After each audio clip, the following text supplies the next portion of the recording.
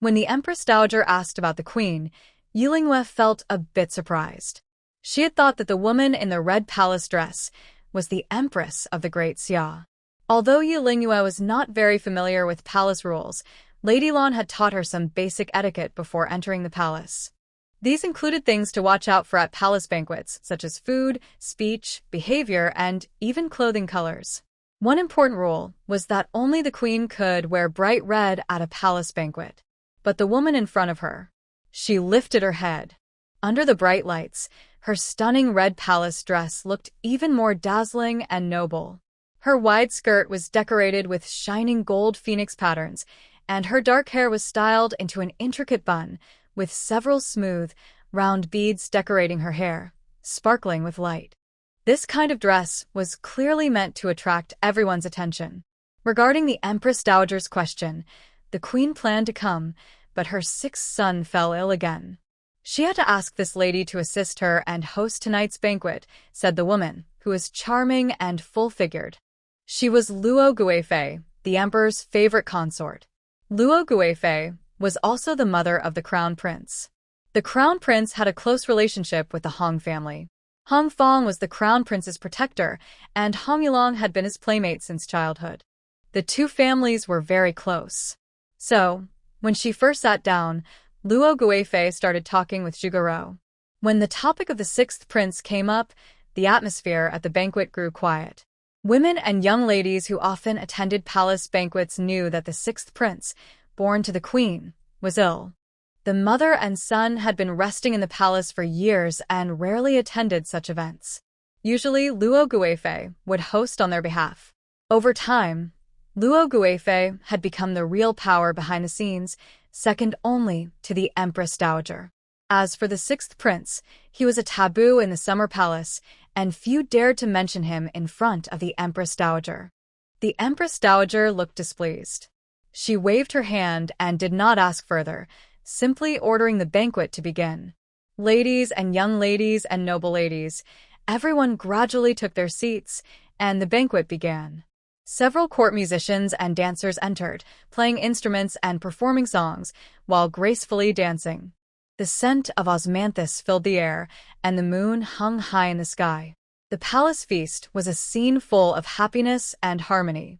Lan Lingyue casually took a few bites of food and noticed that Madame Lan beside her seemed distracted. "Mother, what's wrong?" Yilingwe thought Madame Lan was upset because of what Nangong Qinglin said earlier. "It's nothing. I'm just worried about the Empress and the sixth prince's illness. It still doesn't seem to get better." Madame Lan looked a bit lost when mentioning the Empress. Seeing Yilingwe watching her, Madame Lan smiled apologetically. "The Empress was a teacher at my father's house before entering the palace. We have been childhood friends. She was later chosen to join the palace, and I married your father. A few years ago, we still kept in touch, but since the sixth prince's health worsened, she rarely appeared in public. It's been many years now," she sighed, reminiscing about old times.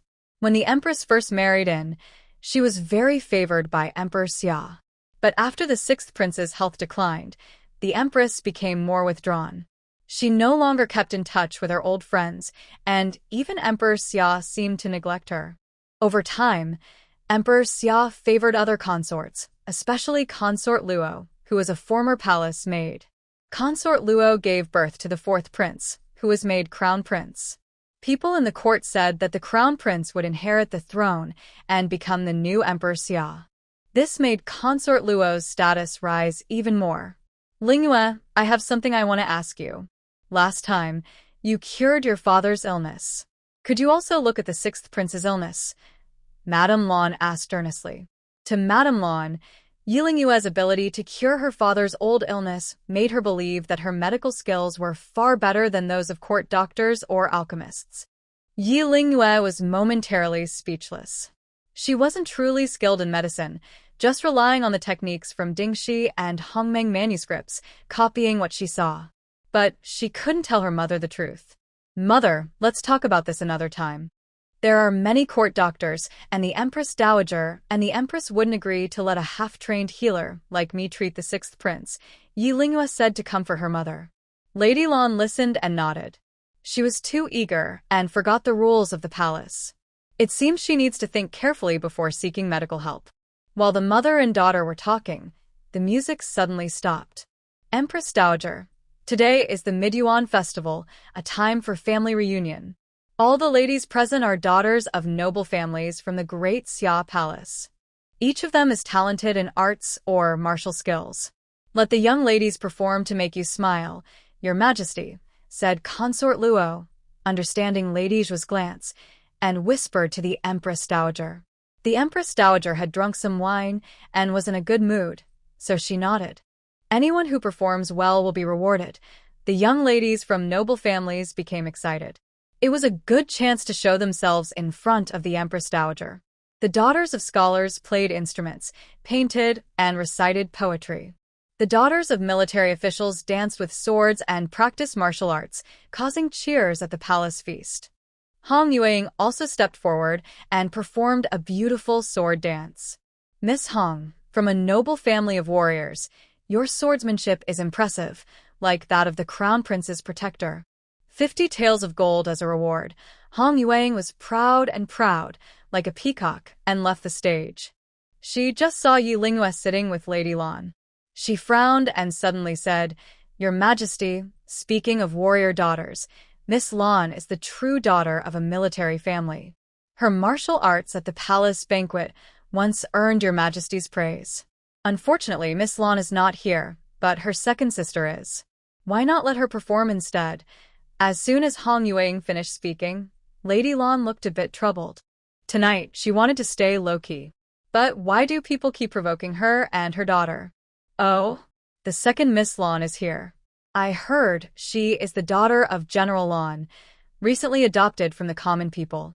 Please come forward and let me see, said the Empress Dowager. She also heard that Lady Lan had a second daughter. The palace feast was crowded, and she had forgotten until Hong Yueying reminded her. Now she remembered. Other noble ladies quieted down, and their eyes turned to Lady Lan and her daughter. The Empress Dowager liked the eldest Miss Lan, and even granted her the title of princess. This news had spread in the capital for a while. Now, she wondered whether the second Miss Lan could win the Empress Dowager's favor, or if she would be disliked. Everyone knows that the Empress Dowager dislikes people who behave rudely and lack manners. Nan Gongqing Lin is the best example of this. Compared to Nan Gongqing Lin, Yi Lingyue is even worse. She is just a wild girl who recently recognized her family. She doesn't know much about court etiquette or performing arts. Tonight's talent show was clearly organized by Zhuge Rou and Consort Luo. Zhuge Rou and her daughter wanted to use other ladies and young women to push out the Lan family mother and daughter. But instead of succeeding, they were disrupted by that foolish Nan Gongqing Lin. As long as Yi Lingyue can't show decent talent in front of the Empress Dowager, Consort Luo will keep bothering her. After all, Lady Lan and the Empress are close friends. Lingyue, Lady Lan's hands were sweating with nervousness. Mother, don't worry. Watch me, Yi Lingyue said calmly. She stood up, moved gracefully, and walked out in the manner her mother had described earlier. Earlier, when Lady Lan and her daughter entered, they were excluded and had to sit at the darkest end of the hall. Now, Yi Lingyue moved toward the Empress Dowager. She was dressed in plain white brocade, shining brightly under the palace lanterns. Her skirt's hem shimmered, revealing embroidered cloud patterns. With each step, the cloud patterns swayed and seemed to come alive, moving gracefully. Is this Beiqing's Yunshang brocade? The Empress Dowager and Consort Luo were both surprised. The second young lady of the Lan family was wearing Beiqing Yunshang brocade, a rare and precious fabric supplied exclusively to the Beiqing royal family. Only a few pieces existed, even in the summer palace, owned by the Empress Dowager, the Empress, and Consort Luo. Unexpectedly, this common girl from the Lan family owned such high-quality silk. I am Yi Lingyue, a humble girl. I greet the Empress Dowager, Consort Luo, and all the ladies and young women, she said with a graceful bow, her posture perfect, her voice confident. When she lifted her head, her simple face was adorned with a crescent moon-shaped eye and willow leaf eyebrows. Unlike other young women with heavy makeup, she looked like a bright moon in the sky, pure, unadorned, yet fresh and charming. The Empress Dowager was visibly pleased, her eyes shining with admiration. This second Miss Lan was quite different from what I had heard before. Are you Ling Yu? Your name suits you, like a bright moon in the sky. Come closer, and let me take a good look at you, the Empress Dowager said with a smile, carefully examining Lan Lingyu. With how Yunwu looks, both of his daughters are very outstanding. Lady Lan is truly fortunate. The Empress Dowager spoke kindly, which eased Lady Lan's heart a little. But she still felt nervous, as if hanging in the air, waiting for her talent to be shown.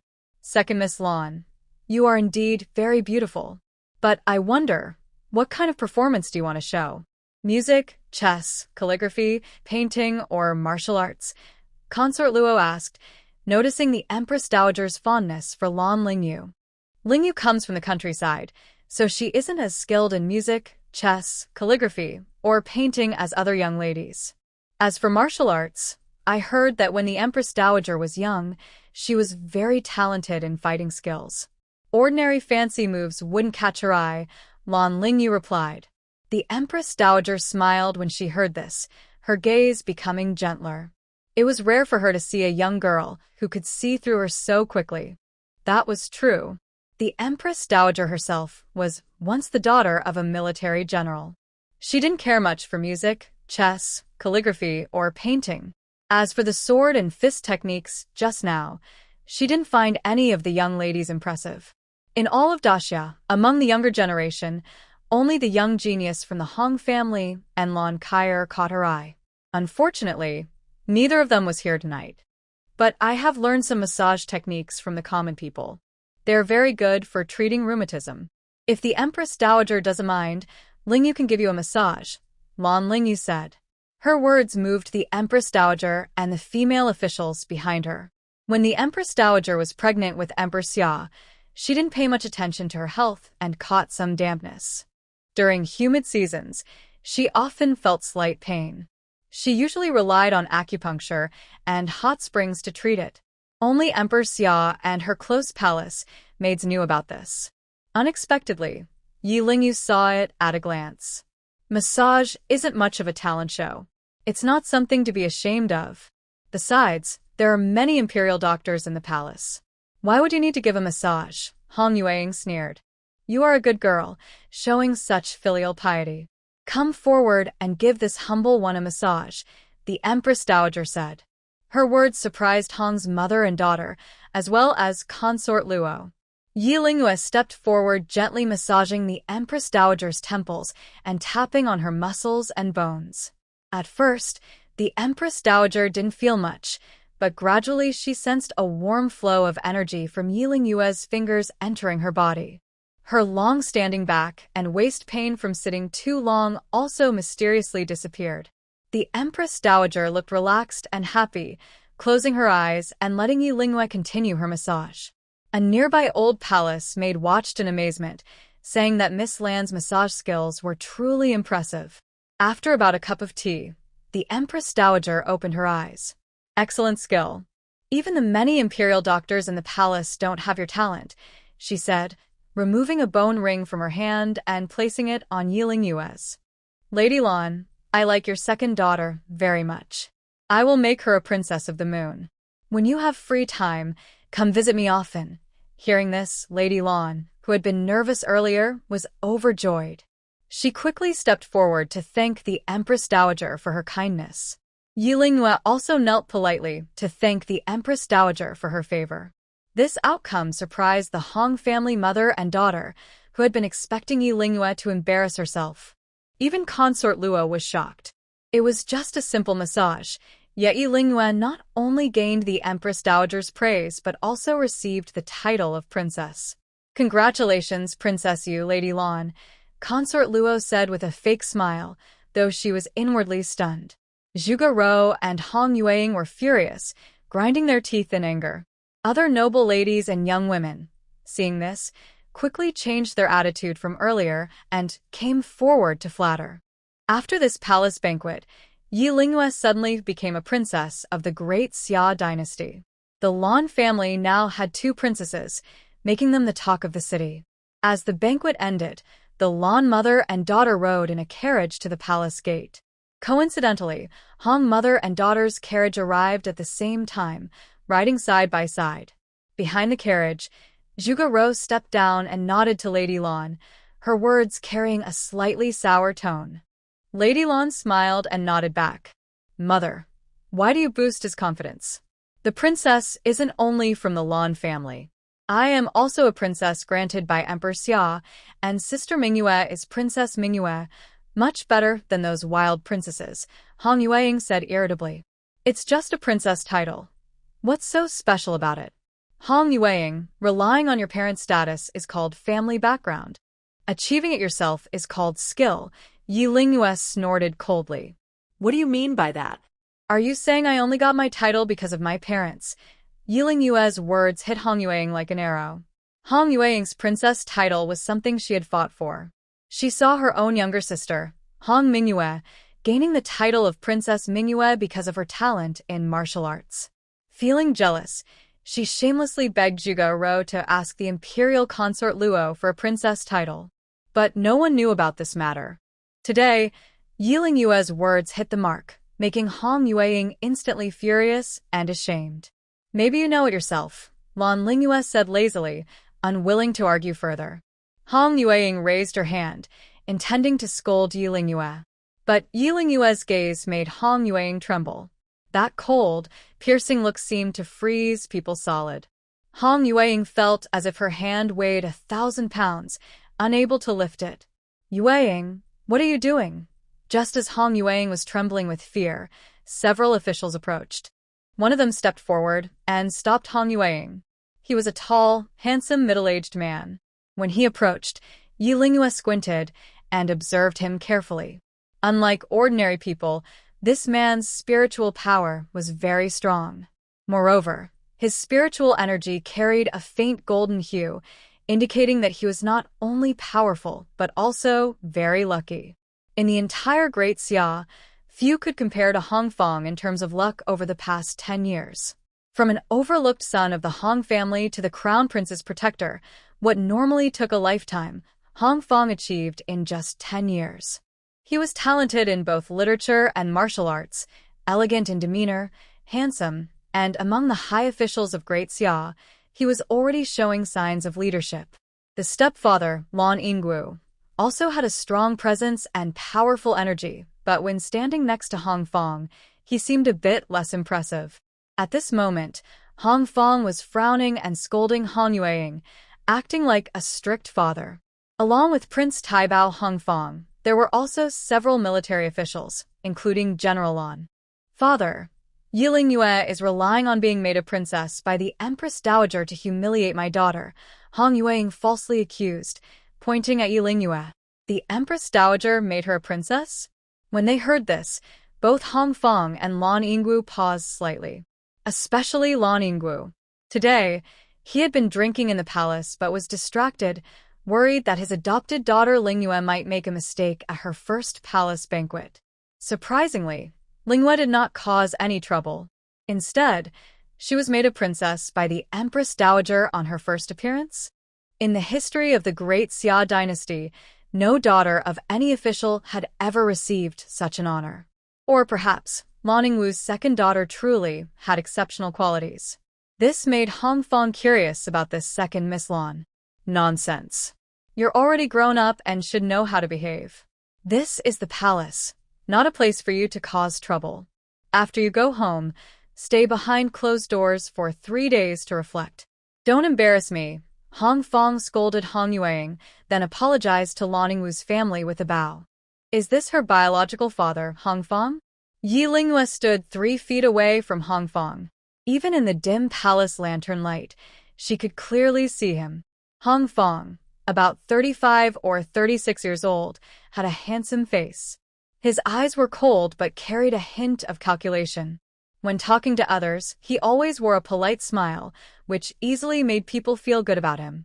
But to Yi Lingyue, all of this only proved what kind of person Hong Fong was. Hong Fong was the biggest hypocrite in the world. Noticing Yi Lingyue's unfriendly gaze, Hong Fong turned his head and directly looked into her eyes. This was the first time he saw the second Miss Lan from the Lan family. In the darkness, a tall girl stood gracefully, about the same age as Hong Yueying. She wore a white dress, elegant like a moonbeam. When faced with Hong Yueying's provocation, the girl remained very calm, which was surprising for her age. Just now, Hong Fong also heard Yi Lingyue's words. Relying on family background is called status. Relying on oneself is called ability. What a proud young person, just because she was recently made a princess, dares to challenge the Hong family. Perhaps Yi Lingyue's gaze was too defiant, so Hong Fong didn't like her at first sight. When Hong Fong saw Yi Lingyue, he felt a moment of displeasure, but he quickly put on a fake smile, nodded politely to her, and appeared as a kind elder. Tai Bao, you're too polite. My daughter was just lucky and gained the Empress Dowager's favor. She can't compare to the several young ladies of the Hong family. I had a few drinks at the banquet earlier and felt a bit dizzy, so I decided to return home first. Lan Yinggu was rough but thoughtful. He knew Yi Lingyue was always eager for revenge. He was worried that Yi Lingyue might act impulsively and confront Hong Fong, but now Hong Fong was not someone Yi Lingyue could handle. Lan Yinggu quickly found an excuse, and the family of three got into a carriage and left. Father, you punish me because of that wild girl. It was her at the beast pet shop who caused me and my mother to lose face. Tonight, she also caused General Jin Jian's daughter to be punished by the Empress Dowager for staying in her room. Hong Yueying had never been scolded like this by her father before, especially in front of so many people. Feeling embarrassed, she started to throw a little tantrum on the way home. Yueying, how many times have I told you? Don't cause trouble with people from the Lan family. Lan Yingwu just broke through to the reincarnation realm and returned to Xia City, which means he's being heavily relied on. Do you think the Empress Dowager truly likes the second young lady of the Lan family to make her a princess?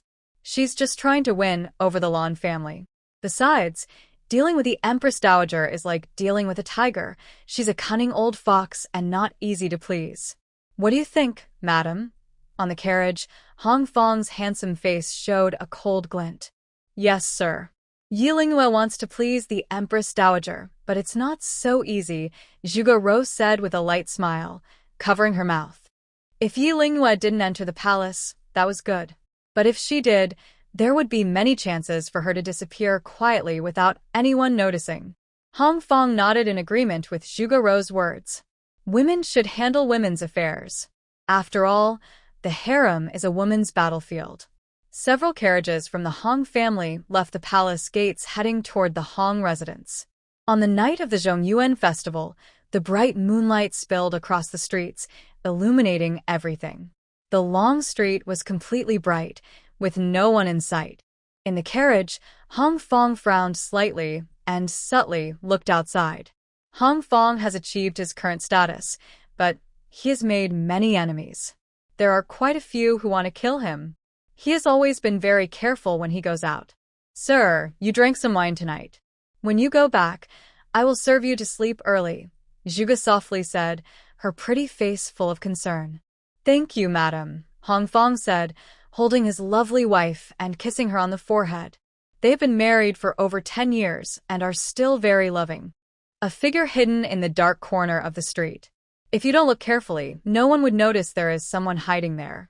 Yi Huangyu's eyes are full of anger. She is staring at one of the carriages, where two figures are faintly visible. Hong Fong, you unfaithful man.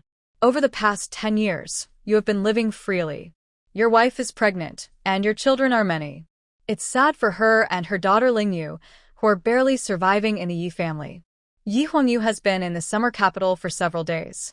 She secretly visited the Lan residence and saw her daughter Lingyu and the Lan family members getting along very well.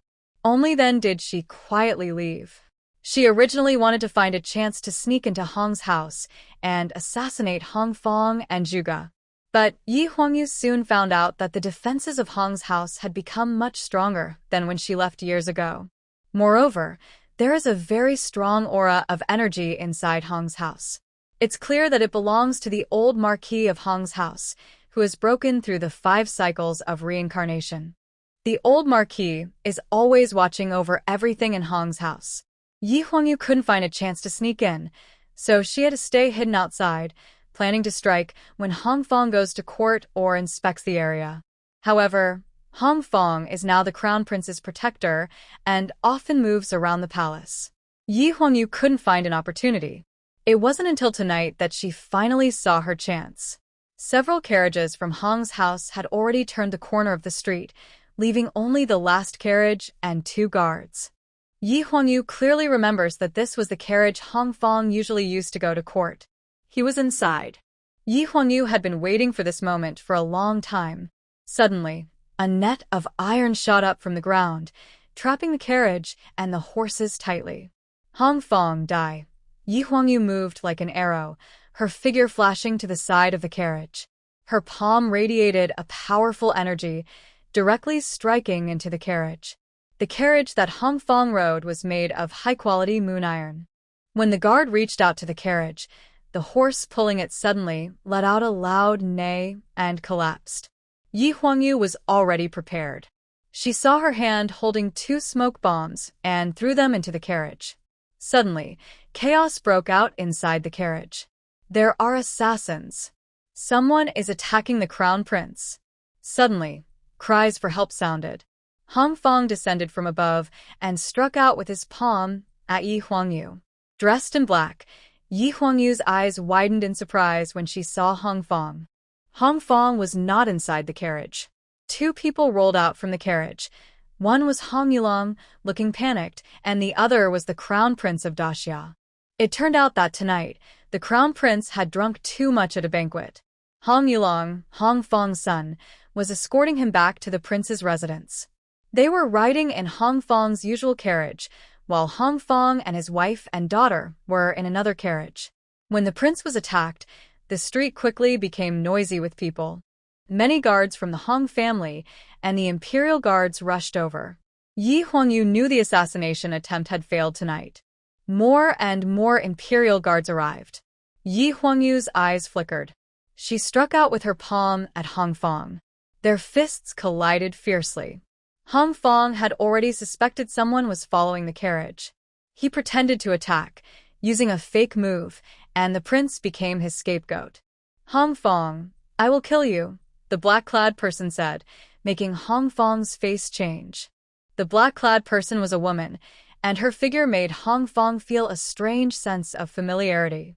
A shadow of a person flashed through his mind, like a blade and sword flickering. A name that had disappeared from Hong Fong's memory for over 10 years suddenly appeared.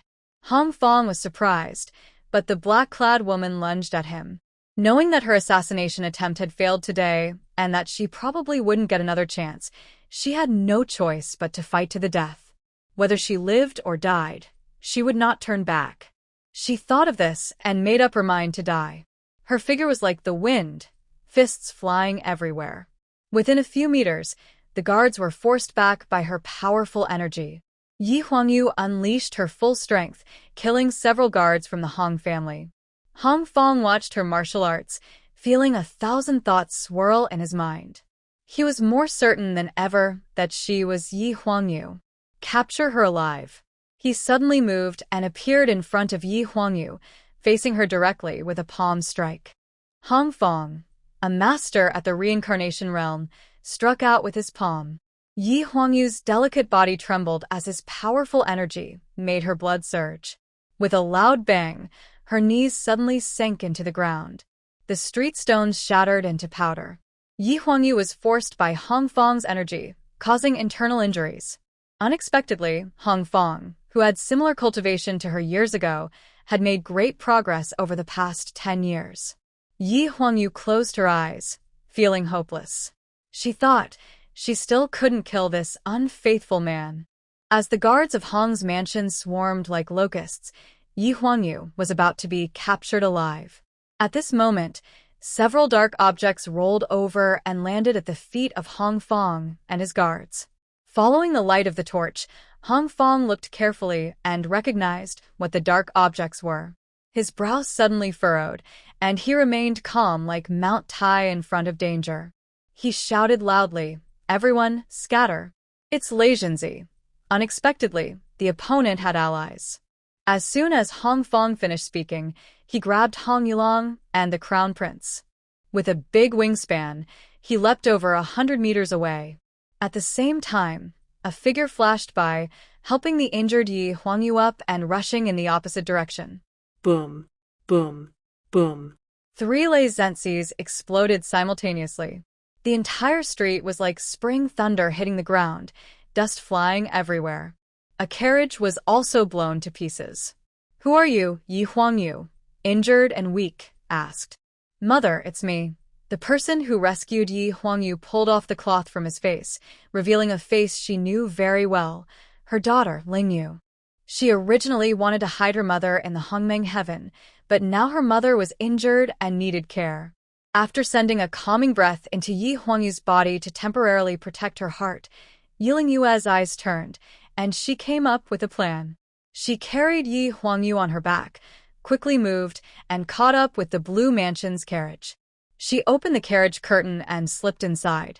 On the carriage, Blue Yinggu and Lady Blue were surprised to see the badly injured Yi Huangyu. "Lingyue, what happened?" Blue Yinggu and Lady Blue asked, sitting in the carriage heading back to Blue Mansion, when suddenly they heard shouts of, "Assassin ahead."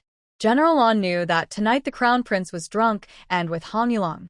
He thought someone was trying to attack the Crown Prince and was about to go forward, but found the street was already blocked by guards from Hong's house. Meanwhile, Yi Lingyue, sitting in the carriage, suddenly felt anxious and uneasy. Without hesitation, she rushed out. Unexpectedly, her intuition was so accurate that the attacker was actually Yi Huangyu. However, Yi Huangyu had no quarrel with the Crown Prince. It was clear she had mistaken him for someone else and targeted the wrong person, thinking he was Hong Fong. "Stay on the carriage first. I will go and check," Blue Yinggu said, getting out of the carriage to investigate ahead. "Stepmother, my mother is badly hurt. I have temporarily protected her heart. The street is blocked by Hong Fong, and to get out, we will definitely be questioned. I will leave my mother on the carriage. Please help me take care of her," Yi Lingyue said. She then changed Yi Huangyu out of her night clothes and put on her own, preparing to get off the carriage. Hong Fong was cunning. He would surely search along the street. She had to find a way to lure him away so her mother and the Blue family could escape safely. "Lingyue, let me go. I can't hold back the people of the Blue Mansion," Yi Huangyu struggled. She knew her daughter wanted to distract Hong Fong for her sake. Hong Fong's skills were formidable. Her daughter Lingyue was no match for him. "No, Miss Yi, you are injured and can't leave the street.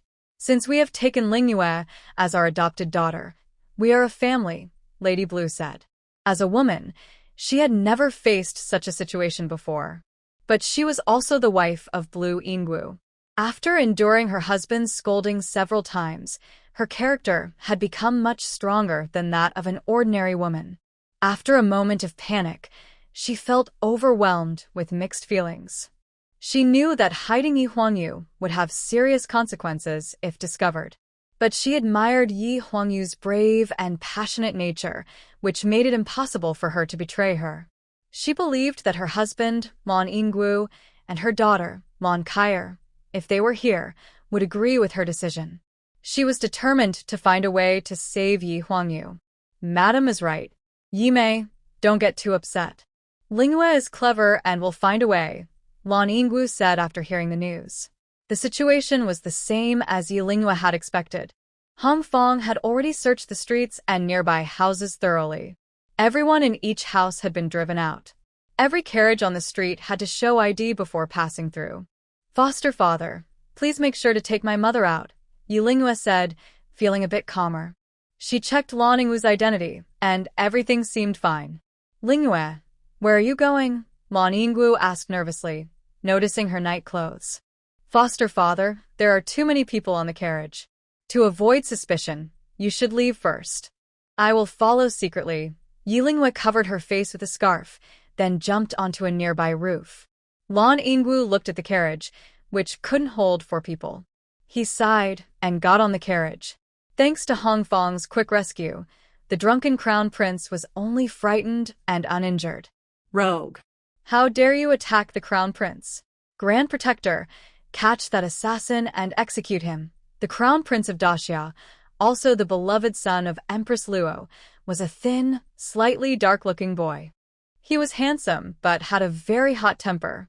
He was furious at the moment, with Hong Yulong standing beside him.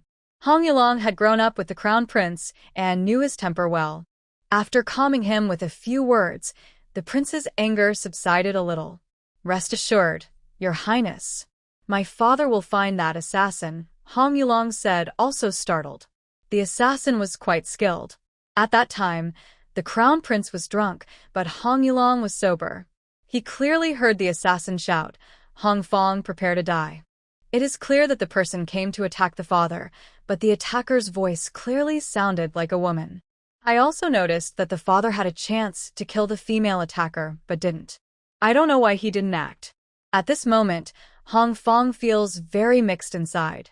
He suspects that the female attacker might be Yi Huangyu, whom he abandoned years ago. However, when Yi Huangyu was expelled from the Hong family, she was already injured by Zhuge Rou's men. Normally, she should be almost useless now. But why was the female attacker just now a master at the Dan realm? Could Yi Huangyu have had some special luck? Thinking of Yi Huangyu, Hong Fong suddenly remembers someone else, the baby girl who was also expelled from the Hong family with Yi Huangyu. That baby girl is also his flesh and blood, but because Yi Huangyu was ungrateful back then, she ended up being hurt so badly that she became mentally disabled. Father, father. Hong Yulong's voice pulls Hong Fong back from his thoughts. Yulong, you stay with the prince. I'll go check the street, Hong Fong says. Prince, don't worry. I've ordered people to block the street. The attacker is injured, so even if she's very skilled, she can't escape. Hong Fong and his men go to the street. Tonight is the end of the Zhongyuan Palace banquet. The street is a main route out of the palace. Many officials' carriages are stuck here, being checked. Each carriage must show proof before leaving. When Hong Fong arrives, he sees the Blue family's carriage about to pass.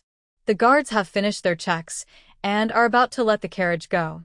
Stop right there, Hong Fong says as he reaches the carriage. Inside, the Blue family's husband and wife, along with Yi Huangyu, are surprised. Could it be that Hong Fong has noticed something? Especially Yi Huangyu. When she hears Hong Fong's voice, her face changes. Her hand, hidden under her sleeve, clenches tightly. Blue Yingwu makes a shushing gesture and parts the curtain slightly. Lord Taibao, I heard the prince was attacked. Do you know what happened? He asks. General Lan, the prince just issued an order. We must catch that attacker. Every carriage must be thoroughly searched. Please also get out of the carriage, Lady Blue and Miss Blue. I will review it once and then release it. Hong Fong looked through the partially covered carriage curtain at the wagon. For some reason, when Hong Fong saw the second young lady of the Blue Mansion for the first time, he felt a strange sensation in his heart. That girl had eyes that were too calm and wise, and she looked somewhat similar to Yi Huangyu. Checking the carriage. Madame Lan and Yi Huangyu on the carriage held hands tightly. At this moment, a loud commotion suddenly came from the end of the street. Assassin. We found the female assassin. Hearing the noise, Hong Fong's expression changed slightly. He dropped the Blue Mansion's carriage and rushed toward the end of the street. The three people from the Blue Mansion relaxed their hearts, but Yi Huangyu still looked very tense. Lingyu, you must stay safe. Lan Yingwu hurried onto the carriage.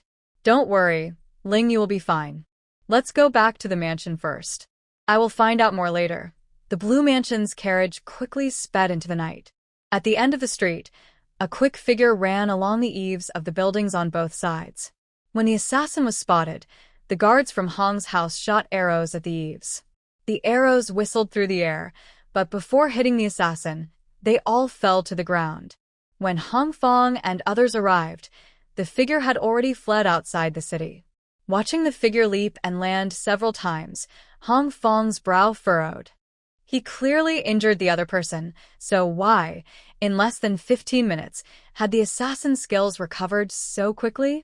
Could it be that the other person had accomplices trying to distract them? Yi Huangyu, What exactly are you up to? Hong Fong, with a group of guards from Hong's house, chased relentlessly, heading toward the outskirts of the city. This pursuit lasted all night. Early the next morning, before the sun rose, in the hazy dawn, Yi Lingyue, dressed in night clothes, was still rushing through the forest outside the city. Hong Fong and his guards chased persistently, thinking the assassin was injured and would be caught soon. But they didn't expect that the female assassin was very difficult to deal with.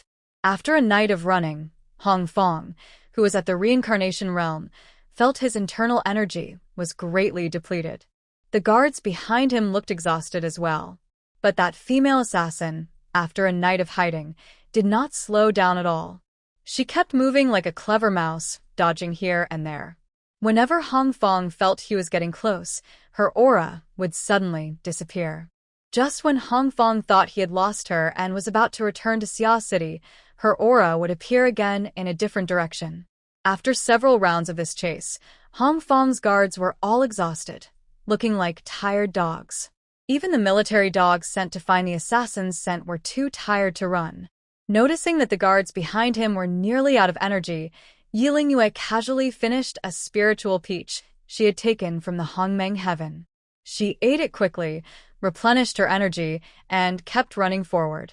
No wonder Hong Fong's energy was almost gone, while Yi Lingyue felt relaxed and comfortable all along. Assassin, how dare she play tricks on me? Hong Fong's handsome face showed a hint of anger, looking fierce. A strong anger radiated from him, causing the trees in the forest to rustle suddenly.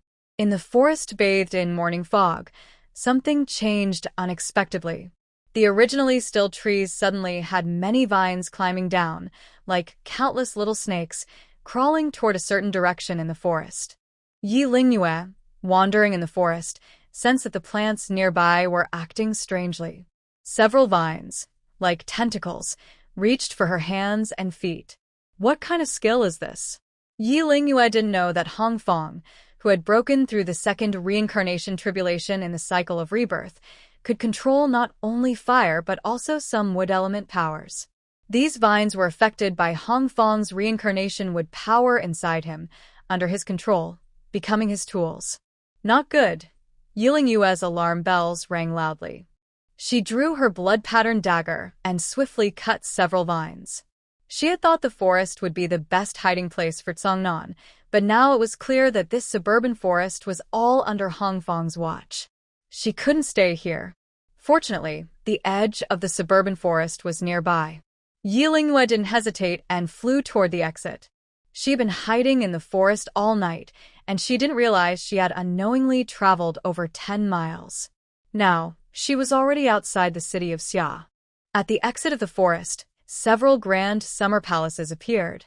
At the entrance of the palace, there was a stone tablet that read, Hot Spring Palace. This was a hot spring palace built just a few months ago by Emperor Xia, based on the newly discovered geothermal hot springs in the Xia capital area. Since Emperor Xia was not at the palace, and it was early morning, the guards were not very strict. Yi Lingyue jumped over the wall and hid deeper inside the palace. Report to Lord Taibao. The hot spring palace is ahead.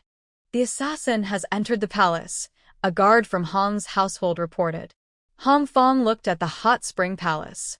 This place mainly used sulfur hot springs, and now the whole palace was filled with the smell of sulfur and smoke. The view was not very clear. The palace was not very big, covering about 2 acres, but there were at least 50 or 60 hot springs of different sizes. It was unknown where the assassin was hiding. Send people to split into 3 groups to guard the exits and entrances of the palace. The rest of you follow me inside. Hong Fong was determined to catch the female assassin today. After entering the palace, Yi Lingyue quickly noticed that it was different. Many hot springs were shrouded in mist. At this moment, Hong Fong's guards had already started searching inside. Without hesitation, Yi Lingyue jumped into one of the steaming hot springs. She waited until the guards' voices faded away, then was about to get out. Suddenly, she heard a splash of water and the sound of rushing water. Soon after, a pair of legs appeared in her line of sight. Could it be so unlucky? She just happened to encounter someone bathing in the palace hot spring? Yi Lingyue was startled and cursed inwardly. These hot springs were not very large, only enough for 3 or 4 people at most. To avoid being seen, she quickly curled up into a ball and hid at the bottom of the spring. In the water, a figure appeared. Someone was slowly walking into the deep part of the spring. When she saw a man's body appear nearby, Yi Lingyue involuntarily swallowed a mouthful of water. Fortunately, the mist from the hot spring was thick, so she wouldn't be discovered for a while. There was still another person hiding in the spring. Yi Lingyue had been holding her breath underwater for about a minute. Her lungs were running out of air, but the man who had just entered the hot spring showed no intention of leaving. After entering the water, he removed his clothes, leaving only a towel around his hips. The hot spring was small, so Yi Lingyue tried her best not to touch the man. However, the sulfur water in the spring made her nose and eyes itch after a while. She couldn't bear it anymore and suddenly surfaced. As she took a breath of fresh air, a sharp blade flashed past her ear, pressing against her neck. The knife was so fast. "Who are you?" a stern voice shouted, accompanied by the sound of the blade. Yi Lingyue didn't even have time to react. The person who drew the knife was also a master at the realm of reincarnation. Yi Lingyue's heart tightened. Could it be Hong Fong? "Knife servant, stop." It was only when she heard a somewhat familiar voice that she saw the person sitting across from her. In the mist, the man's body looked like carved white jade, strong muscles, graceful lines, and a face so captivating at first glance that it could steal your soul. Looking at the beautiful woman across from him, only covered by a towel at the hips, Yi Lingyue felt her nose itch again. She never expected to meet Feng Xian in such a scene. Feng Xian also looked shocked, staring at the person who had just emerged from the hot spring. Her wet hair and eyes, due to falling into the water, outlined her curves beautifully. Water dripped from her smooth forehead, and her full lips looked like cherries dipped in water, sweet and tempting. When Feng Xian saw Yi Lingyue, his eyes showed surprise, unexpected joy, and gentle light flickering. If it were a dream, he wouldn't want to wake up. He had missed her every day since leaving Liqing. Feng Xian had never known that there was something more tormenting than cold illness. This was the person he longed for day and night. "Feng Xian, why are you at the hot spring palace?" Yi Lingyue blinked in disbelief, ignoring the cold knife on her neck. "Just here to recover from illness." Feng Xian suddenly realized something. He slightly shifted his body, blocking the view of his personal guard and the knife servant. "Blade servant, step back. This is my good friend, Miss Lingyue." Lingyue's clothes were soaked, and her figure was clearly visible. He didn't want others to see her beautiful appearance. Her beauty was something he didn't want to share with anyone else. Since the Phoenix King returned to the summer capital half a month ago, the name has become very familiar to Danu, his personal guard. Housekeeper Mu often mentioned this name. "Your Highness, someone is approaching." There are about a dozen people. Before Yi Lingyue and Feng Xian could explain what was happening, Danu heard very faint footsteps coming closer. "Feng Xian, those people are here to catch me. I can't be discovered." Yi Lingyue knew it was probably Hong Fong and his men chasing after her. At this moment, she wanted to hide, but it was already too late. After a while, Hong Fong indeed arrived with a few guards. They had searched the entire palace, including most of the hot springs, but found no trace of the assassin. Only this area of hot springs remained, as the guards had previously said it was a healing place for the northern Qingfeng king, so they dared not search recklessly. Hearing this, Hong Fong turned back, ready to search again. But just as he approached the hot springs, he saw Danu standing beside the hot spring, holding a large sword. Not far behind Danu, the northern Qingfeng king was resting with his eyes closed. However, there was also a maid with him. The maid was currently helping the Feng king wipe his body. "Great Summer Hong Fong, greetings to the northern Qingfeng king." Hong Fong had seen this Feng king a few times before. He remembered that the Feng king was very favored by the northern Qing emperor, and even the summer emperor was quite respectful to him. This hot spring palace was built not long ago. The summer emperor invited the Feng king to live here for health reasons. Even last night, During the Zhongyuan festival banquet, the Feng King refused to attend, citing poor health. When Hong Feng's voice was heard, the Feng King slightly lifted his head. So, it's Lord Taibao. I didn't expect Lord Taibao to come to the hot spring palace so early in the morning. May I ask what brings you here? Reporting to the Feng King, last night a female assassin attempted to attack the crown prince. Fortunately, I was present and injured her. I chased her all the way to this hot spring palace, but after she entered, she disappeared. Hong Feng paid close attention to his surroundings and noticed a suspicious set of footprints near the hot spring. Duonev became alert. Was she injured? Feng Xian frowned and looked at Yilingyue. Next to him, Yilingyue, disguised as a maid, also held her breath and paused. If that's the case, why isn't the Grand Protector searching for the assassin? What are we doing here? Feng Xian's tone carried an unusual anger. I have already searched most of the palace, but I haven't found anyone. Only this area remains unchecked. I suspect the female assassin is hiding nearby. Hong Feng sensed something and looked at the maid beside King Feng through the mist. Hong Feng was very observant and had a good memory. Although her clothes were slightly different, her figure resembled that of the female assassin from earlier, which made Hong Feng suspicious. Moreover, hearing that King Feng was not interested in women, the presence of a maid today seemed strange. This made Hong Feng, who is naturally suspicious, feel something was off. Hong Feng was truly persistent. Yelingyu clenched her teeth. At this moment, Feng Xian suddenly raised his hand and pulled her into his embrace. Earlier, the situation was urgent. Yilingyue had only removed her night clothes, wearing only her inner garments. When Feng Xian suddenly pulled her into his arms, she was startled.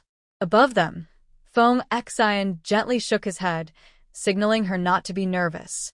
Their bodies were pressed tightly together. Yilingyue could even feel Feng Xian's rapid heartbeat. Lord Hong's idea is to search the bathhouse. Feng Xian carried Yilingyue, and Duona quickly took some clothes to cover them. After wrapping her tightly, Feng Xian casually tied her wet hair to the side. Thank you all for your votes, tips, and subscriptions. Regarding monthly votes, some people might not know. Just click the last page of the book to cast your vote. Each book allows up to 2 votes per day and 5 votes per month. Any extra votes can go to Dafuzi. Only after Feng Xian left the hot spring did Hong Feng finally see the appearance of King Feng from Beijing. Hong Feng, in his youth, was also famous for his good looks in Daxia, but in front of King Feng from Beijing, he couldn't help but be momentarily stunned. The other person is not very old, only about 16 or 17, so I can only call him a young boy. From a distance, he looks elegant and unique, with flowing black hair. Up close, his eyebrows are light and smoky, his phoenix-like eyes shine brightly, his nose is handsome, and his lips are full. His skin is clear and smooth. He looks both like a girl and a boy at the same time. Even someone as talented and charming as Hong Feng cannot find a proper word to describe the Phoenix King in front of him. Hong Feng did not expect the Phoenix King to act so protectively, shielding that woman. Seeing how close he was with the maid, it's clear she is the Phoenix King's favored concubine. Hong Feng couldn't possibly pull her out of the king's arms. I apologize if I've caused any trouble. Please forgive me, Your Majesty, Hong Feng said, having no choice but to have his people search the hot spring casually. Naturally, they found nothing. Dao Nu, worried that the young master might be tired, was about to take Yilingyue from him. But she was startled by Feng Xian's cold stare and quickly withdrew her hand. Dao Nu had never seen the young master look so cold and distant before. Feng Xian held Yilingyue in his arms and, ignoring Hong Feng and the others, calmly headed toward the residence. Feng Xian, has everyone left? Can you put me down now? Yilingyue asked, peeking out once she was sure Hong Feng and the others had gone. She had been pressed against Feng Xian's bare chest, smelling his strong, masculine scent. Her face was flushed as red as a bright cloth. You're injured. Don't move recklessly, Feng Xian said, his tone full of irresistible authority. Yilingyue wanted to say something, but she found her limbs tightly held by him. She couldn't struggle, so she could only stay in his arms as they moved to the palace. This person was obviously weak and sickly, yet sometimes he had surprising strength. As soon as they entered the palace, Feng Xian ordered Dao Nu to bring clean clothes. Feng Xian preferred quiet and was somewhat particular about cleanliness. This time, he only brought Dao Nu to recover, without any maids. After the earlier lesson, Dao Nu quickly brought clean clothes and then left immediately. Feng Xian finally put Yilingwe down. He took the dry clothes and placed them beside her. "Lingwe, where are you hurt?" Feng Xian asked with concern. "I'm not hurt. My mother is the one who's injured." Feng Xin. "Can you turn around first?" Yilingwe said, feeling a bit embarrassed. The situation was dangerous earlier, so she hadn't thought much about it. But now, it was just the two of them, and neither was fully dressed. Feng Xian finally regained his senses. He glanced at Yilingwe and remembered how the two of them had just hugged tightly, skin touching. Even he didn't realize at the time how bold he had been, and now he was surprised by himself. He cleared his throat a few times, his breath a little thick, then turned away. In the room, a warm stove was already lit. Behind him, there was the sound of clothes moving. When he looked back, Yilingwe had already changed into new clothes. Since there was no maid accompanying her, the garment she wore was actually one that Feng Xian had worn in his youth. The loose robe draped over her, fitting perfectly without looking strange. Because the sleeves were too long, Yilingwe rolled them up.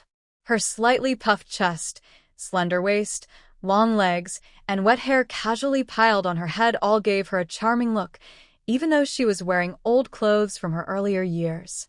Feng Xian looked at her and thought that even though she was wearing his old clothes, she looked incredibly alluring. "Why don't you dry your hair? Getting a cold wouldn't be good," Feng Xian said softly, walking over to untie her hair and help her dry it. At this moment, Yilingwe looked like a small cat that had fallen into the water. At first, she felt a little shy, but Feng Xian's movements were so natural that she couldn't refuse. She felt a bit embarrassed, but didn't want to stop him.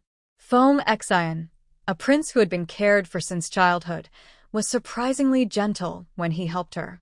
His long fingers brushed through her hair softly, making Yilingwe's heart beat a little faster. The warm stove quickly dried her hair, and her shiny black hair fell smoothly over her shoulders. "Just tie your hair, in any style." "I always mess up my own hair," Yilingwe said clumsily, trying to style her hair, but only making it worse. Usually, her maids at the Blue residence would do it for her. A gentle laugh sounded from beside her. Feng Xian gently pushed her hands away and soon styled her hair into a simple, elegant bun. "Feng Xian, I didn't know your hands were so skillful. If you were a woman, I wonder how many men you'd charm," Yilingwe said, glancing at her reflection in the mirror and marveling. Hearing her casual remark, Feng Xian's face turned slightly red, and he blushed. "I only braid your hair for you. When I was young, I saw my father do it for my mother. I used to sit on my mother's lap then, so I have some memory of it," Feng Xian said softly, a hint of moisture flickering in his beautiful eyes. Yilingwe paused, remembering that Feng Xian had lost his parents at a very young age. She also heard that he developed a cold illness around that time. She wondered what kind of painful memories this beautiful boy, like a water illusion, had endured. "By the way, today I really owe you. Otherwise, I might not have escaped Hong Feng's grasp. It's already morning, right? I need to hurry back to the general's residence. I don't know how my mother is doing." Yilingwe quickly stood up. "Wait a moment. Hong Feng is back in the city and must be tightening security. I should go with you. I haven't seen General Lan in a long time. It's a good chance to visit his house." Feng Xian already knew that Lingwe was now the second young lady of the Lan family. When he learned she had also arrived in the summer capital, Feng Xian felt an uncontrollable joy. As they left the palace together, the knife servant, who looked like a wooden doll, had already prepared the carriage from Feng residence. He looked at Yilingwe, dressed in young master's clothes, with a strange expression. On the way back to the summer capital, As Feng Xian said, Hong Fong had set up checkpoints at all the city gates. Luckily, with the cover of Feng Residence's carriage, they managed to pass smoothly into the city. As soon as they arrived at the general's residence and got off the carriage, a figure rushed out from the lawn residence. Yen Che saw that Yi Lingyue was safe and sound, and he clearly relaxed. "Miss, I'm glad you're okay." Seeing Yen Che, Feng Xian raised an eyebrow. He noticed a young boy coming down from the carriage. When Yen Che saw Feng Xian's appearance, he was momentarily stunned. There are truly such beautiful people in this world. Yen Che also belonged to the kind of good-looking people, but the noble young man in front of him made him feel a rare sense of shame. Moreover, relying on his natural intuition, Yen Che sensed that the relationship between this young man and Lingyue was somewhat different. After Feng Xian got off the carriage, he didn't look at anyone from start to finish. His beautiful phoenix eyes followed Lingyue's movements, and in his eyes, there was no one else. What was even more unusual was the tall man accompanying the young boy. He was about Yen Che's size, but his gaze was sharp like an eagle. The last time he met Lingyue, she wasn't accompanied by this person. This is a young boy from Central Plains, with deep features. Although he calls Lingyue his master, there is no sign of humility in his eyes. Feng Xian believes that, besides Yi Lingyue, no one in the world can make this boy bow down. Feng Xian, this is Yen Che. He is someone I saved from Central Plains. Yen Che, this is my good friend Feng Xian. Thanks to him last night, I managed to escape. Yi Lingyue hasn't yet noticed the glances exchanged between Feng Xian and Yen Che. After a simple introduction, she heads straight to the Blue Mansion. When they see King Feng, General Lan and others are initially surprised, but they understand that King Feng and Lingyue share a special relationship. Last night, after Yi Lingyue lured Hong Fong away, the Lan couple brought Yi Huangyu back to the Blue Mansion. Although Yi Huangyu had a protective barrier over her heart, her condition was not good. On the way, she was anxious about her daughter's safety. By the time they arrived at the Blue Mansion, she was unconscious. "How is my mother?" Yi Lingyue checked her mother's meridians and found her condition was not good. General Lan and others had already called trusted doctors to examine her, but there was no solution. Yi Lingyue noticed something was wrong. Why does her mother, Yi Huangyu, have a Yuan Dan inside her body? Not just any Yuan Dan, but a large one. This means Yi Huangyu has now become a master at the Dan realm. No wonder she took such a big risk to assassinate Hong Fong. Yi Lingyue was in disbelief. When did her mother, Yi Huangyu, become a Dan realm expert? When she left Licheng, her mother had just broken through to the innate stage.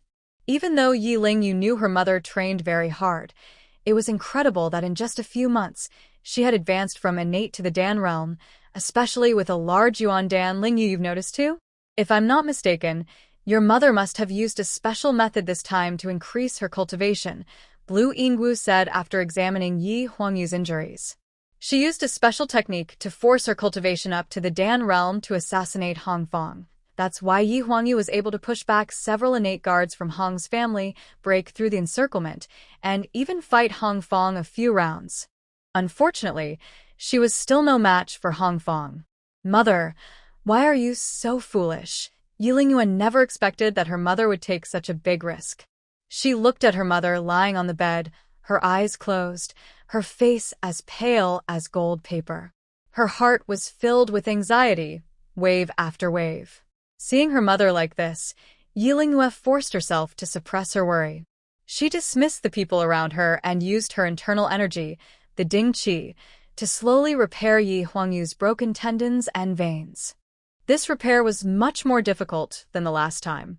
After all, this was the second time Yi Huangyu's tendons and veins had been damaged, and Hong Fong had just finished healing her. Her internal injuries were extremely toxic, and her tendons and veins were shattered into pieces. It took Yi Lingyue a whole day to repair her mother's entire body.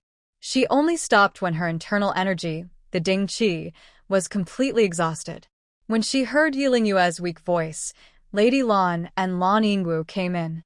"Lingyue, rest for a while. You've done your best. At least your mother's life can be saved. But her cultivation. After checking Yi Huangyu's condition, Lan Yingwu looked surprised. He had known that Yi Lingyue was skilled in medicine, but he never expected she could repair all the shattered tendons and veins in just one day. Unfortunately, Yi Huangyu's cultivation might be lost. She forcibly broke through to the Dan realm, but her internal Yuan Dan was unstable. In a few days, her Yuan Dan would shatter, and she would no longer be able to use her spiritual power. Lady Lan and Lan Yingwu both looked regretful. They knew how proud Yi Huangyu was. To be unable to use Yuan power for the rest of her life would be more painful than death. No, mother's cultivation cannot be wasted. If we can find a master to help her recover, she won't only avoid lingering illness but might even gain good fortune. Yi Lingyue knew that if her mother lost her cultivation, she would rather die. She was determined to find a way to save her mother's cultivation. If her Ding Qi could be stronger, maybe she could repair her mother's Yuan Dan, but her energy was already exhausted. However, Yi Lingyue was not hopeless. She remembered that in the Hongmeng manual, there was a similar case. When Hongmeng Fongxian treated a Dan realm expert who had gone mad, the patient's condition was very similar to Yi Huangyu's.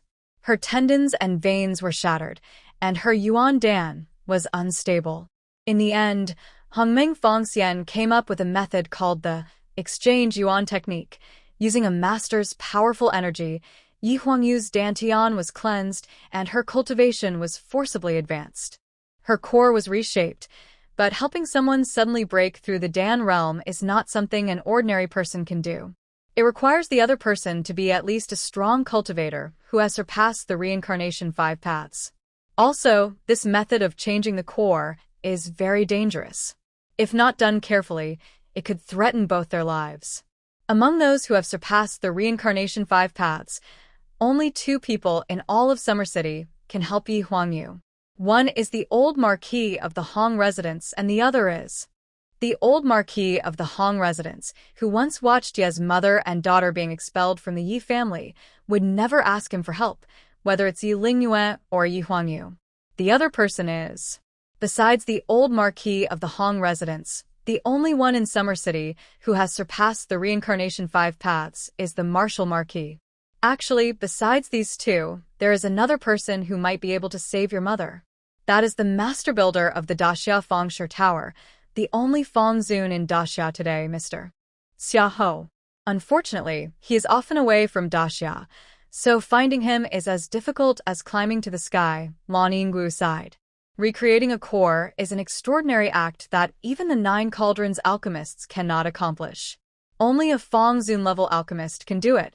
It seems I can only ask the Martial Marquis for help. Stepfather, you used to serve under the Martial Marquis. Can you help me introduce him? Yi Lingyue entrusted her last hope to the Martial Marquis. Lingyue, this might be difficult. The Crown Prince was attacked, and everyone in Summer City already knows. The attacker is a Dan realm expert. Hong Fong has already announced that anyone found with a Dan realm expert could be a suspect. Under these circumstances, the Martial Marquis definitely won't come forward to help treat your mother. Lan Yingwu also felt it was very tricky. The Martial Marquis of Daxia is the protector of the royal family. Although Yi Huangyu's attack was on Hong Fong, everyone still thought she was targeting the Crown Prince. Stepfather, no matter what, I have to try. Otherwise, my mother's Yuan Dan is very unstable. If it shatters, her cultivation will be completely ruined.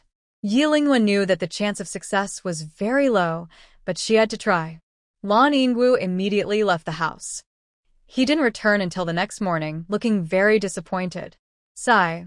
Lord Wuho refused. Lan Yingwu explained what happened to Wuho, but he still wouldn't help save Yi Huangyu. Although he had already guessed the outcome, Yi Lingyue felt very disappointed. Lingyue, there is actually one more person who might be able to save your mother. It's the Ghost Emperor Wu Zhong, Lan Yingwu suddenly remembered. But then he shook his head. The Ghost Emperor Wu Zhong's whereabouts are very hard to find, even more difficult than Xiaoho Fengzun. Moreover, Wu Zhong has killed many people, so why would he help others?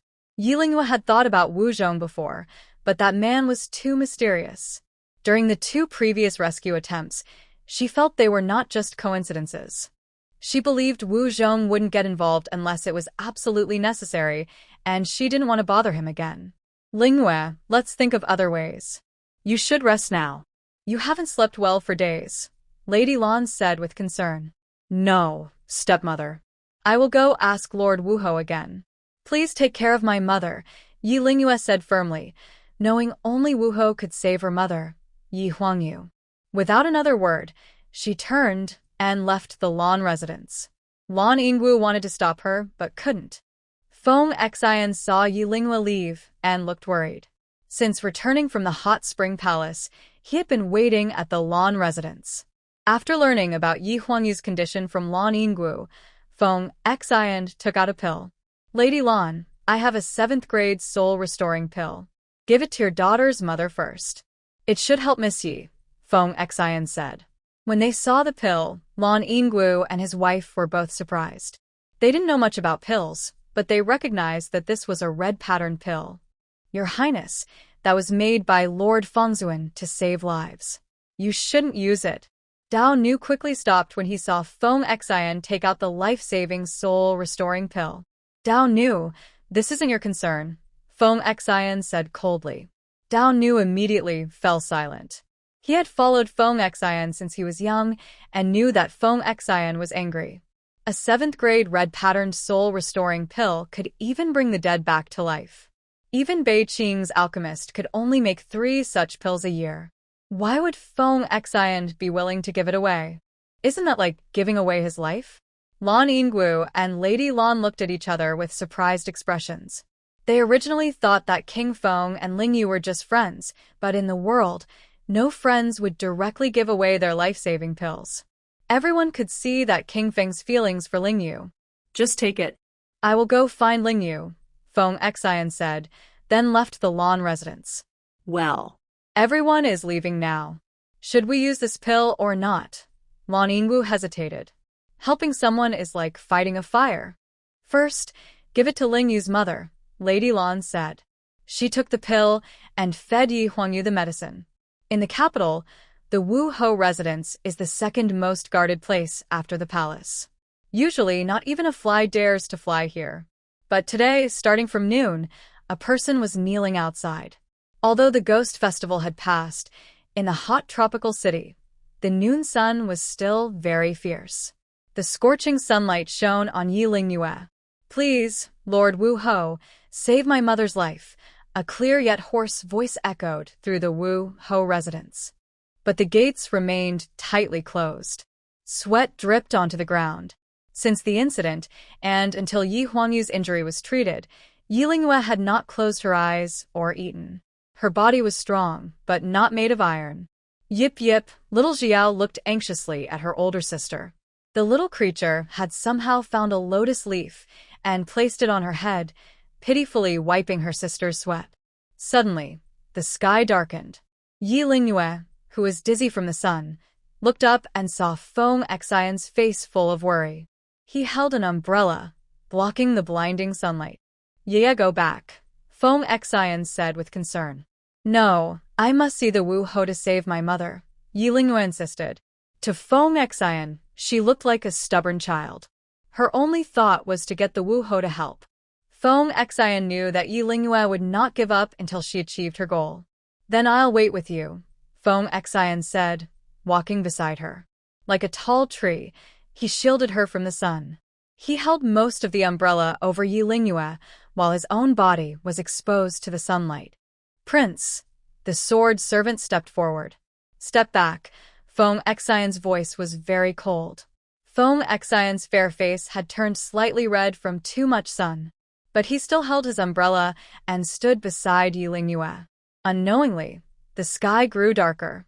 Heavy gray clouds rolled in from the other side of the sky, thunder cracked loudly, and large raindrops splashed from the sky, hitting the umbrella one by one. The rain poured heavily, quickly forming streams on the ground. Feng Xian, you should go back. Yi Lingyue was a bit worried about Feng Xian's health. Why are you doing this for me? Doing anything for the woman I like doesn't need a reason. Feng Xian's words floated softly into Yi Lingyue's ear. Liking. Feng Xian likes her. Yiling Yue's eyes widened suddenly. She looked up, then felt a dizzy spell. Her body went limp, and she almost fell to the ground. Just before she lost consciousness, she felt herself fall into a warm, strong arm. The arm was so powerful that she felt an inexplicable sense of familiarity. But before she could figure it out clearly, the owner of the arm, Yiling Yue, fainted. Yip Yip, little Yip Yip watched curiously from the side at Feng Xian and the boss in the rain. Beautiful Feng Xian looks a bit different today. Looking at Yiling Yue, weak and pale in his arms, Feng Xian's eyes were full of tenderness. Such a silly girl that makes people worry. Feng Xian raised his head and looked at the grand gate of the Wuhou residence, still shining with a golden hue. His eyes seemed to brew a storm. What a Wuhou, such a big attitude. This sudden heavy rain lasted for several hours. Inside the Wuhou residence, Gu Songtian, the Wuhou, sat in front of a cup of tea, which had already cooled down. Since Yiling Yue knelt outside, Gu Songtian had maintained the same posture. This old man, who looked to be nearly 70 or 80, was a legendary figure in Daxia. The Wuhou, Gu Songtian, had fought alongside the former emperor, defending half of Daxia's territory. For Daxia, he had lived alone for many years, without children or a wife. Although he was from a noble family, he did not look down on commoners. The commoner general, Lan Yinggu, was someone he personally promoted. Wu Hou also controls about 60 to 70% of the military power in the Great Summer Dynasty. Even the emperor of the Great Summer dares not act presumptuously in front of Wu Hou. He is Lan Yinggu's mentor and superior. Their relationship is like that of father and son. Long before Yiling Yue changed her name, Lan Yinggu reported her true identity to Wu Hou. When Wu Songtian learned about the hardships faced by the Yi mother and daughter, he felt some compassion and allowed Lan Yinggu to adopt Yiling Yue as his adopted daughter. However, he never expected that shortly after arriving in the summer capital, this mother and daughter would cause quite a stir. Especially Yi Huangyu, who dared to attempt an assassination on Hong Fong. Although Wu Songtian has always disapproved of Hong's family style, and honestly, Yi Huangyu's fall from a talented girl to a discarded woman is quite pitiful. There are many unfortunate people in the world. Wu Songtian would never waste his energy to save someone unrelated without good reason. Moreover, the people from Consort Luo and Hong Fong are actively searching the city. Any small movement could be detected by their spies. Second Miss Lan, are you still kneeling outside? Wu Songtian knocked on his cup. Reporting to Wu Hou, Miss Lan fainted just now and has been taken away. But she is quite determined. She knelt for half a day. If it weren't for this rain, she might still be kneeling. Even the people from Wu Hou's residence felt some sympathy for Yiling Yue's actions. She is indeed a filial daughter. It's a pity that Hong's family has been established for hundreds of years. With her and her mother, it's impossible to shake Hong's family. Like a gnat trying to shake a tree, there's no chance. Wu Songtian shook his head. Having spent most of his life in official circles, Wu Songtian has seen all kinds of people. If Yiling Yue, after changing her name, could behave properly, she might gain the Empress Dowager's favor and have a good marriage in the future. But if she is obsessed with family revenge, she might ruin herself. Who says a gnat can't shake a tree? A sudden voice interrupted. Wu Songtian's cup shattered with a loud bang. The entire Wu Hou residence was filled with Wu Songtian's aura. The person who arrived was unnoticed by Wu Songtian himself. He suddenly stood up. Who dares to break into Wu Hou's residence without permission? Small residence. I come and go as I please. A figure appeared on the nearby throne. When he saw the man wearing a gold mask, holding a cup of hot tea, and drinking calmly, Lord Wu Hou Songtian's forehead suddenly broke out in cold sweat. The mysterious person could enter Wu Hou's residence without anyone knowing. Facing the great Xia Wu Hou, he still remained so relaxed and confident. As far as Wu Hou knew, there were fewer than 10 people on the entire continent who could do this. Even the one from Hong's family couldn't. Most of these 10 people are about the same age as Songtian. Only 2 or 3 are of similar age. Looking at his outfit, A name suddenly appeared in Song Tian's mind. Over the years, this person has risen rapidly across the continent. Ghost Emperor Wu Chong, what brings you to my Wu Ho residence? Song Tian asked aloud. He remembered that he had no special relationship with the Ghost Emperor from Yen Palace. To save someone, Wu Chong played with his cup as he spoke. To save someone, Wu Ho. Song Tian found this very funny. The phrase, to save someone, can come from anyone's mouth, but when it comes from the Ghost Emperor Wu Chong, it sounds quite ridiculous. The Ghost Emperor Wu Chong only kills people. His hands are probably more stained with blood than the old man, Song Tian, who has fought on the battlefield for most of his life. To save Yi Huangyu, Wu Chong said 4 words. Hearing this, Wu Ho felt something was off. After thinking for a moment, he suddenly understood. It turned out that Wu Chong was asking him to save Yi Huangyu. But to ask in such a tone? It was clearly an order. Song Tian, who had been the top military leader of Great Xia for most of his life, had never been ordered like this before. He snorted coldly in displeasure. If it had been anyone else, Song Tian would have immediately driven them away. But looking at the person sitting so steadily in front of him, with no intention of leaving, Song Tian felt helpless. Rumors outside said that Wu Chong, the Ghost Emperor, had already mastered imperial martial arts. One sword could shake mountains, one punch could fill the seas. Such a person, if he was unhappy, could cause chaos in the entire summer capital. Are you related to the Yi family? Song Tian didn't expect Wu Chong to come for Yi Huangyu's life. Yi Huangyu is my mother-in-law, Wu Chong replied smoothly. Wu Ho. Song Tian was startled. Based on what was said, does it mean that Yi Huangyu's daughter is the woman of the Ghost Emperor Wu Chong? But Gut Song Tian thought again, no. Yi Huangyu's injury requires a master who has gone through more than 5 cycles of reincarnation to heal.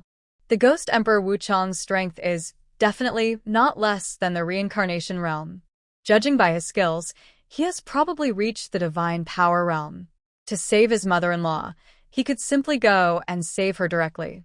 Why bother coming to the Marquis of Wu's residence? Seeming to notice Gut Songtian's doubt, Wu Chong cleared his throat. I can't personally take action right now.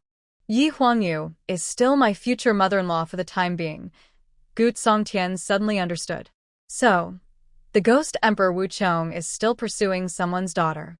Gut Songtian immediately felt respect and admiration for the second young lady of the Lan family. In this world, there are women brave enough to refuse the pursuit of the Ghost Emperor Wu Chong. At this moment, Gut Songtian felt a bit regretful. He really should go see who that second young lady of the Lan family is. But what if I don't save her? Gut Songtian still refused to give in. Then, tomorrow there will be no Great Xia on this continent. How bold. Wu Chong, do you think Great Xia, can be destroyed just because you say so? Gut Songtian's forehead veins bulged. Marquis of Wu, do you recognize what I hold in my hand? Wu Chong's thin lips curled up, and he held out an object. Seeing that object, Wu Ho's eyes widened. It was the military token of Great Xia. This is something I casually took from the pillow of the Emperor of Great Xia last night. Guess which is harder to steal, this military token or the Emperor's head? Wu Chong smiled. At that moment, his smile looked like that of a demon in Wu Ho Gut Songtian's eyes, dangerous and strange. Unaware of how long he had been unconscious, Yi Lingyue finally woke up. How did I end up back at the Lan residence? Yi Lingyue opened her eyes and saw Lady Lan and General Lan looking at her with worry. Seeing them, Yi Lingyue was momentarily surprised. She remembered that she had fainted because of exhaustion. You silly girl, you haven't rested for several days. Have you eaten anything? How could you keep kneeling outside the Marquis of Wu's residence? Lady Lan looked at the exhausted Yi Lingyue and wiped her tears. It was King Feng who brought you back. Blue Yinggu also sighed. This child is stubborn and makes people feel heartache. How could Hong Fong have been willing to abandon such a child back then? Feng Xian brought him back, and a flash of lightning seemed to cross his mind. He remembered what Feng Xian said before he fainted. When she recalled Feng Xian's words, Yi Lingyue's breathing suddenly became irregular. Feng Xian said he liked her? She must have heard wrong. King Feng, when he carried you back, he was all wet. His attendants have already sent him home, hoping he won't catch a cold. Lady Lan sighed. Feng Xian was thoughtful. With his fragile body, carrying Yi Lingyue all the way back might have been too much for him. Lady Lan and Lan Yingwu were both startled at that moment. When Feng Xian carried Yi Lingyue back, his eyes looked dark and frightening, as if the gentle, handsome young man had suddenly disappeared. Yi Lingyue realized she had been unconscious after getting caught in the rain. She slept for a whole night, and Lady Lan was so worried she stayed by her side the entire time. "How is my mother?" Yi Lingyue asked immediately after waking up. The first thing on her mind was Yi Huangyu. After taking the 7-pattern red mark pill that Feng Xian gave her, her vital energy is stable. Lan Yingwu also told Yi Lingyue about Feng Xian giving Yi Huangyu a life-saving pill. Hearing this, Yi Lingyue felt a mix of emotions. Just as the three of them were silently lost in thought, Yan Che hurriedly ran in. "Master, an old man has come outside the mansion," he says. "He is Wu Ho Gu Songtian." Wu Ho Gu Songtian personally came to the general's residence, which was very respectful and humble, something Lan Yingwu hadn't expected. His former teacher had said he wouldn't help before. Even when Yi Lingyue knelt outside the mansion all day, he was cold and unmoved. Now, unexpectedly, he had come to visit. The Lan couple hurriedly went out to greet him. "Master Wu, is that really you?" Lan Yingwu, usually loud and commanding like an invincible general, shrank back like a child in front of his former teacher. "Are you Yi Lingyue?" Gu Songtian ignored Lan Yingwu and focused his sharp gaze on Yi Lingyue, who had just come out. The Grand Marshal of Daxia, Gu Songtian, looked serious, with a face as red as a date, and his old eyes held a hint of curiosity. Yi Lingyue was surprised to see the marshal. She hadn't expected that Gu Songtian, the Grand Marshal, looked just like an ordinary old man. Strangely, there was a hint of hesitation in Gu Songtian's eyes when he looked at her. "I am Yi Lingyue. May I ask why Lord Wu Ho has come personally?" Yi Lingyue didn't like being looked over so closely. "I am here to save someone," Gu Songtian replied, then shot Yi Lingyue a sharp look. "Move aside quickly. If something happens to the person, don't blame me." Gu Songtian didn't want to say much more. His expression showed he was worried that Yi Lingyue might be upset and refused to let him save the person. Honestly, Gu Songtian felt quite frustrated. He had lived for most of his life, but today was the first time he felt so humiliated. Yi Lingyue, Lan Yingwu, and others were still a bit stunned. What? Could Lord Wu Ho be unwell? He had refused to come earlier, but now he was eagerly rushing here himself.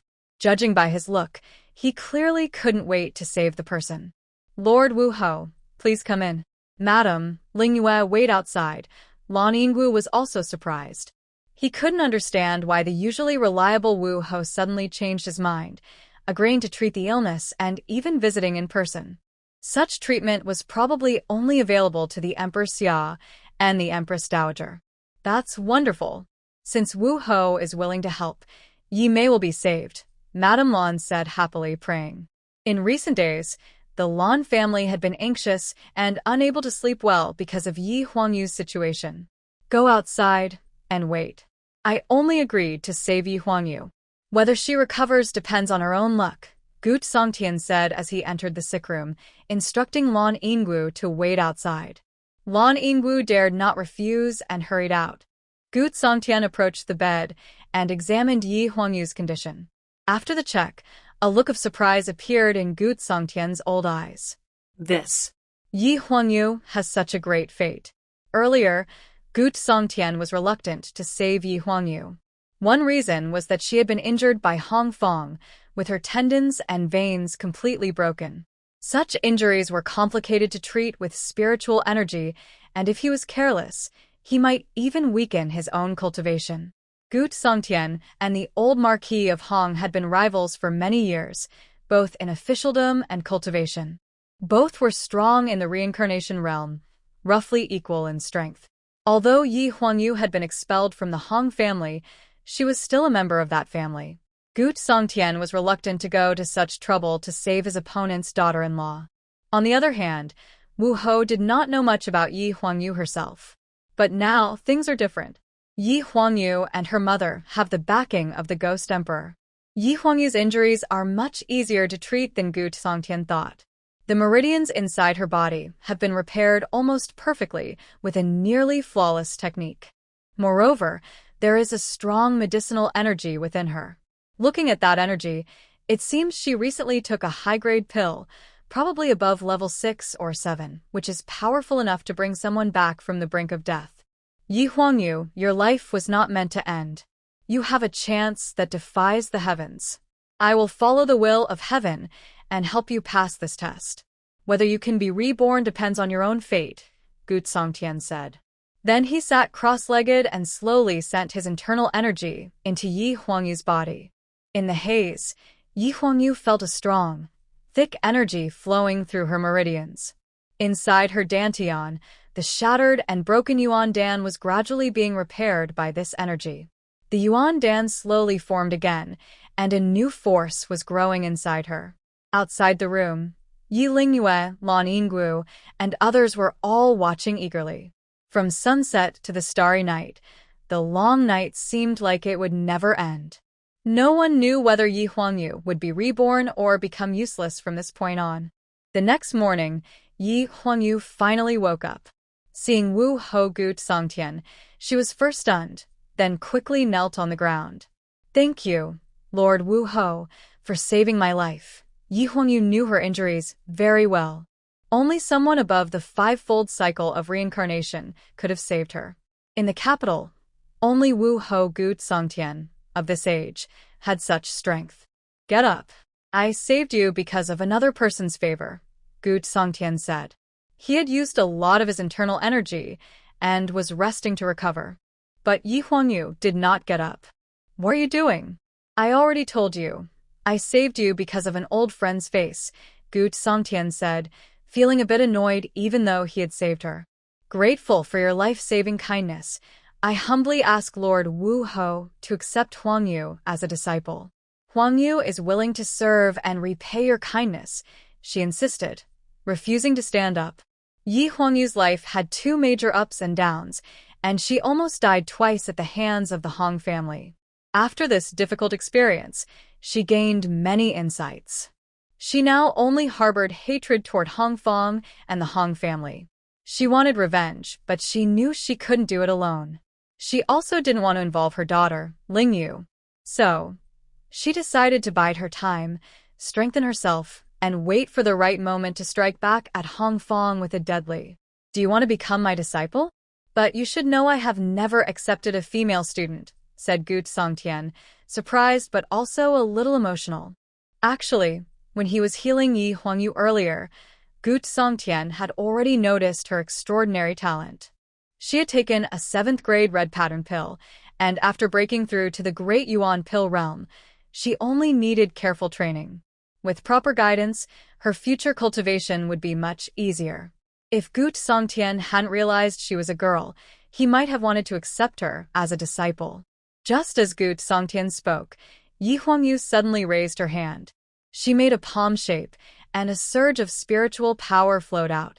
Her shoulder-length hair suddenly fell, cut by her own hand, showing her determination to learn from him. Gu Songtian was speechless. Fine. We are destined to meet. From now on, you will follow me. Whether you can take revenge depends on your luck. Now, open the door. Someone has been waiting outside all night.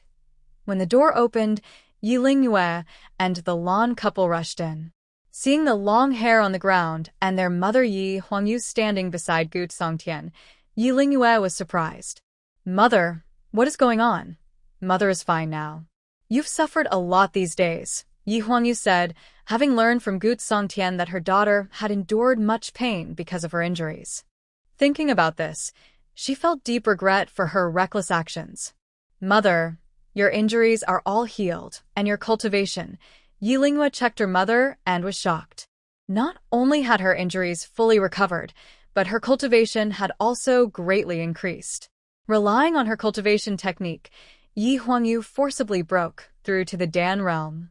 After healing, She advanced to the Great Yuan Dan realm and was just one step away from the reincarnation realm. Yeah, Mother has already become a disciple of the Marquis Wu Ho. From now on, I will follow him.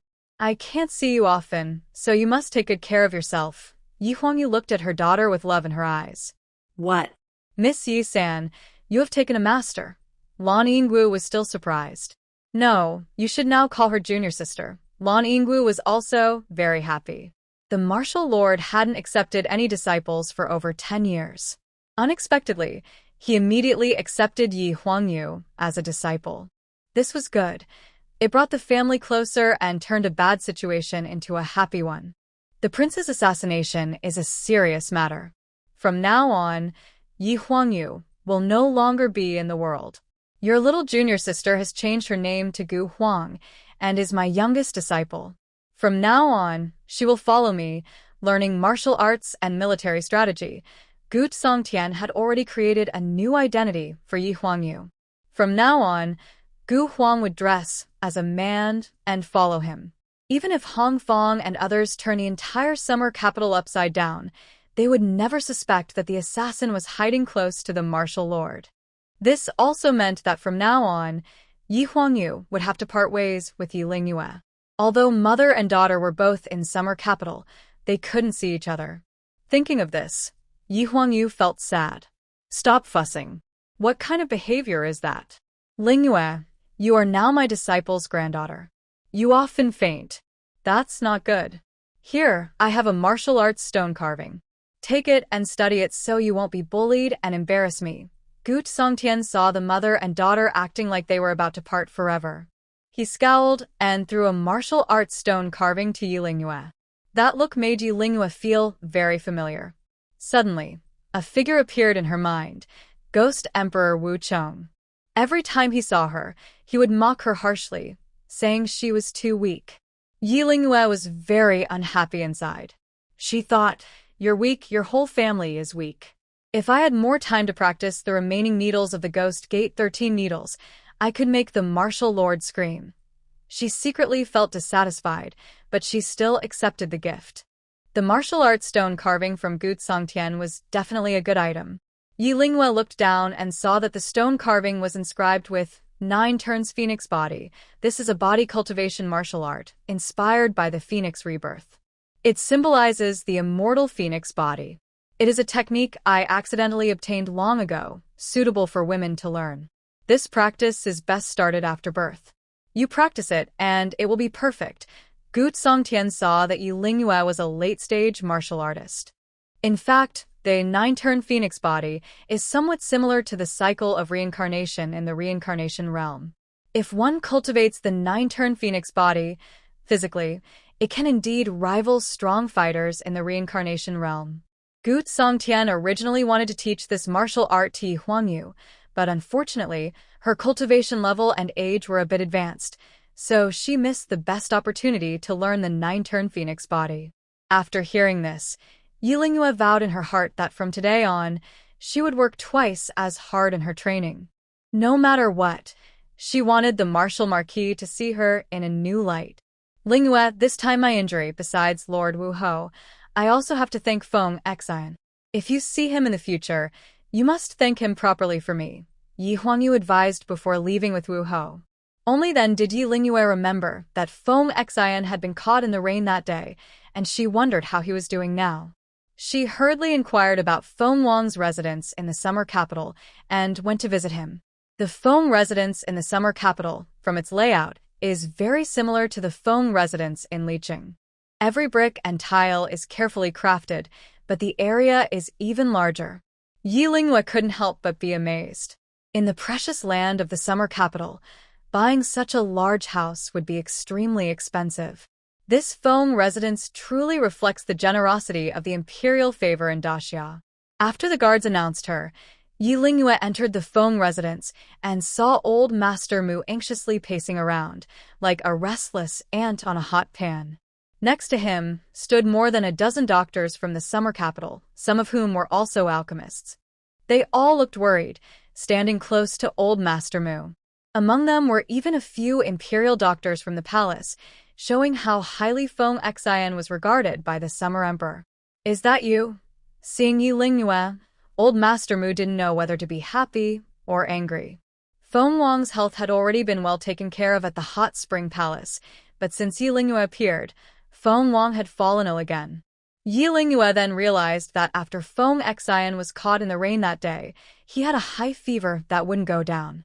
No matter how many pills she gave or how many doctors she called, Feng Xian's fever persisted. She stepped forward and saw Feng Xian's face was as red as a tomato. When she touched his forehead, it was extremely hot. She then unbuttoned Feng Xian's clothes and saw the strange black totem that had appeared earlier in Yunmeng Marsh reappear on his body. On one side, Feng Xian's high fever wouldn't break, and on the other, a mysterious totem causing cold symptoms was also acting up. Feng Xian's body was like being caught between fire and ice. No wonder many doctors and alchemists in Summer Capital were helpless against his high fever. "Mr. Mu, you can let these people leave now. I will stay here to watch over him. I also need some ice and hope you can prepare some," said Yi Lingyue. She wasn't a doctor, but since she had saved Feng Xian several times, Mr. Mu had subconsciously started to see her as a healer. After Mr. Mu left, Yi Lingyue released Xiao Jia from the chaos heaven. Xiao Jia jumped onto the bed and touched Feng Xian's forehead with its paw. It felt very hot, almost burning Xiao Jia's paw, so it quickly withdrew. The water in front of Yi Lingyue froze into ice. She wrapped the ice and placed it on Feng Xian's head, changing it every half hour. During this process, Yi Lingyue controlled the Dingxi to slowly absorb the cold from Feng Xian's body. After nearly 2 hours of effort, she was sweating heavily, and Feng Xian's high fever finally subsided. After a busy night, Yi Lingyue unconsciously leaned against the bed and fell asleep. Feng Xian's long eyelashes trembled, and he opened his eyes. His mind was clear again. Seeing Yi Lingyue, a hint of surprise appeared in Feng Xian's clear eyes. "Jia." When Xiao Jia saw Feng Xian wake up, it wanted to wake its master, but Feng Xian made a shu gesture. He gently picked up Yi Lingyue, and the two lay together on the bed. The bed was a bit crowded for 2 people. As Feng Xian looked at Yi Lingyue's face, he could only curl up, a gentle smile on his lips. He felt an unprecedented happiness. "Young." When Mr. Mu entered, his voice caught in his throat. What did he see? On the bed, the young master and Miss Lan were lying together. The young master's arm was half-hugging Miss Lan, both sleeping soundly. Even when Mr. Mu came in, they weren't awakened. How many years had it been? Since that year when the young master, covered in blood, was carried back, how many years had it been since he had slept so peacefully? It seems that every time Missy is around, young master feels more at ease. Recently, his episodes of cold symptoms have also become less frequent. Could it be? All because of Missy? Old Mr. Mu couldn't help but wipe his eyes and made a decision in his heart. Yi Lingyue slept quite soundly this time. When she woke up and saw Feng Xian sleeping nearby, she almost jumped out of bed in surprise. Her face turned red. How could she have ended up lying with Feng Xian? She must have been too tired and unknowingly climbed into Feng Xian's bed. After drinking a few sips of cold water, she calmed her restless heart. She looked at the energy within her body and suddenly realized that her energy had increased significantly again. When she treated Feng Xian, she had used up a lot of her energy, but instead of decreasing, it had grown. Her energy, which was once as thick as a small snake, had now grown to the thickness of a large snake. Since gaining this energy, Yi Lingyue had been trying to find ways to increase it. Except for that one time when she swallowed some water from the water cauldron, her energy hadn't grown since. Could it be because she absorbed Feng Xian's cold air? After thinking carefully, she believed this was the only possible explanation. When she discovered this, she was overjoyed. This was a huge good thing. It meant that as long as she kept treating Feng Xian, her energy could keep growing. It was a perfect 2-in-1 solution. On the bed, Feng Xian also woke up. Feng Xian, you're still running a fever. Don't move around. Yi Lingyue hurriedly helped him sit up. When she noticed Feng Xian giving her a strange look, she paused. She remembered what Feng Xian had said to her that day. Suddenly, neither of them could speak, and the atmosphere became awkward. After a long while, Yi Lingyue sighed. Feng Xian, thank you. You're really a fool. You gave the pills to my mother. What if something happened to you? She turned her head to look at Feng Xian. Because of the high fever, his face looked like it was blushed with rouge, making him look especially handsome. Seeing Feng Xian like this, Yi Lingyue's heart softened little by little. He was a man worth caring for. No need to thank me. If you like my things, you can take them, Feng Xian said softly.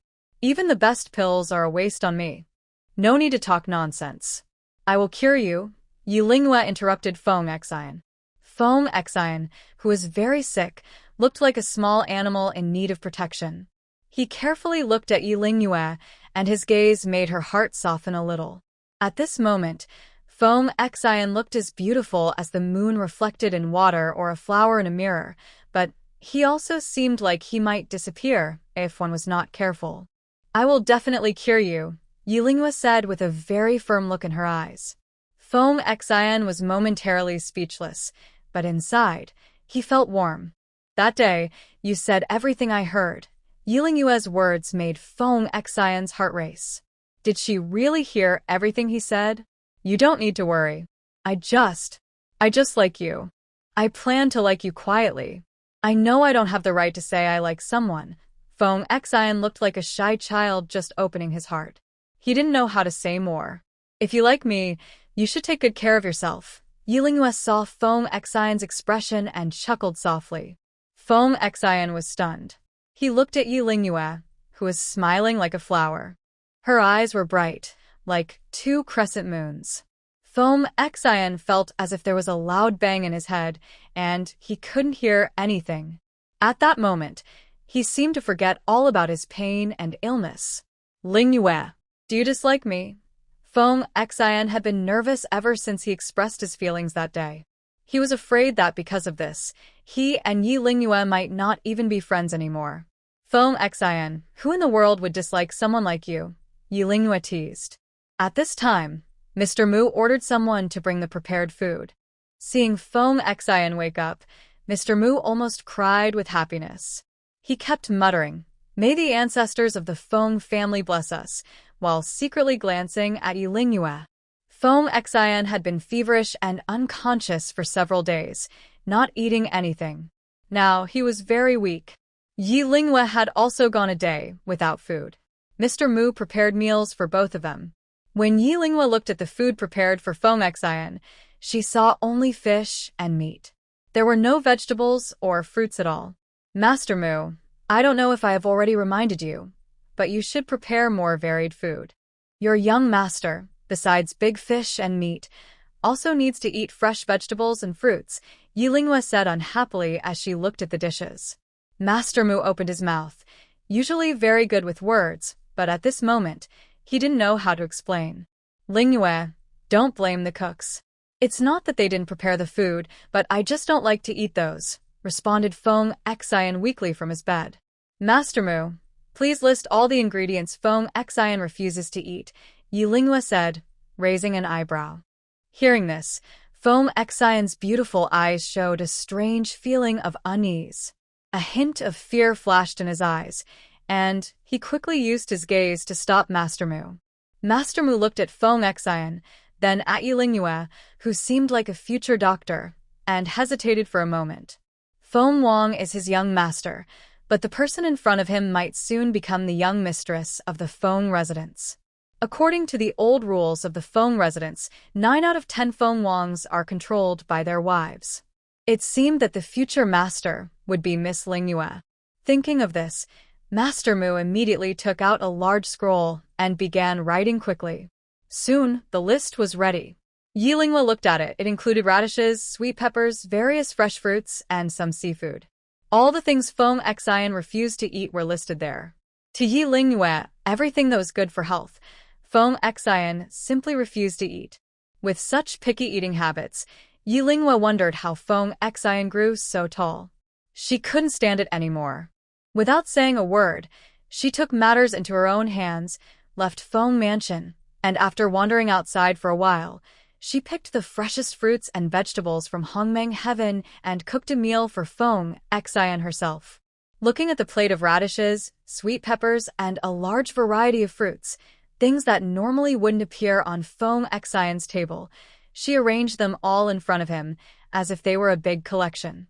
Feng Xian's handsome face showed a slight sign of reluctance. Yilingwe also saw him pouting, looking like a picky child. Feng Xian, food is the foundation of people's livelihood. Your body needs proper nourishment. These are all made by me personally. You should try them, Yilingwe said, staring at Feng Xian. Feng Xian looked at the food, his expression full of hesitation. He hesitated for a long time but still refused to pick up the chopsticks. Next moment, Yilingwe suddenly picked up her chopsticks and put food into Feng Xian's bowl. Staring at Yilingwe's face so close, Feng Xian's ears turned red as if they were burning. He hesitated for a moment, then forced himself to finish the food Yilingwe had served. When he swallowed the bite, Feng Xian almost didn't know what he was feeling. All he knew was that the food was given by Yilingwe. Just because of that, even if it was poison in front of him, Feng Xian wouldn't frown or hesitate. He would swallow it all. The vegetables didn't taste as strange as he expected. Instead, they had a special fresh and clear aroma, which was very similar to the scent on Yilingwe. Unconsciously, Yilingwe kept serving food with her chopsticks. Feng Xian ended up eating 2 large bowls of food. Watching this, old Mr. Mu almost started crying again. That's more like it, Yilingwe said happily when she saw Feng Xian had finished everything. Starting today, I will prepare 3 meals a day for you. I will also send fresh fruits and vegetables from the Feng Mansion. All these fruits and vegetables from Yilingwe were produced in Hongmeng Heaven. Recently, with the irrigation from Rainbow Creek, their quality had improved even more. Even someone as picky as Feng Xian couldn't help but praise the fruits and vegetables from Hongmeng Heaven. Lingwe, you should eat more too. You're too thin, Feng Xian said with concern when he saw Yilingwe only took a few bites. Practicing martial arts, being light is better, Yilingwe replied casually. I like you a bit chubbier. Feng Xian remembered how light and delicate Yilingwe felt when he held her. Ahem, Yilingwe cleared her throat a few times. Her bowl already had a few meatballs in it. Seeing Feng Xian's lingering, hesitant gaze, Yilingwe suddenly felt she had lost the ability to refuse. She could only silently eat another bowl of rice. After the meal, Yilingwe felt quite full, but seeing Feng Xian's face turn rosier, she thought it was worth overeating. Feng Xian, I have something I've been wanting to ask you. Do you know the ghost emperor Wu Chong? Seeing Feng Xian's complexion improve, Yilingwe ordered the servants to clear the dishes and casually asked. When she heard the name Wu Chong, Feng Xian's eyelids twitched. I have heard of his name, but I've never seen him. That makes sense. Someone like you should avoid dealing with such strange and unpredictable people, lest he devours you alive. In Yilingwe's view, Feng Xian is like a little lamb, while Wu Zhong is a fierce gray wolf. The two are completely different and cannot be compared. Feng Xian listened, opened her mouth to say something, but at that moment, Mr. Mu entered. Miss Lingwe, someone from the Blue Residence has come. The Empress Dowager requests your presence. Please come to the palace quickly. After hearing this, Yilingwe had to stand up, bid farewell to Feng Xian, and promise to visit him again in a few days. A few days had passed since Yilingwe was made a princess, but after the Zhongyuan Palace banquet, the Empress Dowager had not summoned her again. In the capital, there were many princesses with various titles, probably over 100, but only a few were remembered by the Empress Dowager. This time, the Empress Dowager called Yilingwe because she had accidentally fallen and was feeling unwell. The palace doctors had examined her, but couldn't find a cure. She took some pills, but her condition did not improve. At this moment, an old female official nearby remembered Princess Yi because her massage skills had been appreciated by the Empress Dowager. This time, Only Yi Lingyue was summoned. After entering the palace, she was taken to see the Empress Dowager. In the Empress Dowager's Baifeng Palace, there was a faint scent of incense. When Yi Lingyue entered, the Empress Dowager was taking a nap. After exchanging a few words with the female officials, she wandered around the palace. She happened to see a palace maid planting some peonies. Among the plants in Baifeng Palace, peonies were the most common. "Miss, you cut it wrong. You should trim those withered branches." Yi Lingyue, who had gained the ability of the Hongmeng Heavenly Queen, had become more knowledgeable about flowers and herbs. She stepped forward and helped trim some excess branches. "It seems Princess Yi has some knowledge of gardening," the Empress Dowager said, walking over with the help of a few palace maids. Compared to a few days ago before the Zhongyuan festival, she looked a bit tired.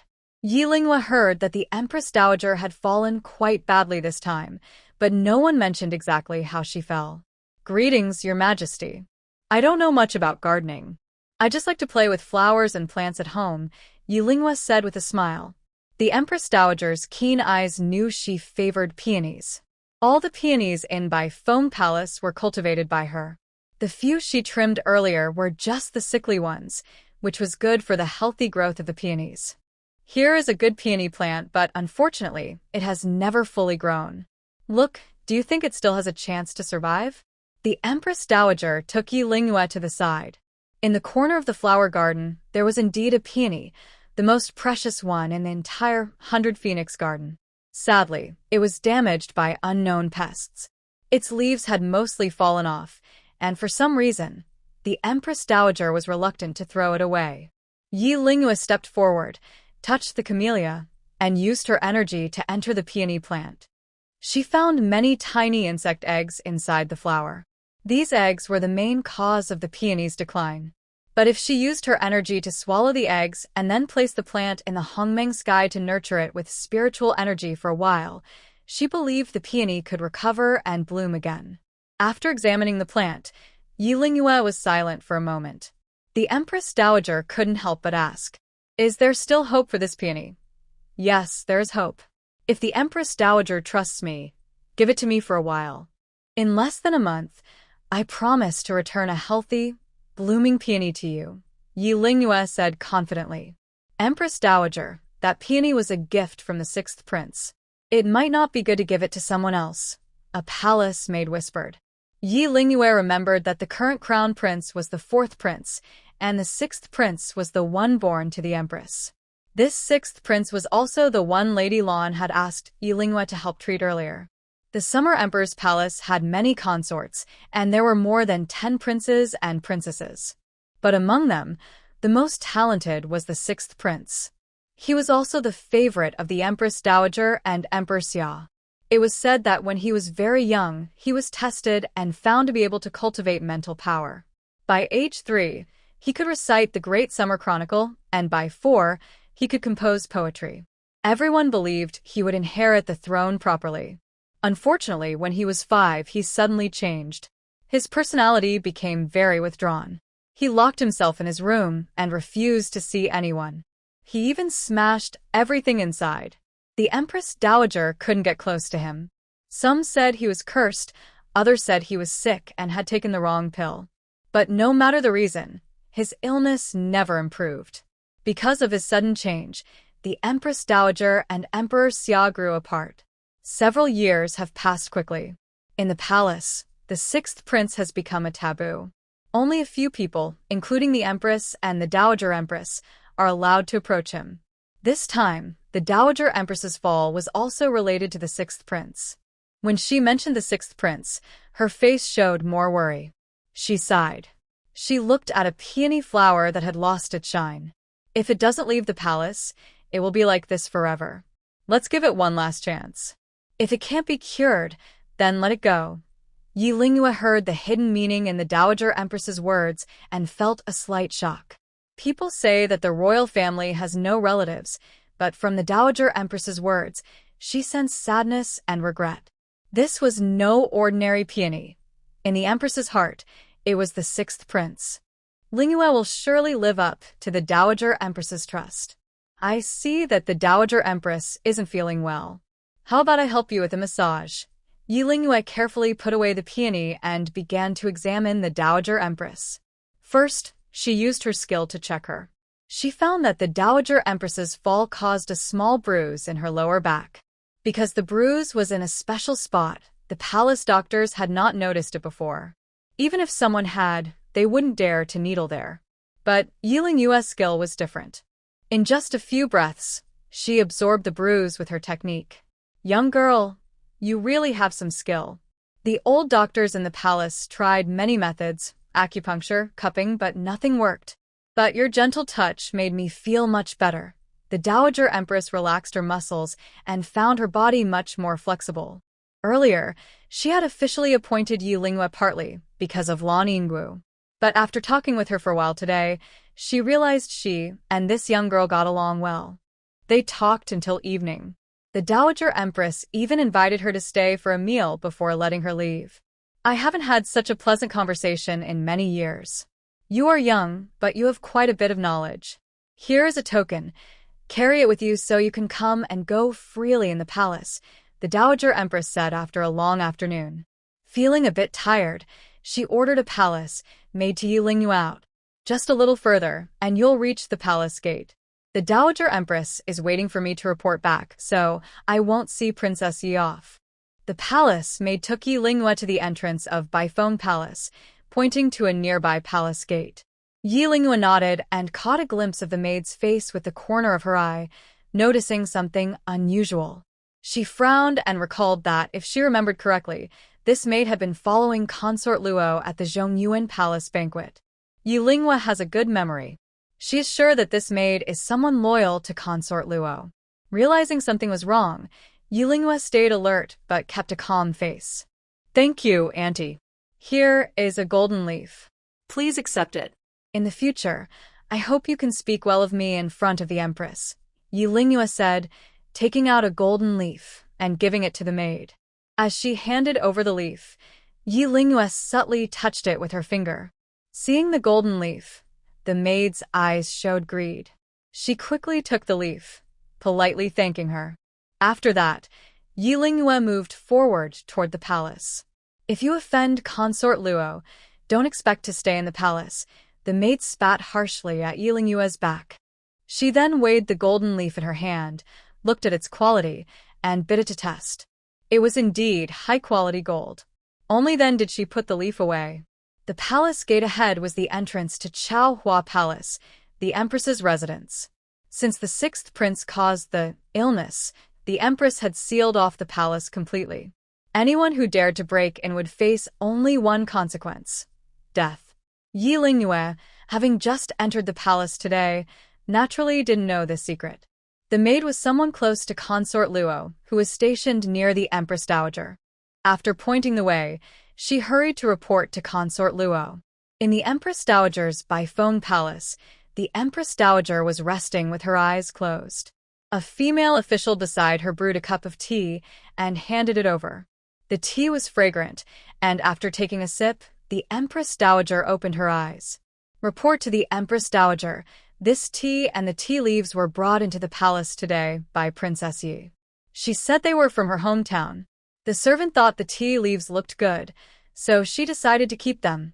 The female official, an older woman close to the Empress Dowager, explained, knowing her preferences well. Good tea and a clever girl, the Empress Dowager murmured, gazing at the tea leaves in her cup. This tea is of the finest quality, even more refreshing than the tea served in the palace. The water is also clear and sweet. Why did the Empress Dowager send Xiaoyun and Princess Yi out? Xiaoyun is a favored servant of Consort Nyang. The female official was confused. She knew the Empress Dowager was aware that Luo Guifei held a grudge against Princess Yi because of the Hong family. In a place like the palace, it's either you die or I do. That child is clever, and Luo Guifei's arrogance should have been suppressed long ago.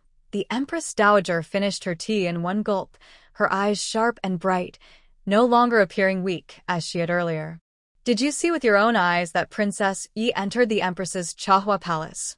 Luo Guifei, beautiful and elegant, sat on the noble consort's bed, playing with a jade rui scepter. I saw it clearly. But, Your Grace, it seems Princess Yi is very favored by the Empress Dowager. Today, the Empress Dowager even gave her the tokens to enter the palace. If she were to die, would the Empress Dowager? The young palace maid told Luo Guifei about how the Empress Dowager had invited Yu Lingyue to dine and praised her, sharing her observations. I want the Empress Dowager to investigate. As long as the Empress is not dead, I can't become the Empress. If she kills the Empress Dowager's people, the Empress Dowager won't forgive her. Then, the entire harem will belong to me, Luo Guifei said, her enchanting face full of pride. She seemed to already see herself dressed in phoenix robes, ruling the world as the mother of the nation. Just as Luo Guifei was feeling happy, a female palace maid kneeling before her suddenly let out a terrified scream. Consort Nyang Nyang. The maid named Qiaoyan suddenly fell to the ground, rolling around. Her skin was rotting, and her flesh and blood spilled everywhere. In just a breath, the lively maid turned into a pool of foul water, leaving only her clothes and 2 eyeballs. Luo Guifei's face turned pale with fear. She rolled off the noble consort's bed, trembling uncontrollably. Consort, Qiaoyan. Several palace maids trying to check on Qiaoyan's condition were struck by the foul water. Their bodies also rotted away quickly, and soon they died just like Qiaoyan. The palace was thrown into chaos. A healthy young woman suddenly vanished without a trace. Consort, Qiaoyan was poisoned. Nearby, a more observant palace maid carefully examined Qiaoyan's remains. But I can't tell what kind of poison it was. Bad luck. Don't forget to throw away their bodies and clean up. No one is allowed to reveal what happened tonight. Consuming a calming pill, Empress Luo finally relaxed. Luo Guifei also dared not speak openly about Qiaoyan. She suspected that the Empress Dowager might have secretly poisoned Qiaoyan, or perhaps someone else. After thinking carefully, she couldn't figure out who it was, except for Yu Lingyue. She simply couldn't believe that a 14-year-old girl could possess such powerful poison. At this moment, Yu Lingyue had entered Chaohua Palace.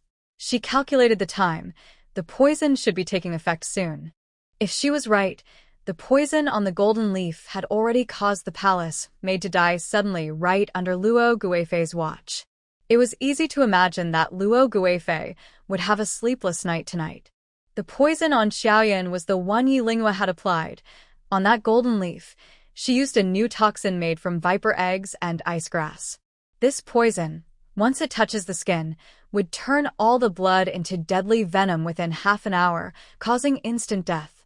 If someone doesn't harm me, I won't harm them. But if they offend me, they will either die or be crippled. Ye Lingyue sniret koldi. She turned into a corridor ahead, where everything was pitch dark and silent. Since entering this palace, she realized that its size was probably comparable to the Empress Dowager's by Feng Palace. But, in such a large palace, she saw no shadow of a person, no maids, no guards. Even the trees looked neglected, withered, and lifeless. The entire palace was filled with a deathly silence, like a dark ghostly figure with an open mouth, waiting to swallow everything that entered. Could this be the cold palace? Ye Lingyue wanderet. Just then, a series of cold, sharp sounds echoed through the air.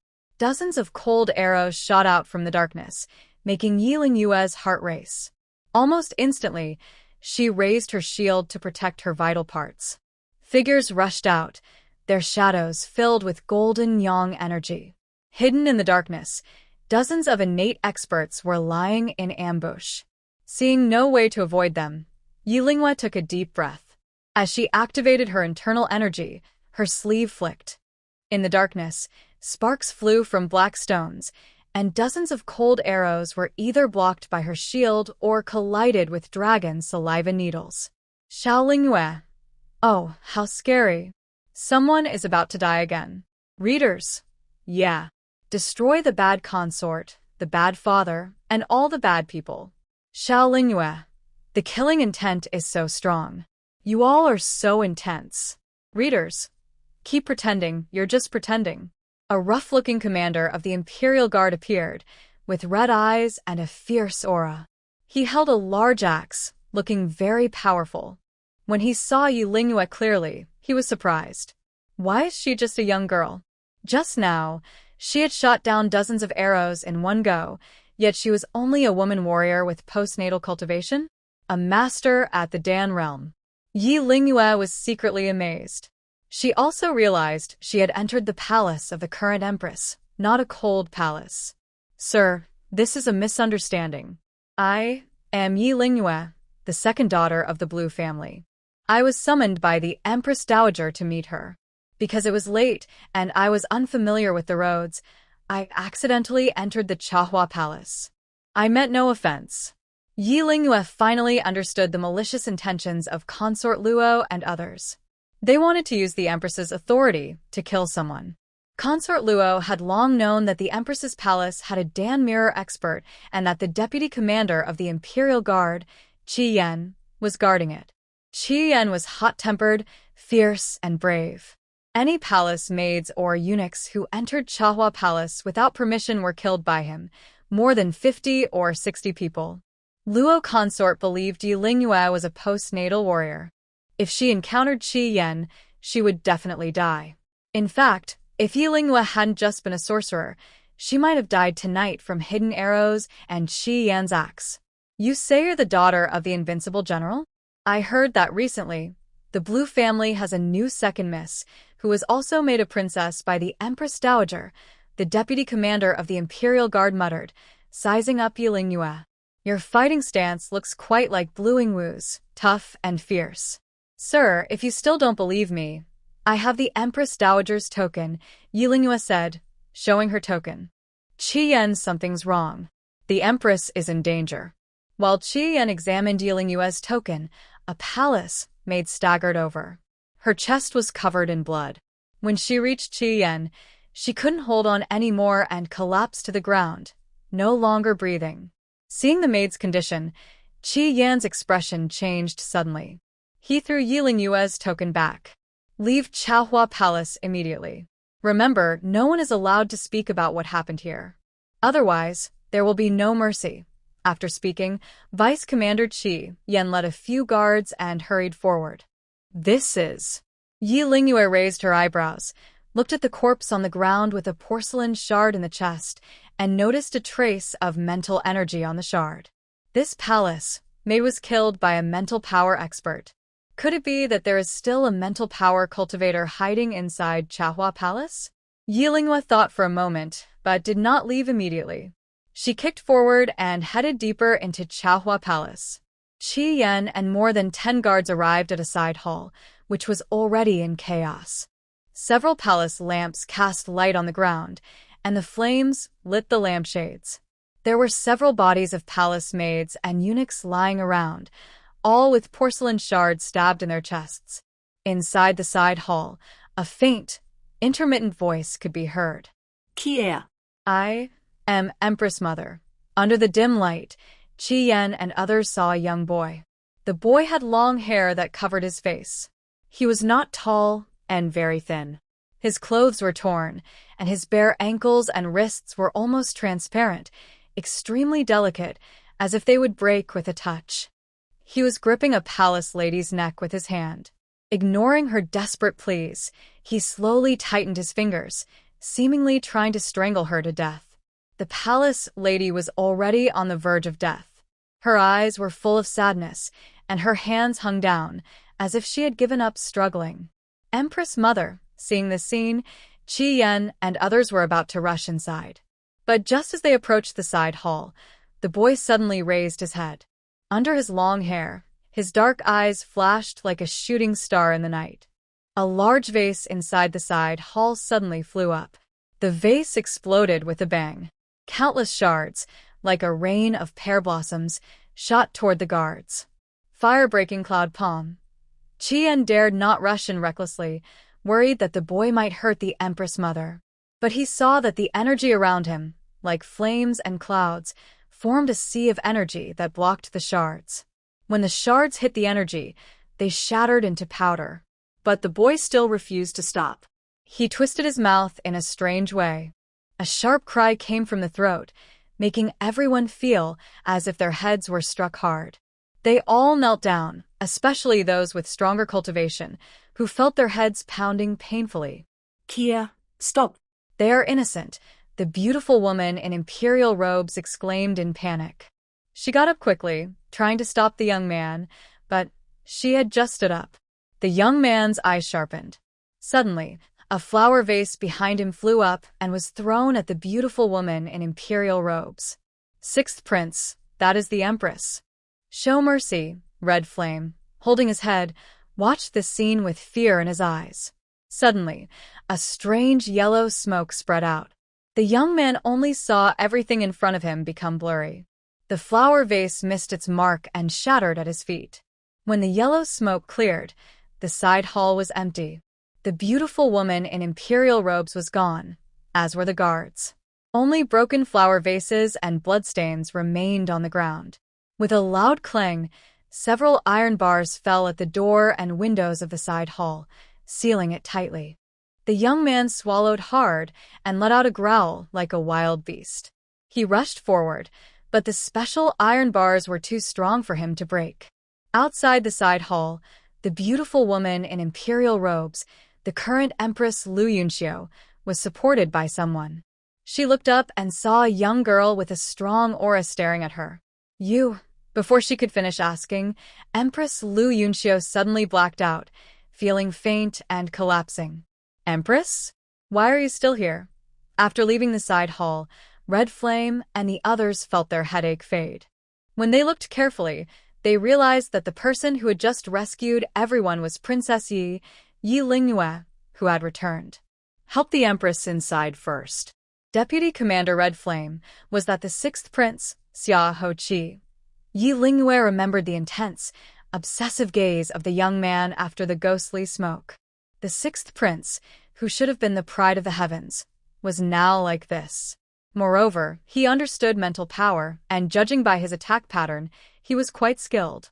Yi Lingyue estimated that Xia Ho-chi's mental strength was probably at the level of 5 or 6 dings, but he still didn't know how to control his mental power well. After sending the Empress back to her sleeping quarters, Yi Lingyue gave her some clear water and used the qi ding to massage her. Empress Lu was very weak, but thanks to Yi Lingyue's help with the ding, her complexion gradually improved and she slowly regained consciousness. During the massage, Yi Lingyue took the chance to carefully observe the Empress of Daxia. Lu Yunxiu was in her early 30s. Her looks were not stunning, but her elegant eyebrows and bright eyes made her appear more dignified and graceful compared to the charming and seductive concubine Luo. The Empress Lu looked more composed and noble. According to her stepmother, Lady Lan, Lu Yunxiu was a talented woman in her youth. Her father was the current Grand Tutor, a learned man. The Empress Lu was also well-educated and respectful, earning the admiration of the Empress Dowager and Emperor Xia. However, because of the sixth prince's illness, Lu Empress had been caring for him for many years. Now, her cheeks looked hollow, and her skin was pale and yellowish, making her seem 10 years older than her actual age. After a moment, Lu Empress saw Yi Lingyue, and her eyes filled with caution. Although Yi Lingyue had saved her, if she revealed the worsening condition of the sixth prince after leaving the palace, the Emperor Xia would surely execute him. The girl in front of her must not stay. The murderous look in Lu Yunxiu's eyes flashed briefly, and Yi Lingyue caught it keenly. "Your Majesty, I am Yi Lingyue, the second daughter of Lady Lan." Yi Lingyue quickly introduced herself. "You're Yi Xian's second daughter." After hearing Lady Lan's name, Lu Empress's expression softened. "I haven't seen your mother in many years. Is she doing well?" "My mother is in good health. After my father was transferred back to the capital, she has wanted to visit you, but hasn't had the chance. At the last Mid-Autumn Palace banquet, she even asked to see you but was refused by concubine Luo." Yi Lingyue looked at Lu Empress with a sigh. If Lady Lan saw her friend's current state, she would surely be very sad. "Concubine Luo?" Lu Empress was a bit surprised. It seems the Empress hasn't paid much attention to palace affairs these years. Now, concubine Luo acts as if she is the Empress herself, with great pomp and power. Even many women favored by Empress Xia are handled by her under the pretense of being the empress. Yi Lingyue's words made Lu Empress's face change dramatically.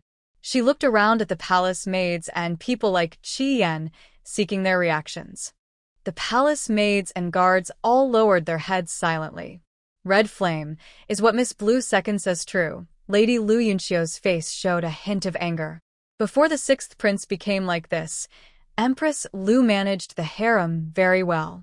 She treated all the children equally, and there was never any conflict among the concubines. After the sixth prince fell ill, Consort Luo came to visit him often and even offered to help share the burden of the empress. At that time, Empress Lu was not interested in palace affairs and said that if she was too busy, Consort Luo could make decisions for the harem. Empress, I have wanted to say this for a long time. Now, in the palace, Consort Luo relies on the emperor's favor. Her son is the crown prince, and she has become very powerful. The only person who can control her is the Dowager Empress, but because of her grandson, the Dowager Empress has been turning a blind eye to Consort Luo's actions. Red Flame, who had been promoted by Lady Lu's father, the Grand Tutor Lu, in his youth, was very loyal to Empress Lu. Yi Lingyue revealed everything she dared not say, and Red Flame silently appreciated her in his heart. I blame myself for living so carelessly these years. Now, with the sixth prince like this, I fear my position as empress is just a title. If it weren't for the emperor's regard for my father, the Grand Tutor Lu, I might have already been deposed. Now, with the Grand Tutor's health declining day by day, I worry that when he passes away, both I and the emperor's son will be cast aside. Empress, don't be discouraged. Consort Luo's rise is mainly because of the crown prince. I heard that the sixth prince has always been very talented, far surpassing the fourth prince. If the sixth prince recovers, and considering the Dowager Empress's favor for him, how can the empress not outmatch Consort Luo? Yi Lingyue reminded Lady Lu. Originally, Yi Lingyue and Consort Luo had no deep hatred, but tonight, Consort Luo schemed to trap her, secretly colluding with the Hong family. An enemy's enemy is still an enemy. They must all be eliminated. This is Yi Lingyue's principle of dealing with people. When mentioning the sixth prince, Lady Lu's eyes showed some tenderness, but more was helplessness. Your mother, and I have been friends for many years. I will tell you honestly, if anyone else breaks into Chaohua Palace tonight, they will only have a dead end. Shier's illness has worsened recently, and he has already injured several palace maids and guards. The Dowager Empress is also vaguely aware of this. The Emperor still does not know for now. He is a just man, and if he finds out what has happened to Chier, he will surely punish him severely. Such a Chier cannot compare to the Crown Prince. After saying this, Empress Lu's eyes shimmered with tears. Xiahou Qi was once Empress Lu's greatest pride, but now he has become her eternal pain. Old Madame Lu also advised her many times to give up on Xiahou Qi, to be young again, and to have another child with the emperor to strengthen her position. But Lu Yunxiu could never let go of the sixth prince. What exactly is wrong with the sixth prince? Yi Lingyue only knew that the sixth prince was ill, but she didn't know what kind of illness he had. This is why she dared not agree easily to Lady Lan's request to treat the sixth prince. Originally, Yi Lingyue didn't want to get involved in the messy affairs of the imperial palace, but since others had already come to trouble her, she wouldn't just sit back and do nothing. Moreover, Yi Lingyue was very interested in the sixth prince's ability to attack with mental power. I don't know either. I haven't been told what illness the prince has. The doctors and city's herbalists have all examined him, and he has taken many elixirs, but no one can figure out what's wrong. Over the years, his condition has only worsened. At first, he could recognize me, but in the past month or two, he doesn't recognize me anymore, Empress Lu said, her eyes reddening. She turned aside and wiped her tears. Empress, don't worry. When I was among common folk, I also learned some skills in traditional medicine. Why don't I try to see the sixth prince? Yi Lingyue asked. No, that child has become irritable lately, and I can't even control himself. Today, I just brought some food to him, and he suddenly attacked me. Besides, you're a stranger. Empress Lu shook her head. It's fine. I have my own ways to get close to the sixth prince. But before diagnosing him, I need to observe the side hall where he lives. Also, please copy down his usual diet for me. I want to examine it carefully. Based on her intuition, Yilingwe was sure that the sixth prince's condition was not just due to illness. There must be some hidden reason behind it. Yilingwe still remembered the bright red eyes and chaotic aura of the sixth prince earlier. That appearance didn't seem like an illness at all, but more like poisoning or being possessed. Like martial artists, if a cultivator's practice goes wrong, they can also be possessed or go mad. However, Yilingwe did not immediately tell Queen Lu her suspicions. She asked Xiaoji to send a message back to Lan Mansion, informing Lan Kair that she would temporarily stay in Chaohua Palace tonight. The next morning, after wandering outside the side hall for a while, Yilingwe finally found Queen Lu. She took Queen Lu to the side hall where the sixth prince lived and pointed to the lush clusters of white flowers outside. Your Majesty, who planted these flowers here? These are Lian Luo river flowers sent by Consort Luo. A while ago, I had trouble sleeping, and she said these flowers are a specialty from her hometown. Their fresh scent helps calm the mind and improve sleep. The queen also had a court doctor examine them. These Lian Luo river flowers indeed have similar calming effects. After planting the flowers, the queen's sleep improved a lot, so they were cultivated widely in Chaohua Palace.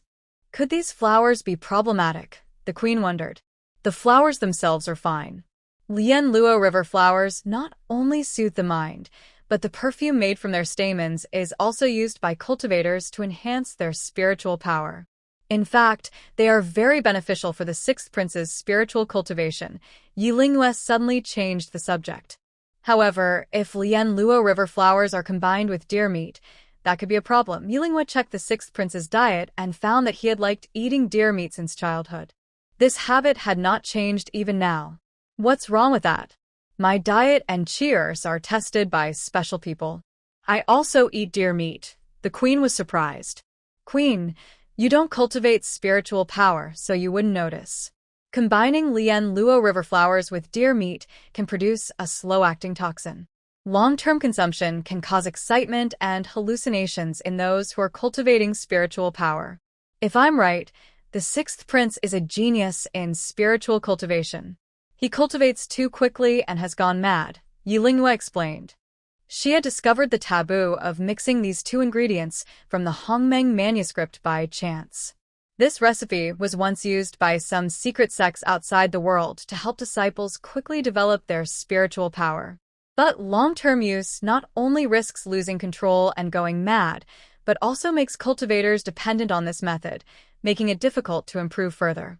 However, this remedy was never known among common people. Unless Consort Luo had a very skilled alchemist behind her, how could she set such a deadly trap? Luo Wanwen, you have really betrayed my son, the empress said, her voice like a thunderclap. She never imagined that her son's illness was caused by the deception of Consort Luo.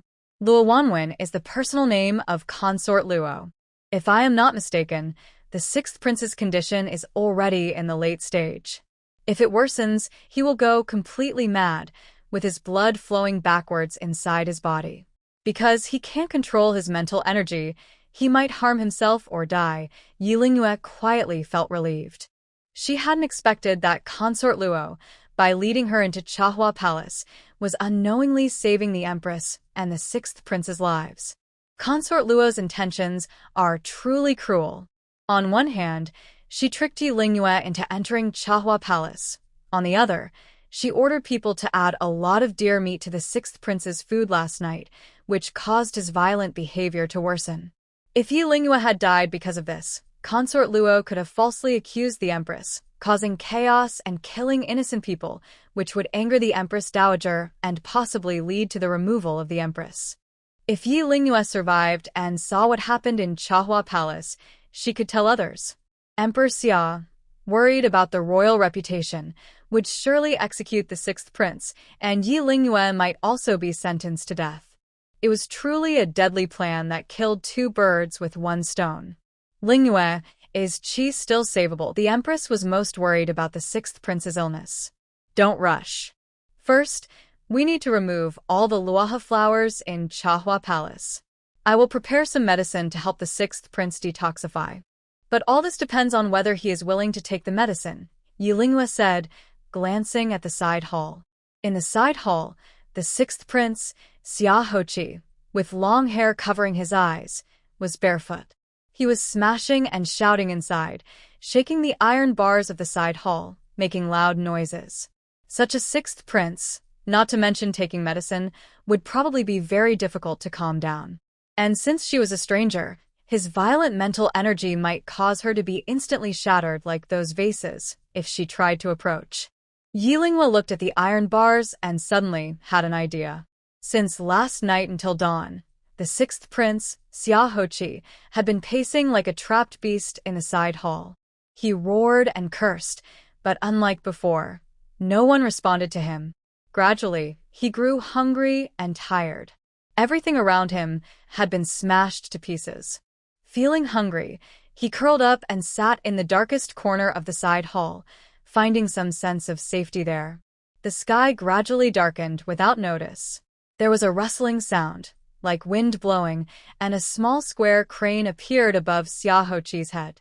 When Xiaohoqi saw the crane, he angrily glared at it. An invisible sharp light flashed, splitting the small crane into two, which then fell to the ground. As the small crane landed, a gentle song was heard. The melody sounded familiar, and Xiaohoqi closed his eyes, recalling it. It was a lullaby he had heard when he was young, sung by someone long ago. However, soon the spiritual energy of the small crane disappeared, and so did the song. The side hall fell silent again. At dawn, a second crane flew in. This time, the sixth prince did not attack the small crane. Perhaps subconsciously, the sixth prince knew these cranes wouldn't hurt him. Xiaohoqi, Xiaohoqi. The small crane kept flying around the sixth prince's head like an annoying fly. Xiaohoqi waved his hand and brushed the crane away. So noisy. So noisy. Under the sixth prince's long hair, his dark eyes showed a hint of impatience. Are you bored alone? Want to chat with me? Xiaohoqi asked. You crazy. Chatting. Haha, Xiaohoqi sneered darkly. Then he stopped speaking, ignoring the chirping small crane beside him. He remained silent, as if he were dead. Everyone in the palace knew Xiaohoqi was a bit crazy. The little crane even said it wanted to talk to him. The next day and the following days, no one brought food. Only some water was delivered. Xiaohoqi, starving and hungry, could only drink water to fill his stomach. After several days of hunger, he didn't weaken but actually felt better than before. Xiaohoqi didn't know that Yilingwe had dissolved some pills into the water. Every day, the small crane would fly over at a set time, chirping about trivial things. By the fifth day, the small crane didn't come to the side hall, as usual. On the sixth, seventh, and eighth days, it still didn't appear. The monthly votes of 100 and 120 are close to the third-place new author, Little Chrysanthemum, with only 21 votes left. Big Fuzi. Feeling shy, is it really okay to be so naughty? Readers, look at our disdainful little eyes after 3 or 4 days like this. In Manhwa Palace, Empress Lu Yunxiu was feeling restless. Lingwe, are you sure you don't need to pay attention to Chia? Maybe you should send a little crane to comfort him. It's hard enough that Chia no longer rejects talking to others. For the Empress, this was undoubtedly a big step forward. The time isn't right yet, Empress. You just need to follow my instructions and send this water in. In a few days, I believe the chronic toxin in the sixth prince's body will be mostly cleared, Yilingwe said calmly. She added a bit of phoenix tears to the water for Xiaohoqi. The tears of the divine beast phoenix are excellent healing water, especially for the sixth prince, who is suffering from spiritual power cultivation and has gone astray. It can help him gradually wake up. Thanks to the feedback from Little Golden Crane, Yilingwe was sure that the sixth prince's spirit was slowly recovering.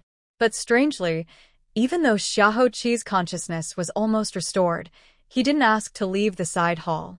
He seemed unwilling to leave there or see the Empress. Could it be that, besides losing his mind, there is something else the sixth prince is worried about? Yi Linghua thought that to fully restore the sixth prince, she needed to find out what he truly feared deep inside. Next, she just needed to uncover the truth about his losing his mind at the right time, and then give him a proper treatment. Another night, in the side hall, the sixth prince, Xiahou Qi, sat there stiffly. Without Little Crane, the days felt especially long. The quiet side hall had been silent for many days when a faint sound of footsteps was heard. A palace maid appeared in the hall. The maid opened the iron bars. Hearing the sound of the bars opening, Xiahou Qi moved slightly. Barefoot, he wore only a loose long robe. His long hair covered his face, making him look like a ghost. Through his long hair, Xiahou Qi cautiously looked at the maid. She was dressed in ordinary palace-made clothes. Xiahou Qi's gaze shifted, and suddenly, he met a pair of bright, shining eyes. Those eyes sparkled with light, full of life, like top-quality black gemstones. Looking into them, one couldn't see depth or shallowness. A graceful face caught the eye. The palace maid winked at him casually and sat down beside Xiahou Qi, placing her food box next to him. How bold of this palace maid to sit on the ground with him. Xiahou Qi was surprised and looked at the maid. He had never seen her near the empress. "Sixth prince, do you remember me?" When the maid spoke, Xiahou Qi's eyes widened. That voice was very familiar. It was the voice of the little crane. "You," Xiahou Qi suddenly stood up, like a cat that had been stepped on its tail. "There's no need to be so surprised.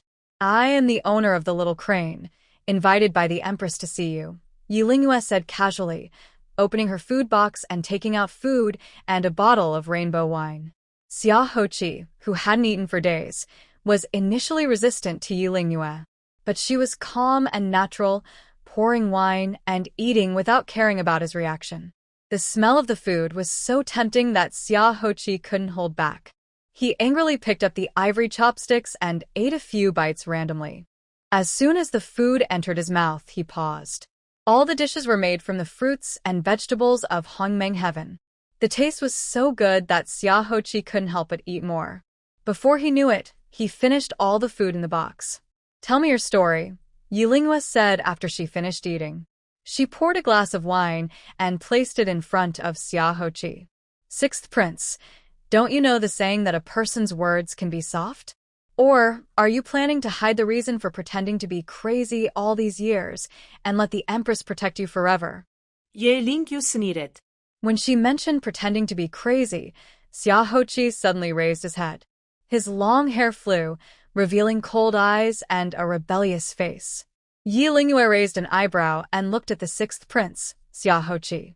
She thought that this, introverted and crazy, sixth prince would look pale and sickly, but the person in front of her, though only about 14 or 15, had a face like autumn moon, skin as beautiful as spring flowers, sharp eyebrows, and a face like peach petals. He was truly worthy of praise for his beauty. Among the men Yi Linghua had seen, only Feng Xian was slightly more handsome than him. He is handsome, talented, and understands mental strength. No wonder the sixth prince, even as a child, was loved by the Empress Dowager and Emperor Xia. He should have been the proud son of heaven, but why does he keep pretending to be crazy and foolish? Even Yi Linghua almost thought that the sixth prince's madness was caused by the poison from Consort Luo. Now it seems she was wrong. "You don't understand. Is she really protecting me? If she were, I wouldn't have been bullied by the other princes and nearly died back then," Xiahou Qi said angrily, and his wine cup suddenly shattered. Immediately, the aroma of wine filled the air, and a faint rainbow mist appeared in the space. Xiahou Qi was captivated by this beautiful scene. A deep memory from his past was suddenly brought to the surface. That year, Xiahou Qi was 5 years old. He was born to the empress and had the highest status among all the princes in the palace. Because of his unmatched looks and clever talent, he was greatly favored by the Empress Dowager. Everyone believed he was the natural candidate to be the future crown prince. Other princes and princesses in the palace respected him, including fourth Prince Xia Hohong, who was close to Consort Luo. Since they were about the same age, Xia Hoqi often played with Xia Hohong and other princes and princesses. At first, everyone was friendly towards him. But one day, a princess's mother, Lady Yu, was scolded by the empress for misbehavior and eventually died from illness. After that, the princes and princesses started to distance themselves from Xia Hoqi. He was too young to understand what was happening. He just wanted to play with his sister and brothers. One day, several princes and princesses pushed him into a lotus pond inside the palace, nearly drowning him. He was rescued, but afraid of being bullied again, he didn't tell the empress. Instead, he suffered even more harsh treatment whenever the empress punished the wrongdoers. At that time, only fourth Prince Xia Hohong was willing to play with him and secretly gave him a book about mental strength training. Gradually, Xia Hoqi stopped playing with the other princes and princesses and focused on cultivating his mental power. He never expected that all of this would become the root of his pain. After Xia Hoqi practiced mental strength, his power grew stronger day and night. However, he also found it harder to control his mental energy. Strange things kept happening around him. The queen and empress dowager, as well as his father, looked at him with increasingly strange eyes. One day, when he was bullied by a prince, he became angry and lost control of his mental energy. When he regained consciousness, the prince's body was shattered into pieces, as if he had been torn apart by a chariot. It was very frightening. At that moment, Xia Hohong and others nearby were all stunned. They cried out, telling Emperor Xia and the Empress Dowager that Xia Hoqi had gone crazy and had killed the prince. From that day on, everyone in the palace, including the queen, believed that the sixth prince, Xia Hoqi, was mad. The queen could only lock Xia Hoqi in a side hall to prevent him from hurting others outside. This was the full truth behind Xia Hoqi's madness. It also explained why, even after being controlled by Yi Lingyue with phoenix tears during the signs of his fire going out of control, he still refused to leave the side hall or accept the queen's true intentions. If you had experienced all this since you were a child, could you still sit there drinking and chatting as if nothing happened? Xia Hoqi sneered, staring at Yi Lingyue. When everyone thought you were crazy, even if you weren't, you had to act like a mad person. Thinking about facing the ugly faces and court disputes outside the side hall, Xia Hoqi would rather be a madman for the rest of his life. Almost died? Sixth prince, do you think what you've been through is just on earth? After hearing Xia Hoqi's words, Yi Lingyue showed no sympathy. Instead, she chuckled quietly. What do you mean by that? Xia Hoqi, a prince with a noble status, was used to being respected. No one had ever spoken to him like this before. A small palace made dare to speak to him in such a tone. Thinking of this, Xia Hoqi felt frustrated. Have you ever tried being abandoned by your biological father at birth, made a fool of yourself? Have you ever been beaten and scolded since childhood, covered in bruises and wounds? Have you ever been forced to eat spoiled dog food? Have you ever been beaten to death by someone? Yi Lingyue stood up and asked Xia Hoqi back with the simplest words. Every time she asked a question, Xia Hoqi's expression would change. These things, could they all be true? Xia Hoqi looked at the girl in front of him with disbelief. She was younger than him by a few years. She wore a smile on her lips, but her eyes were cold, sharp like a knife. Yes, all these things happened to me before I was 13. So, after hearing this, do you still think your experiences are like? Yi Lingyue said calmly, as if she was talking about someone else's story, without a trace of worry. Xia Hoqi was momentarily speechless.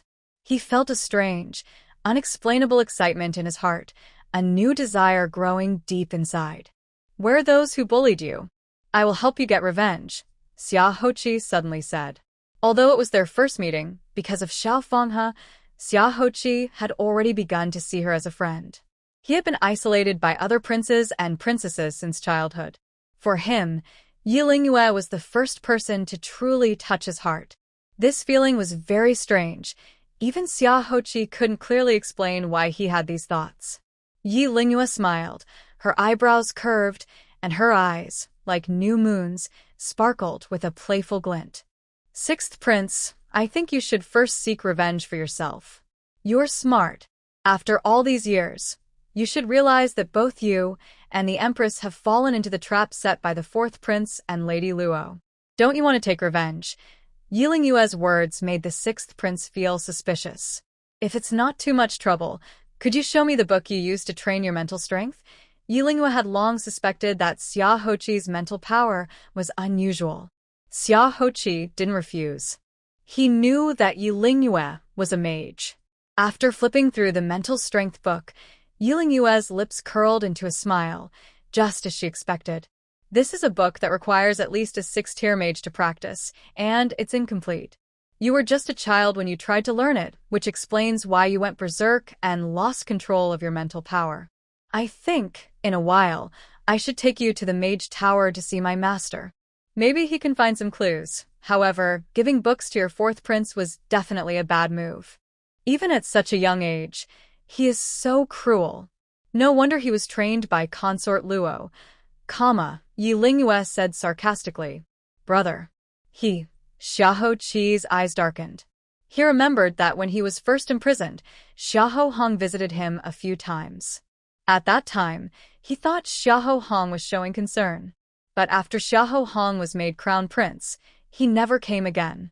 Now he realizes that Xiahou Hong was just checking if he had truly gone mad. Sixth prince, there's no need to worry. It's not too late to wake up now. At least, in this big palace, 2 people still care about you. If you can win the Empress Dowager's support, it's like winning half the battle, Yiling Yue gently persuaded. You haven't told me who you really are or why you're helping me, Xiahou Qi said, still cautious. Since even close brothers can betray him, how can he trust someone he just met? This girl was very young, but she saw through everything. Xiahou Qi had a feeling she knew more than she let on. This feeling was uncomfortable. Sixth prince, please rest assured. I am your friend, not your enemy. My name is Yiling Yue. My false identity is the second miss of the Lan family. As for my real identity, my biological father is Hong Fong, the grand tutor and protector of the crown prince, Yiling Yue explained. After she finished, Xiahou Qi's doubts disappeared from his eyes.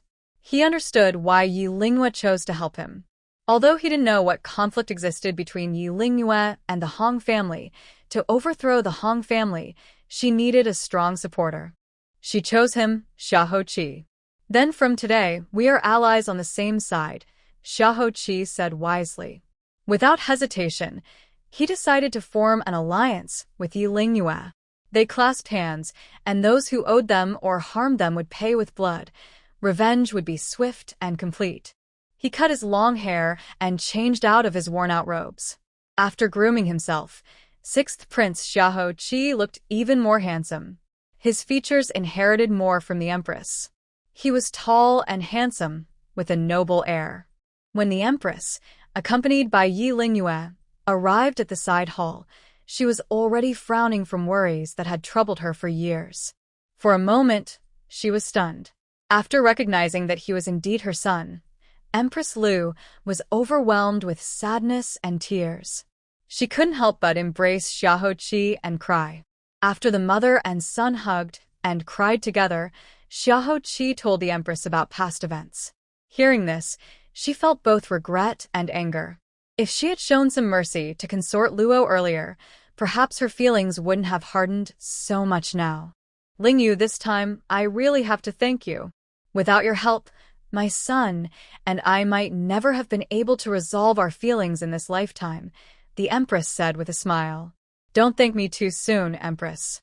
I only helped the sixth prince because I needed to. His illness is cured, but there are still many people in the palace who want to harm him. Especially the crown prince and consort Luo. They are the biggest obstacles for you and your son to control the Eastern Palace. For now, the sixth prince still needs to pretend to be crazy and foolish, just like before. When the time is right, we will act, Yiling Yu warned before quietly leaving Chaohua Palace. Everything at Chaohua Palace was kept secret. Neither Consort Luo nor the Empress Dowager knew anything, so no one knew that the sixth prince, Xiahou Qi, had fully recovered. Only a few people, including the Lan family, knew about this. Recently, there was good news. Lan Kair, who had been in seclusion for nearly a month, finally came out. With the help of the Inhyang carp, she successfully broke through to the Dan realm. This was great news for the entire Lan family. Meanwhile, preparations for the Ghost Gate were underway. Yen Che was very capable at handling affairs. He secretly recruited many people and absorbed some hidden forces within the summer capital. The Ghost Gate was beginning to take shape. He even spread some of his people across taverns and tea houses in the city.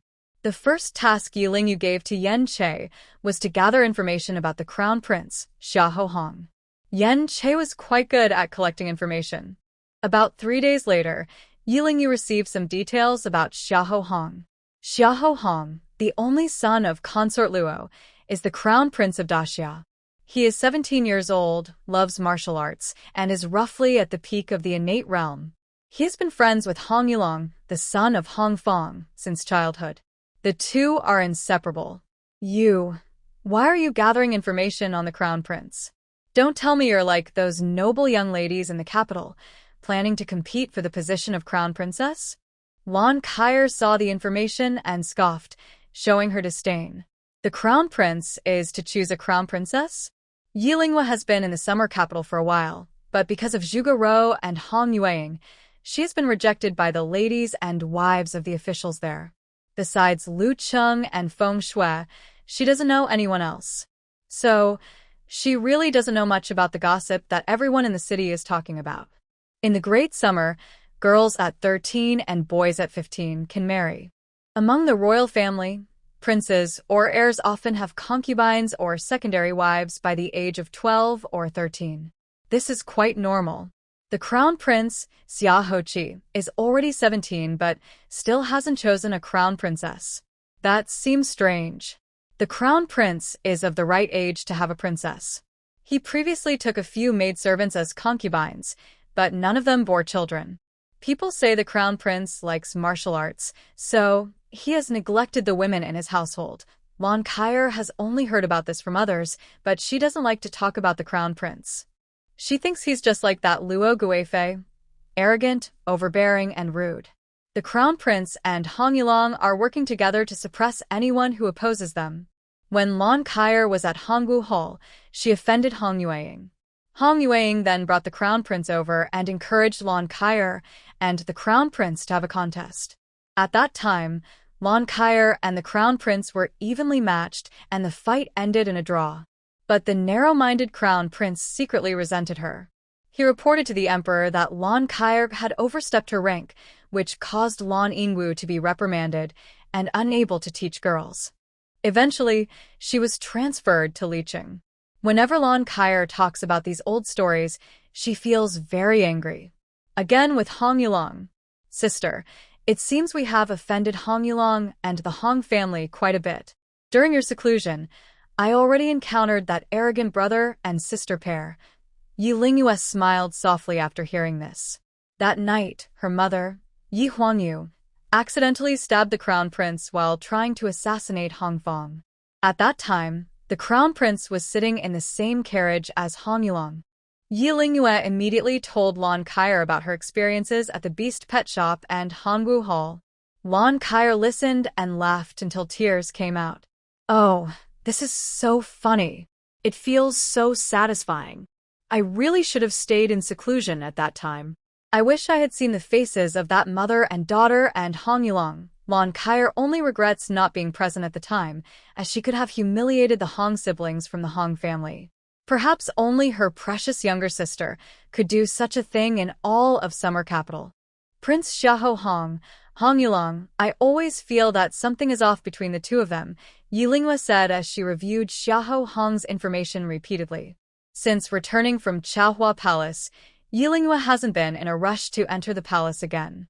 First, she needs time to investigate the affairs of the Crown Prince and Consort Luo. Second, the peony plant hasn't fully recovered yet. That peony plant, after she started working on it, was immediately moved into Hongmeng Heaven.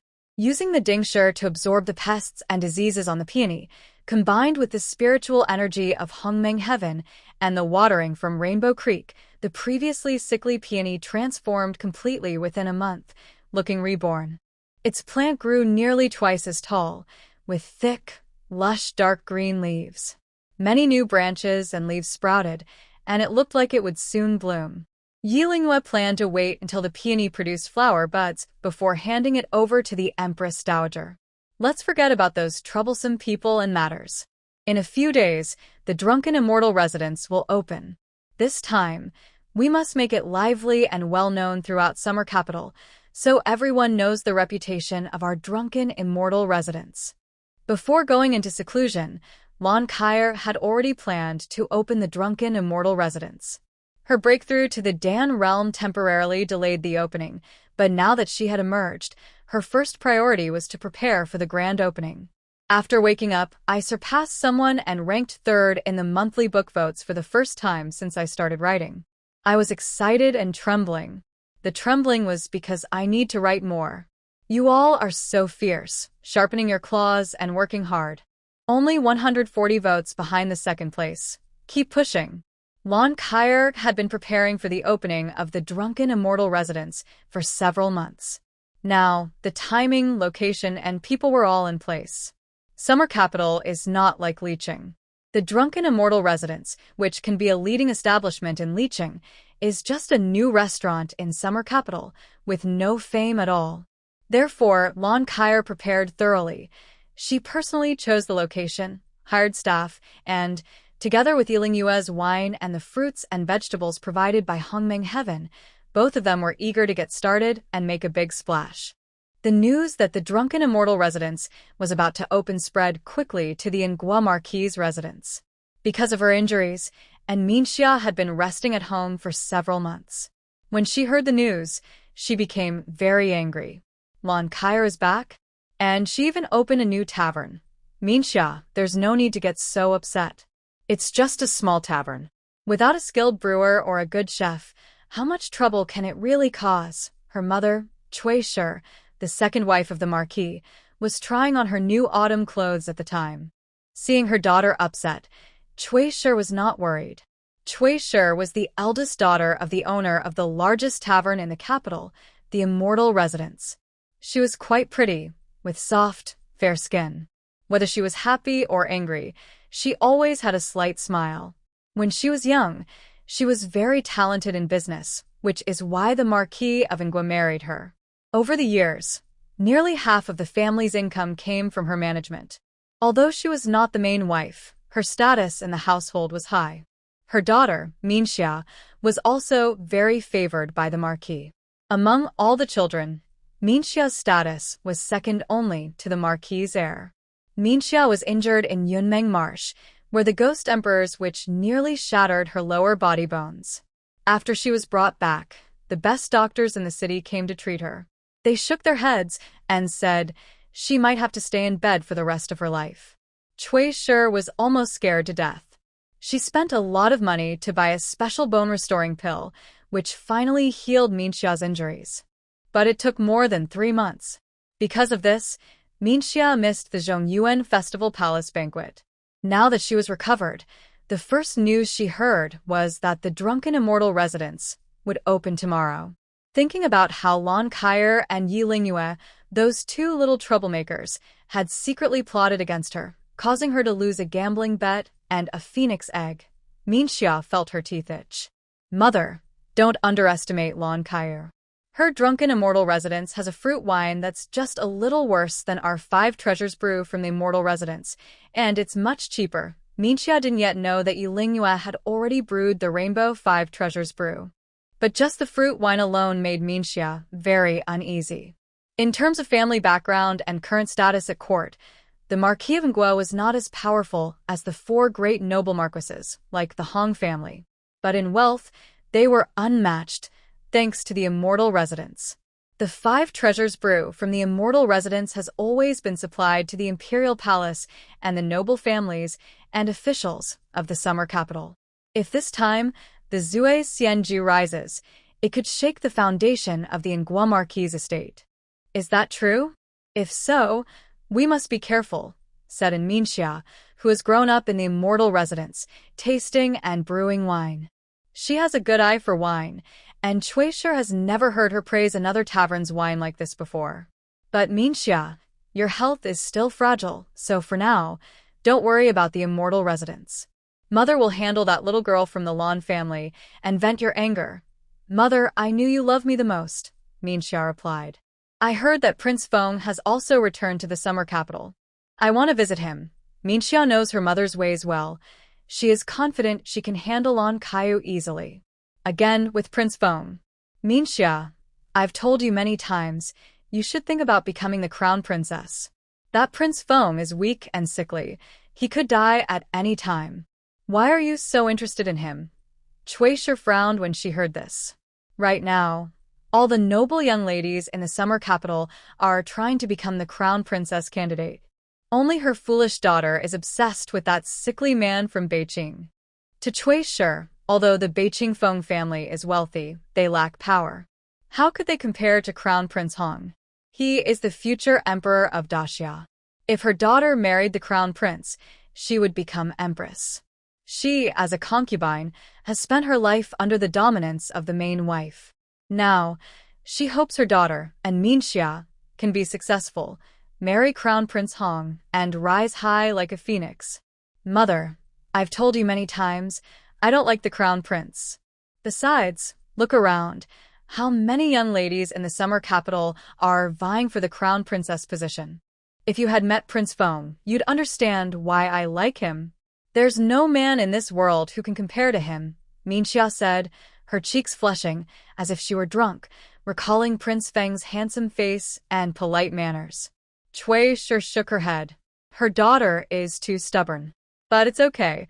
She has already received an invitation from Consort Luo for the flower viewing party. As long as her daughter catches the crown prince's eye, she will give up her hopes. The next morning, Zui Xianju officially opened. Before dawn, Lan Kaiyu and Yilingwa arrived at Zui Xianju. The staff and manager were ready. Before the auspicious time, Lu Cheng and Feng Shui arrived one after the other. Thank you both for coming. Today your drinks are on the house. Lan Kaiyu was quite generous.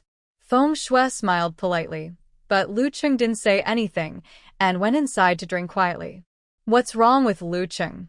He looks upset, Yilingwa asked curiously. Ignore him. That fool is probably still angry about the flower viewing event, Feng Shui said, her expression also turning a bit sad. A few days ago, Empress Luo sent invitations to officials in Xia capital above the 5th rank.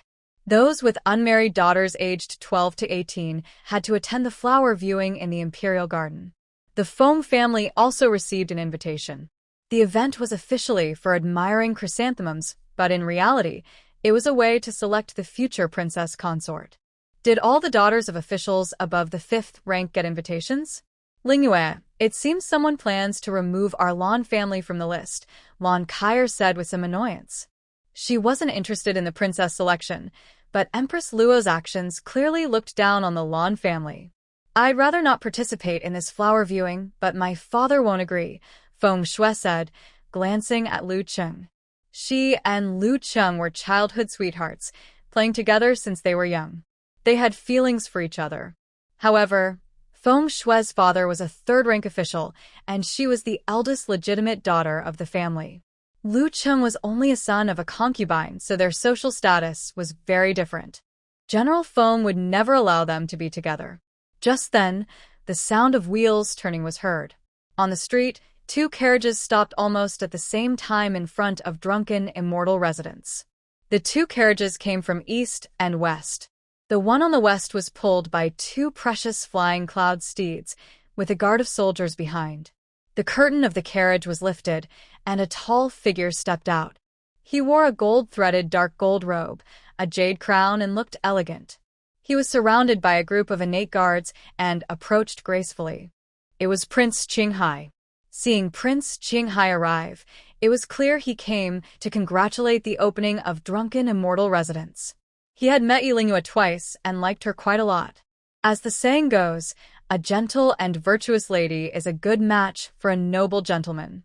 Taking this opportunity of the opening, Prince Qinghai was here to congratulate, but in fact, he came to see Yilingwa. He was walking toward her when he noticed another carriage parked not far ahead. Unlike the grand entrance of Lord Qinghai, who was surrounded by followers. The carriage coming from the east was very simple, just a lone horse.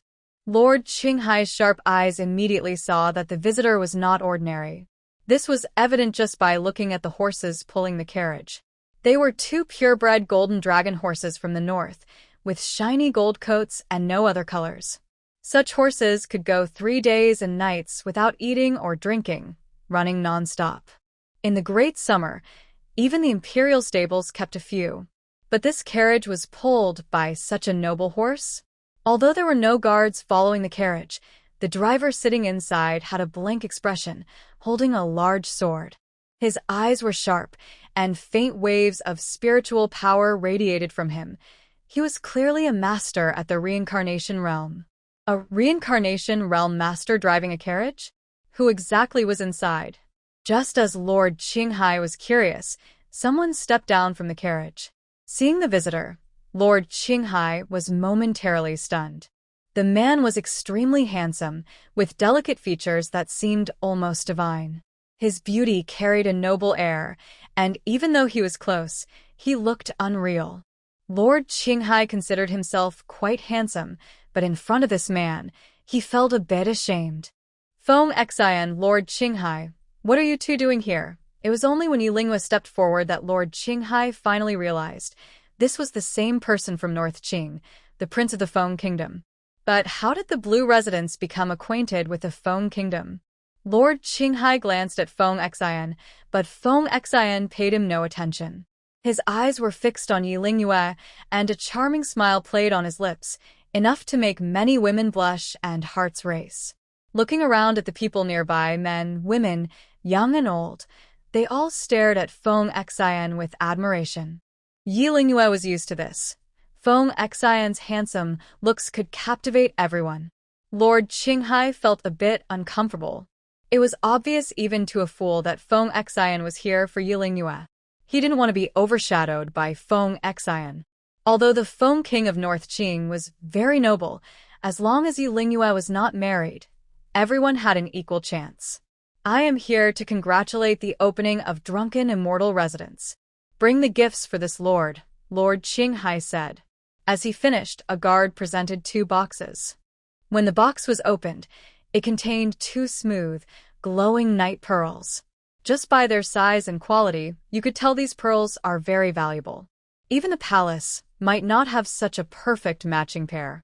Prince Qinghai is so polite. It's good that you came, and you even brought a gift. I won't be polite then. Blue Color quickly and cleverly accepted the night pearls. After accepting Prince Qinghai's gift, Blue Color didn't forget to ask Feng Xian for a congratulatory present. King Feng, what about your gift? Feng Xian is the richest person in North Qing. Since he has a good impression of her, Blue Color naturally wouldn't miss this good chance to get something. Blue Color was so obvious about her intentions that Yilingwe felt a bit embarrassed. Since Feng Xian confessed to her last time, her attitude toward him had subtly changed. In the past, if Blue Color had bullied Feng Xian like this, Yilingwe would have definitely teased him even more. But now, she wasn't so willing to let Blue Color bully Feng Xian. Feng Xian just touched his nose and smiled helplessly. Next to him, Dao Nu looked at Blue Color with annoyance and handed her some papers. When she saw the papers, Blue Color's eyes lit up. Could it be banknotes? King Feng is so generous. These banknotes must be worth tens of thousands of taels. But when Blue Color took the papers and looked closer, she realized they weren't banknotes. Her mouth immediately formed an O shape. Lump date. King Feng, did you buy the land of Drunken Immortal Residence? Not only Blue Color, but even Prince Qinghai was surprised. The land in the capital is extremely expensive. The Drunken Immortal Residence alone costs Blue Color 30,000 taels a year in rent. That's a huge amount. To buy it outright, it would cost at least hundreds of thousands of taels. Did King Feng buy the entire land with one move? Compared to this, Prince Qinghai's face was a bit hard to keep straight. Is he so ruthless? Chasing after a woman and directly buying land? The saying goes that 1,000 gold is spent just to win a smile. Is King Feng a fool or a spendthrift? Prince Qinghai secretly thought with envy. But even so, Prince Qinghai was still overwhelmed by Feng Xian's wealth and dominance, feeling internally hurt. Lingyue, you take good care of King Feng. I'll handle the matters at the restaurant. Blue Kyer held the deed with a big smile, her eyes almost squinting from happiness. She shamelessly pushed Yi Lingyue next to Feng Xian and cleverly led the young master of Qinghai to the drunken immortal residence. There's no choice these days. Wealthy people are called brothers-in-law. Compared to Feng Xian, the young master of Qinghai was completely left behind. The group entered the restaurant, where food and drinks were already prepared. After taking a sip of the Rainbow Five Treasures brew, the previously angry young master of Qinghai looked surprised. Young master of Qinghai, how does this wine compare to the Five Treasures brew at the immortal residence? Blue Kyer asked eagerly. This wine is rich and smooth, with a beautiful color. It's much better than the Five Treasures brew, he replied. Not only was the wine impressive, but the food at the drunken immortal residence also had a special flavor. The fresh vegetables and fruits made the young master of Qinghai praise the meal highly. Seeing such an important person praising the food and wine at the drunken immortal residence, Blue Kyer felt even more confident. However, even after everyone had eaten and drunk their fill, no new guests came into the restaurant. On its first day of business, it was almost empty. This was not a good sign. Seeing this, Blue Kyer and Yi Lingyue looked a bit worried. Blue Kyer felt restless and made an excuse to leave. Not long after, she returned. As soon as she entered, Blue Kyer looked upset and said, "The drunken immortal residence. They are holding a wine competition, and all the guests have been attracted away." On the day the drunken immortal residence opened, the largest restaurant in Summer Capital, the Immortal Pavilion, announced that they were holding a wine duel. The Immortal Pavilion was the top restaurant in Summer Capital and a century-old famous establishment. The Five Treasures brew was one of the tribute wines of the Great Summer Dynasty, famous far and wide. Usually, only high officials and noble children from the city could taste the Five Treasures brew at the Immortal Pavilion. To attract new and old customers, the Immortal Pavilion held a special event, a wine duel with big prizes. The top 3 winners in the wine duel would receive large rewards from the Immortal Pavilion, 10,000 taels, 5,000 taels, and 1,000 taels respectively. Moreover, everyone who visited the Immortal Pavilion could taste a free cup of the Five Treasures brew. If they managed to finish a jar of the brew within an hour, all their expenses at the Immortal Pavilion that day would be free. Once this good news spread, the entire Summer Capital was in an uproar. Especially among the common people of middle and lower classes, who usually couldn't even enter the Fairy Immortal Inn. Today, they had the chance to taste the famous Wu Zhen brew for free or challenge others to drink it, so they brought their families and went to the Fairy Immortal Inn. In front of the Fairy Immortal Inn, several large tents had been set up, and a wine-drinking contest was being held inside. By noon, long lines had already formed in front of the inn, which meant the new Zue Xianju was doing very well. No wonder Lon Kyer was so angry when she returned, rolling her eyes in frustration. The Fairy Immortal Inn has hosted wine-drinking contests many times, but it was strange that they chose to hold a 3-day, 3-night contest on the very first day of Zue Xianju's opening.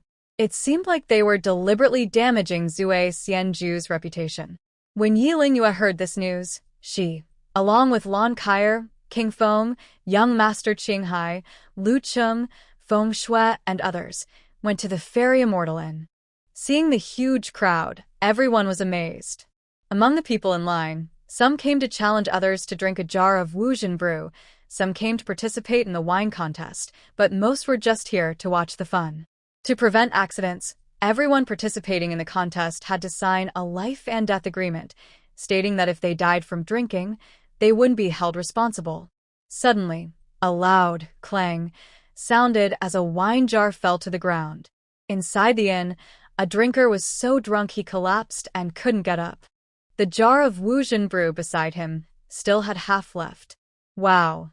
Fairy Immortal Inn truly lives up to its name. Not many can handle a jar of Wu Zhen brew. Yi Lingyue and others arrived just in time to see the scene. They saw a heavily intoxicated guest being carried out, completely unaware of his surroundings. Yilingwa caught a strong smell of alcohol. That was the inn's signature drink, Wuzhen brew, made from various toxic herbs and insects, brewed into a medicinal wine.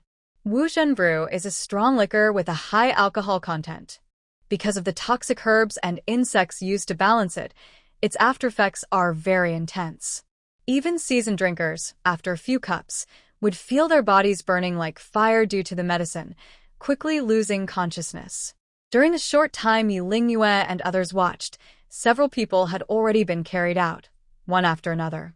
Even so, only a few people have extraordinary drinking skills.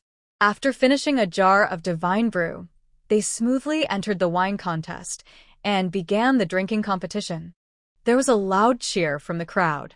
At a long table, dozens of people sat. In front of them were at least 2 or 3 wine jars each. They were competing to see who could drink more, using a large bowl. In the middle sat a famous man. He was shirtless, with thick beard and mustache like the legendary General Zhang Fei. Next to him were 5 wine jars. His face looked calm and normal as he slowly drank the 5 special brews. The empty jars around him were fewer than those of others. Lingyu, that is Master He Wuliang from the Divine Brew Workshop. He not only makes wine but also has great drinking skills, said Prince Qinghai to Yilingwa. He Wuliang is just a nickname. It refers to this master brewer, who can drink endlessly. It is said his mother was a wine maiden, and he was born right in a wine cellar. He Wuliang has always treated wine as simply as drinking plain water. As he grew up, he became skilled at brewing wine and was hired by the Divine Brew Workshop, becoming their star.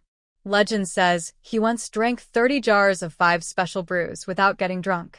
So, the Divine Brew Workshop was not worried about losing in this wine contest. This contest will surely boost the reputation of the Divine Brew Workshop even more, said Lon Kair with a clenched jaw. Isn't that princessy? Why, do you also want to join our Divine Brew Workshop's wine contest? Asked Mianxia and her mother Cui as they stepped out of the Divine Brew Workshop. Seeing the lively scene there, they looked very proud. Poor Zue Xianju, on its first day of opening, probably hasn't sold even 1 jar of wine. How come you're here? And Mianxia was proud just a moment ago, but when she saw Yilingwa, her face changed. When she saw the Phoenix King and Prince Qinghai beside Yilingwa, her expression shifted even more. Are these people? Isn't that Prince Qinghai? Cui also noticed Yilingwa and her group, especially the 2 handsome men behind her. They both had dragon and phoenix features, making Cui look at them a few more times. Prince Qinghai, Cui recognized, but she had never seen the Phoenix King before. She looked at Feng Xian. Even as a married woman, Cui couldn't help but feel a little envious and her heart beat faster. She secretly thought, what a handsome young master. Mother, this is the Phoenix King I told you about. And Minxia glared at Yilingwa and roughly pushed her aside, then cheerfully greeted Feng Xian and the young master Qinghai. After seeing Feng Xian's appearance, Cui felt secretly amazed. No wonder her daughter was so devoted to Prince Feng. He was a handsome young man with a rare beauty, but unfortunately, he looked weak. His body was frail, shoulders unable to bear weight, hands unable to lift things. He seemed delicate and sickly, only good-looking on the outside. Cui said a few polite words and then shifted her attention to young Master Qinghai.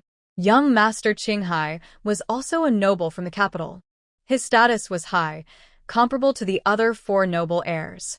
The best part was he was single and not married. Cui had already made plans.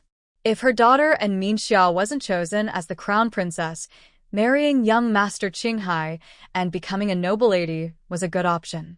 Mother and daughter, and Minxia and her, had clear goals, one aimed for Feng Xian, the other for young Master Qinghai. They ignored Yilingwa and Lon Kair completely. Lon Kair saw this and snorted loudly, speaking coolly. And Minxia, I was just about to find you. About the bet we made at Yunmeng Marsh. Does it still count? Note: the mention of votes and rankings has been omitted for clarity. When Minxia heard this, She was unhappy. Lon Kyer, what do you mean? I already handed over my share of the drunken immortal residence. We're even now. Talking about Yunmeng Marsh made Minxia grit her teeth. Losing to Yi Lingyue and Lon Kyer was a huge shame for her. Even? And Minxia, are you out of your mind? Did the Spider Queen of the Ghost Woman Marsh hurt your brain? Besides the share of the drunken immortal residence, you also said that whoever gets the spider's core first and makes the 5 treasures wine wins. The loser has to serve the winner as a servant. Lon Kyer was relentless. Moreover, Minxia had tried to kill her and Lingyue multiple times at Yunmeng Marsh. She was determined to get revenge. When she returned to the capital, she wanted to settle scores with Minxia, but she heard Minxia was ill at the time, so she held back for now. Unexpectedly, and Minxia shamelessly used the Immortal Workshop to push out Zue Xianju. Lon Kyer simply brought up old matters to humiliate and Minxia. If you don't admit it, we can ask Feng Wang. He was there and heard everything himself. Lon Kyer guessed that Minxia wouldn't admit the truth, so she directly called upon the great deity Feng Xian. Lon Kyer signaled Feng Xian with her eyes, and Feng Xian helplessly nodded. Yes, that day, at Yunmeng Marsh, the Lady of Yin did say those words. That's because they cheated.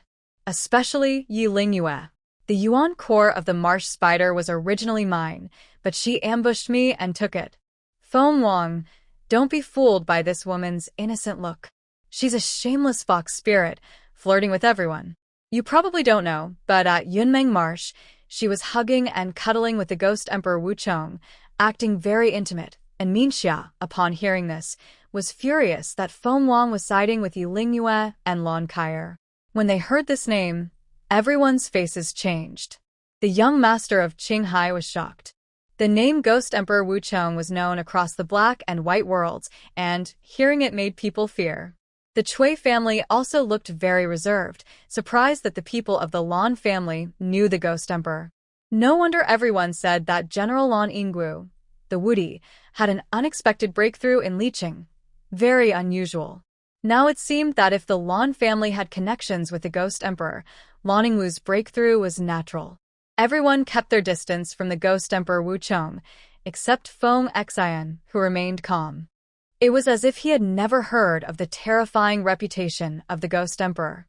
Lady of Yin, please speak more carefully. As I know, in Daxia, false accusations without evidence can lead to 50 lashes. Feng Xian's eyes were cold and sharp, with a hint of chill.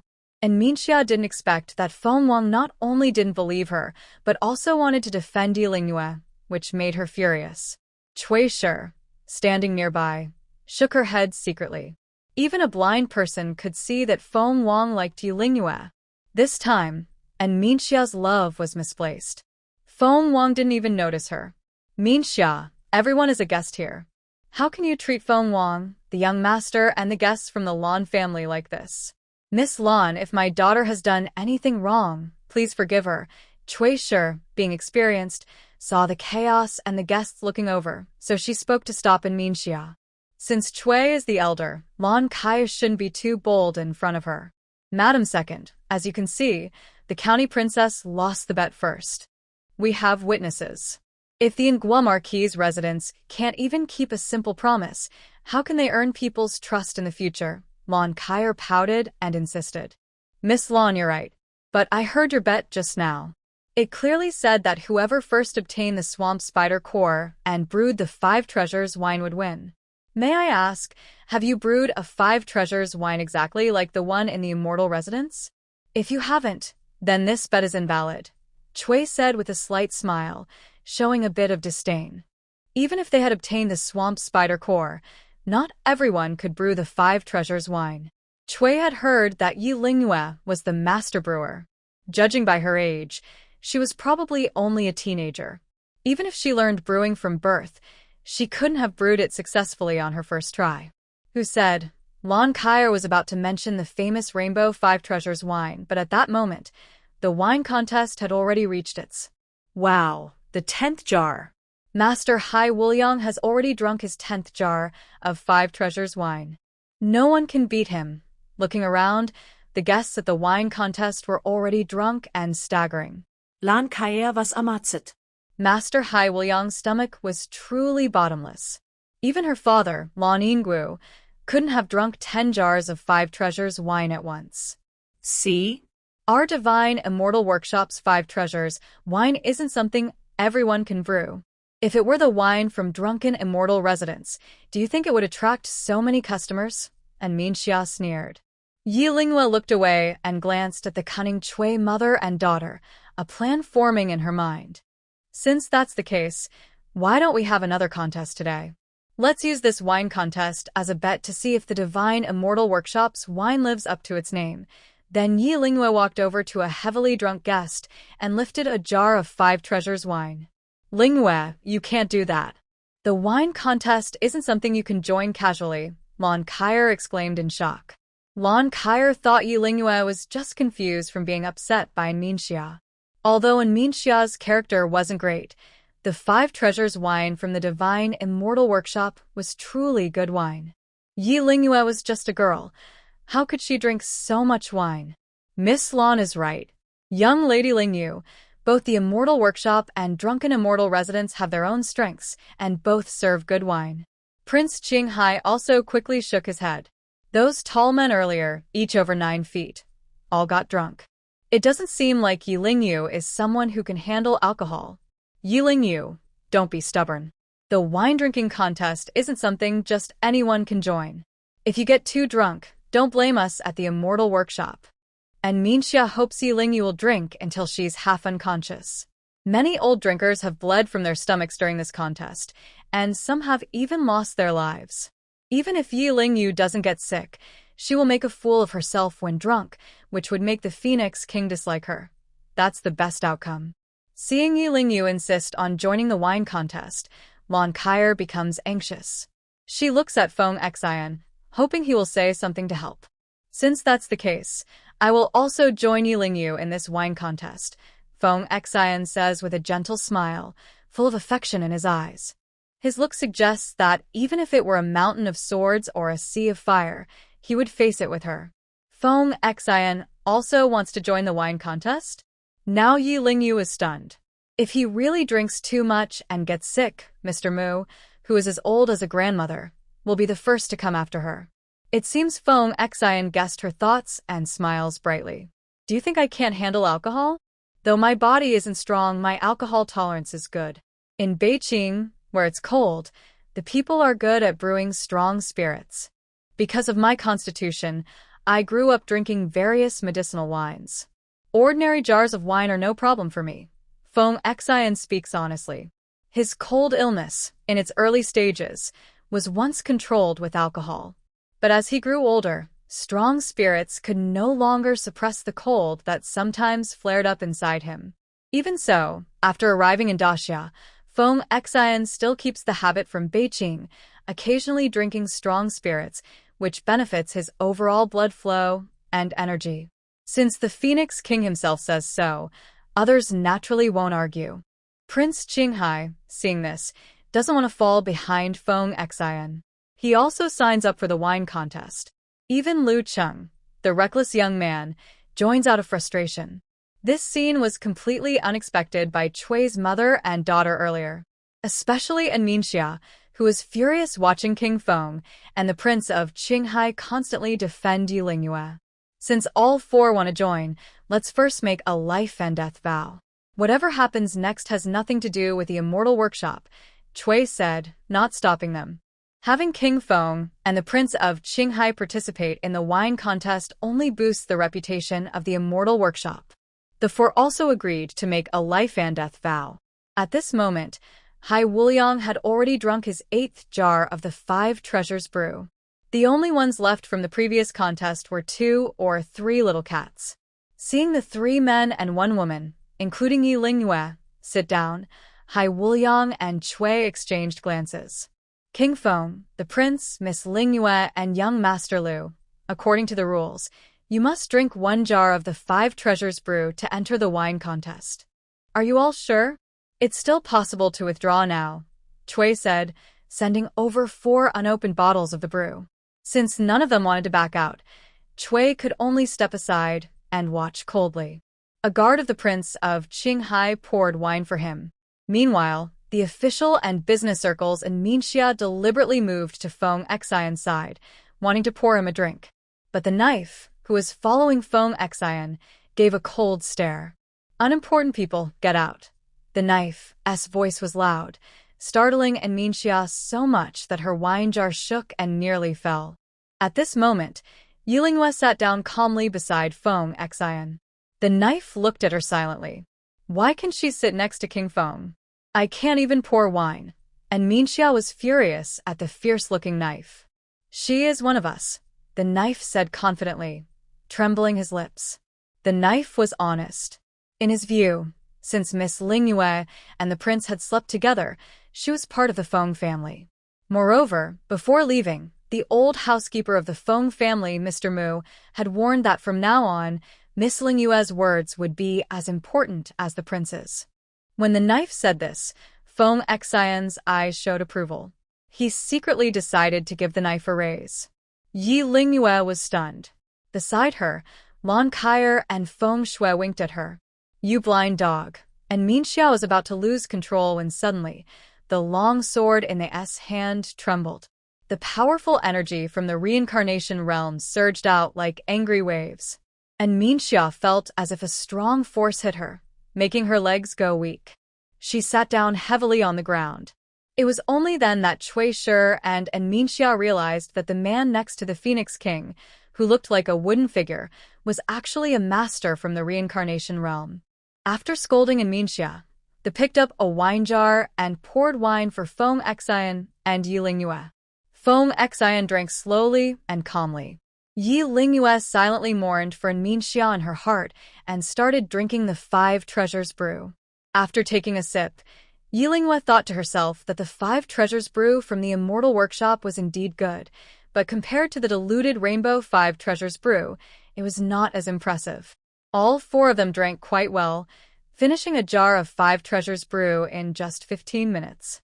Yi Lingyue and Feng Xian sat facing each other, drinking quietly. Though they seemed to drink slowly, they actually finished their jars faster than Prince Qinghai and Lu Cheng, one bowl after another, without realizing it.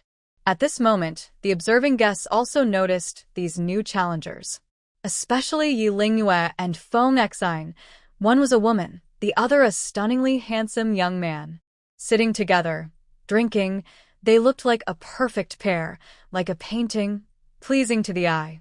What was even more surprising was that most people, after drinking a jar of 5 Treasures brew, would turn red in the face. But Yi Lingyue and Feng Xian showed no signs of intoxication, remaining calm and smiling. "Mother, are they really drinking 5 Treasures brew? Why do they look completely unaffected?" And Ningxia had hoped Yi Lingyue would get drunk and embarrass herself, but now she saw no sign of drunkenness. "Don't worry. It's just a jar of wine. Feng Xian is from Beijing and has a strong body, so he probably has good alcohol tolerance. Yi Lingyue is a martial artist, so she hasn't felt the effects yet." Cui Shi continued to watch coldly. When they reached the second jar, Lu Cheng, feeling frustrated, was the first to give up. He slumped onto the table. Feng Shui and Lan Kaier saw this and hurried over. "It's nothing serious. Just drink too much. A little sobering soup and a good sleep will fix it," Lan Kaier said soothingly, noticing Feng Shui's worried expression. She also saw that Feng Shui and Lu Cheng were having a disagreement. Although they seemed to be a perfect match, one a noble lady, the other a talented young man, their relationship was complicated by Lu Cheng's status. Lan Kaier secretly sighed and ordered someone to help Lu Cheng to the side. Qinghai's young master is in slightly better condition than Lu Cheng. However, after finishing the 3rd jar of wine, his face was already flushed, as if he had a brain hemorrhage. Despite struggling, he finished the 3rd jar of wine. By then, Qinghai's young master was already drunk, and his eyes were blurry. His guards hurriedly helped him.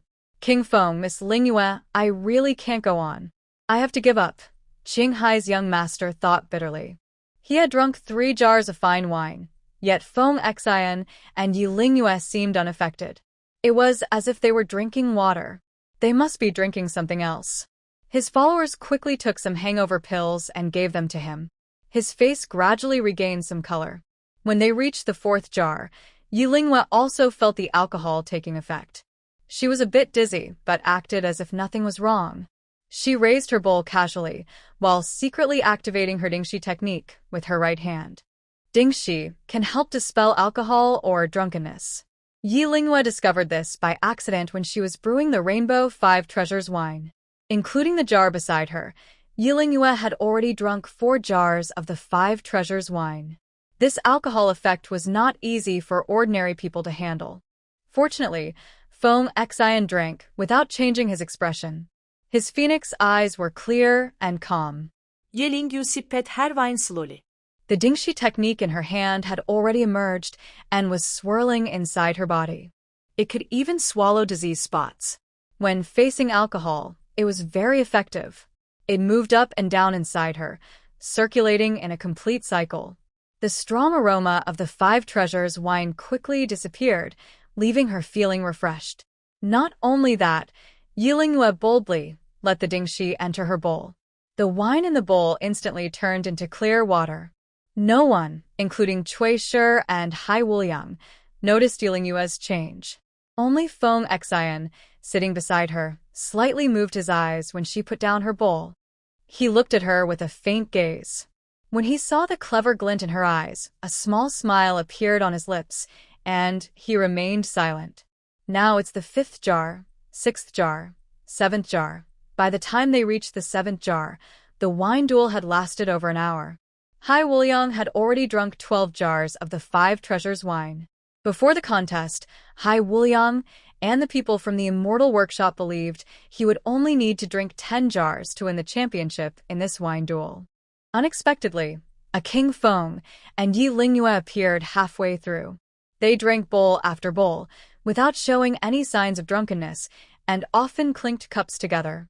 The scene didn't look like a drinking contest at all. Lon Kyer watched with wide eyes, almost dropping her jaw. She often said her father was a heavy drinker, but today she realized that Sister Lingyue is the real drinker. Big Sister Kyer, look at how Lingyue and King Feng are drinking. Do they look like they're sharing a toast? Feng Shui whispered nearby. Lon Kyer looked carefully and saw that it really did look like that. Feng Shun's eyes seemed to be full of affection. When this was heard by Minxia, she almost exploded with anger.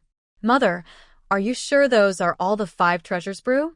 Why does that country bumpkin not react at all after drinking a little? The 7 jars of wine are supposed to be so strong they can make someone pass out or even burst from drinking too much, and Minxia said, unable to hold back her frustration. And is mainly worried that the wine isn't right.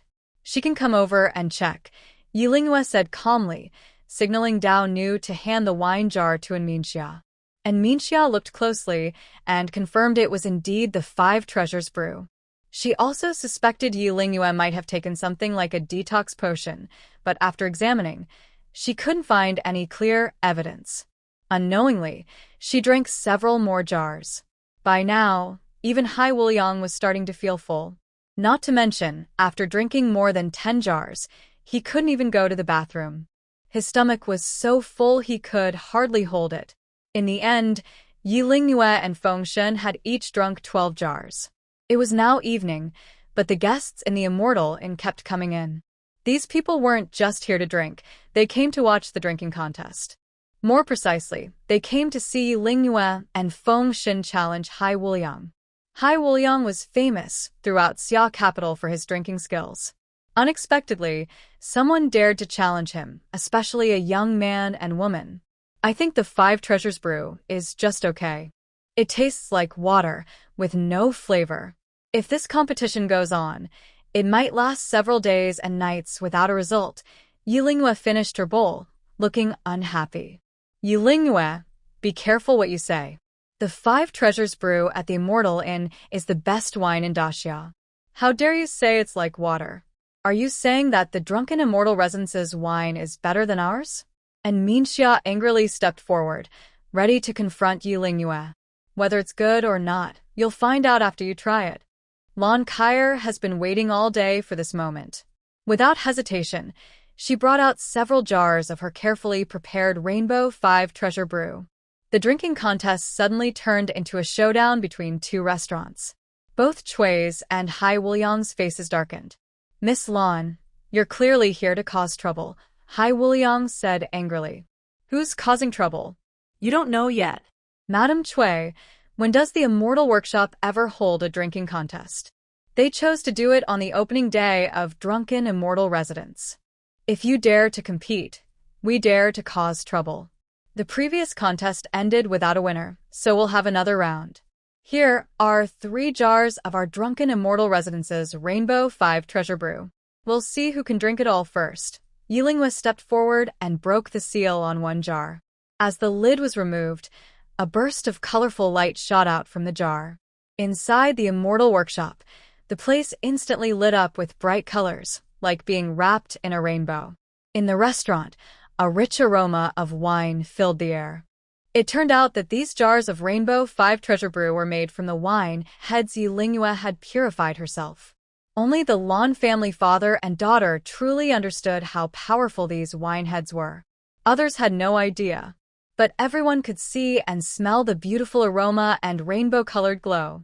Hai Wuliang stared blankly at the wine, then stepped forward and took a deep breath at the jar's opening. The aroma was unforgettable, truly memorable for a lifetime. He loved good wine, and seeing such fine wine, how could he not be tempted? Fong Xian saw the Rainbow 5 treasure brew and could only admit defeat. Just by smelling it, he knew this was no ordinary wine. Even with his ability to drink 1,000 cups without getting drunk, he wouldn't dare to drink a jar of this wine head directly. "Madam Chui, do you dare to have a contest with the Immortal Workshop?" Yilingwa raised an eyebrow. Chui and Hai Wuliang looked serious, while Minxia beside them sneered. "Let's do it." "Uncle Hai, are you afraid of losing to us?" Minxia said confidently. "Minxia, don't talk nonsense. This concerns the reputation of the Immortal Workshop. I need to discuss it with your grandfather and Master Hai," Chui said cautiously. She had run a restaurant for many years and had seen all kinds of wine, but she had never encountered a brew like this from Drunken Immortal Residence. Chui used an excuse and, along with Hai Wuliang and Minxia, retreated to the inner hall. As soon as they entered, Hai Wuliang looked unhappy and sighed. "Madam, I'm afraid we might lose this time. The wine should be top quality, and even I, drinking a whole jar, would get so drunk I couldn't stand. Who would have thought that the 2 young girls from the Lan family are quite capable? Luckily, I was prepared. With this, no matter how much wine there is, our Immortal Workshop can still win easily," Chui said, taking out a small, elegant jade box and placing it in front of Hai Wuliang. Chui opened the jade box, revealing a bright red pill. "Madam, what is this?" Hai Wuliang asked, confused. "This is a special hangover cure I bought at a high price. Just eat it, and you won't get drunk no matter how much wine you drink," Chui explained.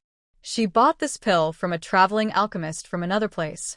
According to the alchemist, this is a 4th-rank pill. After taking it, even someone who never drinks can become a wine master.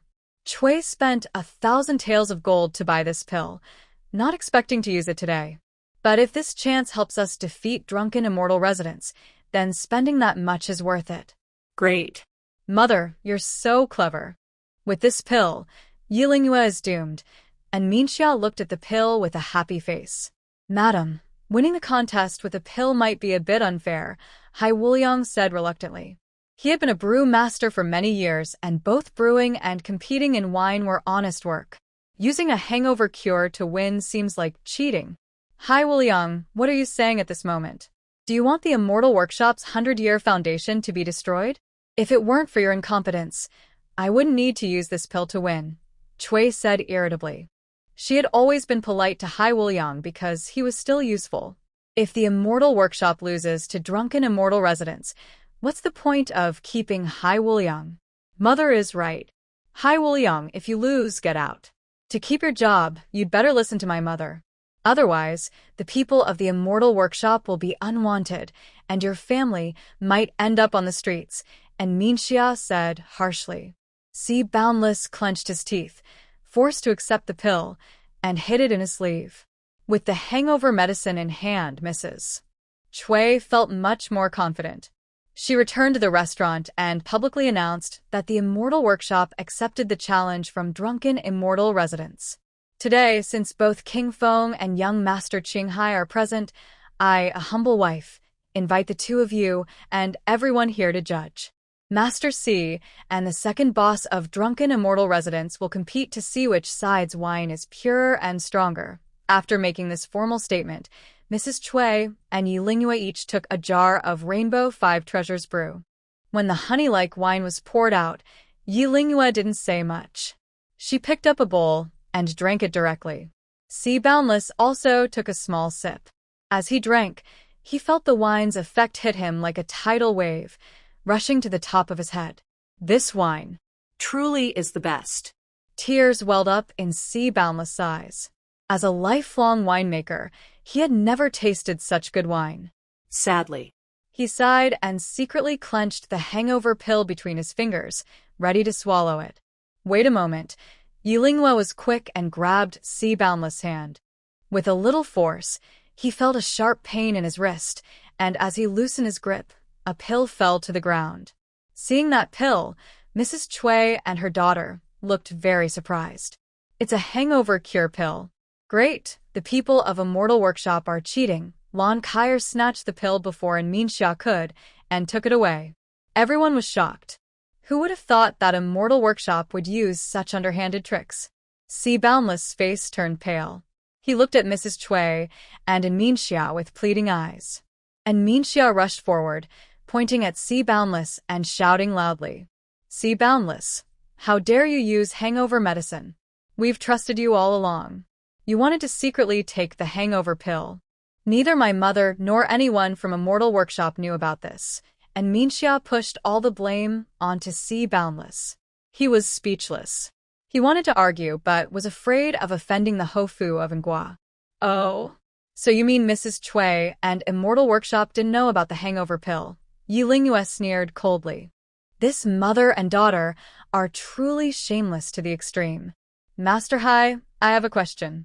Did you buy this sobering medicine? Hai Wuliang hesitated, and Chui Shi gave him a stern warning with a glare. Yes. I bought it. Hai Wuliang lowered his head. How much did you spend, and where did you buy it? Yi Lingyue continued to question without exposing him. I spent 10 taels of silver. Bought it from a small stall on the street, Hai Wuliang said carelessly. He had never bought sobering medicine before and didn't know its price. Young Master Qinghai, I also ask you, where did you buy your sobering medicine and how much did it cost? Yi Lingyue stopped pressing Hai Wuliang and turned to young Master Qinghai. 500 taels per pill. Only the Alchemist Association in Xia Capital sells sobering medicine. All the pills sold by the association are recorded, Qinghai said, glancing at Chui Shi and Minxia with disdain for their actions. Master Hai, 10 taels of silver can't even buy 1% of this pill. It's clear you didn't buy it. This isn't ordinary sobering medicine. If you don't believe me, look. After speaking, Yi Lingyue used her fingers to crush the pill. When the pill shattered, a small insect crawled out from inside. Everyone gasped at the sight of the tiny bug. Hai Wuliang was speechless, and Chui Shi and Minxia's faces turned pale. How could a good sobering pill contain a bug? Everyone, this insect is called a wine bug. It feeds on alcohol. If someone swallows it, they won't get drunk no matter how much they drink. But once the person stops drinking, the bug begins to eat their internal organs until they burst out of their stomach. Such bugs are not found in Daxia. They only exist in some evil cults in Central Plains. If Master Hai had swallowed this pill, he could have won, but within 3 days, he would die from internal bleeding. Yi Lingyue said sharply, glaring at Chui Shi and Minxia. Chui Shi, your heart is so cruel. I've dedicated most of my life to the Immortal Workshop, and yet you use such wicked methods just to defeat drunken immortal residents. Since that's the case, don't blame me for being ruthless. Over the years, you've used inferior wine to impersonate Wuzhen Brew, secretly embezzled funds from the Immortal Workshop, and suppressed other small taverns. Your actions are despicable. After hearing this, Hai Wuliang's face turned ashen. He finally couldn't hold back and revealed all the bad deeds Chui Shi had committed over the years. Wow, I didn't expect that the Immortal Inn would be so mean. They actually used such tricks to treat Master Hai. It really proves the old saying, the most dangerous sting comes from a wasp's tail, and women can be the most treacherous. And the wife of the Ingua Marquis' residence? Bah. The people looked at Chui and Minxia with different eyes. Each was filled with anger and disgust, spitting at them. Their gazes felt sharp and threatening, making Chui and Minxia feel uncomfortable and uneasy. Faced with so many hostile looks, Minxia couldn't hold back anymore. She was the daughter of the noble Marquis of Yin, officially recognized as a noble lady. She had never been treated like this before. Don't listen to her nonsense. My mother didn't know there was wine insect in the medicine before she bought it. When Chui heard this, she was anxious and quickly covered Minxia's mouth. But it was already too late. Minxia's words clearly proved to everyone that Chui was the one who gave the medicine, and Hai Wuliang was just a scapegoat. The angry crowd gathered around them. The guards of the Marquis of An's residence had to form a human wall, risking everything to help Chui and Minxia escape from the Immortal Inn. What was supposed to be a lively wine-tasting contest ended in the downfall of the Immortal Inn. Lian Kaya was clever. Seeing Chui and Minxia run away in a panic, she immediately invited Hai Wuliang to join her. At first, Hai Wuliang hesitated to agree, but after Yi Lingyue offered to share the brewing method of the Rainbow Five Treasures, he thought for a moment and agreed to join Zui Xianju. After all, he had offended Chui, and he wouldn't be able to stay at the Immortal Inn anymore. With Hai Wuliang on their side, Yi Lingyue and Lian Kaier became even more confident. Managing Zui Xianju became easier. Zui Xianju ended up being the biggest winner. At least, the Rainbow Five Treasures gained fame during this wine-tasting contest. The next day, the previously quiet Zui Xianju suddenly attracted many customers. Yi Lingyue was so busy she felt dizzy. By the third day, she urgently hired a new team of staff. Every guest who came specifically wanted to taste the Rainbow Five Treasures. Even the restaurants and noble families in Xia City, who had previously ordered wine from the Immortal Inn, started placing orders with Zui Xianju. With this new customer base, Zui Xianju's business soared. Lian Kaier smiled so broadly her eyes nearly closed. Lingyu, this time it was really thanks to you. You found the wine bug, or we would have lost to the Immortal Workshop. If that happened, the drunken Immortal residence would be finished. But tell me, how did you know that Pill had a wine bug? I've never heard of such a thing. Wine bug? What wine bug? Yi Lingyu was teasing the little black bird. When Lan Kaier said this, she didn't even lift her head. She placed the wine bug in front of the little black bird. The bird saw the chubby little bug, opened its beak, and swallowed it in one gulp. Oh, that's not. Lan Kaier blinked, watching the little bird happily eat. You say this is just an ordinary bug, nothing special. I just casually caught it in the Hongmeng sky, Yi Lingyu said with a shrug. She used her mental power to find a bug in the Hongmeng heaven, then secretly slipped it into the pill while crushing it. She also casually lied a few words, which made Hai Wuliang and the Chui mother and daughter stunned. But the wine bug really exists. Yi Lingyu saw it once in the handwritten notes of a fairy from Hongmeng. However, the wine bug isn't a poisonous insect. It's a divine bug that can turn clear water into fine wine instantly, priceless and rare. Yi Lingyu was lying, but if Chui's family wasn't suspicious, she wouldn't have had a chance to act. As for the stories about intestines being torn apart or evil cults, those were just lies to scare people. Lan Kai de Suden Li Fao Si Len. It turned out that everyone had been fooled by Lingyu. If Chui's family and Minxia found out the truth, they would probably be so angry they'd be sick. In fact, Chui's mother and daughter were already seriously affected by this incident. Since the wine tasting contest at the Immortal Workshop, their business had plummeted. Even worse, Hai Wuliang had taken a group of brewmasters from the Immortal Workshop to join the drunken Immortal residence. This was a deadly to the Immortal Workshop. Chui's relatives also took this chance to cause trouble, demanding Chui repay the money she had diverted from the workshop years ago. Otherwise, they threatened to report her to the authorities. To calm the situation, the Marquis of N had to help Chui fill the financial gap.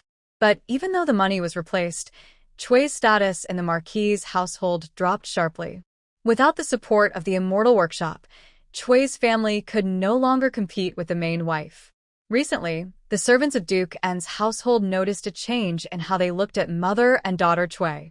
"Mother, when will you finally let me leave the estate? Lan Kaier and Yilingwe caused us so much trouble. I will never forgive them," and Min Xia said. Since that day, she had been ordered not to leave Duke N's house. She was full of anger. "Min Xia, what are you thinking about revenge for? Tell me, how much do you know about Yilingwe? I heard she is the second daughter of the Lan family, recently made a princess, and favored by the Empress Dowager," Mother Chui analyzed later. She thought that the real culprit behind the incident at Drunken Immortal Residence was Yilingwe. She was just an unknown girl from the countryside, yet she created a top-quality wine like Rainbow Five Treasures and knew about wine bugs. Even more surprising, her drinking capacity was endless. In the end, if it weren't for Yilingwe, the Heavenly Fairy Workshop would never have lost. Thinking about how she had been in business for many years and still lost to a young girl, Mother Chui felt a sharp pain in her chest. But she couldn't attack Yilingwe directly. Yilingwe was newly made a princess, protected openly by Prince Feng, and secretly knew the mysterious Ghost Emperor. She's not really the second daughter of the Lan family. She's just from a small family in Liqing. When my daughter first met her, Lan Kaier didn't say she was her second sister, and Min Xia felt jealous when she thought of Prince Feng's special treatment of Yilingwe. There must be something strange about this. Mother Chui doubted Yilingwe's background, but didn't dare to say for sure. After all, Lady Lan's surname was Yi, and the couple wouldn't easily accept a stranger as their daughter. "Mother, why don't we investigate this?" Min Xia suggested. "You don't need to worry about this. I will send someone to look into it," Mother Chui replied. "You should focus on calming down. The flower appreciation event hosted by Consort Luo is coming soon. How you perform there is what matters. Our status in Duke N's household has fallen greatly. Whether I have a future or not depends on you," she said earnestly. Min Xia listened but didn't respond. Since Chui suspected Yilingwe's identity, she immediately sent people to investigate. To be cautious, Chui also hired 2 organizations at great expense to look into Yilingwe's background. However, she never expected that. During the lively season of late autumn, the business at Drunken Immortal Residence was running smoothly. The peony in the Hongmeng sky was growing better and better. One day, Yilingwe, with nothing to do, was playing with little Waya to practice her transformation skills. Ever since she discovered that little Waya was a rare illusionary phoenix that appeared once in 1,000 years, Yilingwe kept training it. With more practice, little Waya's transformation skills improved. It could turn into inanimate objects, like a teacup or a chair. It could also become living creatures like Xiaojia or De Huang, and it learned these transformations very well. Unfortunately, it still couldn't turn into a human. She guessed it would have to wait until it grew older to transform into a human shape. Just as little Waya transformed into a teacup, Yen Che entered and placed a letter in front of Yilingwe. "Master, yesterday the people from the Ngua Marquis residence sent a letter to the Ghost Gate, asking to investigate your background." Yilingwe handed most of her money to Yen Che, asking him to help establish the Ghost Gate. Yen Che did a great job. In just a few months, he secretly absorbed several small gangs in the capital and quickly built a new sect called Ghost Gate.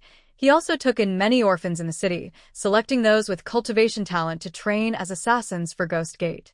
Some of the more attractive ones were sent to various noble households in the capital to gather intelligence.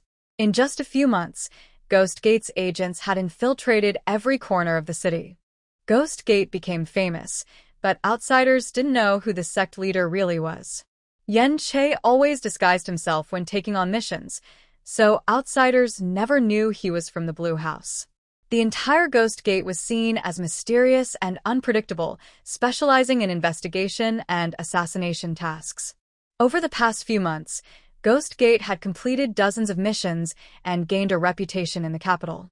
Investigating her background, Yi Lingyue raised her eyebrows and looked at the letter of commission. The letter was unsigned, but in the Guohou mansion, it was clear that the investigation was about her, specifically her and her mother, Cui.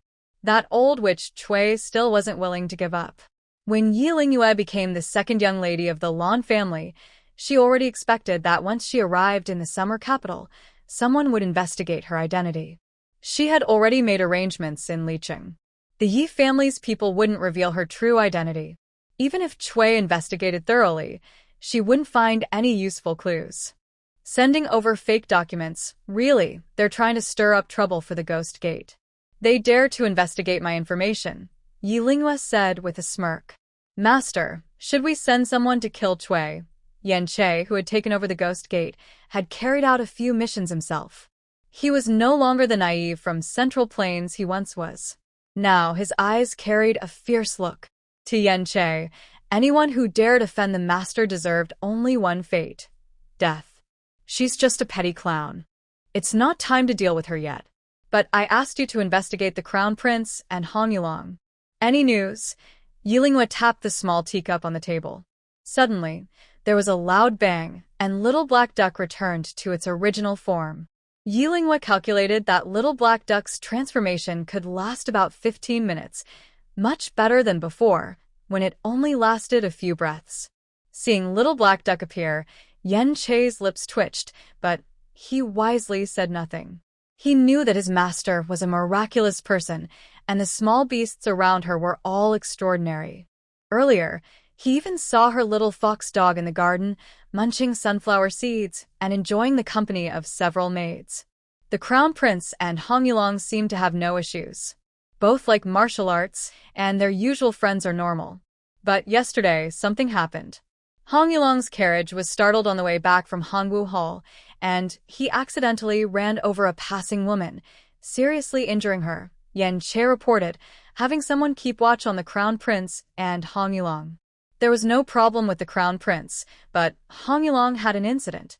However, shortly after, the steward of Hong's household came forward to smooth things over, and the matter was not reported to the authorities. Yan Che mentioned this casually because he knew that in the summer capital, similar cases of nobles bullying commoners happened every day. Unexpectedly, after hearing this, Yi Lingyue became more cautious. Find out where the injured woman lives. I think something is strange about this, she thought clearly. Yesterday, Hong Yulong did not attend the morning class at Hongwu Hall. If that's the case, why did he pretend to be at Hongwu Hall? Or perhaps he went somewhere else during that time. Yi Lingyue thought that by sending false information through the Ghost Gate to Cui's family, she could hide her true plans. But she didn't expect that while Cui was investigating, someone else also started to suspect her identity. That person was Hong Fong from the Hong family. When Hong Fong first saw Yi Lingyue, he felt she looked familiar. Having worked in official circles and the Hong family for many years, Hong Fong's instincts told him that Yi Lingyue was hostile toward him. While Hong Fong was still doubting her identity, the incident of the Crown Prince's assassination attempt happened. Only a few people, including Hong Fong, knew that the assassin's target that day was not the Crown Prince, but Hong Fong himself. Yi Lingyue. The female assassin who seemed so familiar made Hong Fong uneasy. He couldn't help but think of Yi Huangyu, the mother and daughter he had once abandoned. Hong Fong had once had feelings for Yi Huangyu. It was during his youth, when feelings first blossomed between a boy and a girl. But this fragile love was easily broken by interests, especially when Yi Huangyu, unwise, knelt outside his newlywed room, making a joke of the Hong family. From the moment Yi Huangyu's baby girl was thrown and turned into a fool, Hong Fong considered that mother and daughter dead. Yi Huangyu, you better be already married to someone else. If I find out you're the one who tried to kill me, I will make sure you and the Yi family are left with nothing, Hong Fong thought more cleverly than Cui. He sent his secret investigation report to the most famous intelligence organization in Daxia, the Shengsheng Hall. The strength of Shengsheng Hall was even greater than that of the newly established Ghost Gate. Especially, the hall master of Shengsheng Hall was none other than Lu Laozhen, the old mayor of Qiufeng Town. Lu Laozhen hesitated slightly and wrote a letter. One day later, a letter reached Lu Laozhen's hands. Opening the letter, he saw only one line of words: "Handle it thoroughly."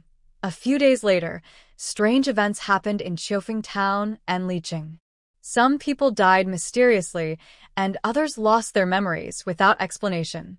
Apart from the people in the Yi and Lan families, no one else knew Yi Lingyue's true identity.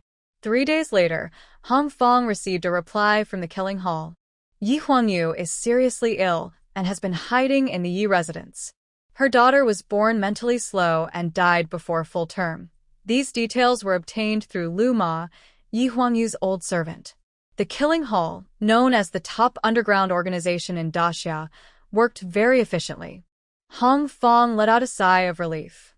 Whether it was Yi Huangyu or that simple girl, they were both a big threat to Hong Fong. Especially the baby girl. She was a perfect combination of intelligence and strength, and a blemish on Hong Fong's reputation. If possible, Hong Fong would prefer she had never been born. "Master, are you still worried about that hateful woman Yi Huangyu and that little brat?" While lost in thought, Zhuge Rou reached over and snatched the letter from his hand. When she saw Yi Huangyu's name, a flash of jealousy crossed her eyes. "Madam, what are you guessing? I only suspect that the female assassin who tried to kill the crown prince earlier might be connected to Yi Huangyu. That's why I ordered an investigation." Hong Fong was somewhat cautious around his wife.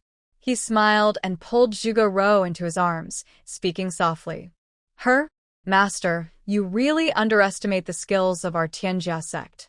Yi Huangyu was injured years ago. Unless she finds a 5th-rank pill, she'll be useless for the rest of her life. As for that little brat, haha, it's better if she dies early so she won't grow up to embarrass the Hong family with her foolishness." After reading the Killing Hall's report, Zhuge Rou's mind was settled. When she saw Yi Lingyue earlier, she thought she resembled Yi Huangyu a little. Now, it seemed she was overthinking. That little girl had actually died long ago. Such trivial matters, madam, need not trouble yourself. But as long as the assassin isn't caught, it will be hard to explain to the Crown Prince and Empress Lu. By the way, the flower viewing festival is coming soon. Has Yueying prepared everything? Hong Fong pondered. He had raised 2 daughters and a son. His youngest daughter, Hong Mingyue, was very talented and had already joined a sect.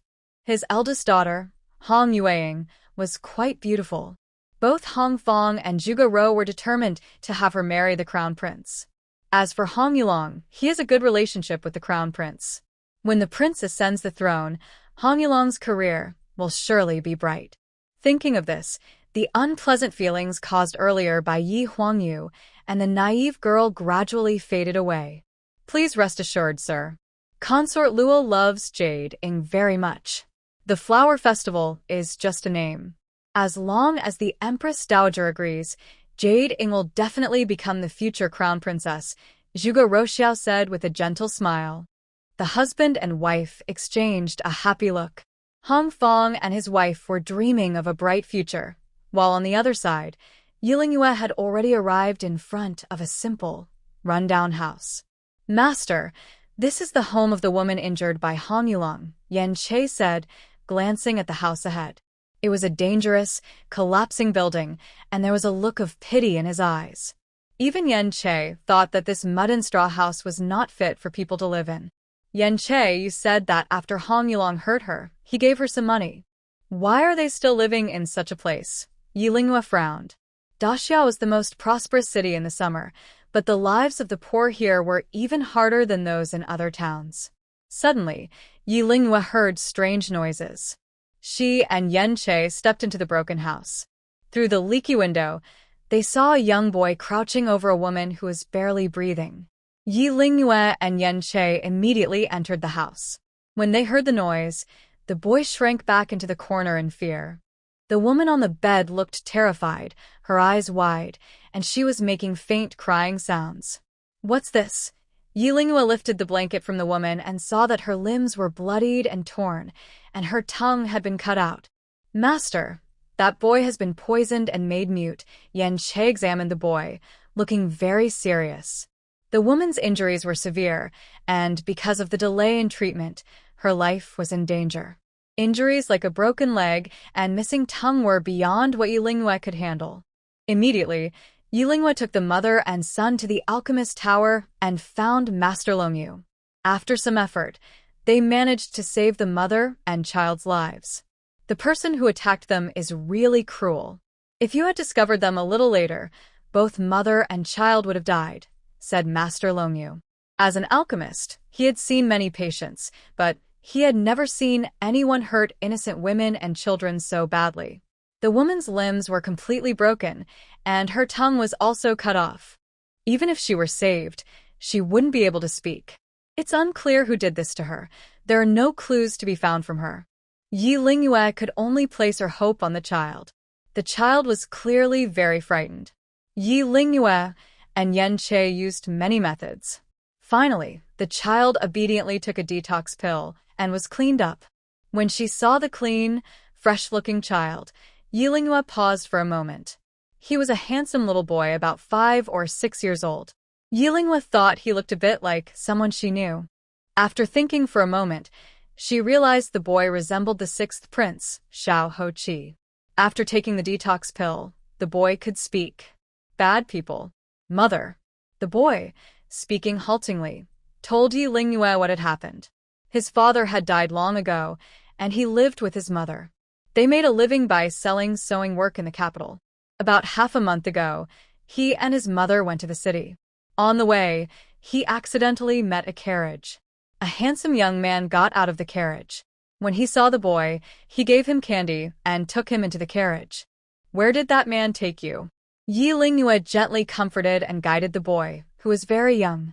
The big brother took me to a big house. There was good food and fun things. There was also a big brother wearing yellow clothes, the boy said. His face turned pale with fear, clearly recalling something terrible. Tell me slowly. Did the big brother in yellow do anything to you? Yen Che patiently asked, knowing how to soothe children. He took off my clothes, tied me up, and kept touching me. The boy blushed and started crying. Yen Che's expression changed suddenly.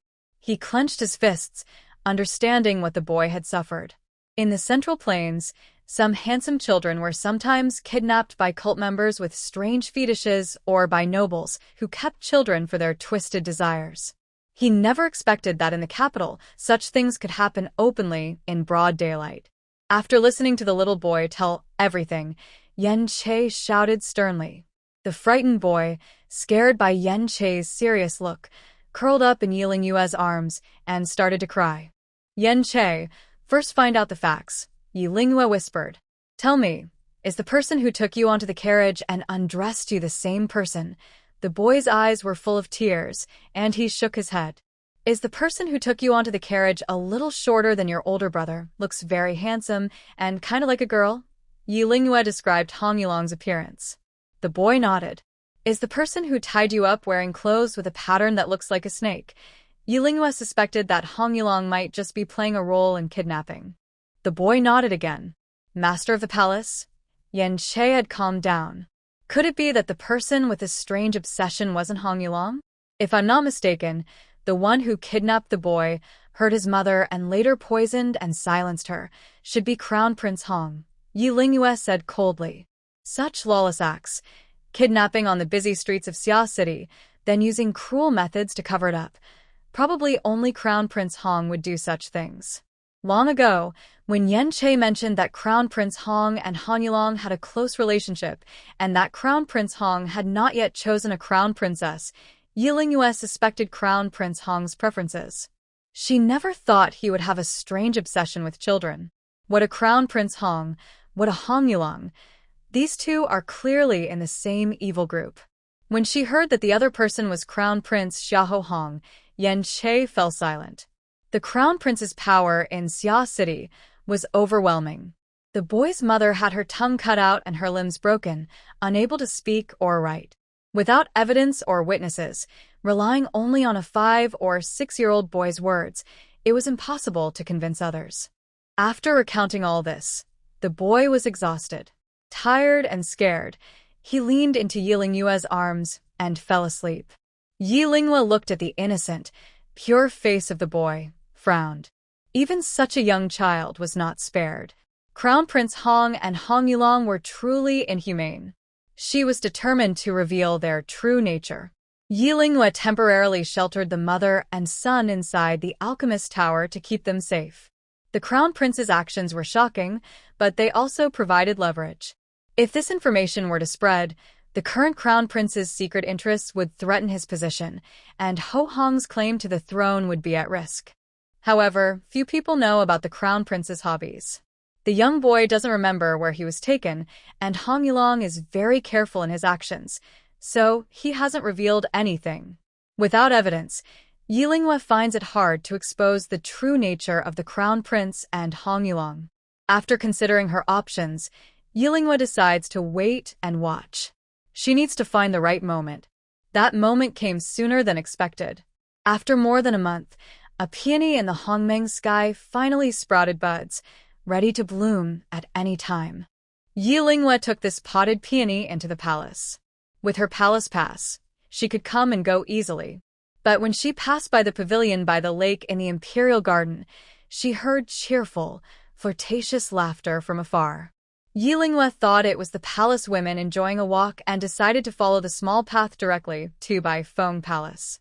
Suddenly, she heard a mocking laugh. "Look, isn't that the rustic princess from the Lan family, Yi Lingyue?" Yi Lingyue had been in the capital for several months now. The weather had turned from warm to cold, and it was late autumn. The chrysanthemums by the pavilion in the imperial garden were in full bloom, colorful and beautiful. The group of flirtatious women were daughters of high officials and nobles. Most of them Yi Lingyue had seen at the Zhongyuan Palace banquet, but she didn't know their names. Yi Lingyue has a good memory. She remembers the faces she's seen and the voices she's heard, never forgetting them. She didn't bother to respond and took a few more steps forward. Suddenly, a strong fragrance of perfume wafted over, and someone rushed out to block her way. The person was dressed in a pink palace dress with a light silk shawl. Her hair was decorated with a jeweled butterfly hairpin, looking delicate and charming. But her haughty expression dulled her beauty. The one who stopped Yi Lingyue was Nangong Qinglin, who had clashed with her twice before. She was not alone. Behind her were several carefully dressed young women. Feng Shui was among them, though her face was covered with a veil, revealing some red bumps. Seeing Feng Shui, Yi Lingyue remembered that a few days ago, Feng Shui had said she received an invitation from Consort Luo to attend a flower viewing party in the palace. The names she recognized were Hong Yueying, Nangong Qinglin, and Min Xia. These young girls were invited by the Crown Prince and Consort Luo to enjoy the flowers in the royal garden. Officially, it was a flower viewing event, but in reality, it was to help Crown Prince Hong choose his future wife. Because the Lan family did not get an invitation, due to their poor relationship with Consort Luo, Hong Yueying and Nangong Qinglin mocked the two sisters from the Lan family. Feng Shui, under family pressure, also came to the flower viewing, but she had no intention of becoming a crown princess. A few days ago, she took a special pill from Yi Lingyue. After taking it, small red bumps like eczema appeared on her face. Because of this, even if she met the crown prince, he wouldn't pay her much attention. However, girls like Feng Shui who don't want to be crown princess are very rare. Today, the daughters of noble families attending the flower event were all eager to catch Crown Prince Hong's eye. Hong Yueying was among them. She wore a wide-sleeved, fitted jade-colored dress, with a delicate peach-shaped hairpin decorated with Haidong pearls, making her hair look like clouds. Her skin was as white as snow, and compared to Nangong Qinglin, she was clearly more beautiful. Then there was Min Xia, who looked very indifferent. She was secretly fond of Feng Shen and wasn't very interested in this flower viewing event. Other young girls also competed to be the most beautiful, each with their own charm. But standing next to Hong Yueying, they all seemed a bit less impressive. It's worth noting that Hong Yueying and her brother Hong Yulong inherited good looks from Hong Fong and Zhuge.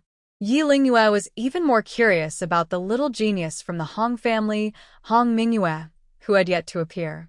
She wondered what kind of stunning beauty she would be. Neither Consort Luo nor Crown Prince Hong had arrived yet. Hong Yueying, Nangong Qinglin, and In Minxia were all feeling bored. Suddenly, they saw Yi Lingyue walking over. Hong Yueying and the others knew that the Lan family hadn't received an invitation to the flower event. Yi Lingyue coming uninvited was a chance for them to exclude her. They didn't want to miss this perfect opportunity. Ladies, come look. Some people are really shameless. They didn't get an invitation but still dared to attend Consort Luo's flower viewing, Nangong Qinglin said with disdain. Miss Nangong, your face is healed. Congratulations, Yi Lingyue said sarcastically, with a slight smile. You wicked girl, don't think I don't know what you're up to. You must have used some method to flatter the dragon language master and made him your master. Then, you tampered with the youth preservation pill given by the dragon language master. After using the enhanced youth preservation pill at the Zhongyuan Palace banquet, Nangong Qinglin almost ruined her face and was punished with 3 months of confinement by the Empress Dowager. She only later found out that Yi Lingyue had actually become a disciple of the dragon language master. Combined with the earlier youth preservation pill from Lady Lan at the palace banquet, Nangong Qinglin suddenly realized that everything was Yi Lingyue's fault. When she heard that Yi Lingyue was a disciple of the dragon language master, the young ladies who looked down on Yi Lingyue earlier couldn't help but glance at her with new respect. The dragon language master's youth preservation pill was famous throughout the entire summer capital. The dragon language master had a very strange temper. Only the Empress Dowager could get some of his youth preservation pills. Other noble ladies' families found it very hard to get even one pill. If they could build a good relationship with the dragon language master's disciple and buy his pills, they would surely gain some advantages. Every woman loves beauty. Thinking this way, the noble ladies who initially planned to exclude Yi Lingyue immediately decided not to interfere with Yi Lingyue and Nangong Qinglin's affairs. Nangong Qinglin, don't talk nonsense. Do you have any evidence that Yi Lingyue tampered with the youth preservation pill? Feng Shui was unhappy to see them attacking Yi Lingyue and started arguing with Nangong Qinglin. Qinglin, there's no need to waste words on them. Empress Lu didn't invite her. She came uninvited, which is a great disrespect to the Empress. Let's drive her out together. Hong Yueying exchanged a look with Nangong Qinglin. Hong Yueying signaled to go and distract Yi Lingyue, while Nangong Qinglin took the opportunity to push Yi Lingyue into the lake. Seeing the two women exchanging glances, Yi Lingyue's eyes showed a hint of amusement. They are not worthy. Hong Yueying moved quickly and appeared in front of Yi Lingyue. With clenched fists and swinging arms, like two sharp snakes, she gathered a powerful energy. With a shake of her arm, she attacked Yi Lingyue, using the Hong family's secret martial art, snake form hand.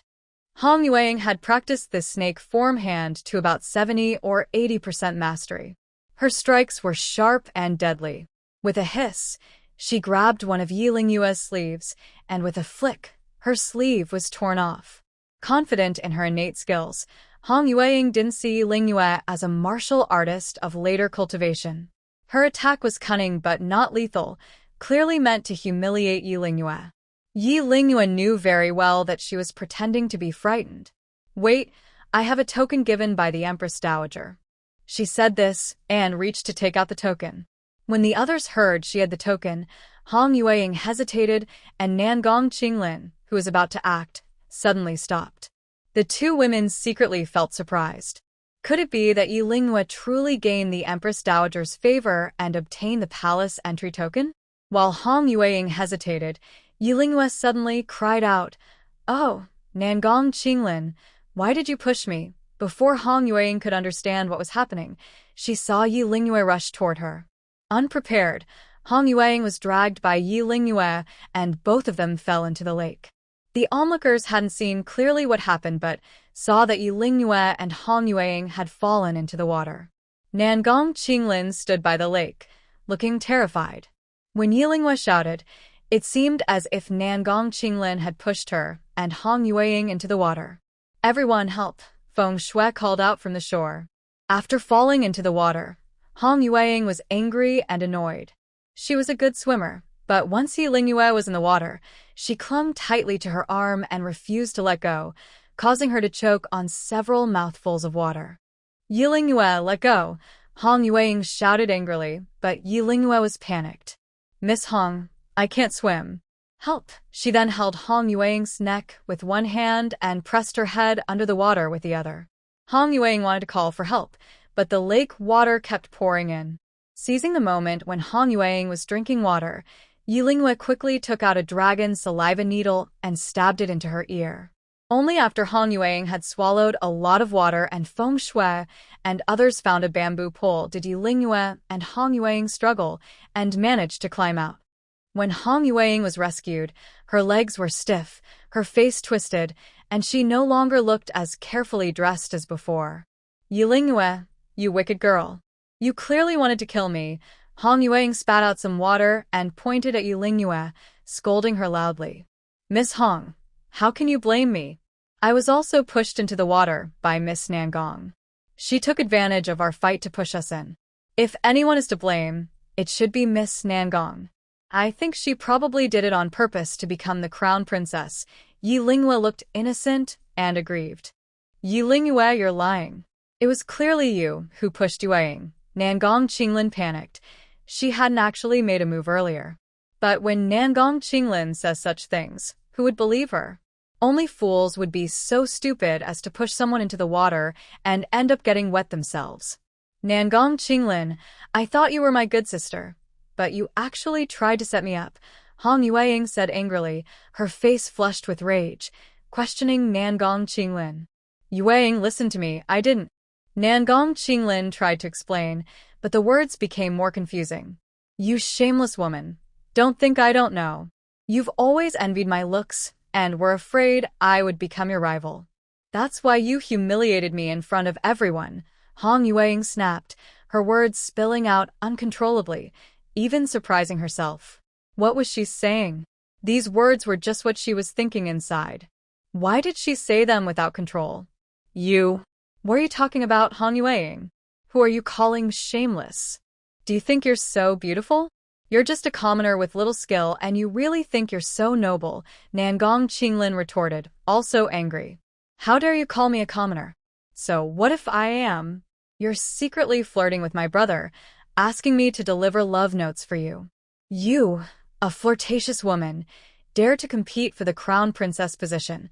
Hong Yueying's words seemed to lose control, coming out one after another. These were things she and Nangong Qinglin had discussed privately. Nangong Qinglin felt both ashamed and angry. Since Hong Yueying didn't care about manners, she saw no reason to hold back.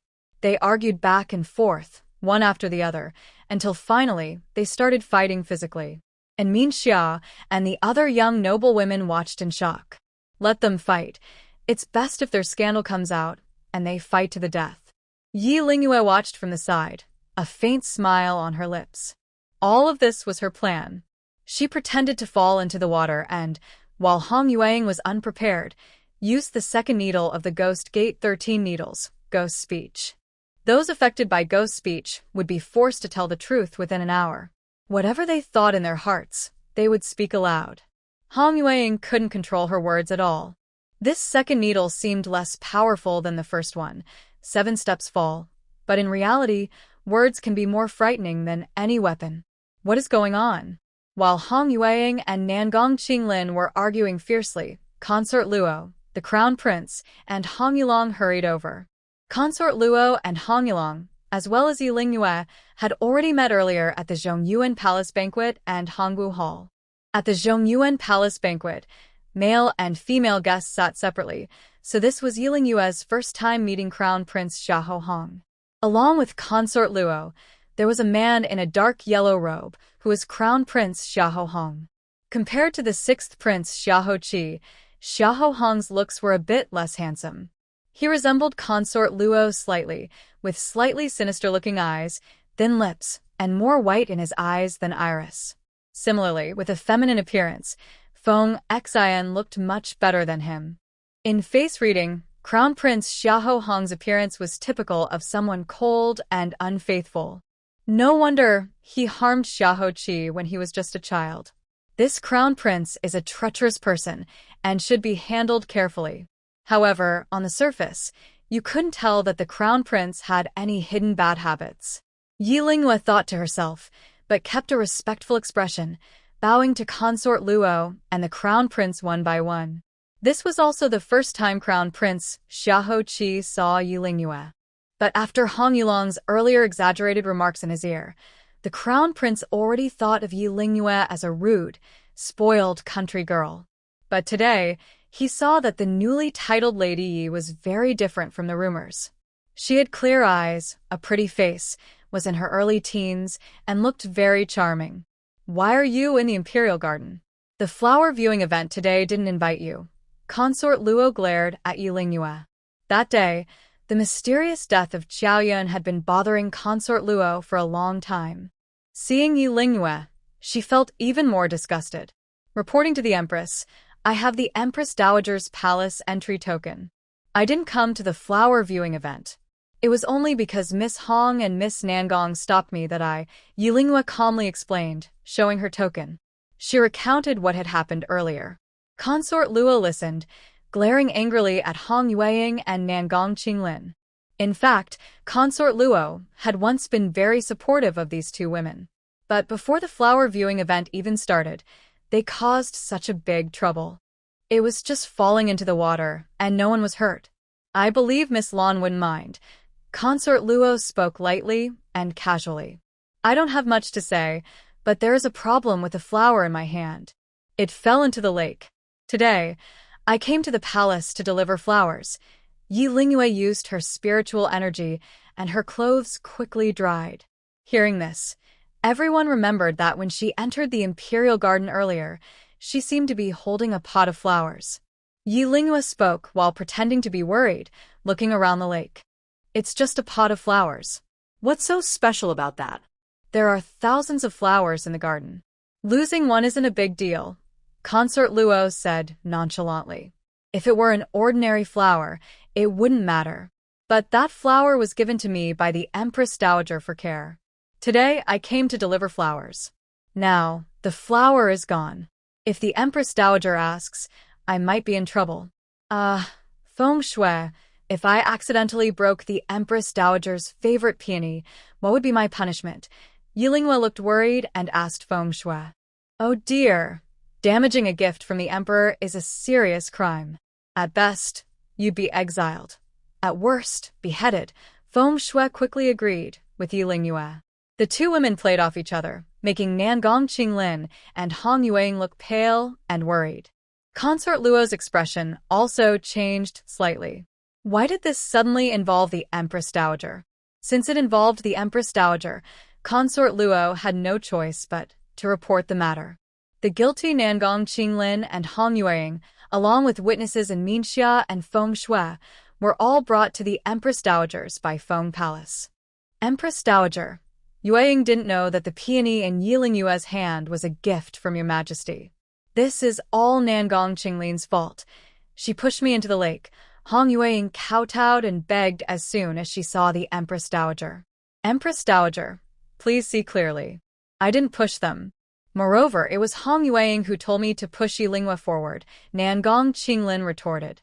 Shut up, the Empress Dowager scolded angrily, causing Hong Yueying and Nangong Qinglin to fall silent.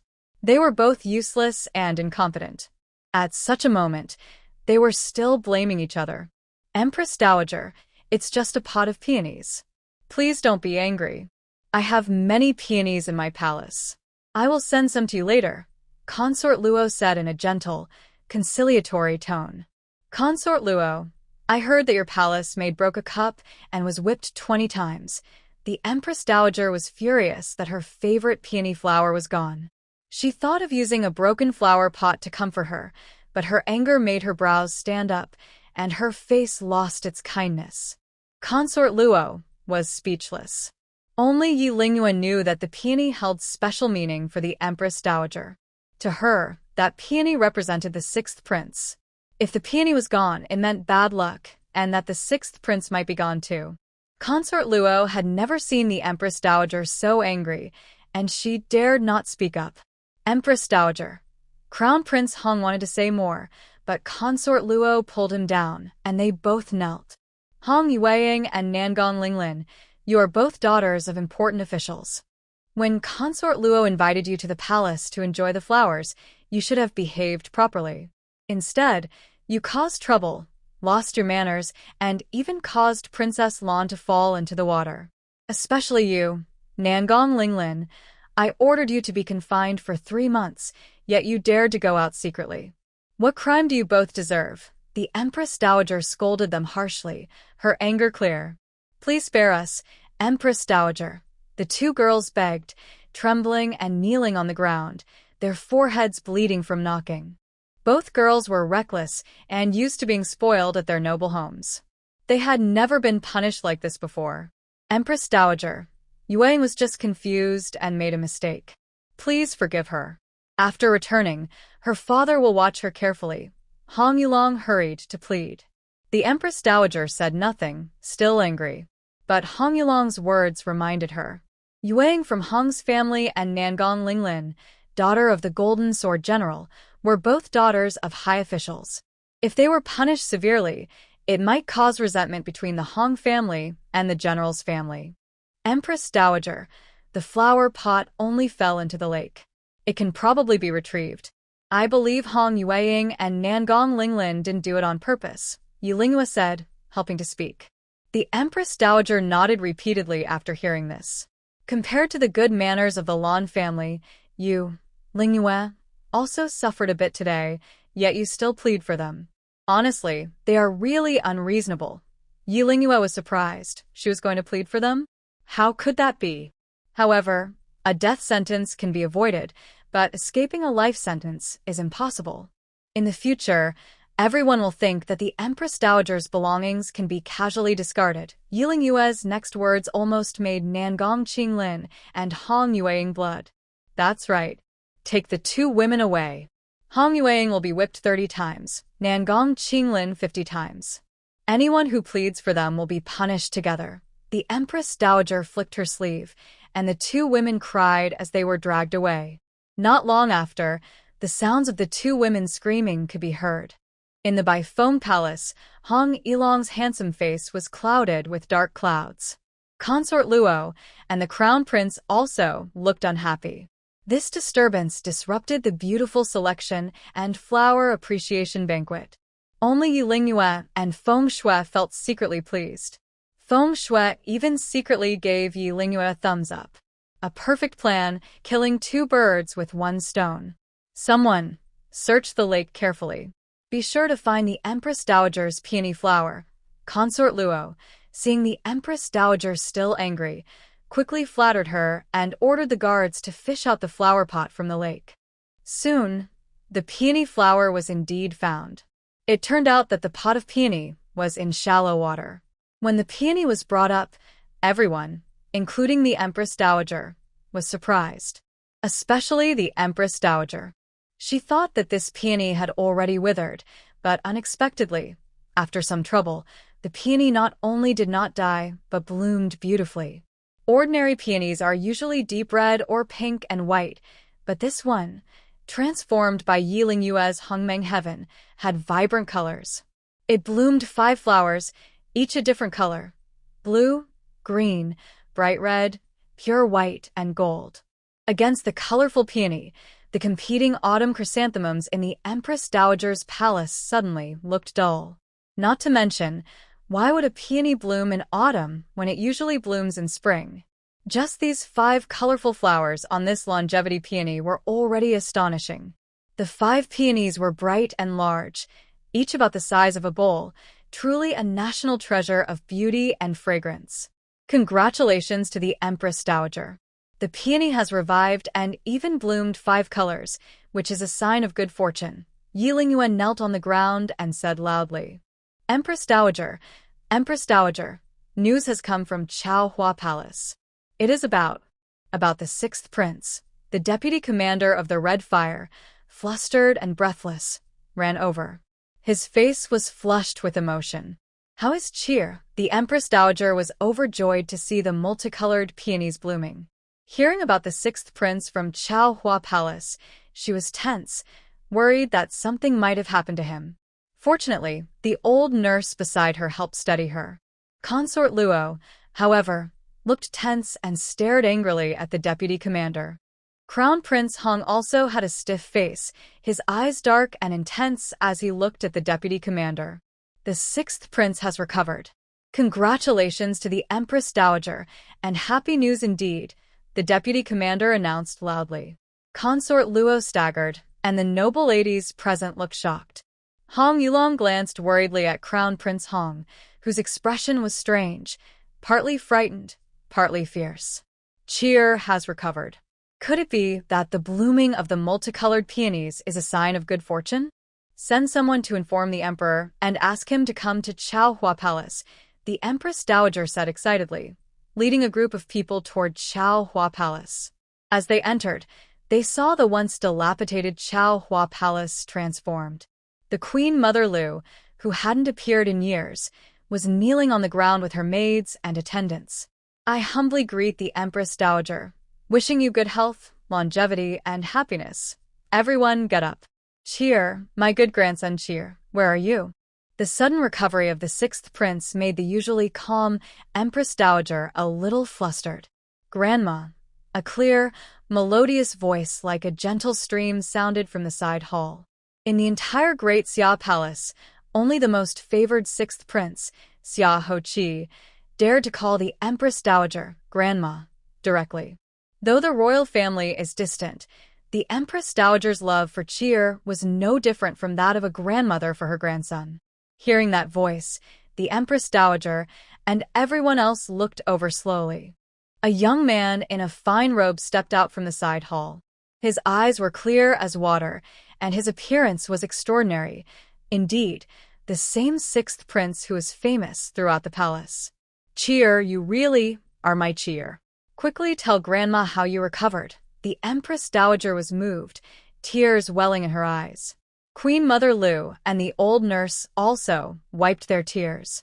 Over many years, both doctors and alchemists have said that the sixth prince's madness cannot be cured. Even the Empress Dowager has become somewhat disappointed in him, not expecting that he might one day return to normal. Empress Dowager, this is a long story. Some time ago, Lady Lan gave me a homemade folk remedy. After giving it to Cheer, his condition started to improve. Last night, I had a dream. In the dream, a lucky phoenix spoke to me, saying that when the five-colored peony blooms, Cheer will recover. When I woke up, he was already well. I believe it was divine protection, and heaven has opened its eyes, Queen Lu said tearfully, repeating the story she and Yi Lingyue had prepared. After the sixth prince was cured, Yi Lingyue and Queen Lu both wanted to find the right moment for him to appear again in front of everyone. This flower viewing event became the best opportunity.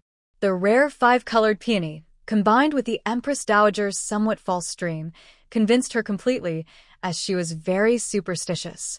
She carefully examined the sixth prince, looking him over from head to toe, repeatedly saying words like, blessed by heaven, and divine protection.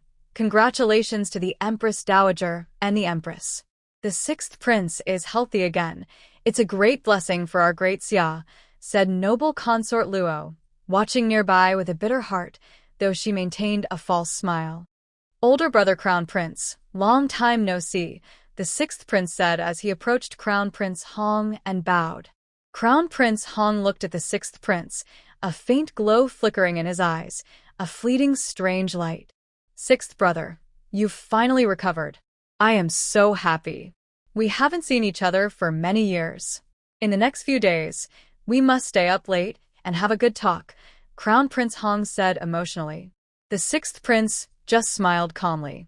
To those who didn't know the truth, it looked like the Crown Prince and the sixth prince got along very well, like caring brothers.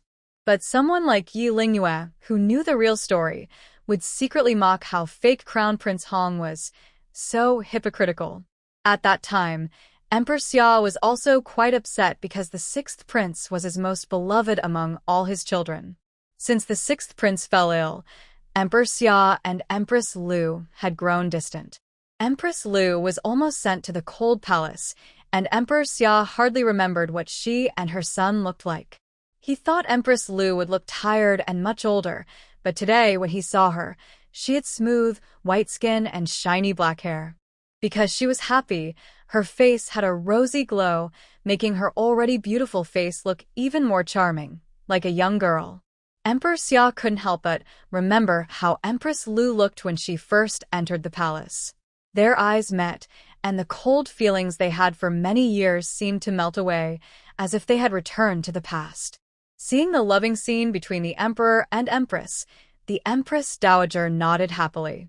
Guifei Luo saw this and almost ground her teeth in jealousy. The sixth prince and Yi Lingyue also nodded secretly. Thanks to Yi Lingyue, Empress Lu now looked much better. When Yi Lingyue first saw Empress Lu, she looked very tired. But after the sixth prince recovered, Yi Lingyue gave her some beauty pills and spiritual fruits from Hongmeng Heaven. Empress Lu felt happy and her appearance became even more beautiful. It seemed she could now win back Emperor Xia's favor.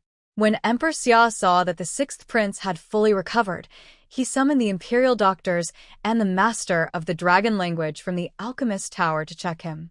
After examining, they confirmed the sixth prince was completely well. Congratulations, Your Majesty. The sixth prince is in perfect health. Not only that, his spiritual power has reached the level of the fifth ding, said the dragon language master, surprised to find that the sixth prince's spiritual power was very strong. Even Yi Lingyue was surprised when she heard this. She didn't expect that over the years, the sixth prince's spiritual power had grown so much, surpassing her by one level. Since Yi Lingyue joined the alchemist tower, her cultivation had improved, but she was only at the fourth ding. Father, I want to become a disciple of Master Longyu, said Xia Hoqi. He already knew that Yi Lingyue was Master Longyu's student. If he became Master Longyu's disciple, he would have more chances to spend time with Yi Lingyue. With this secret wish in his heart, Xia Hoqi earnestly begged Emperor Xia Hoyuan. Summer Hoyuan still feels some guilt towards the sixth prince. Over the years, he has neglected his son, never expecting that he would become a five-ding alchemist. To make amends, Emperor Xia agreed to the sixth prince Xia Hoqi's request. The master of dragon language had long communicated with Yi Lingyue through spiritual energy, and he was very pleased with Xia Hoqi's talent. He immediately accepted Xia Hoqi as his disciple. In fact, Xia Hoqi became Yi Lingyue's junior brother. When the sixth prince recovered, the multicolored peony bloomed beautifully, which was seen as a very good omen. The Empress Dowager was happy and paid little attention to Hong Yueying and Nangong Qinglin. After being whipped 30 and 50 times respectively, the two women's skin was torn and flesh was exposed. They were taken back home by their families. Lingyue, this time the multicolored peony bloomed and cheer recovered, and you played a big part.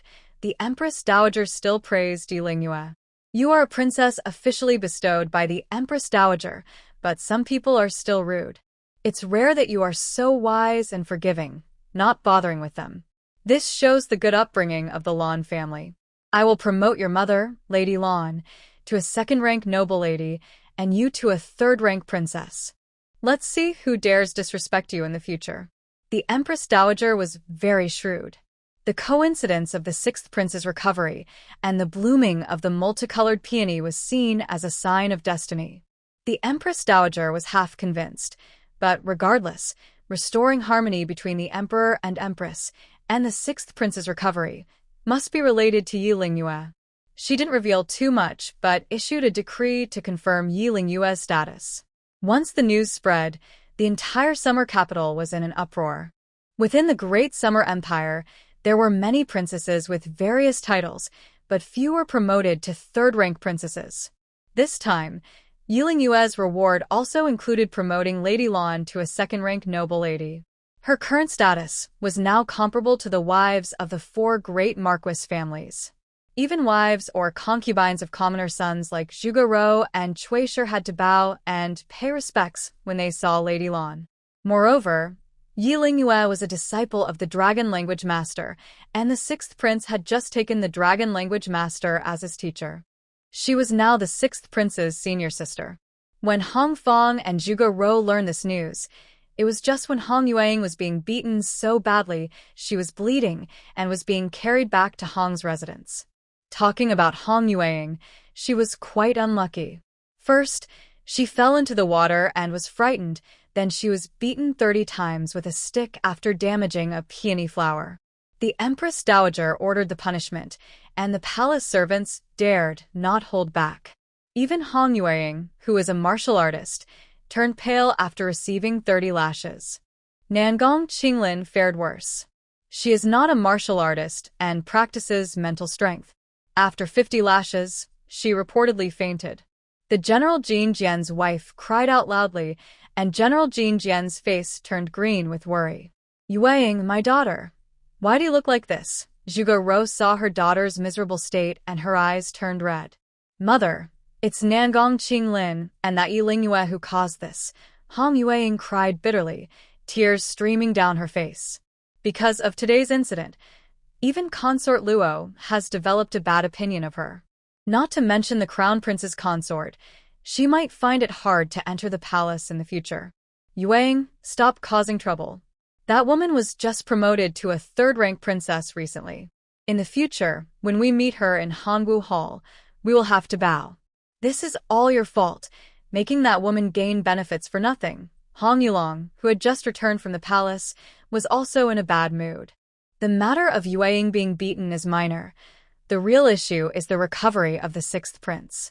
The Hong family lineage has always been influential. Hong Fong is the crown prince's protector. Since Hong Yulong was born, Hong Fong has been deliberately cultivating him to assist the crown prince. Over the years, Hong Yulong has done many things to please the crown prince, though most people in the family are unaware.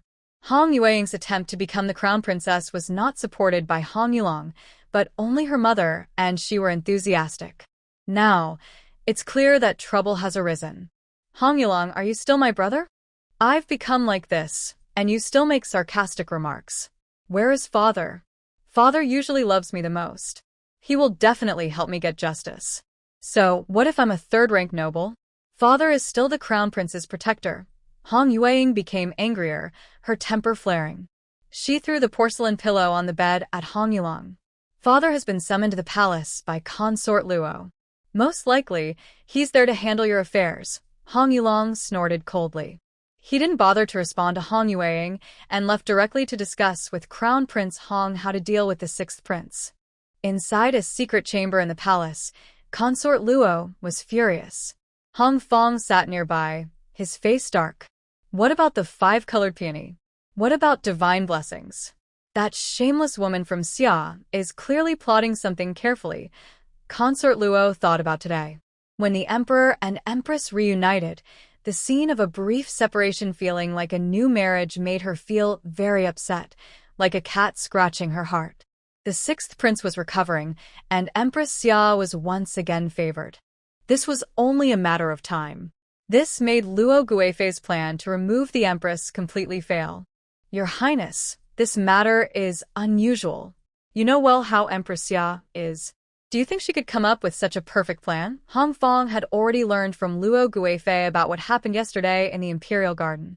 From the incident of Yu Ying falling into the water, to the rescue of the multicolored peony, and then Yu Ying and Nangong Qinglin being scolded, the sixth prince appeared again in front of everyone, using the auspicious sign of the multicolored peony. This series of tricks made everyone believe that the sixth prince's recovery was a blessing from heaven, a gift from the gods. Even the past incident where the sixth prince was said to have killed other princes was completely forgotten. Hong Fong was not like Luo Guifei, blinded by jealousy. He sensed something unusual. Speaking of which, Empress Xia really lacked cleverness. She was timid and easily deceived. Could it be the Empress Dowager? That old witch had been wary of him, and the people he placed in Bai Feng Palace had all been removed by her tricks. After thinking about it, Luo Guifei also felt that Empress Xia didn't have that much ability. Something seemed strange, and more investigation was needed. But this time, the sixth prince rose with the tide. Since he was the emperor's daughter, he would surely be favored by the emperor. If the emperor decided to change the heir, all their efforts over the years would be in vain. Hongfang, as the crown prince's protector, would become the imperial tutor if the crown prince ascended the throne. But if the sixth prince became the heir, everything would be ruined. Hongfang was clever, and now he was also wavering. Should he continue to support the crown prince? With his many years of experience, he believed the sixth prince was more suitable to be the new emperor of Daxia than the crown prince. Luo Guifei could easily see what he was thinking. Absolutely cannot let Empress Xia and the sixth prince gain power again. Crown protector, you must think of a way. If you can help Honger ascend the throne smoothly, I promise you the reincarnation pill. There will be plenty. Luo Guifei said, taking out a box. Inside were several pills. Each pill was about the size of a longan fruit, smooth and shiny. In the center of each pill was a yellow streak that looked like moonlight. Seeing those pills, Hongfang's eyes shrank sharply. That is the yellow pattern reincarnation pill. The reincarnation pill is a 6th grade pill, and only powerful experts at the Fongsun level can make it. In Daxia, even dragon language masters cannot produce it. Only the Summer Capital's Alchemist Association and that mysterious old president who is rarely seen can craft the reincarnation pill. However, making this pill takes a long time and yields few results. Even powerful figures like Hongfang and Lan Yinggu, who are close to the reincarnation realm, find it hard to obtain. Unlike other pills, only warriors in the reincarnation realm can take the reincarnation pill. Its purpose is to greatly increase the chances of passing the reincarnation tribulation for strong fighters. This pill can only be made by experts at the Fongsun level or higher. Everyone knows that reincarnation realm warriors must go through 6 reincarnation tribulations to reach the divine power realm. These tribulations, fire, water, gold, wood, earth, and thunder, are extremely difficult. A small mistake can ruin everything, even causing the warrior to lose their life or their soul. The top martial artists in Daxia, Marshal Wu and Old Marquis Hong, both have reached the 5th reincarnation tribulation, but they dare not challenge the final one. Hongfang has experienced 2 tribulations. The first was to protect Hong Qingyun, and the second was because his wife, Zhuge received a blue pattern reincarnation pill from their sect. But Hongfang is unsure about facing the 3rd tribulation. He doesn't know where Luo Guifei learned that he relied on the reincarnation pill to pass the 2nd tribulation. Still, the pill in her possession is very tempting for Hongfang. Your Majesty, where did you get this reincarnation pill? According to Hongfang, even in Zhuge sect, the Linghuai sect, the number of yellow pattern reincarnation pills is limited and only given to core disciples. Although Luo Guifei is a royal consort, her status is insignificant compared to those hidden sects. 1 yellow pattern reincarnation pill is worth about 5 blue pattern pills. Luo Guifei has at least 5 of these pills. With them, Hongfang can confidently pass the 3rd tribulation, requiring 5 blue pattern pills, and the 4th, requiring 10. This is a huge temptation for Hongfang. Grand Marshal, where I got my reincarnation pills is not your concern. Just know this. As long as you support Crown Prince Hong, you can have as many reincarnation pills as you want. You only need to know that this reincarnation pill is genuine. Empress Luo took out a yellow-patterned reincarnation pill and handed it to Hongfang. Hongfang received the pill and only held it in his hand. He could feel that the yellow-patterned reincarnation pill emitted a powerful cycle of energy. Rest assured, Your Majesty, Hongfang will serve the Empress and the Crown Prince loyally and do his best. Hongfang was someone who knew how to adapt to the situation. After receiving the pill, he had no second thoughts. After gaining control of Hongfang, Empress Luo's mind settled a bit. She clapped her hands, and her maid entered with a person. The person was covered with a cloak. Grand Protector, I heard that in a few days, you and the Emperor will go hunting in the eastern suburbs. When the time comes, you will present this person to the Emperor. Empress Luo's eyes gleamed with a strange light. As soon as she finished speaking, the person removed the cloak, revealing her face. Seeing her face, Hong Fong was momentarily stunned. She was a fiery woman, in her 20s, with skin as white as jade, upturned eyes, and bright red lips. Under her cloak, she wore a revealing gauze dress, with her white clearly visible and a slender waist that seemed to move like a snake. Just standing there, she made Hong Fong feel his throat go dry. Apparently sensing Hong Fong's gaze, the woman chuckled softly, her voice charming and seductive. She threw a flirtatious glance at Hong Fong with her captivating eyes. This woman was naturally stunning, from her voice to her figure and appearance, completely enchanting. But such a beauty, known for her jealousy, was being sent to the emperor by the jealous Empress Luo?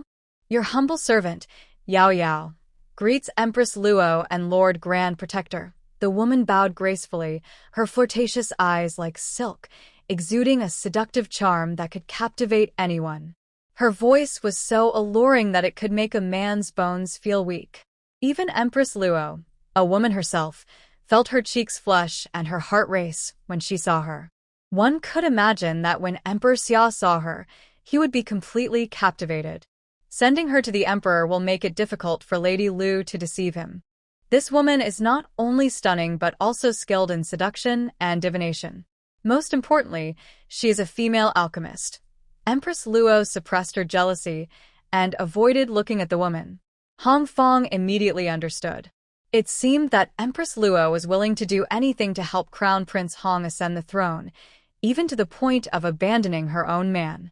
This woman, if she becomes ruthless, is more decisive than men. Hong Fong then took Yao Yao and left. In the secret chamber, Empress Luo approached a mirror at the corner of the wall. She gently tapped the mirror. The reflection of Empress Luo became blurry, and ripples like water spread across the mirror surface. In the mirror, a faint figure of a man could be seen, but the ripples made it hard to see his face clearly. When she saw the man, a happy smile appeared on Luo's face, and she knelt down. Luo Wan, did you follow my orders and give the reincarnation pill to Hong Fong? Master, everything has been done as you instructed. Hong Fong couldn't resist the temptation and has become my... Luo Empress said respectfully to the man, but her eyes also showed a hint of attachment. However, Wanner doesn't understand why the master introduced such a charming woman to Emperor Xia. Seeing that Yao Yao was there, Luo Empress felt a surge of jealousy. Especially thinking about her seductive appearance and the fact that she had been close to the master all these years. These were things Luo Empress could never have. Hearing the jealousy in Luo's tone, the man laughed loudly. His voice sounded like a charming middle-aged man who was popular among women. Luo Wan stopped being so petty. Yao Yao is my disciple. With her help, our son can become the emperor of Daxia. Could Crown Prince Hong really not be the biological son of Emperor Xia? When the man mentioned their common son, Luo Empress's mood shifted from worry to joy. Yes, the master was such a high and mighty figure. Many beautiful women followed him, but only she was chosen to bear his child. Luo Empress thought to herself that she had endured many years in the Daxia Palace. Once Emperor Xia died and Crown Prince Hong ascended the throne, her master's long-standing plan would come true. She would become the Empress Dowager, and her master would be the Grand Emperor of Daxia. Wanna know she was wrong? Luo Empress quickly changed her tone. One more thing, are you sure that the sixth prince has recovered and become a five-element master? The person in the mirror asked. The sixth prince's past madness and years of insanity were caused by this mirror image's tricks. Otherwise, how could a mere consort Luo know the secret harmful techniques only a master sorcerer understands? That old man from the dragon language has checked it and confirmed it's true. It's strange. You once said that summer Marquis Xiaoho Qi went mad and that even you couldn't cure him directly. Could it really be, as that Empress Dowager claims, a blessing from heaven? Consort Luo still doubts and suspects. After all, the blooming multicolored peonies and the recovery of the mad sixth prince all happening together seem too coincidental. Daxia is just a small country. Such great blessings must be man-made. I will secretly investigate this matter. You just need to wait for Yao Yao's news. The figure in the mirror disappears, and the secret chamber returns to silence. A few days later, Hong Fong and Emperor Xia went hunting in the eastern suburbs. During the hunt, Emperor Xia accidentally shot a passing woman. She was injured and brought back to the palace. The next day, Emperor Xia announced that the woman was made Yao Nyang, a concubine. This was a rare event. Queen Lu and the Empress Dowager didn't pay much attention, as the palace was full of consorts and it was common for the emperor to appoint new ones. However, gradually, palace maids and concubines from various palaces came to Queen Lu's palace crying, saying that ever since Yao Nyang was made a concubine, the emperor had been staying in her palace. Other consorts wanted to see the emperor but needed Yao Nyang's permission. They begged, saying that palace rules should be fair and equal. Yao Nyang had broken the rules, and she should be punished. The empress, as the head of the harem, should help maintain justice. This matter I have my own plans. You all can go back, Queen Lu said calmly. After the consorts left, Yi Lingyue and her mother came out. Coincidentally, today Yi Lingyue was accompanying Lady Lan into the palace to visit the Empress Dowager and relax. They just happened to witness this scene. Did you all hear that? Do you think something is strange? Queen Lu, having experienced the sixth prince's incident, had grown wiser. She had seen Yao Nyang after she entered the palace and found her to be a gentle and charming lady. It does seem strange. Normally, with the emperor's favor, the first to cause trouble should be Consort Luo. Yi Lingyue often walks around the palace and has long heard that Consort Luo is very jealous. Empress Lu has been living quietly in Chaohua Palace for years. During this time, Emperor Xia has favored a new concubine more often, and Consort Luo would cause trouble whenever that happened. But this time, Consort Luo is very calm and quiet. Since the enemy isn't moving, I won't either. However, Empress, you should send someone to investigate the new concubine's background. It might be better. Lady Lan also thinks that since the new concubine is favored and Empress Lu has just regained power, it's not good to confront her directly now. Empress Lu stays patient, and Consort Luo remains calm as well. Surprisingly, the two main factions in the harem are acting in harmony this time. The other concubines see that the Empress is afraid of the new concubine and go to complain to the Empress Dowager.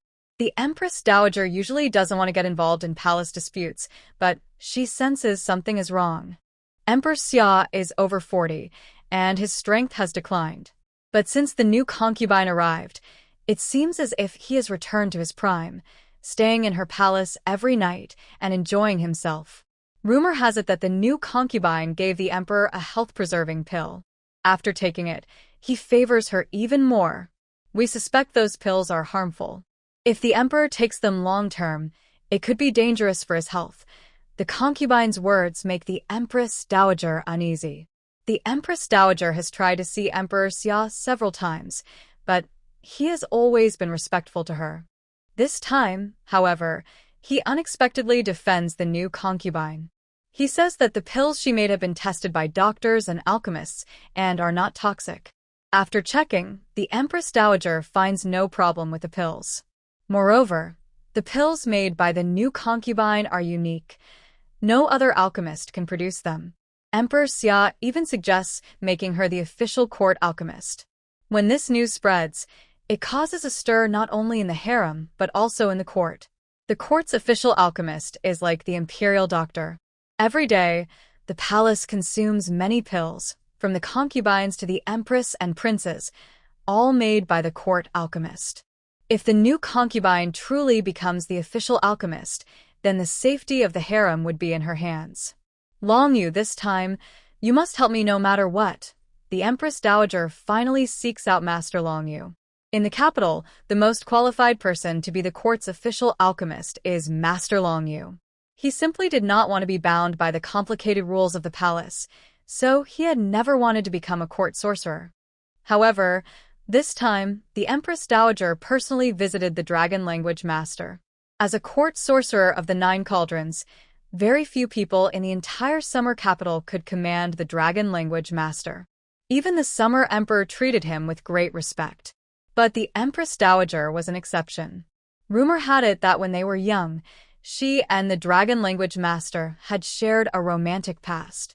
However, this little gossip was not something Yi Lingyue could find out. The dragon language master took Yi Lingyue and went to the palace together. Inside the 100 Phoenix Palace, Yi Lingyue waited beside the dragon language master. Suddenly, a sharp, high-pitched voice was heard. "The emperor is here. Lady Yaoyan is here." The summer emperor and the newly crowned Lady Yaoyan approached. She was a young woman dressed in a light apricot-colored palace gown, with a beautiful face, flawless skin, and graceful steps, like a painting of a beauty. Her black hair flowed like a waterfall, her eyebrows like willow leaves, and her eyes slightly lifted at the corners, exuding an irresistible charm and allure. In Yi Lingyue's eyes, this newly favored Lady Yaoyan was more youthful and beautiful than the empress and noble consort Luo. Every word and action of hers carried an indescribable charm, which explained why the summer emperor was so captivated. But beauty was one thing, and Yi Lingyue also felt that Lady Yaoyan had an unsettling, mysterious aura. Lady Yaoyan was very perceptive. Her eyes flicked, and she immediately noticed Yi Lingyue beside her. Seeing that she was only about 14 or 15, without makeup, but naturally beautiful, she couldn't help but pay more attention. Before entering the palace as a consort, Lady Yaoyan was already very familiar with the palace and the city. This girl, who was close to the Empress Dowager and the Dragon Language Master, was likely Yi Junju, who had made a big splash at the Zhongyuan Palace banquet in recent months. "Mother, I don't know why you summoned me and Lady Yaoyan here." The Summer Emperor also knew that the Empress Dowager's invitation today was probably not for good news. He didn't expect her to even invite the Dragon Language Master. "Your Majesty, matters concerning the palace's court sorcerer are very important. To be cautious, I have invited the Dragon Language Master. I believe no one is more qualified to serve as the palace's official sorcerer than him," said the Empress Dowager. As she finished speaking, a cold glint flashed in Lady Yaoyan's eyes. "Your Majesty, the Dragon Language Master, since ancient times, the palace's court sorcerers have always been chosen for their exceptional alchemy skills. The Master of Dragon Language has been famous for a long time. I, your humble servant, naturally do not dare to compare myself to him. However, I boldly wish to compete with the Master. If I can win, I will be truly convinced." Lady Yao is proud because of her favor, and in front of the Empress Dowager and the Dragon Language Master, she openly declares her desire to challenge him. "How dare you, Lady Yao? Don't think that just because the Emperor favors you, you can be rude to me. You are only a concubine, and the Master of Dragon Language holds a high status. You are too young and inexperienced to challenge him," the Empress Dowager scolds angrily. "Mother, Lady Yao is not wrong. According to the rules of the Great Summer Palace, the appointment of court sorcerers must be announced for a month. If anyone is dissatisfied during this time, they can challenge. Even the Master of Dragon Language, being a 9-tripod sorcerer, is not exempt." The Emperor of Summer supports Lady Yao, trying to calm the situation. The Empress Dowager looks at the Dragon Language Master with some helplessness. He also looks angry, clearly upset. The Master of Dragon Language has a strange temper. If the Empress Dowager weren't present, he would have already left in frustration. Next to them, Yi Lingyue watches carefully, becoming more cautious of Lady Yao. This woman has some tricks. With the status of the Master of Dragon Language, if he wins the challenge, outsiders will say he is just relying on his seniority. But if he loses, his reputation will be ruined. "Your Majesty, Your Highness, I dare to suggest that I replace my master and compete with Lady Yao."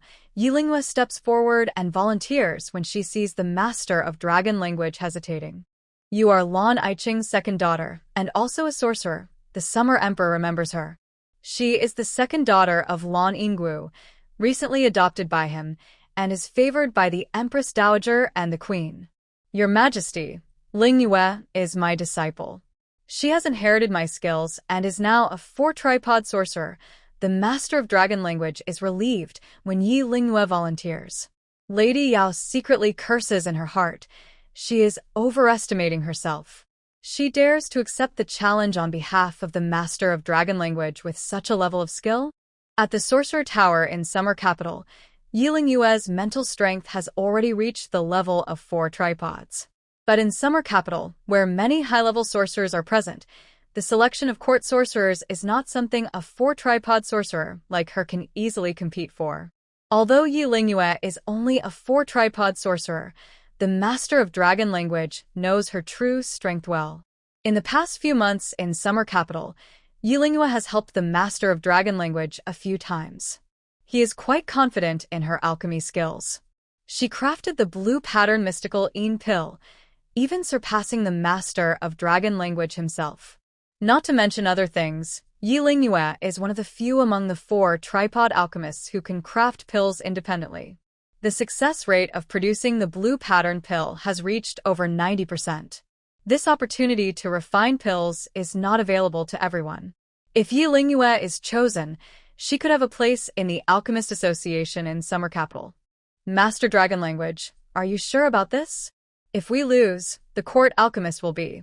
The Empress Dowager has a good impression of Yiling Yue, but she is still a 14-year-old girl, so she doubts Yiling Yue's pill-making skills. Mother, since Master Dragon Language has made his decision, let Mother and I personally oversee the selection of the court alchemist. The side that wins will become the new court alchemist of the Summer Palace. The Summer Emperor is eager for Yiling Yue to replace Master Dragon Language and quickly agrees to his request.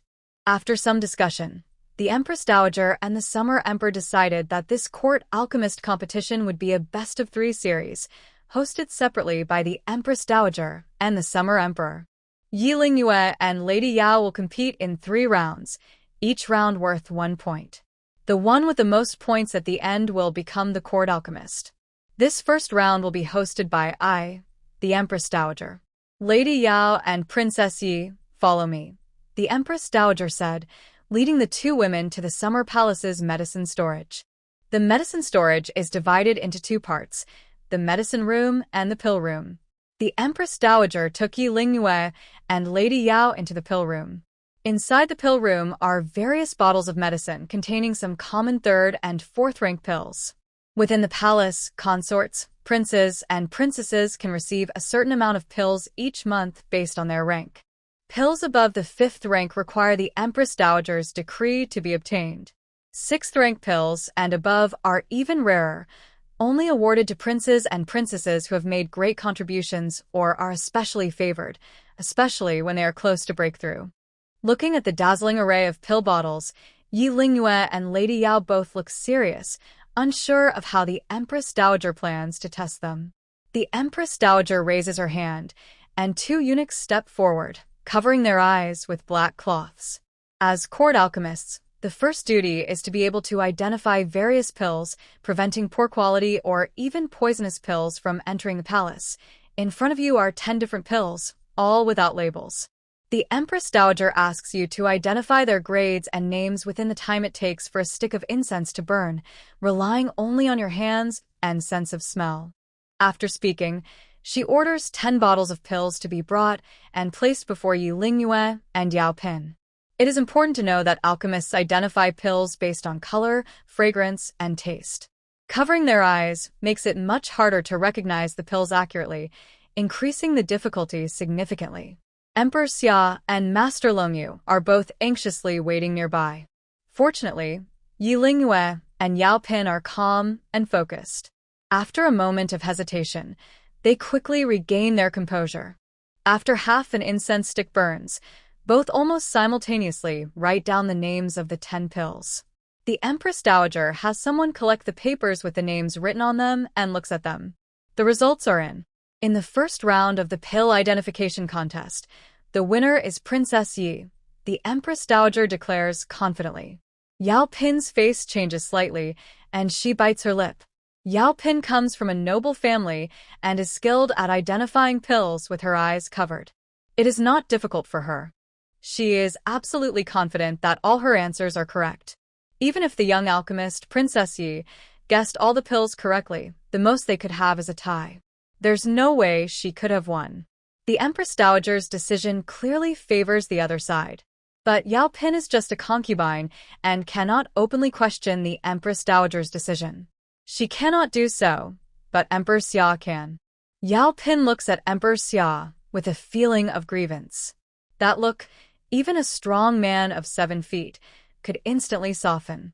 Emperor Xia would never let Yao Pin suffer unfair treatment. Mother, this is clearly unfair.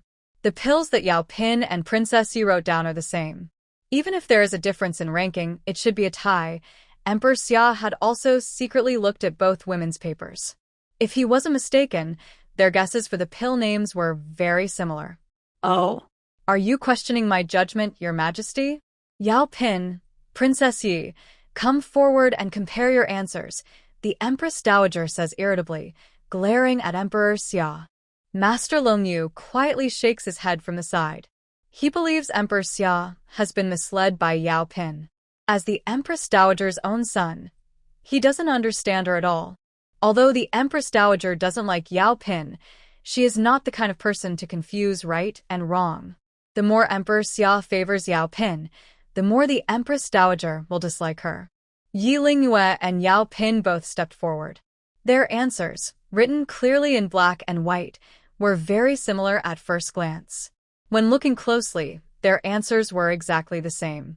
The first medicine was the concentration pill, and the second was. But when they reached the last medicine, Yao Pin's eyes suddenly widened. Yao Pin, do you have anything else to say? The last medicine was the blood-transforming and blood-activating pill that Yao Pin wrote down, but Yi Lingyue wrote down the blue-pattern blood-transforming and blood-activating pill. Yao Pin's skill as a master alchemist was unquestionable. She correctly identified the 4-grade blood-transforming and blood-activating pill. However, she didn't expect the Empress Dowager to give her the blue-pattern version. After all, just from smell and touch, there was no difference between a regular pill and a blue-patterned one. Yi Lingyue's victory came from the fact that, once she received the pill, she could use her skill to distinguish its ingredients and grade. Although it was only a 2-character difference, Yao Pin still lost. So, in this round, I declare Princess Yi the winner. Does anyone have any objections? The Empress Dowager asked impatiently. Emperor Xia looked embarrassed and didn't dare to speak. The master of dragon language nodded in relief. Yao Pin glanced at Yi Lingyue, a sharp light flashing in her eyes. If Yao Pin hadn't paid much attention to Yi Lingyue before, after this first round, she had become wary of her. The second round was hosted by Emperor Xia. This time, no matter what, they couldn't let that young alchemist win. Since the consort and Princess Yi have already tested their ability to identify pills, the second round will be about refining pills. After all, the most important skill for palace alchemists is pill-making, Emperor Xia said. He then ordered the eunuchs to prepare paper and ink, and he wrote down more than 10 formulas. He turned the paper around and let Yi Lingyue and Yao Pin choose. This move by Emperor Xia seemed fair, but in reality, it was not. Yao Pin was greatly favored by him. She often helped him with ink and paper in the palace. She was very familiar with his handwriting. She could see through what he wrote at a glance. Lady Yao was calm and careful. She picked a piece of paper and opened it, seeing a type of 4th-rank pill written on it. When it was Yi Lingyue's turn, she also stepped forward. Under Lady Yao's watchful eye, she opened a prescription. That paper clearly listed the 7-heart pill. Seeing the 7-heart pill, the Empress Dowager's expression slightly darkened. This 7-heart pill is a 5th-rank medicine, and among 5th-rank pills, it is quite difficult to make. Only master alchemists of 6th rank or higher in the palace can craft 5th-rank pills. Its difficulty is much greater than Lady Yao's 4th-rank pill. Your Majesty, this seems unfair. Lady Yao chose a 4th-rank pill, but Princess Yi chose a 5th-rank pill. The difficulty of making them is completely different, the Empress Dowager frowned. Emperor Xia, facing the Dowager's doubt, had a ready answer. Mother, the imperial alchemists not only have important duties, but also represent the reputation of our great Xia. The list I wrote earlier includes over a dozen types of pills, half of which are 4th rank and half are 5th rank. Lady Yao and Princess Yi each have a 50-50 chance to pick, and I have not favored anyone.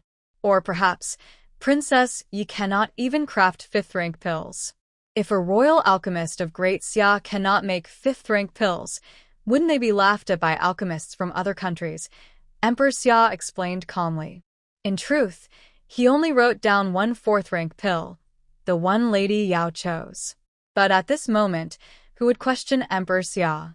Empress Dowager, your majesty is right. Lingyue is willing to try, Yilingwe thought with a cold smile, but her face remained humble. Everyone thought she was blind, but even fools could see that Emperor Xia and Lady Yao were working together. Did they look down on her? Fine.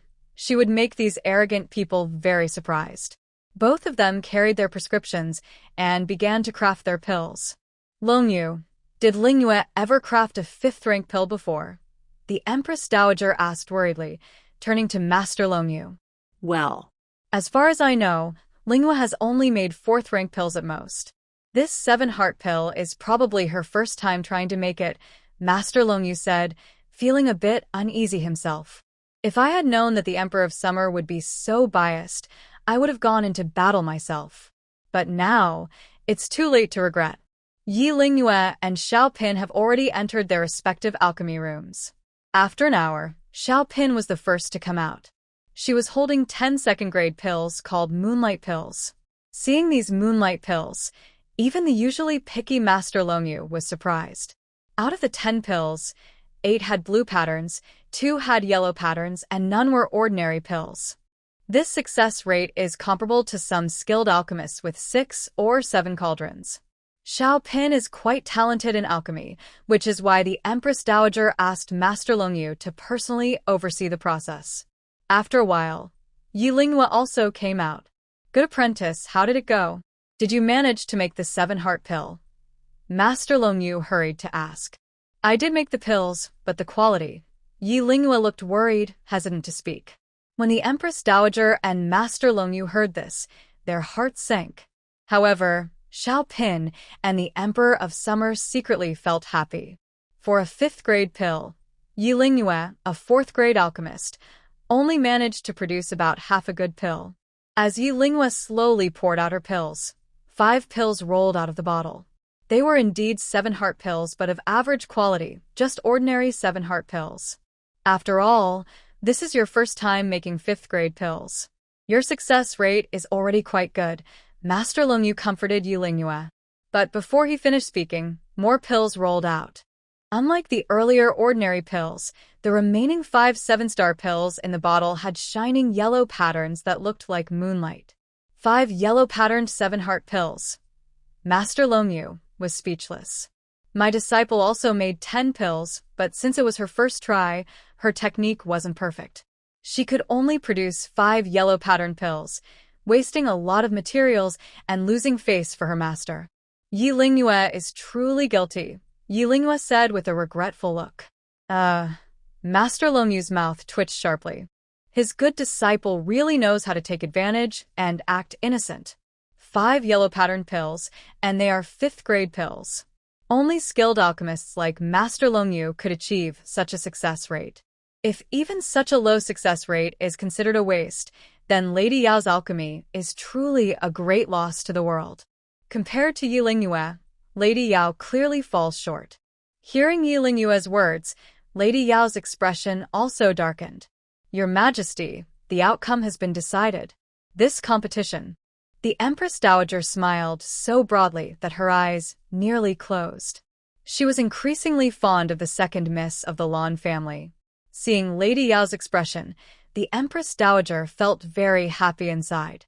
Mother, although Princess Yi has successfully made the yellow pattern pill, Lady Yao also produced the blue pattern pill. In this contest, if we really judge by the results, I think it should be a tie. Emperor Xiao's favoritism made the Empress Dowager and Master Longyu quite unhappy. But since Emperor Xia is the Empress Dowager's own son, she couldn't openly embarrass him. Anyway, Yilingwe has 1 win and 1 tie, and in the final round, just a draw would make her the winner. Master Longyu and the Empress Dowager are very confident that Yilingwe will win. The first 2 rounds, involving identifying and making pills, are over. Now, for the 3rd round, what should they compare? For a moment, the Empress Dowager and the Emperor were both at a loss. Your Majesty, when it comes to alchemy, Master Long Yu is undoubtedly the most influential person in the capital. Why not let Master Long Yu set the topic for this third round? Emperor Xia was noncommittal, secretly thinking that Master Long Yu was Princess Ye's teacher and would likely favor her. Master Long Yu saw this and smiled. I am Yu's teacher. To oversee the final round, I worry some people might not accept it. I have an idea. When I was young, to improve my alchemy skills, I often sparred with my junior brother. The method was simple. Each of us would choose a favorite pill to make, and the one who couldn't produce it would lose. This kind of sparring method, called comparing pills, was familiar to Yu Lingyue and Lady Yao. In the Alchemist Association, this mode of competition was called pill comparison. Usually in pill comparison, they made pills of up to the 6th grade, because higher grade pills involve more complex steps and expensive materials. Both Yu Lingyue and Lady Yao agreed without objection. After some discussion, they decided to use pill comparison as the third round. Lady Yao was very confident about pill comparison. She was a few years older than Yu Lingyue and had been trained by famous teachers since childhood. She had made and seen many more types of pills than Yu Lingyue. Lady Yao took out a small perfume pouch and took out a pill from inside. The pill was golden in color, emitting a charming fragrance. The most special thing was that the pill was perfectly round and transparent, like a precious gem shining brightly. Seeing this pill, Master Long Yu couldn't help but gasp. It was a third-rank 100 fragrance pill. The pill itself was not very high in rank, but it was not easy to make. The pill had a red pattern that looked like a new moon. Red-patterned 100 fragrance pills are top-quality third-rank pills. Lower-rank pills are easier to make, but red-patterned third-rank pills are different. Princess Yi, this is my personal 100 fragrance pill. Please try to make a similar one, Lady Yao said with a sly smile in her eyes, secretly sneering inside. 100 fragrance pills are a favorite among noble and royal women. They are made from 10 kinds of flowers and worn on the body, giving off a gentle fragrance with every movement. A normal 100 fragrance pill lasts about 3 days. Blue-patterned ones can last up to half a month and yellow-patterned ones about a month. This red-patterned 100 fragrance pill is different. It is made from over 100 kinds of flowers. When worn for a long time, it can naturally produce a pleasant scent from the body. Emperor Xia greatly favored Lady Yao, partly because of this special fragrance she carried. Lady Yao had never shown this red-patterned 100 fragrance pill in front of others before. She only brought it out now to become a court alchemist. Just identifying the ingredients of 100 different flowers in a short time was enough to make Yu Lingyue feel overwhelmed. Lady Yao believed that Yu Lingyue definitely could not succeed in making the pill. However, Yu Lingyue did not give up when she saw it. Lady Yao, may I borrow your 100 fragrance pill to take a look? Lady Yao naturally wouldn't refuse. She handed over the pill, and Yu Lingyue examined it carefully, flipping it in her hand before returning it. Then, she instructed the old maid beside the Empress Dowager to report the names of the 100 flowers and other materials needed for the pill. With the dingxi in hand, Yu Lingyue could clearly identify all the ingredients in the 100 fragrance pill. Talking about this passion fruit pill, the hardest part isn't making it, but collecting 100 different fragrant flowers.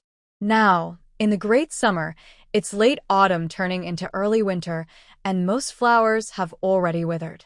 In other places, Yu Lingyue might not be able to make the passion fruit pill due to lack of ingredients, but in the summer palace, this isn't a problem.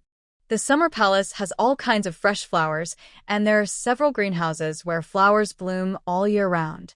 Soon, the old maidservant beside the Empress Dowager helped gather enough flowers. Once the materials were ready, Yu Lingyue began refining the pill. Hold on. Why not let Princess Yi demonstrate how to make the passion fruit pill in front of everyone? The concubine Yao stopped her just as she was about to enter the pill room. Yao concubine doubted Yu Lingyue's ability to produce a 5th-grade yellow-patterned pill after hearing about it. She had never heard of a 4-vessel alchemist being able to make a 5th-grade pill alone, so she didn't believe Yu Lingyue had that skill. Maybe the dragon language master secretly interfered. If she made the pill in front of everyone, Yu Lingyue wouldn't have any tricks left. Since concubine Yao wants to see me refine the pill, I shall oblige, Yi Lingyue said confidently. She ordered someone to bring out the pill furnace, then carefully added different flowers into it in order. She had now mastered controlling the furnace's breath perfectly. As soon as the flowers touched her hands, the essence in their petals was purified. To others, it looked like there was nothing unusual. Inside the pill furnace, the petals of 100 different flowers were swallowed by the flame, forming colorful droplets with different scents and colors. Yi Lingyue worked smoothly, like an experienced alchemist. The Empress Dowager and Emperor Xia watched in surprise. The dragon language master nodded repeatedly. While refining the essence of the flowers and controlling the merging of the droplets, Yi Lingyue's mental strength was required to be extraordinary. She carefully controlled the heat of the furnace with her mind, gathering the droplets together. After this process, her mental control would improve even more. About an hour later, Yi Lingyue looked relaxed, but only 1 or 2 pills had formed from the droplets in the furnace. With a gentle shout, the liquid in the shape of pills finally coalesced into 1 or 2 pills. When the pill was forming, a bright, sun-like glow reflected from inside. The light was dazzling, with a hint of red shining in the middle. After a moment, a sweet, alluring aroma filled the entire pill room, comparable to the fragrance on the noble lady.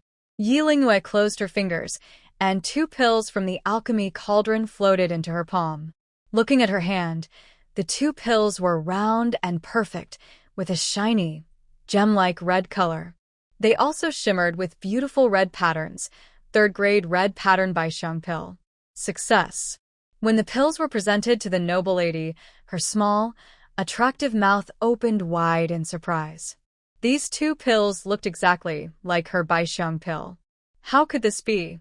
The young alchemist had actually made Baixiang pills with red patterns. Although the aroma of the pills was strong, the noble lady suddenly felt a sickening sensation, like swallowing a fly. Excellent, truly remarkable skill. Young Miss Yi, I didn't expect your pill-making skills to be so impressive, the Empress Dowager praised, with admiration in her eyes, and even the Summer Emperor looked pleased. Noble Lady Yao, are you satisfied with these 2 Baixiang pills? Yao Lady had nothing to say. Even if that person had come in person, she probably couldn't find any fault. Next, it will be Yao Lady's turn to refine pills. I believe Yao Lady knows I am a 4-cauldron alchemist, but I don't have any outstanding pills to show. My best skill is in making gathering yuan liquid, Yi Lingyue said with bright, red lips, revealing the name of her pill. Isn't that a top-grade medicinal liquid? Yao Lady almost thought she heard wrong. Gathering yuan liquid was very precious when she first learned to refine pills in Qiufeng town, but in the bustling city of Summer Capital, it was just a common street product. Only low-level warriors in the military used gathering yuan liquid. Yao Lady felt a bit amused and helpless. The Empress Dowager also grew anxious, winking at Master Longyu, trying to persuade him to convince Yi Lingyue to change her mind. Master Longyu hesitated, but said nothing. From the blue-patterned Xian pill, he believed his talented disciple was best at making basic pills. He trusted that this clever girl would not suffer losses. Gathering yuan liquid was the first type of medicinal liquid Yi Lingyue learned to make when she first started refining pills. This was also the most frequently crafted potion by Yi Lingyue. In the past, she made over 1,000 attempts to refine the body cultivation realm by creating the gathering yuan liquid. Even now, Yi Lingyue often personally refines some gathering yuan liquids and gives them to new disciples of the Ghost Gate to help them cleanse their marrow and strengthen their bodies. She took out a bottle of gathering yuan liquid and threw it to Xiaopin. For a master alchemist like Xiaopin, being asked to refine a top-quality gathering yuan liquid was almost a form of insult. If it weren't for the Empress Dowager and Emperor Xia present, Xiaopin would have thrown the bottle right at Yi Lingyue's face. Xiaopin held back her anger, hiding her contempt, and took the bottle. But when she opened it and saw the liquid inside, her once beautiful and charming face clouded over with gloom and shadow. Almost grinding her teeth, Xiaopin uttered a sentence. I lost this match. Your Majesty, what is this? Emperor Xia looked surprised by the result. Although Xiao Pin had already lost her qualification as a court alchemist, whether she refined gathering yuan liquid or not. I believe I cannot produce such pure gathering yuan liquid. This bottle is a top-quality gathering yuan liquid, Xiao Pin said sharply, glaring at Yi Lingyue. For ordinary alchemists, pills are divided into 9 grades, from 1 to 9. Among these, the 9-grade pills are further classified as ordinary, blue-striped, yellow-striped, and red-striped. Red-striped pills are already of very high quality. But for some advanced alchemists, they know that red-striped pills are called top-grade, the best of the best, and there are even legendary supreme and divine-grade pills. The gathering yuan liquid in Yi Lingyue's hand, although a first-grade potion, had a purity that exceeded any gathering yuan liquid Xiao Pin had ever seen. Even that person might not be able to refine such a perfect divine-grade gathering yuan liquid. This isn't because that person lacks the skill, but because a renowned master alchemist would spend a lot of effort and resources to refine a top-grade divine potion. So, Xiao Pin could only admit defeat. Princess Yi has won 2 out of 3 matches, with 1 draw. It seems her reputation as a court alchemist is well-deserved, the Empress Dowager said with a bright smile. Summer Emperor looked regretful, worried that Lady Yao would be upset. He comforted her a few words, then promoted Yi Lingyue to the position of court alchemist and left happily with Lady Yao. As they passed by Yi Lingyue, Lady Yao shot her a sharp, snake-like glare. Little alchemist, don't think that just because you became a court alchemist you've won. In the days to come, she would face many hardships. Yi Lingyue only slightly smiled and watched the emperor and Lady Yao leave. Indeed, a good teacher produces a good student. Longyu, you've trained a fine apprentice, the Empress Dowager praised. This competition had clearly dampened Lady Yao's arrogance. Would she still dare to walk around the palace like a proud crab in the future? Dear apprentice, from now on, you are a 5th-rank official, Master Longyu said proudly. He didn't care much for being a court alchemist himself, but having his beloved student become one was a proud achievement. Although Yi Lingyue was a princess, she had no official rank. Women entering government service was much harder than men, so becoming a court alchemist was a good choice. Your Majesty, I present this crimson fragrance pill to you. Yi Lingyue thanks the Empress Dowager and Master for their guidance. Yi Lingyue politely offered a pill. Foolish girl, I'm just an old lady. I don't need this fragrance pill. Keep it for yourself, the Empress Dowager declined. Empress Dowager, you're not old. You look about the same age as my mother, Yi Lingyue said sweetly. Now that Yi Lingyue was a court alchemist, she would need someone to look after her. Gaining the Empress Dowager's favor would make her future life much easier. The Empress Dowager smiled happily and accepted the crimson fragrance pill. As for the remaining pill, Yi Lingyue planned to give it to the Empress. After giving away 2 pills, Yi Lingyue left the palace, looking at the towering summer palace behind her. Her smile faded. Lady Yao truly thought she had only lost a court alchemist position. She didn't realize she had lost much more. As night fell, the summer palace was shrouded in darkness. After a tender moment, Emperor Summer fell asleep. Lady Yao quietly got up, lit a small incense stick at the bedside, and Emperor Summer slept even more soundly. This type of incense could keep Emperor Summer asleep all night. Yao Pin changed into her night clothes and sneaked into Consort Luo's private chamber. Consort Luo was already waiting there. When she saw Yao Pin, Consort Luo looked unhappy. Recently, Yao Pin had become very popular, even more than Consort Luo. Even though Empress Xia was not truly fond of Consort Luo, she still felt annoyed when she saw Yao Pin. If it weren't for the fact that the Lord wanted to connect the two of them, she wouldn't bother to see Yao Pin's charming face. Today, Consort Luo also heard about the court sorcerer's matter. Seeing Yao Pin get into trouble made Consort Luo secretly happy. Yao Pin, do you know you are guilty? You always said your alchemy skills were unmatched, but you couldn't even handle a small girl like Yi Lingyue, Consort Luo sneered. Lo Wanwen, stop acting so pleased with yourself. We are both on the same side. The Lord wants me to become the court sorcerer of Daxia and find the remnants of the Hongmeng fairy. If I fail, when the Lord punishes me, you will be punished too, Yaopin snorted. The two women stared at each other like fighting roosters, their necks red with anger. The mirror inside the secret chamber rippled like water waves. Inside, a tall figure appeared. Consort Luo and Yaopin quickly stopped fighting and knelt down. Jiao Jiao, have you successfully become the court sorcerer? The person in the mirror was far away, and the news of Yaopin's failure hadn't reached him yet. Yaopin lowered her head, not daring to make a sound. Master, I am useless. I didn't become the court sorcerer. There was a moment of silence in the chamber. Useless thing.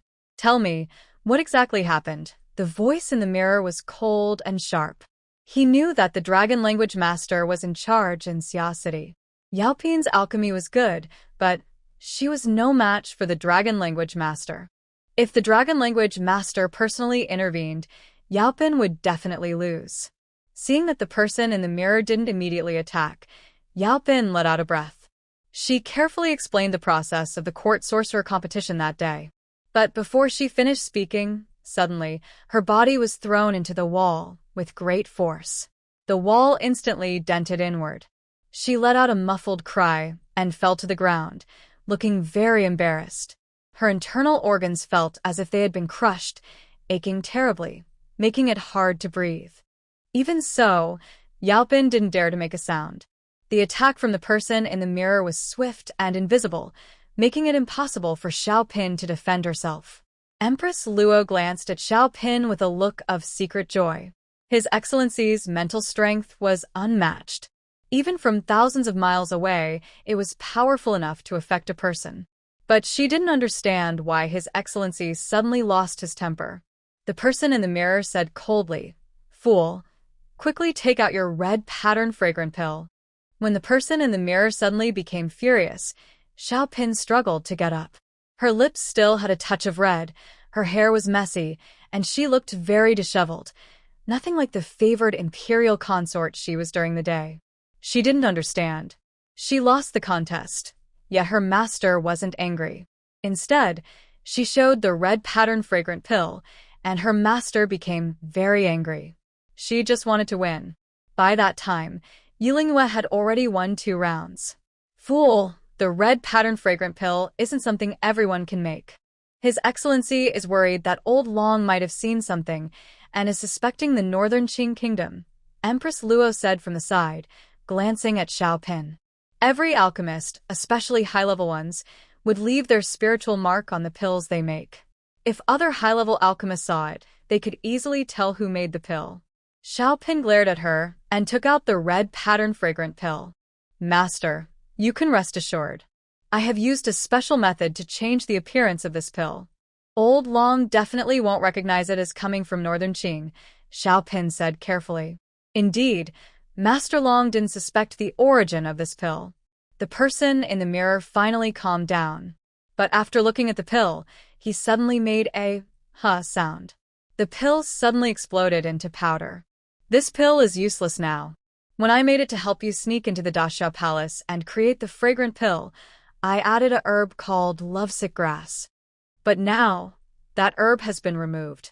This fragrant pill is ruined, the person in the mirror said in a deep voice. Lovesick grass is a type of insect herb. After refining, it can be worn on the body to make the opposite think of you constantly. But this grass is colorless and tasteless, and even high-level alchemists might not recognize it. The red-patterned passion fruit pill also contains lovegrass, but neither Consort Yao nor Imperial Concubine Luo knew about it.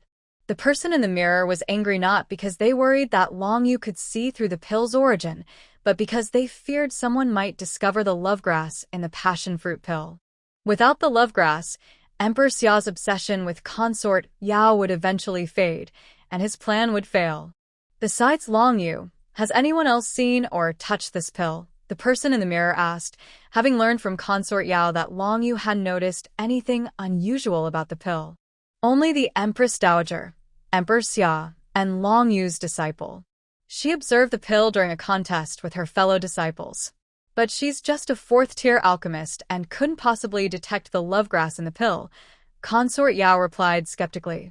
Moreover, the other person only borrowed the pill for less than 15 minutes, so there was no way they could have neutralized the lovegrass's effects. Not only Consort Yao, but even the person in the mirror found it hard to understand how the other party managed to do this without damaging the pill. Fourth-tier alchemist? Consort Yao, you were too careless this time. You think a fourth-tier alchemist can produce top-quality essence-reinforcing liquid? Don't underestimate a first-tier pill master. A skilled alchemist who can repeatedly craft essence-reinforcing liquids is not to be underestimated, the person in the mirror said, their vision far beyond that of Consort Yao and Luo Guifei. Currently, she was still a fourth-tier alchemist, but with time, she might grow into another high-level alchemist of the Great Xia, even reaching the level of a pill respect. Thinking of this, the person in the mirror recalled the man who had once been a powerful figure in Great Xia many years ago. Master, please give your disciple a chance to make amends, Consort Yao begged anxiously. She hadn't expected her momentary carelessness to ruin her master's entire plan. Sir, please let me handle this. That person named Yi Lingyue has a grudge against me. Now that she has become a court alchemist, she will be easier to deal with. As far as I know, she has a long-standing rivalry with the chief disciple of the court alchemists, and this time, she was promoted unusually. The chief disciple won't let her go, Luo Guifei flattered. Yes, Consort Yao, your main goal now is to control Emperor Xia. Luo One can handle other matters. The red-patterned passion fruit pill has been destroyed, and her alchemy skills surpass yours. Relying on pill crafting to please Emperor Xia is no longer feasible, the person in the mirror ordered. In a secret chamber, a wave of mental energy suddenly appeared. A black crystal star disk, shaped like a round mirror, suddenly materialized. It floated in midair as if an invisible hand was controlling it. Yao Pin and Luo Guifei saw this and, surprised, their faces showed both shock and happiness. Congratulations, Master, Your Excellency. Your cultivation has improved again. The true form of the person in the mirror was still tens of thousands of miles away. Relying only on mental power, he could send objects over thousands of miles. Recently, his cultivation had also made a breakthrough.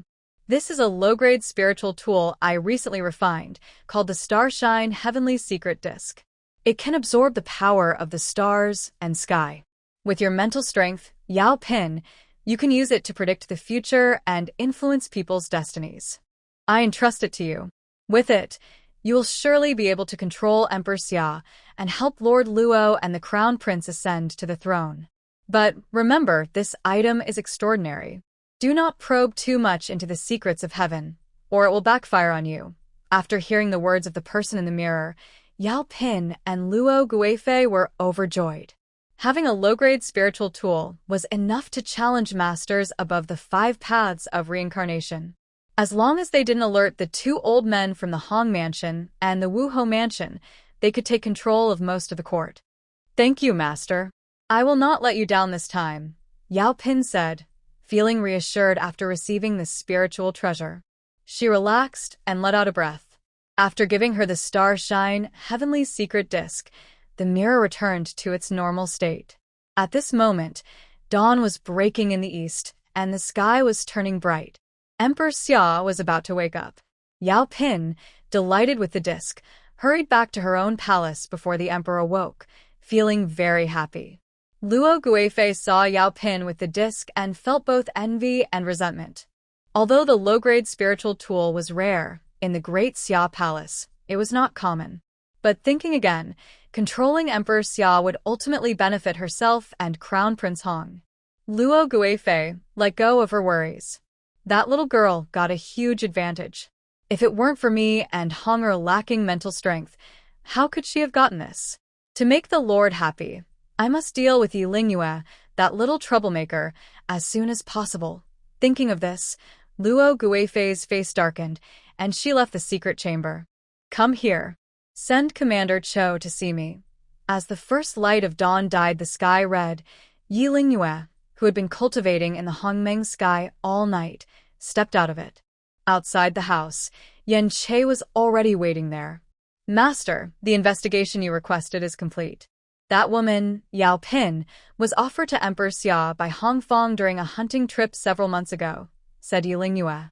As soon as she returned home yesterday, she called Yan Che to find out about Yao Pin's background.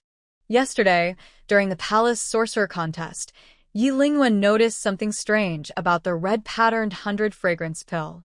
Normally, making a 100-fragrance pill requires 100 different flowers, but this top-quality pill seemed to contain 101 herbs. Lingyue used her divine sense to examine it and discovered a special herb mixed inside. She was clever and used her divine cauldron to swallow that herb. When she got home, she looked through her ancient notes, but didn't find this herb recorded there. Just when Lingyue was feeling disappointed, she unexpectedly found a record of this herb in the 5 poison treasures of the Poison Lord of Jade Hand. It was called love sickness grass. This was a poisonous plant, originally discovered by a female sorcerer from Miao Huang. That female sorcerer was deeply in love with a warrior who, however, paid her no attention. In her obsession, she found this love sickness grass, used it to control the warrior's mind, and eventually even forced him to kill his wife and children. This incident shocked the Sorcerer Association of Miao Huang. They united, captured the female sorcerer, executed her, and destroyed all the love sickness grass in Miao Huang. Lingyue closed her eyes and pondered. The story of love sickness grass happened hundreds of years ago. Miao Huang was tens of thousands of miles from Daxia. Why would such a poisonous plant appear there? Looking at Emperor Xia's infatuation with Yao Pin, Lingyue suddenly understood. It seemed that Yao Pin was not an ordinary person. Master, I also found out that the disciple of that female sorcerer eventually escaped from Miao Huang and was seen in Beijing, Yan Che added. If I'm not mistaken, Yao Pin is probably from Beijing. Lingyue now suspected that behind Yao Pin, there might be a high-level sorcerer or even a more powerful figure from Beijing. She never expected that Hong Fong, the crown prince's protector, was secretly connected with people from Beijing. If only she could uncover the true mastermind behind Beijing. Unfortunately, she knew too little about Beijing. In the Daxia records, there are only a few brief mentions of Beijing. Beijing is a powerful country with many alchemists and martial artists, whose strength far surpasses that of Daxia. It seems I should go ask Feng Xian about Beijing. Lingyue was deep in thought. After Yan Che finished reporting, he was about to leave. Just a few steps away, Yan Che suddenly wavered and almost fell to the ground. Yan Che, are you hurt? Lingyue quickly helped him. As she helped, Lingyue smelled a faint scent of blood. She looked at Yan Che's abdomen and saw small spots of blood seeping out. Are you injured? Lingyue ignored Yan Che's resistance and lifted his clothes. She found a thumb-sized hole in his lower belly, with a foul smell coming from the wound. This was the first time Yan Che was so close to Lingyue. He looked like a young man who had just fallen in love. He scratched his head, his heart pounding like he had drunk strong wine, and a warm feeling spread through his body. When Lingyue was about to touch his wound, Yan Che quickly grabbed her hand. Both of them froze in place. Realizing he had offended Lingyue, Yan Che hurriedly withdrew his hand, blushing like a red cloth, stammering, Master, don't touch. It's dirty. You're poisoned and badly hurt. If I didn't say anything, would you just grit your teeth and bear it? Lingyue looked annoyed. She ignored Yan Che's strange behavior and insisted on checking his wound. When she examined it, her face darkened. The poison was very strong. If it weren't for Yan Che's special body and her initial treatment to improve his resistance, just the poison in his abdomen would have been enough to kill him. Lingyue quickly took out 2 antidote pills, one to apply on the wound and one to swallow. After taking them, Yan Che's complexion improved a lot. Tell me, who hurt you? Lingyue's protective nature was just like her mother, Huangyu. Anyone who hurt Yan Che was hurting her too. Yan Che kept his mouth shut and didn't speak. He was usually a low-key servant in the Blue House, and he wouldn't normally get into conflicts with others. Was it because of the recent land disputes and conflicts with other forces in Shidu? Liu remembers that half a month ago, Yan Che reported to her that he planned to take over a powerful underground organization in Xia City. This organization is also a well-established force in Xia City. Yan Che's injury is probably related to this matter. Since he couldn't hide it anymore, Yan Che had to quietly tell her the truth. It turns out that under Yan Che's development, the Ghost Gate has quickly grown into the third largest force in Xia City. Currently, only 2 organizations are stronger than Ghost Gate. The largest force in Xia City is the Killing Hall. Although it is the biggest, its activities are secretive, and its leader remains a mystery. There are rumors that behind the Killing Hall is the #1 underground organization on the continent, the Underworld Palace. Is your injury caused by the people from the Killing Hall controlled by the Underworld Palace? Liu asked, her brow tightening. A picture of a golden mask appeared in her mind, along with the memory of a charming, arrogant man's smile and the warm breath on her ear, which made her shiver. Wu Chong, that infuriating man who makes people grit their teeth. If Wu Chong is the opponent, Liu would need to reconsider. There are many rumors about the Underworld Palace, and Wu Chong's strength is so mysterious that compared to him, Ghost Gate seems like a newborn. No, the person who injured my subordinate is the leader of the shaman Yang Qing. Even Yan Che, who is new to the underground world, knows how dangerous the Underworld Palace is, so he cleverly avoided confrontation with the Killing Hall. He planned to first take over Xiamen and its territory, then challenge the huge Killing Hall. But during the clever fight with the leader of Xiamen, Yan Che made a mistake. Yang Qing is a cunning man. His strength is around the Great Yuan pill level, and he is very good at using poison. My subordinate was careless and got poisoned. Yan Che heard that recently Yang Qing was obsessed with a red card at Qingyu Tower, so he paid a high price to bribe her. While Yang Qing and the red card were entangled, Yan Che led 10 Ghost Gate disciples to ambush and kill Yang Qing. Unexpectedly, Yang Qing, with his wild ambitions, used the red card as a shield to avoid a deadly surprise attack, then used poison darts. The members of Ghost Gate, caught off guard, were pushed into a corner by Yang Qing. If it weren't for Yan Che risking his life to block Yang Qing and injure his right arm, we would have suffered heavy losses this time. Yan Che, you were too reckless this time. I've heard my adoptive father mention Yang Qing. His strength is roughly at the Dan realm, similar to my adoptive father when he was in Li City. But that's not the main point. You failed because you underestimated Yang Qing. After hearing this, Yilingwa shook her head. The power of the Ghost Gate has grown a lot in a short time, which made Yan Che and the other disciples feel proud. This failure was a big wake-up call for both Yan Che and Yilingwa, making them realize that Summer City is not an easy place to settle in. Summer City is under the Emperor's rule. Besides the Killer's Hall, which is a large organization crossing the country, most forces that can stand firm here, especially the Black Forces, are connected with the government. As for the Shaman, even the government dares not attack them lightly. Before fighting them, we need to find out who is really supporting them behind the scenes. However, even with a strong background, anyone who dares to hurt her from now on, including Yang Qing, will be her enemy she must eliminate sooner or later. You should go back and rest for a few days. Once I get news about Xiamen, I will make sure you avenge yourself. It seems she needs to think of other ways to investigate Xiamen's background. After sending Yan Che away, Yilingwa felt a bit restless. The matter of the thoughtful grass and Xiamen was tangled together, and she couldn't figure out a clear lead. She had never encountered such a situation before. To clear her mind, Yilingwa left her room and decided to find Lon Kyer for a sparring match. Coincidentally, she met Lon Kyer during her morning practice. Lon Kyer had just finished a set of boxing, sweating profusely. When she saw Yilingwa looking upset, she came over. You suspect that Consort Yao and the Northern Qing Kingdom are colluding? Wow, that's a serious matter, Lon Kyer said with surprise. One is the favored consort of the Summer Emperor, and the other is the great protector of Daxia.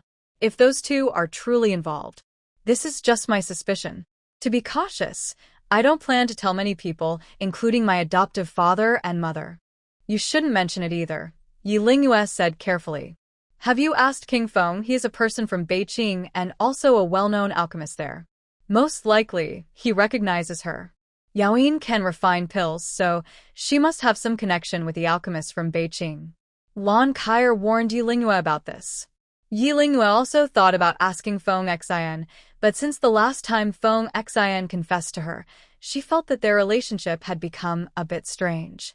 It would be fine if others were around, but when they were alone, every time she looked into Feng Xian's eyes, she felt a little short of breath.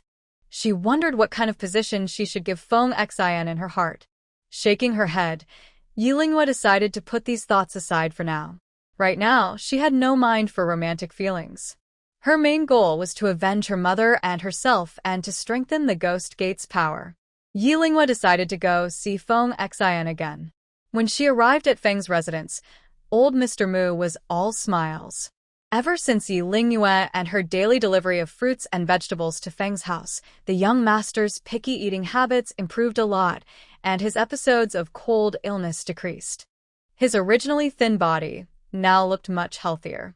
In this situation, old Mr. Mu almost regarded Yi Lingyue as a goddess. Others entering Feng's residence had to report themselves, but Yi Lingyue didn't even need to do that. She could walk in freely.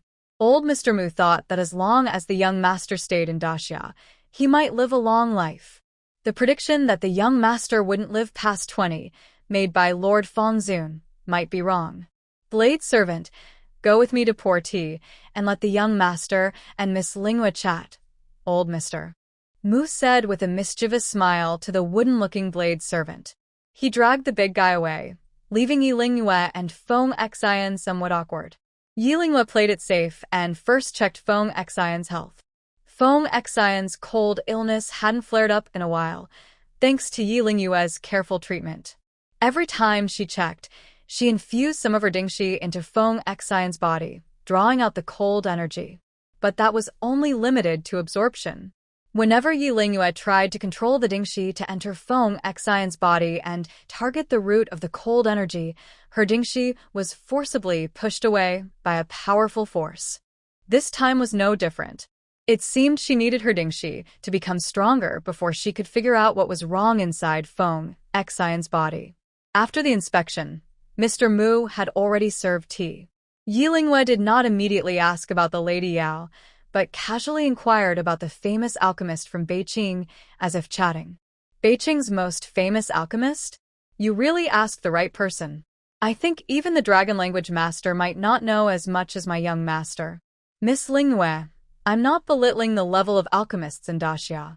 If you ever get the chance to return to Beiqing with my young master, the Star Sacrifice Tower there is much grander than the Alchemist Tower in the capital, Mr. Mu said slyly.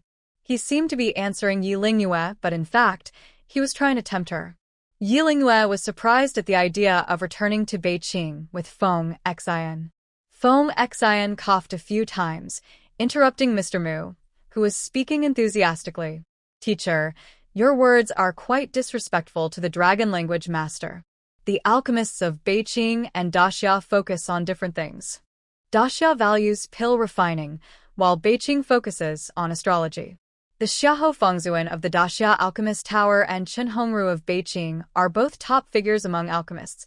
Yi Lingyue was quick-witted. Could this Chen Hongru be the same Chen Hongru that Yi Wuming, the ancestor of the Yi family, mentioned? Her heart was filled with mixed feelings and many questions. She knew from Feng Xian and Mr. Mu's tone that Chen Hongru must be a very prominent figure in Beiqing. So many years had passed, and Yi Wuming had vanished into nothingness, yet Chen Hongru was still alive. But for now, she lacked the strength to avenge Wuming Wuzu. The Star Sacrifice Tower that Mu Lao mentioned earlier piqued her interest.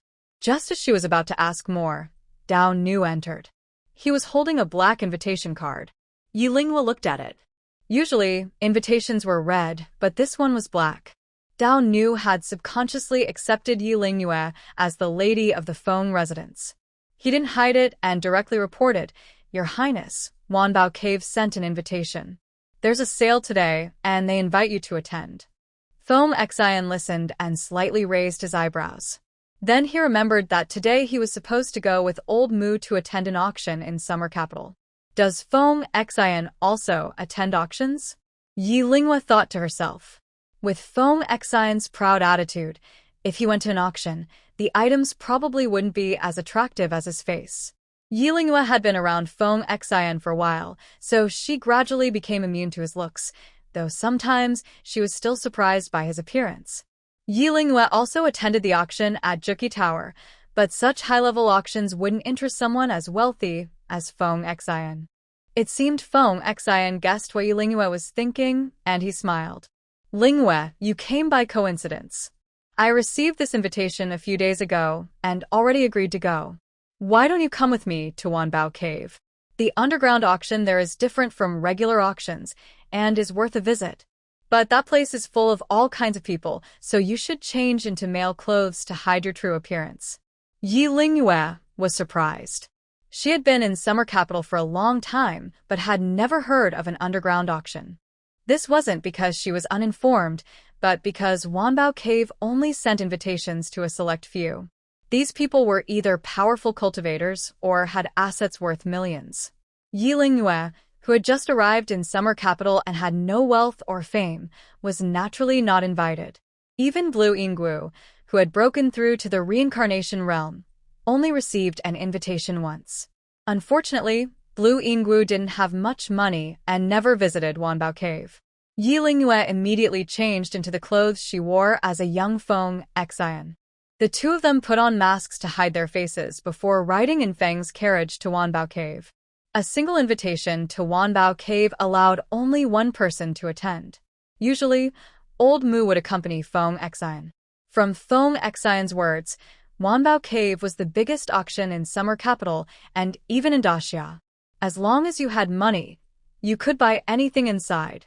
After her cultivation improved, Yilingwe still only knew basic martial arts like the fragrant flower-shattering jade hand and thunderclap fist. She wasn't suited to learn the techniques from the Blue residents, and she had been thinking of finding a new martial art. Hearing Feng Xian say this, she thought maybe the underground auction would have more advanced martial arts for sale.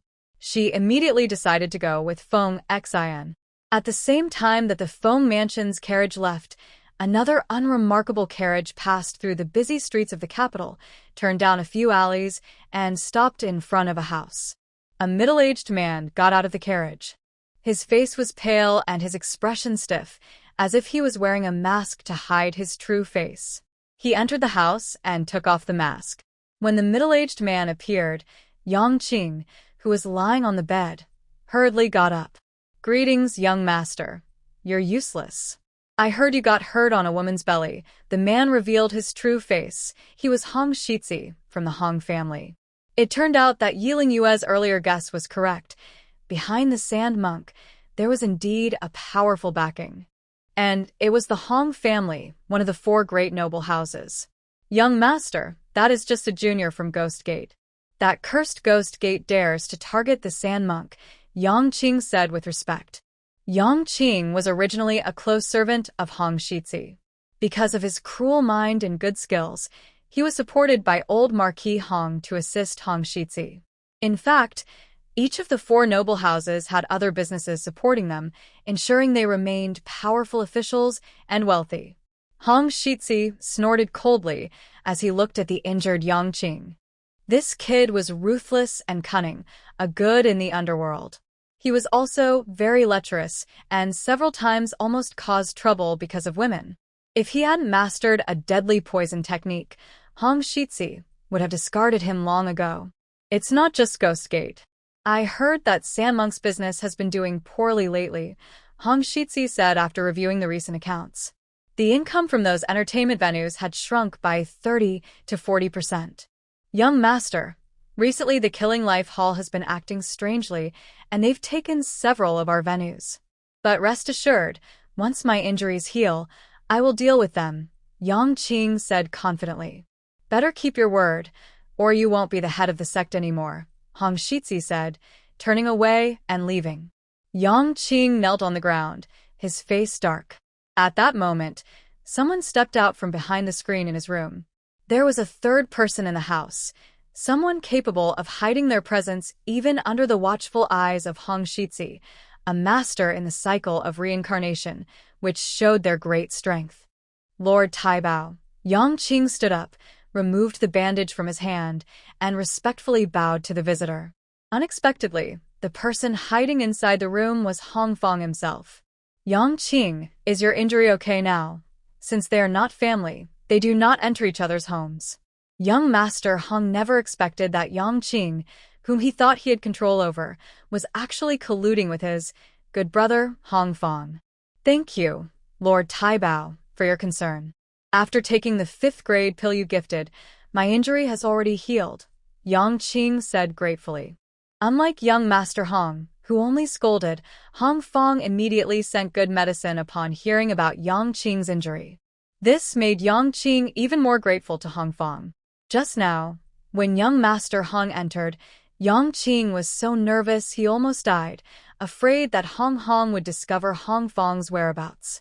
But he found that Hong Hong didn't notice the third person in the room.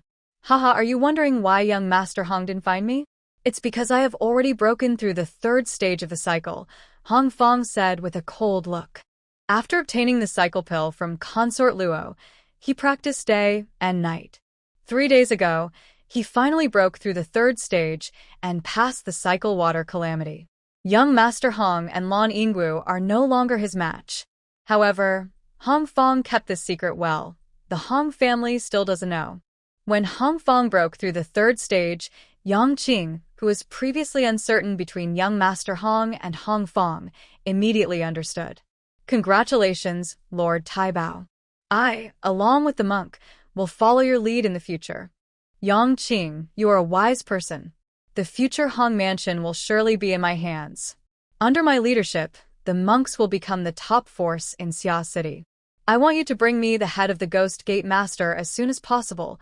Hong Fong, after breaking through the 2nd stage of the cycle, became overconfident. In his view, not only Ghost Gate, but even the Killing Hall might not be in his sight. A small Ghost Gate, once the monks unite, will surely be uprooted. While the Hong brothers were meeting Yang Qing one after the other, Yilingwe was already sitting in the Feng Mansion's carriage. Disguised, Yilingwe pretended to be Feng Xian's friend and headed together to Wanbao Cave.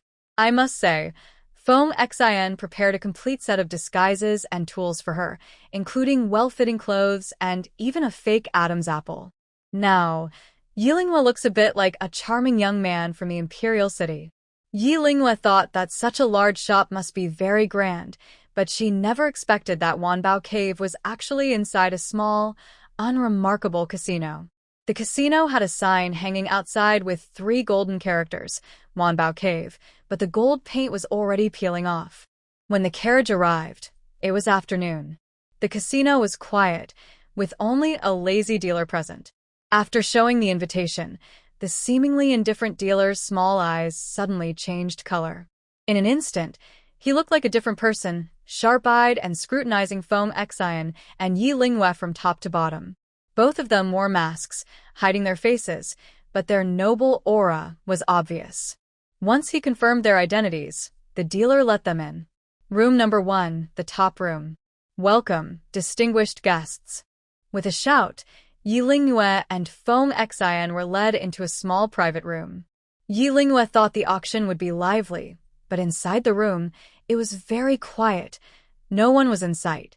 The room had no one, only a tea table and 2 chairs, with 2 white porcelain blue-glazed teacups placed on them. Yilingwe hesitated, but Feng Xian stepped forward, signaling her to sit down.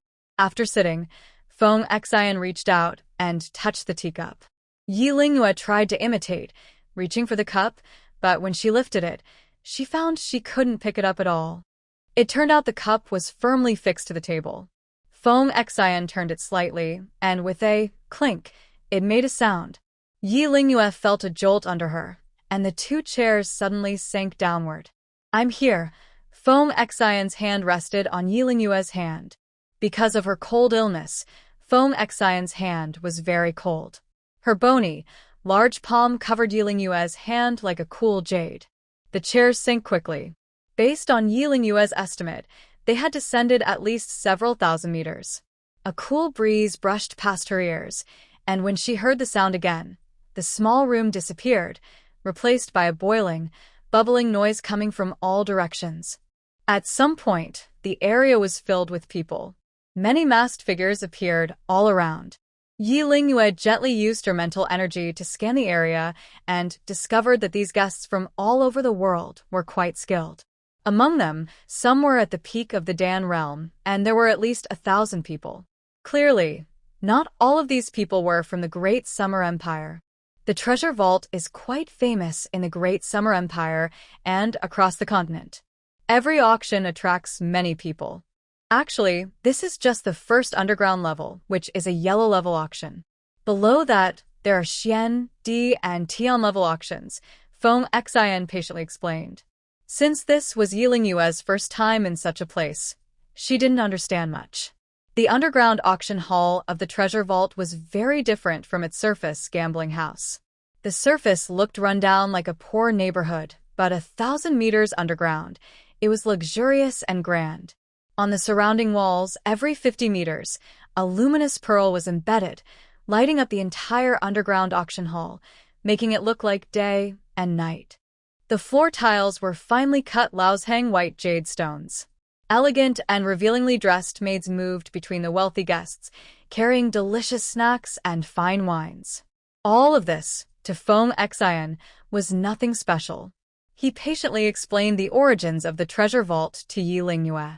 It turned out that the auctions inside the treasure vault were also divided into different levels, from high to low, similar to weapons, classified into 4 levels: Heaven, Earth, Xian, and Yellow. Of course, the guests who entered these auction halls were also from all walks of life.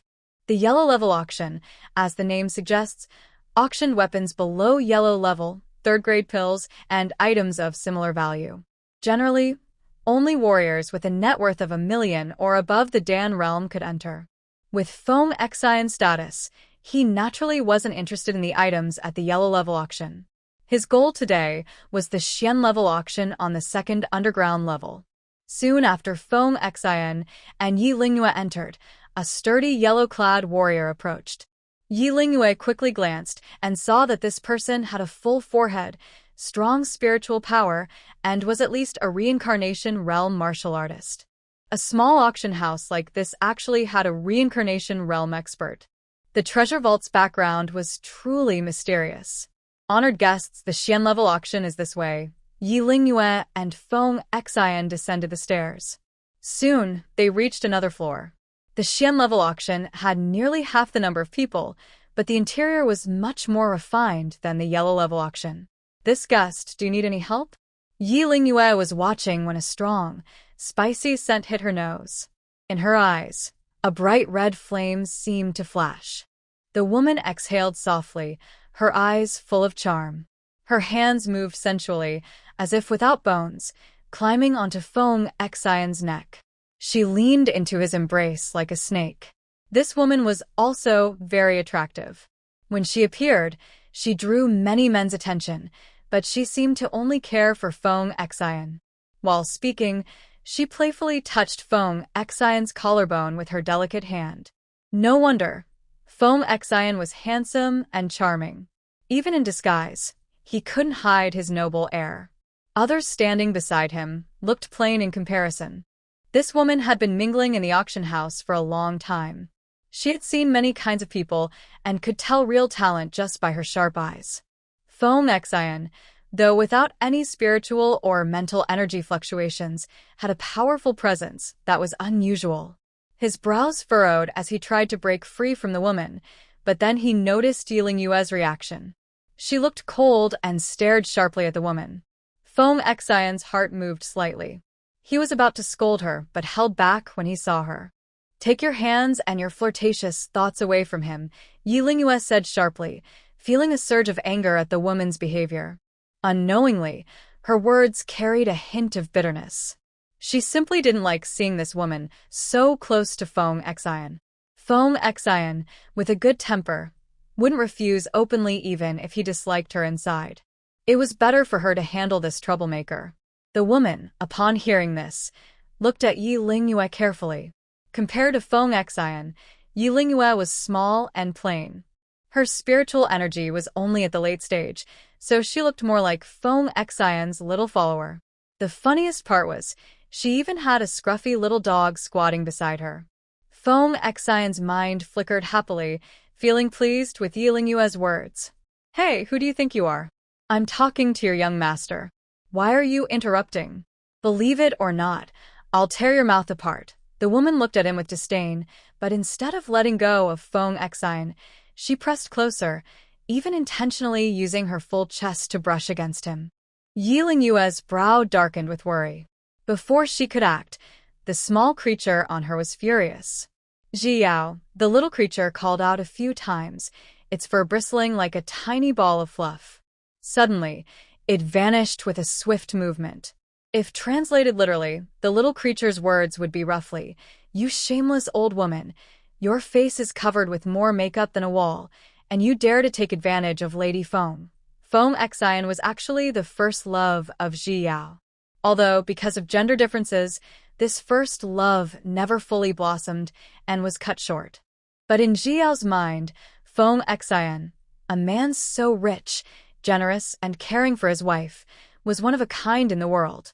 Following the principle that wealth should stay within the family, Ji Yao had already paired her boss with Feng Xian. No one dares to touch her boss's man. The woman in red was feeling proud, but suddenly felt a hot sensation on her head. It turned out that Ji Yao had suddenly pounced on her. Relying on her small size and quick speed, Ji Yao jumped onto the woman's head. Unfortunately, she lifted her short leg and, right above the woman's head, squatted and let out a splash. A foul stream flowed down, stunning everyone around. Ah! "You little!" the woman screamed, raising her hand to grab Ji Yao. As she raised her hand, a sharp surge of spiritual power swept over. Yi Lingyue was startled. This woman was also a master at the reincarnation realm.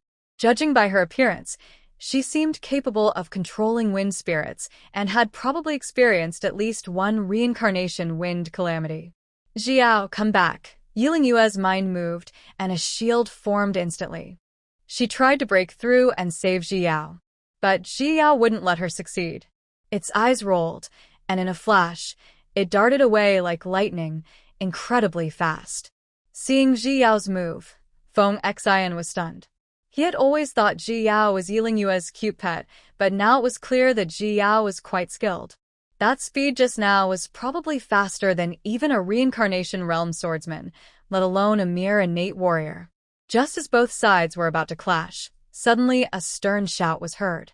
An old man, holding a cane, quickly stepped out from the crowd and stopped the woman and Yi Lingyue. The old man was quite elderly, with white hair and wrinkled skin. His back was hunched, like he was carrying a heavy load. His sharp eyes sparkled with wisdom.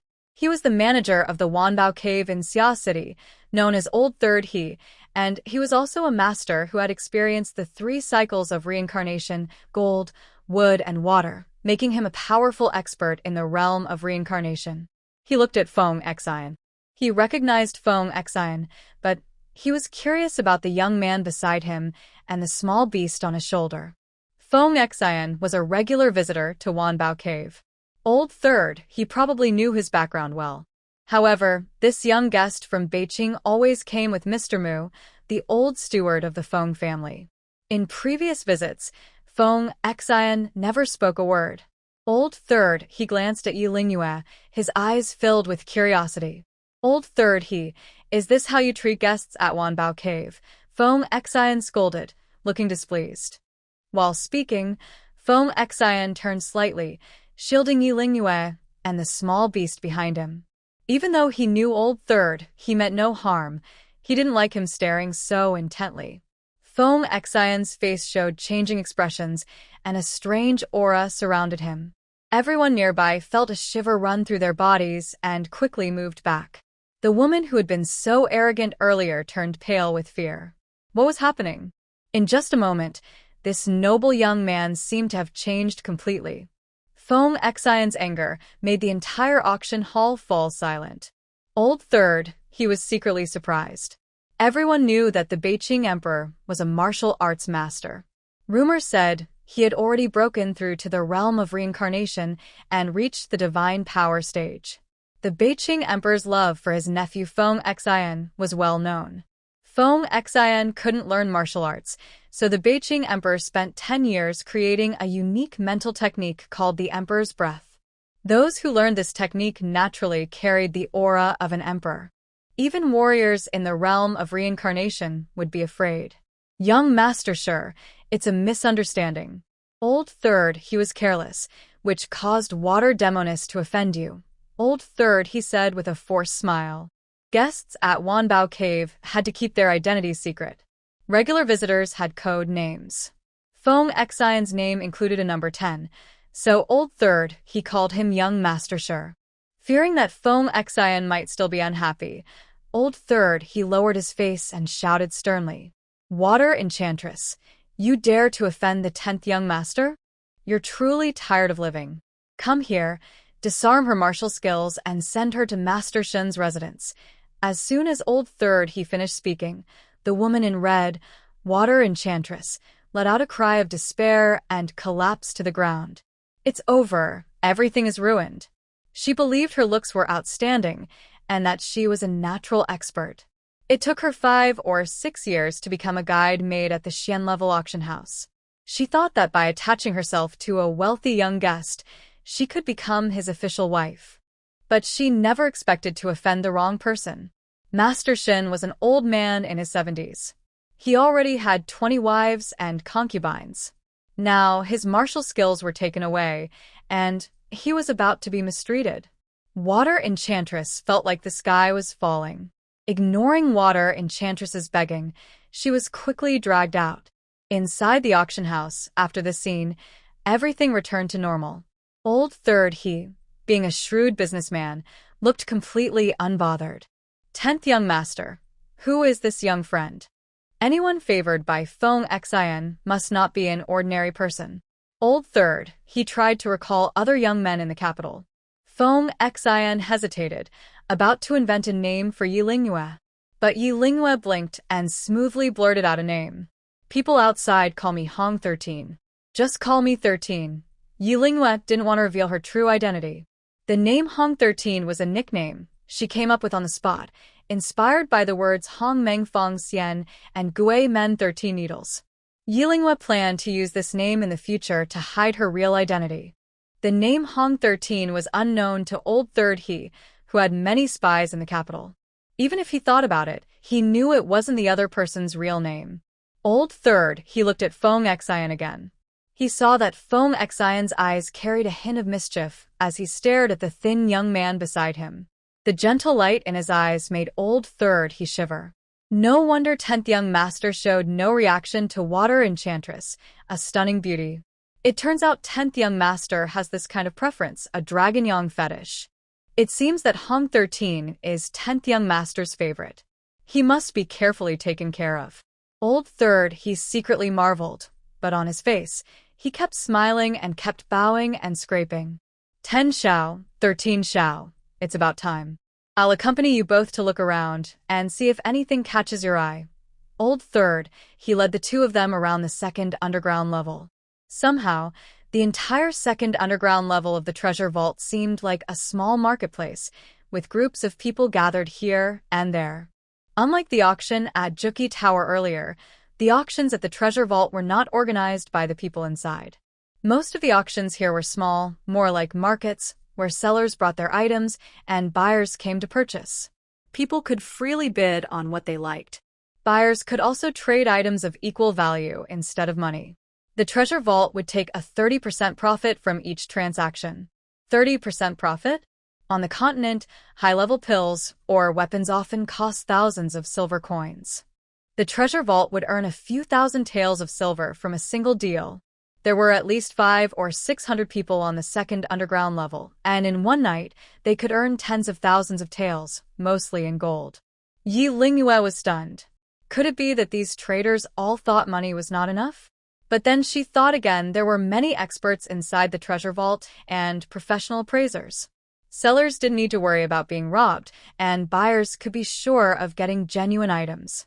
That's why so many people preferred to pay a 30% fee to trade here. The auction was at the yellow level. Most of the items for sale were mid to low-grade yellow weapons or pills of grade 4 or 5, along with some martial arts of 7th or 8th rank. If Yi Lingyue wanted pills, she could ask Master Longyu to get them. As for martial arts, Yi Lingyue had the Broken Jade Hand, a 7th rank martial art. After combining it with the Ghost Gate 13 needles, most 7th rank martial arts didn't impress her. Her goal was to find martial arts above 7th rank or secret techniques related to mental strength in the treasure vault. While talking, Old Third He and the two of them passed by a group of people. They seemed to be arguing loudly, as if in a dispute. "Auntie, you dare to cheat me? The medicine you sold is all fake, and you even charged me 100 taels of gold per pill. Now give me back the 1,000 taels." A man in his 30s, furious like a wild beast, was grabbing a woman's collar and shouting angrily. There are always disputes when there is buying and selling. Someone was causing trouble on his territory, so Lao San, he had to stop and gesture an apology to Feng Xian and Yi Lingyue before walking forward. Yi Lingyue also blended into the crowd. When she saw what the woman was selling, she was surprised. She didn't expect such items to be sold inside the treasure vault. Although the woman was being pulled away, she showed no fear and looked confident. People nearby pointed and whispered about her. Because the woman was short, with silver-gray hair and an ugly face, her exposed skin looked like that of a toad, full of bumps. Just seeing her appearance made others keep their distance, afraid to get too close. Usually, when she held auctions here, no one paid much attention to her shop. Compared to the beautiful maids walking around in the level 1 trading area, this woman's looks were worlds apart. "Young Master Gu, don't insult people. The medicine I sell is always a fixed price. You didn't object to the price at first, so why are you causing trouble just 3 days later?" The woman, being pulled by young Master Gu, was out of breath and struggling desperately. But she was just a low-level alchemist and didn't know how to use mental attacks. She was no match for the martial artist young Master Gu. "Young Master Gu, let's speak nicely. You know the rules of the treasure vault. If you start a fight here, you're disrespecting Lao San He." Lao San He swayed slightly but didn't make a move. An invisible dark force was pressing on young Master Gu's wrist, causing him pain and making him loosen his grip. "Third boss, please help me. I feel sorry for this ugly woman. I bought 10 pills from her, each costing 100 taels of gold, but they turned out to be useless." Fearing Lao San he wouldn't believe him, young Master Gu took out a bottle and showed a few pills. 100 taels of gold per pill? Lao San he's eyebrows twitched. Such expensive pills should be at least 3rd or 4th grade. If they were fake, he would have to give young Master Gu an explanation. "Young Master Gu, don't spread false accusations. These are genuine 3rd grade heartbreak pills. I made them according to the proper measurements," the ugly woman explained calmly. It turned out that all the pills she sold were actually poisons. On her stall, there were other pills and herbs, all of which were poisons. This was why Yi Lingyue was so surprised. In Daxia, poisons and toxic herbs could not be bought or sold freely, whether in the Alchemist Association or regular pharmacies. Every day, all poisons and toxic herbs sold had to be recorded. Some people who wanted to secretly buy poisons would use special channels to buy them at high prices. Wanbao Cave provided a perfect place for these people. "Are you saying we should just go by the weight?" "Fine, let's do that. Third boss, please have someone check. If the pills are not right, I will take this ugly woman's life." "How dare she cheat me?" said young Master Gu, making Elder Heesin feel very uncomfortable. If it was anything else, Elder Heesin could tell if it was real or fake at a glance. But poisons were different. Neither Elder Heesin nor anyone in Wanbao Cave knew much about poisons. Poisons were also banned from trade, so he couldn't ask the people from the Alchemist Tower for help. "Everyone, if you don't mind, I can help check." Yi Lingyue stepped forward and bowed. 13th young master, do you understand poison?" Elder Heesin looked at her eagerly, as if she was a life-saving straw. Elder Heesin knew that the young man brought by young Master Shi was extraordinary. He heard that this thin, seemingly 15-year-old boy knew about poisons. The ugly woman's face showed some disbelief. "I know a little." Yi Lingyue took a broken heart-piercing pill. In an instant, She confidently said that it was indeed a heart-piercing pill. It contains a few grams of heartbreaking grass, 3 pincers of centipede vine, and diluted viper venom. Truly genuine, a third-rank heart-piercing pill, Yu Lingyue said. The ugly woman's face changed drastically, because the ingredients Yu Lingyue listed matched exactly what she used when refining the pill. But Yu Lingyue looked at the ugly woman. These ingredients are 2/3 less than usual in a normal heart-piercing pill. Everyone, did you hear that? Shortchanged and lacking ingredients. No wonder my pills are useless. Third boss, you see clearly now. This ugly woman is a dishonest merchant, said young Master Gu, his face full of triumph, as if he was about to attack again. Hold on, young Master Gu. In Wanbao Cave, no fighting is allowed. If the ugly woman broke the rules, I will deal with her and banish her from Wanbao Cave forever. But if you're going to make a move, please leave Wanbao Cave first. Otherwise, don't blame Wanbao Cave for putting you on the blacklist. Old Third, he said seriously. Wait a moment, this matter isn't clear yet. I didn't sell fake medicine. This young master has good eyesight, and I admit he's right. But he also said that the broken heart pill is still the same, not counterfeit, the ugly woman called Lai Gu said calmly, looking at Yu Lingyue. That's correct. The medicine itself has no problem, but its effects are weak. It's not enough for use on people. However, if used on animals or spiritual beasts below the 3rd rank, it can be deadly, Yu Lingyue said, still feeling somewhat favorable toward the ugly woman. She could tell that the other person was a skilled poison alchemist. Reducing the amount of herbs must have a reason. Young Master Gu, don't forget what you said when you ordered the medicine. You clearly said that the Gu family's villa had a nest of fierce spirit mice that bit the livestock of other villas. You asked me to make 10 third-rank broken heart pills, colorless and tasteless, with no residue after taking, each costing 100 taels of gold. Do you still remember those words? Lai Gu's thin body suddenly radiated a strong aura. She stepped forward, pressing the question on young Master Gu. 100 taels of gold for poison to kill spirit mice. This young Master Gu must either have so much money at home that he doesn't know what to do with it, or young Master Gu is the son-in-law of the wealthy Gu Dashan in the city. Gu Dashan has spent his life doing good deeds, but unfortunately, he has no children. His eldest daughter married her cousin, Gu Dashao, as her husband. Recently, I heard that Gu Dashan has been ill and is resting at the Gu family villa. Could it be that Old Third, he, who is sharp-eyed in the city, understood Gu Dashao's character very well? The poisoned spirit mice must be fake. Poisoning and killing people are real. The 10 pills were meant to kill more than 10 members of the Gu family altogether. Thinking of this, Old Third, he broke out in cold sweat. Wanbao Cave is based in Summer Capital, and its principle is not to interfere in politics or get involved in black affairs. If the Gu family's patriarch really was poisoned to death by Gu Dashao, the court would surely investigate Wanbao Cave. Yu Lingyue finally understood.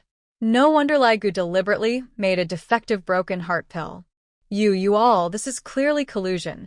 Gu Dashao didn't expect his plan to be seen through.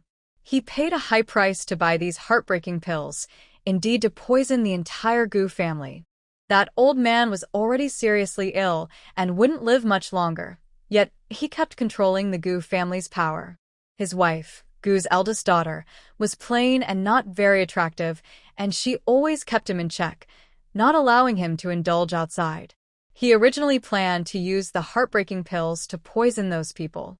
But unexpectedly, after eating the pills, Gu the good person didn't die. Instead, he coughed out the blood in his body and surprisingly recovered his health. The young Master Gu became angrier the more he thought about it. He wanted to vent his anger on the beggar woman, force her to return the money, and make her craft more poison pills. But during this plan, Yu Lingyue suddenly appeared. Seeing his scheme exposed, the young Master Gu hated the beggar woman the most. He was afraid she would continue talking and cause trouble with the authorities. He shouted loudly, and a dark golden energy surged from his palm. He threw a punch, which looked like a small tornado, rushing toward the beggar woman's vital point at an incredible speed. "How dare you, to attack me in front of the old man?" said Old Third, he coldly. He raised his hand, and a white light shot out from his fingers. That white light formed a large handprint. It's the sunlight handprint. The handprint turned into a large empty hand, grabbing the young Master Gu. The young Master Gu tried to struggle, but Old Third He's power was too strong, making resistance impossible. Stop! Old Third He clenched his 5 fingers, and the young Master Gu was like being with ropes, firmly held in his grasp. Someone, take the young Master Gu to the authorities. The young Master Gu was taken away, looking defeated. Old Third He glared at the beggar woman with annoyance. Beggar woman, what exactly is going on? Hearing this, the beggar woman looked a bit gloomy. The treasure cave was the only place where she could set up her stall. The kind-hearted Gu the good person was someone who helped her when she was at her lowest. He once gave her 10 taels of silver to help her get through the hardest times. When the young Master Gu came to buy poison, she sensed something was wrong. After asking around, she learned that Gu the good person was ill. She knew that Gu the good person was probably old and had blood clots inside, so she secretly tampered with the pills, reducing the dose of the heartbreaking pills, and skillfully cured Gu the good person. I may only know how to refine poisons, but I also understand the principle of repaying kindness. The great favor I once received from Master Gu, I have now repaid. Even if boss he wants to drive me out of the treasure pavilion, I will hold no resentment. As she spoke, the scarred woman packed up her things, ready to leave. Such a strong sense of gratitude. Both Yi Lingyue and Feng Xian, listening nearby, nodded quietly in approval. Yi Lingyue, in particular, admired the woman's integrity. From her appearance, it was clear she lived in poverty, yet because of a mere 10 taels of silver she had once received, she was willing to give up her chance to set up a stall in the treasure pavilion. Truly, she was an extraordinary woman. Wait. A customer has come to you. Are you really going to turn her away? I just looked over the herbs on your stall. I happen to need some of them, and I'm willing to pay a good price. Just as the scarred woman was about to leave in disappointment, a clear and gentle voice called out to stop her. It was the young man who had earlier identified the poisonous herbs. He stepped forward and began examining her collection. Centuries-old crane grass and 50-year-old centipede vine. Yi Lingyue carefully inspected the herbs, her face lighting up with joy. These were all rare poisonous plants, the kind that grew only near nests of venomous insects and beasts, plants almost impossible to find in the markets of the capital. Even her own master, Long Yu, did not have such a collection. Unfortunately, poison refining was not popular in the Great Xia dynasty. The auction houses were filled with martial artists who had no knowledge of such things, so the scarred woman's herbs had long gone unnoticed. Seeing Yi Lingyue silently examining the herbs, boss he assumed she was dissatisfied. Scarred woman, the treasure pavilion will no longer purchase your herbs. Don't disturb my honored guests. Leave at once. Boss he, worried that Feng Xian and Yi Lingyue might be displeased, tried to dismiss her with a few sharp words. Boss he, your guests haven't spoken yet. All these herbs were cultivated by me, and their effects are just as strong as wild ones. Esteemed guests, would you like to take a closer look? The woman, eager for business and in need of money, was unwilling to let the opportunity slip away. Let her come over, Feng Xian said, noticing the unusual expression on Yi Lingyue's face. He stopped Boss He with a firm tone. Boss He, who actually felt some pity for the woman, said no more. Instead, he casually began telling Yi Lingyue and Feng Xian about her background. Lai Gu was originally a four-peak alchemist, and she is also an unfortunate person. She was once a married woman, but her husband was poisoned by accident. She visited many famous doctors in the city, but couldn't find a cure. To treat her husband's illness, Lai Gu made various poisonous pills, even using poison to fight poison, which ruined her appearance. In the end, she successfully cured her husband's disease. Unfortunately, she made such a big sacrifice for that man. After her husband recovered, he was frightened by her ugly face and he divorced her, kicking her out of the house. After being expelled, Lai Gu felt very hopeless. Her body was full of toxins and she suffered greatly. She even thought about ending her life. But unexpectedly, she found out she was pregnant. For the sake of her unborn child, Li Gu decided not to give up and considered life again. She was skilled in a dark and evil form of poison arts, which normal, reputable pharmacies refused to accept. As for the Alchemist Association in the summer capital, they refused to recognize her as a proper alchemist because of her ugly appearance. Li Gu relied on begging and help from kind-hearted people in the city. After giving birth to a weak and sickly pair of twins, she continued her old trade, growing various poisonous herbs and occasionally making some third or fourth-grade poisonous pills. Earlier, Old Third he saw her plight and made an exception, allowing her to enter the Xian-level auction house. He even bought her poisonous herbs at low prices several times. This woman's background is pitiful, but you shouldn't buy her herbs out of pity. These poisonous herbs can cause great suffering if not handled carefully. Old Third he shook his head and sighed. A few times, after buying her herbs, he couldn't sell them and was scolded by his superiors. His words did not escape Yiling Yue's ears. Li Gu listened to Old Third but didn't react much. It seemed that the hardships of life had hardened this poor woman into a strong person. Third boss, you're ruining my business. All my herbs are top-quality poisons. If they are refined properly, if refined well, they can become excellent poisons. Third boss, people fear poisons, thinking they are deadly. But sometimes, poisons can also become life-saving medicines, Yi Lingyue replied before Li Gu could finish. Li Gu skillfully used the heartbreaking pill to detoxify the great scholar Gu, which shows her skill. The beggar's eyes grew brighter as she looked at Yi Lingyue, and her gaze changed instantly. It was a look similar to the feeling of meeting a close friend over drinks. Only Yi Lingyue and the beggar understood it. This seemingly delicate young boy was actually an expert in using poison. Are you also skilled in both medicine and poison? Having attended the Xian-level auction many times, she had met some alchemists, but they didn't understand poisons at all. When they heard about poisonous herbs, they looked terrified. It's more than just understanding. I want to buy all your poisonous herbs. This auction was worth it.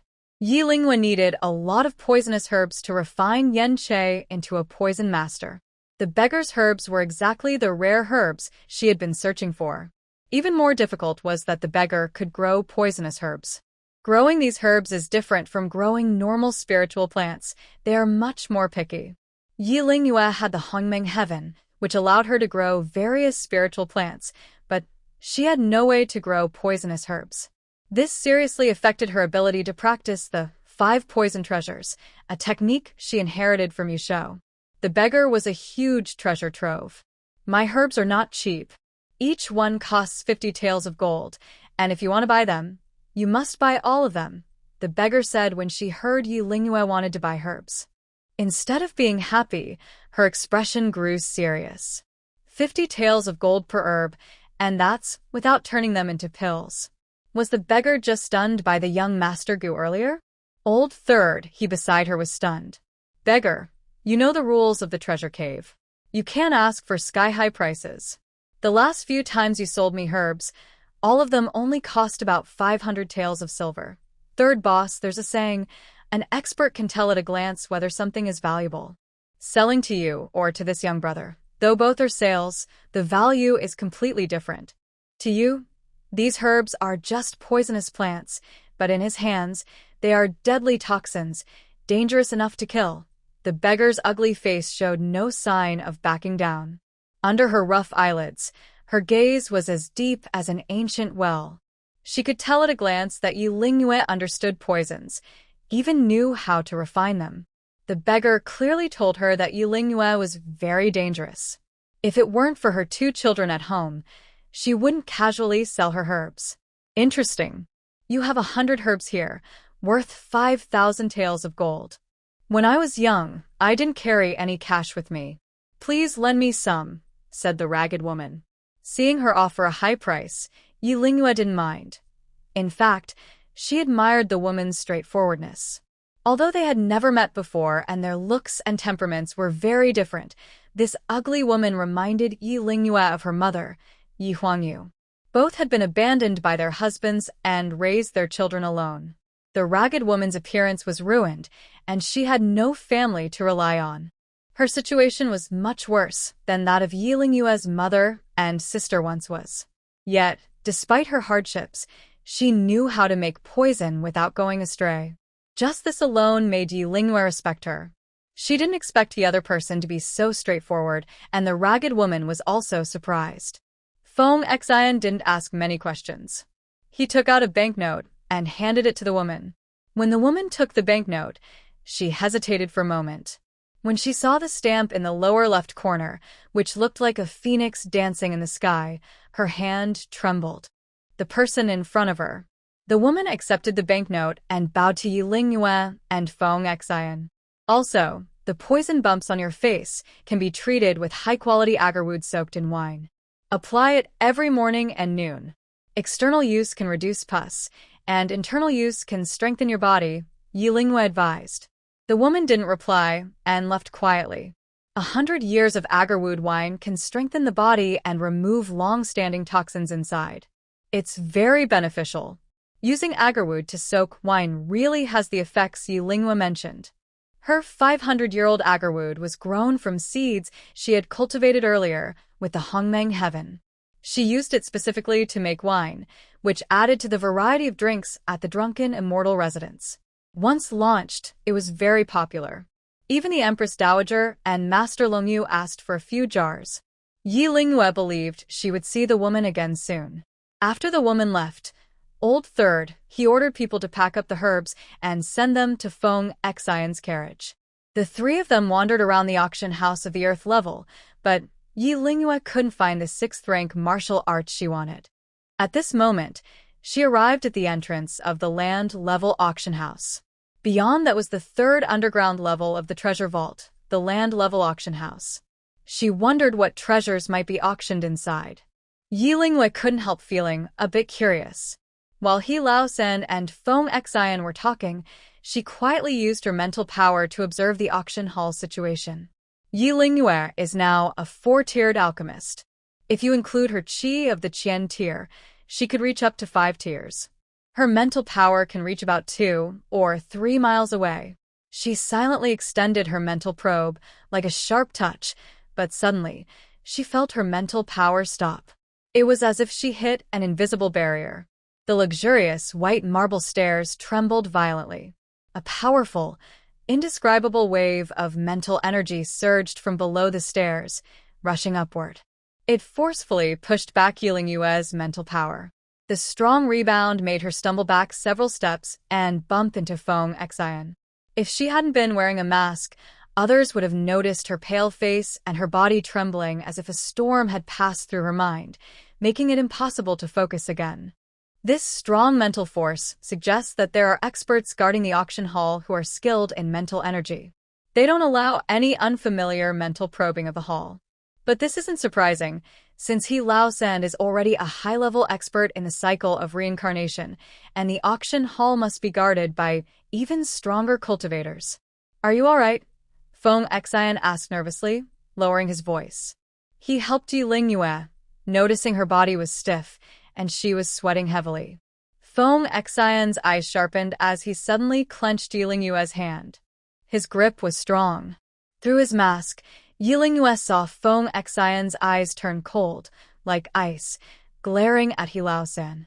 At that moment, Feng Xian seemed to change completely, losing his usual gentle appearance. A sharp, fierce light flickered in his eyes. Yi Lingyue even sensed a hint of violence from him. Feng Xian, Yi Lingyue thought with a heavy heart, feeling a sense of foreboding. He Laosen was also stunned. Feng Xian's intense gaze made He Laosen feel threatened. The young man who had been joking with him just a moment ago was now completely different.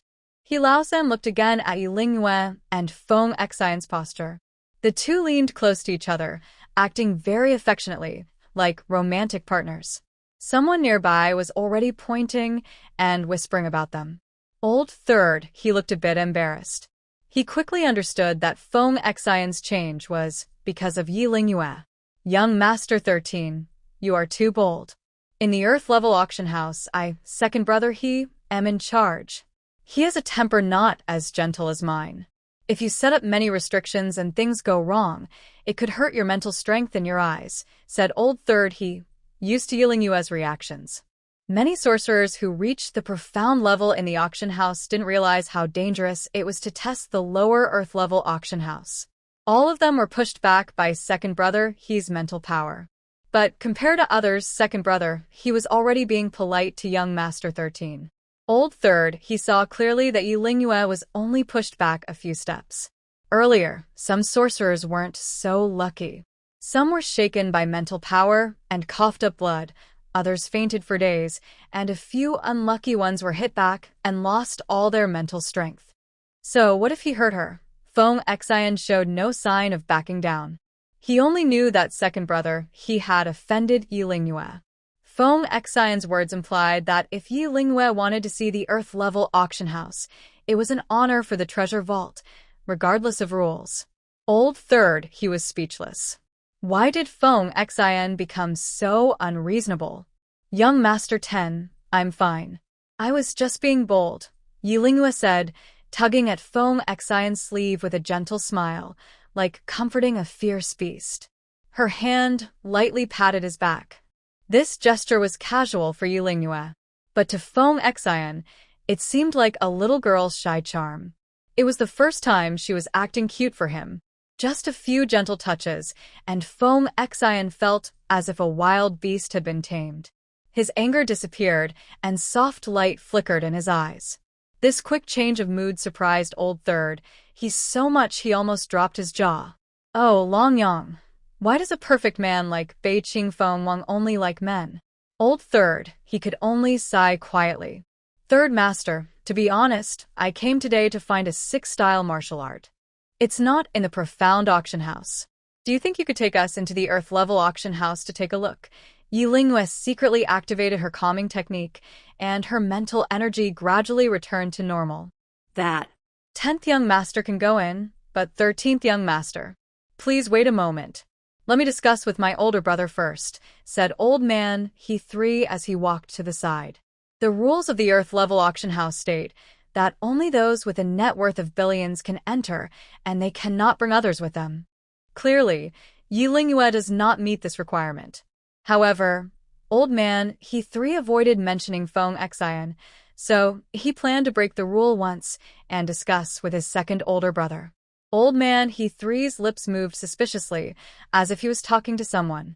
Yiling Yue understood that this was a 1,000 miles transmission, technique used only after warriors break through the Dan realm and alchemists after reaching the 6th stage.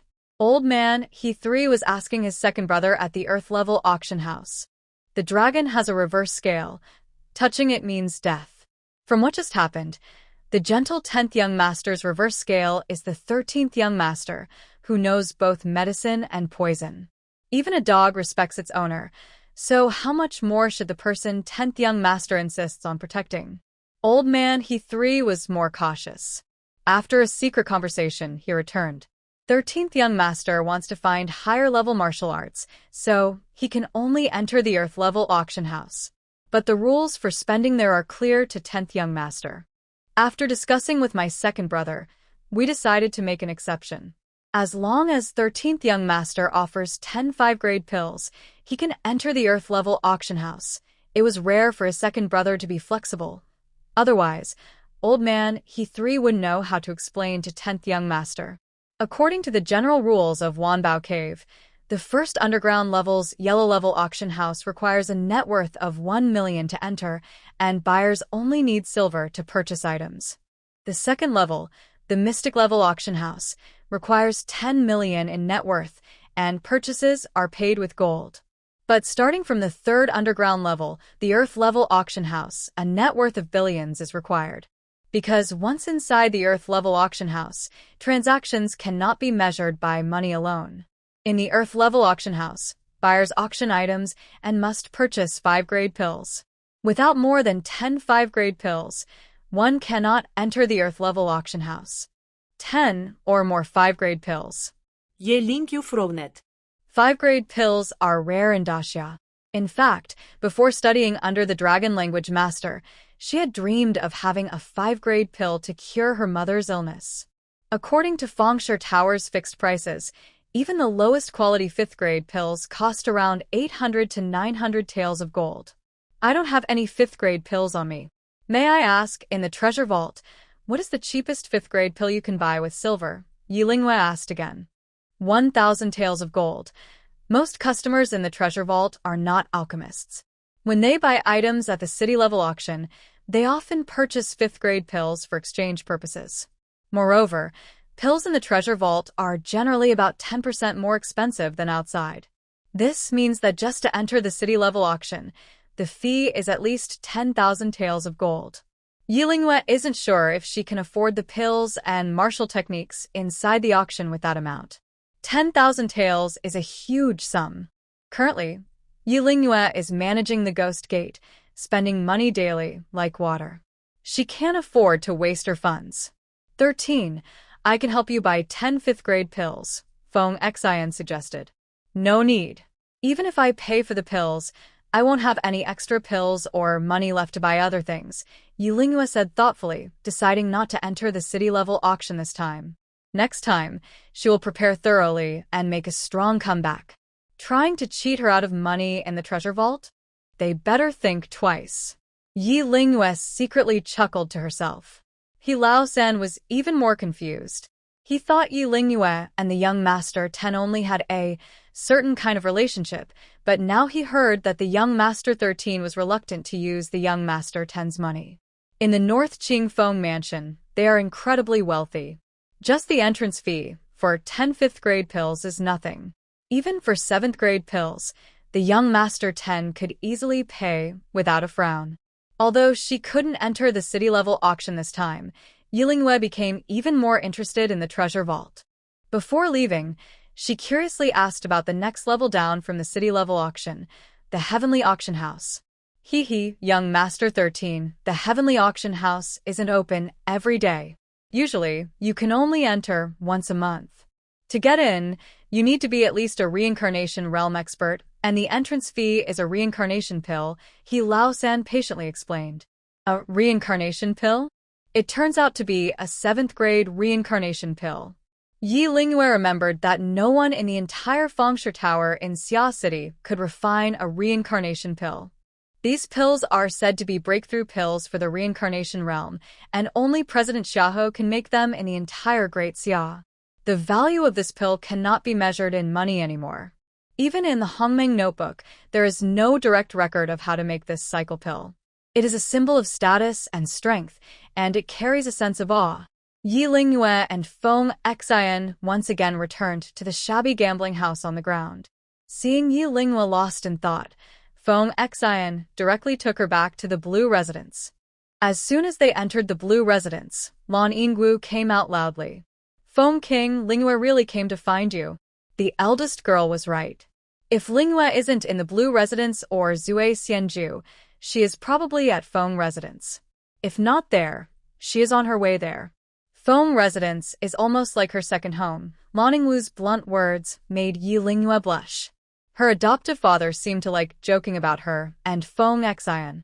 Yi Lingyue glanced at Feng Xian, who was raising his eyebrows proudly, and their eyes briefly met. When their eyes met, Yi Lingyue felt like a cat with its tail stepped on, and she quickly looked away. Father, stop talking nonsense. Be careful, or I might keep my newly brewed agarwood wine, Yi Lingyue said with a serious face. Lan Yinggu immediately became serious and stopped joking. Good daughter, forgive your adoptive father this time. I was just looking for you. The palace's chief steward has issued an order for you to report to the Imperial Hospital tomorrow, Lan Yinggu said, taking out a paper from his sleeve. It turned out that after he returned from court today, he happened to meet the palace's imperial doctor, who said that Yi Lingyue's appointment letter had been issued. Unlike the title of third-rank princess, once Yi Lingyue became the palace's official alchemist, she officially became a government official receiving state support.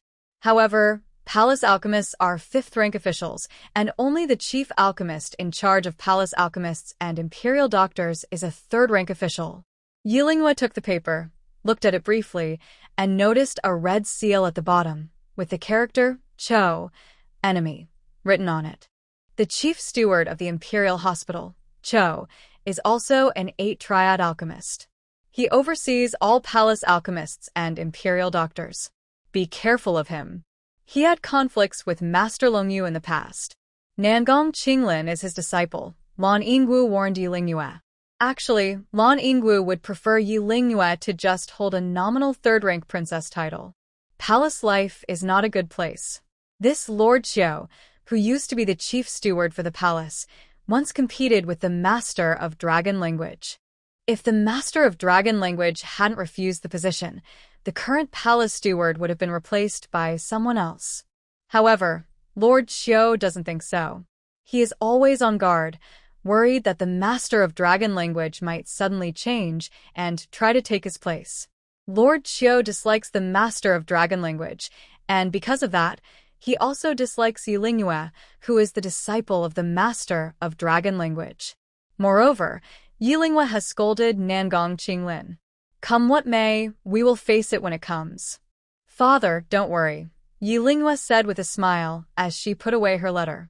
She was looking forward to seeing what tricks Nangong Qinglin, her master, might come up with. The next morning, right after the morning court session, Yi Lingyue rode in a carriage into the palace. It was still early before the official hospital hours, so she first went to Chaohua Palace to pay her respects to Queen Lu and brought some fruits grown in the Hongmeng heaven for the queen. When she reached the corridor outside the palace, she saw Emperor Xia coming out of Queen Lu's residence. Yi Lingyue quickly bowed, copying the courtiers and maids nearby. The queen's personal old maid approached her. Princess Yi, you've arrived. The queen is still getting ready. Old servant Rong will take you to the side hall to enjoy some pastries. Everyone in Chaohua Palace knew that Yi Lingyue was a great benefactor to Queen Lu and the sixth prince, so they were very close to her.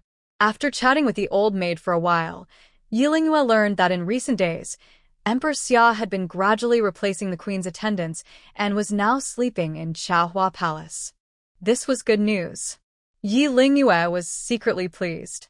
It seemed that after breaking the love herb on the Yaoxiang pill, Emperor Xia was no longer bewitched by that wicked concubine. After exchanging a few words with Queen Lu, Yi Lingyue looked around.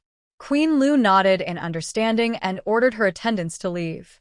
Yi Lingyue then told Queen Lu about the Yaoxiang pill incident from a few days ago. If this is true, what a reckless person Hong Fong is, to have brought such a demon into the palace.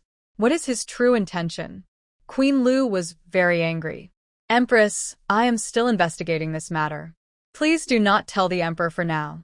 I suspect that Yaoyin and Hong Fong will not give up easily. Yi Lingyue only wanted to remind the empress, but so far, Yaoyin and Hong Fong had not shown any signs of action. However, her intuition told her that this was just a brief calm before the storm. Queen Lu was also a calm person. Her nearly 10 years of experience in the cold palace had made her more cautious. I have heard that you are going to take up your post at the Imperial Hospital today. If anyone bullies you, you can come and tell me. If I am not here, you can also tell the Empress Dowager. Queen Lu and the Empress Dowager were Yi Lingyue's biggest supporters. They talked for a while longer. When it was almost time, Yi Lingyue stood up and headed to the Imperial Hospital. The Imperial Hospital of Daxia was a place where court sorcerers and doctors gathered. It was responsible for making daily medicines and diagnosing illnesses in the palace. There were more than 40 court sorcerers and doctors working there. Following the palace maid's guidance, Yi Lingyue arrived at the hospital and saw rows of neatly arranged courtyards. Based on the information she had collected, she knew the hospital was divided into 3 sections: inner, middle, and outer. The outer courtyard was where new court sorcerers did their daily work and training. The middle courtyard was for sorcerers with more than 5 years of experience. The inner courtyard was the domain of senior sorcerers, old doctors, and the chief steward, with more than 10 years of experience. On the first day of reporting for duty, new court sorcerers had to go to the inner courtyard. As soon as she entered the inner courtyard, she saw an elderly man with gray-black beard, about 50 years old, dressed in sorcerer robes, sitting cross-legged on a Grand Master's chair with his eyes closed. He squinted, playing with 2 small jade lions carved from white jade in his hands. Behind him stood Nangong Qinglin, who who was obediently massaging the elderly man's back. On the left side of the elderly man, several sorcerers and imperial doctors were standing, reporting to the court sorcerer supervisor, Chiu Run, about the affairs of the hospital. Nangong Qinglin saw Yi Lingyue and smirked mischievously. She had been bedridden for over half a month after being beaten 50 times by the Empress Dowager. General Jin Jian had repeatedly begged her master, Supervisor Chiu, to help. Finally, Chiu used the excuse that the hospital was short-staffed to ask the Empress Dowager to lift Nangong Qinglin's confinement. No one knows that the position of court alchemist originally belonged to Nangong Qinglin. Unfortunately, the Empress Dowager said Nangong Qinglin was only a 4th-rank alchemist and not qualified to be a court alchemist. But suddenly, the Empress Dowager appointed Yi Lingyue as a court alchemist. This event made Nangong Qinglin deeply resent Yi Lingyue.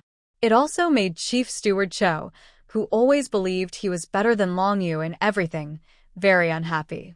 The master and apprentice decided to take action to deal with Yi Lingyue. Oh, Yi Lingyue, you really think that relying on Long Yu's connections makes you special? You're walking into a tiger's den. Master hates Long Yu the most. Today, I will teach you a lesson. I am Yi Lingyue, reporting to Chief Steward Cho, she said respectfully. As soon as they heard her name, the doctors and alchemists present looked at her sharply, as if they had received an order. Is she really Yi Lingyue? She's just an ordinary girl. Looking at her alchemist robe, she's only a 4th-rank alchemist. Why does the Empress Dowager favor her and make her a court alchemist? Yi Lingyue stood there and felt many unkind looks. It seemed that the people from the Imperial Hospital had some opinions about her as the new court alchemist. At 14, she was the youngest court alchemist in the history of the Imperial Hospital in Daxia. How bold! When you see my master, you still dare to stand. Kneel. Nangong Qinglin saw that Yi Lingyue not only refused to kneel but also looked around confidently, which made him furious. In the Imperial Hospital, her master is the chief steward. Yi Lingyue, as a newcomer, should kneel or show respect. Her behavior was too rude. This little wild girl really thinks that with the Empress Dowager and the Empress supporting her, she can do whatever she wants. Haha, Nangong Qinglin, your wound on your seems to be healing well. Kneel? Why should I kneel? I am a 3rd-rank princess, appointed by the Empress Dowager and approved by the Emperor. Chief Steward Cho is also a 3rd-rank official. We are of the same rank. According to Daxia law, officials of the same rank do not need to show respect to each other. It's you. And everyone present. When it comes to rank, you should bow to me, especially you, Nangong Qinglin. You have no title, and when you see this princess, you should kneel and pay respect. Otherwise, don't blame me for reporting your disrespect to the Empress Dowager. Yi Lingyue's eyes flashed, and she snorted coldly. Nangong Qinglin looked as if struck by frost, like a smashed eggplant. She looked at Chief Manager Chiu for help, but he froze, clearly stunned by Yi Lingyue's words. Every word Yi Lingyue said was correct. According to the laws of the Great Xia, anyone without rank must kneel before those of higher rank. It's the right thing to do. Yi Lingyue spoke confidently and justly, as if her words were the truth and the law. Hearing her, the old imperial doctors and old alchemists secretly thought something was wrong. They all stepped forward to bow. Only Nangong Qinglin refused to move, as if nailed to the ground. Oh, Princess Yi truly lives up to her reputation. Chief Manager Chiu suddenly opened his eyes, which shone with cold light as he looked at Yi Lingyue. From Queen Luo, he learned that the 2nd young lady of the Lan family was arrogant, unreasonable, and lawless. Now, seeing her, it was exactly as he expected. She dared to make his disciple kneel in front of him. Even if the old man Long Yu came himself, he couldn't save her now. Chiu's gaze grew colder. In his hand, the small jade lion was vivid, as if glowing with a mysterious blue light. Yi Lingyue stiffened, feeling something. An invisible force swept over her like a wave. She felt as if she were submerged in water, unable to breathe. Her legs trembled, as if carrying hundreds of pounds of weight. Her knees, like trees in a storm, were pressed down constantly, ready to collapse at any moment. Chief Manager Chiu was trying to intimidate her on her first meeting. But Yi Lingyue refused to show weakness. She straightened her back and gathered all her mental strength to resist his spiritual attack. However, in front of Chiu, a master of the 8 cauldrons, who had the strength of only 4 cauldrons, Yi Lingyue was like a lonely boat in a vast ocean. The gap in power made her mental strength crumble quickly, like an egg hitting a stone. Seeing Yi Lingyue in such a helpless state, Nangong Qinglin felt very pleased inside. The ignorant woman, her master's special mental power, called mental crushing, was so strong that even 5 or 6 alchemists couldn't match it. The more she struggled, the worse her situation became. Yi Lingyue, aren't you going to bow to me? Why are you silent? Nangong Qinglin gloated happily, enjoying her misfortune. Yi Lingyue couldn't speak, let alone answer. Even opening her mouth was very difficult. She couldn't lose. Not just for her master, but for herself. She couldn't give up. Yi Lingyue understood that if she was forced to kneel because she couldn't resist the mental power of the head of the household, she would lose her place at the medical institute. She took a deep breath and quietly activated her dignity breath. As her internal dignity breath spread through her body, her mental strength suddenly reached 5 dings. At that moment, the eyes of the head of the household moved. He sensed that just a moment ago, Yi Lingyue's mental power seemed to have grown stronger again. It seemed that this disciple of Longyu was hiding part of her strength. Indeed, the kind of master you have reflects the kind of apprentice you get. Longyu was once unknown and unnoticed. The head of the household always thought her strength was weaker than his. But after joining the Alchemist Tower, he discovered that Master Longyu's cultivation was actually 9 dings. Yi Lingyue's sudden increase in strength made the head of the household even more annoyed.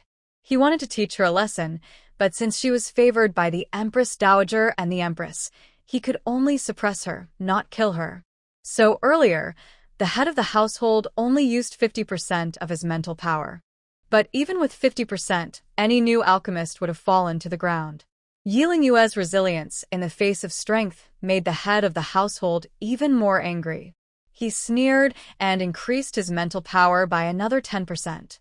Originally feeling a bit relaxed, Yi Lingyue suddenly felt her mental strength grow stronger again. This old man was really trying to crush her today. Seconds passed, and sweat on Yi Lingyue's forehead increased, soaking her clothes and hair. In the inner courtyard, everything was eerily quiet. The doctors and alchemists who had looked down on Yi Lingyue earlier were now silent, watching the scene in a strange, stunned manner.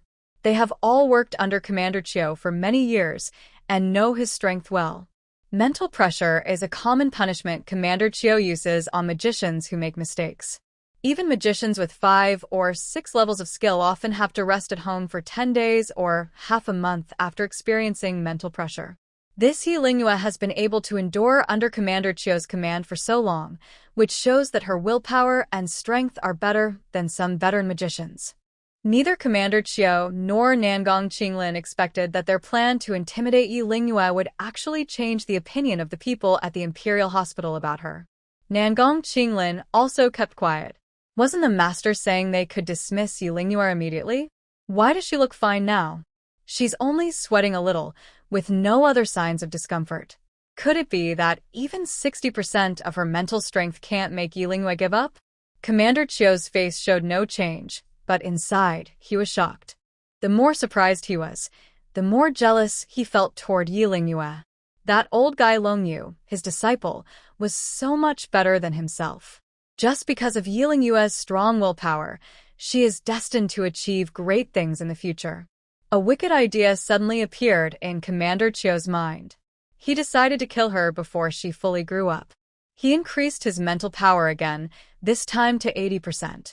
80% of a level 8 magician's mental strength was like a giant elephant rushing toward her, enough to crush a person's body into pulp. Suddenly, Yi Lingyue felt as if a bone in her leg was cracking. This was bad. That old man actually had murderous intent toward her. Yi Lingyue's gaze fixed on Commander Chiu, catching a flicker of madness in his eyes. She wanted to break free and leave, but it was impossible now. There was nowhere to retreat. Commander Chio's mental power was like a vast net, sealing off all her escape routes. Could it be that today she would be crushed alive and die here? She was unwilling, more than 1,000,000 times unwilling. Even though her body was pushed to its limit, her mind remained calm. She thought of ways to save herself, to hide in the Hongming sky, calling out Xiao Zhiyo or Xiao Wuya. But none worked. She disappeared instantly. Even if she escaped the mental pressure, she couldn't explain what happened. She was very likely to be mistaken for a monster, which could cause trouble for everyone in the Blue residence. Her back was almost bent in a curved shape. Yi Lingyue felt her vision blur, and the person in front of her became a blurry figure. But even so, she didn't make a sound. Suddenly, her nails snapped off with a pop, piercing deeply into her palm. Blood started to flow out. When the blood dyed her palm red, Yi Lingyue suddenly felt a flash of white light in her mind. At the moment the white light appeared, the qianding, a type of ancient vessel, emitted a long, ancient sound. The sound was like a dragon's roar or a phoenix's cry, echoing in Yi Lingyue's mind. Only Yi Lingyue could hear this sound. The others in the medical hall, including Master Chio, paid no attention.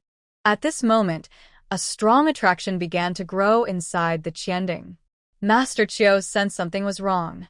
Most of his spiritual power, about 80%, should have been enough to crush Yi Lingyue into a pulp, but this small cultivator was still holding on. And just now, Master Chio felt his spiritual power seem to weaken. It truly did weaken. The 8 qianding cultivators' spiritual power, including Master Chio's, was rapidly flowing into Yi Lingyue's body. Yi Lingyue in front of him seemed to turn into a human-shaped whirlpool. Master Chio could feel his spiritual power flowing like streams, while Yi Lingyue was like a dried-up lake. His spiritual power, once entering her surroundings, disappeared without a trace. Unlike Master Chio, Yi Lingyue's feelings were completely different. Countless streams of spiritual power, like rushing waves, poured into her dantian. This newly generated spiritual power, no, it should be said to be Master Chio's spiritual power, was thick and powerful, wave after wave. Yi Lingyue felt her spiritual power rising constantly. Suddenly, she broke through the bottleneck of 4 qianding and reached 5. But that wasn't enough. Her spiritual power kept increasing, even reaching the peak of 5 qianding and pushing towards 6. The qianding devoured as much spiritual power as Master Chio could provide, and he consumed his own spiritual power in the process. Watching his spiritual power, close to 9 qianding, gradually diminish, he realized that if this continued, he might even fall below 8 qianding. This time, Commander Cho broke out in cold sweat. Not just cold sweat, he almost spat blood from anxiety. At first, the silent struggle between the two was unnoticed by others. But as time went on, nearly half an hour passed, and everyone began to see something was wrong. Yi Lingyue's back straightened slowly. A vein like an earthworm bulged on Commander Chao's forehead. Yi Lingyue looked refreshed, and a faint smile appeared at the corner of her mouth. Commander Chao's face fell, and tiny wrinkles appeared on his skin. It looked as if Commander Cho was being mentally overwhelmed by Yi Lingyue. Qinglin, kneel and apologize to Princess Yi. Finally, Commander Cho couldn't hold on anymore. His mental strength suddenly stopped, and he leaned back sharply. The 2 small jade lions in his hands fell to the ground and shattered. Nangong Qinglin looked at her master in disbelief. Seeing him close his eyes again and stop speaking, she clenched her teeth and glared at Yi Lingyue with hatred. She performed a perfunctory bow. Princess Yi, I am the head of the Imperial Hospital. Today is your first day here, and you probably don't know many rules. Here, you must respect your teachers and elders. Among us, the only difference is the surname, not rank. Soon, I will have the deputy head take you to the outer courtyard. You should get familiar with the affairs there first. If you do well, you can move on to the middle or inner courtyards. Although Commander Cho hated Yi Lingyue deeply, he couldn't show favoritism in front of so many people. After giving these instructions, he ordered someone to take Yi Lingyue out. Master, Just let that little brat go. She has caused a lot of trouble for my disciple. Nangong Qinglin refused to accept it.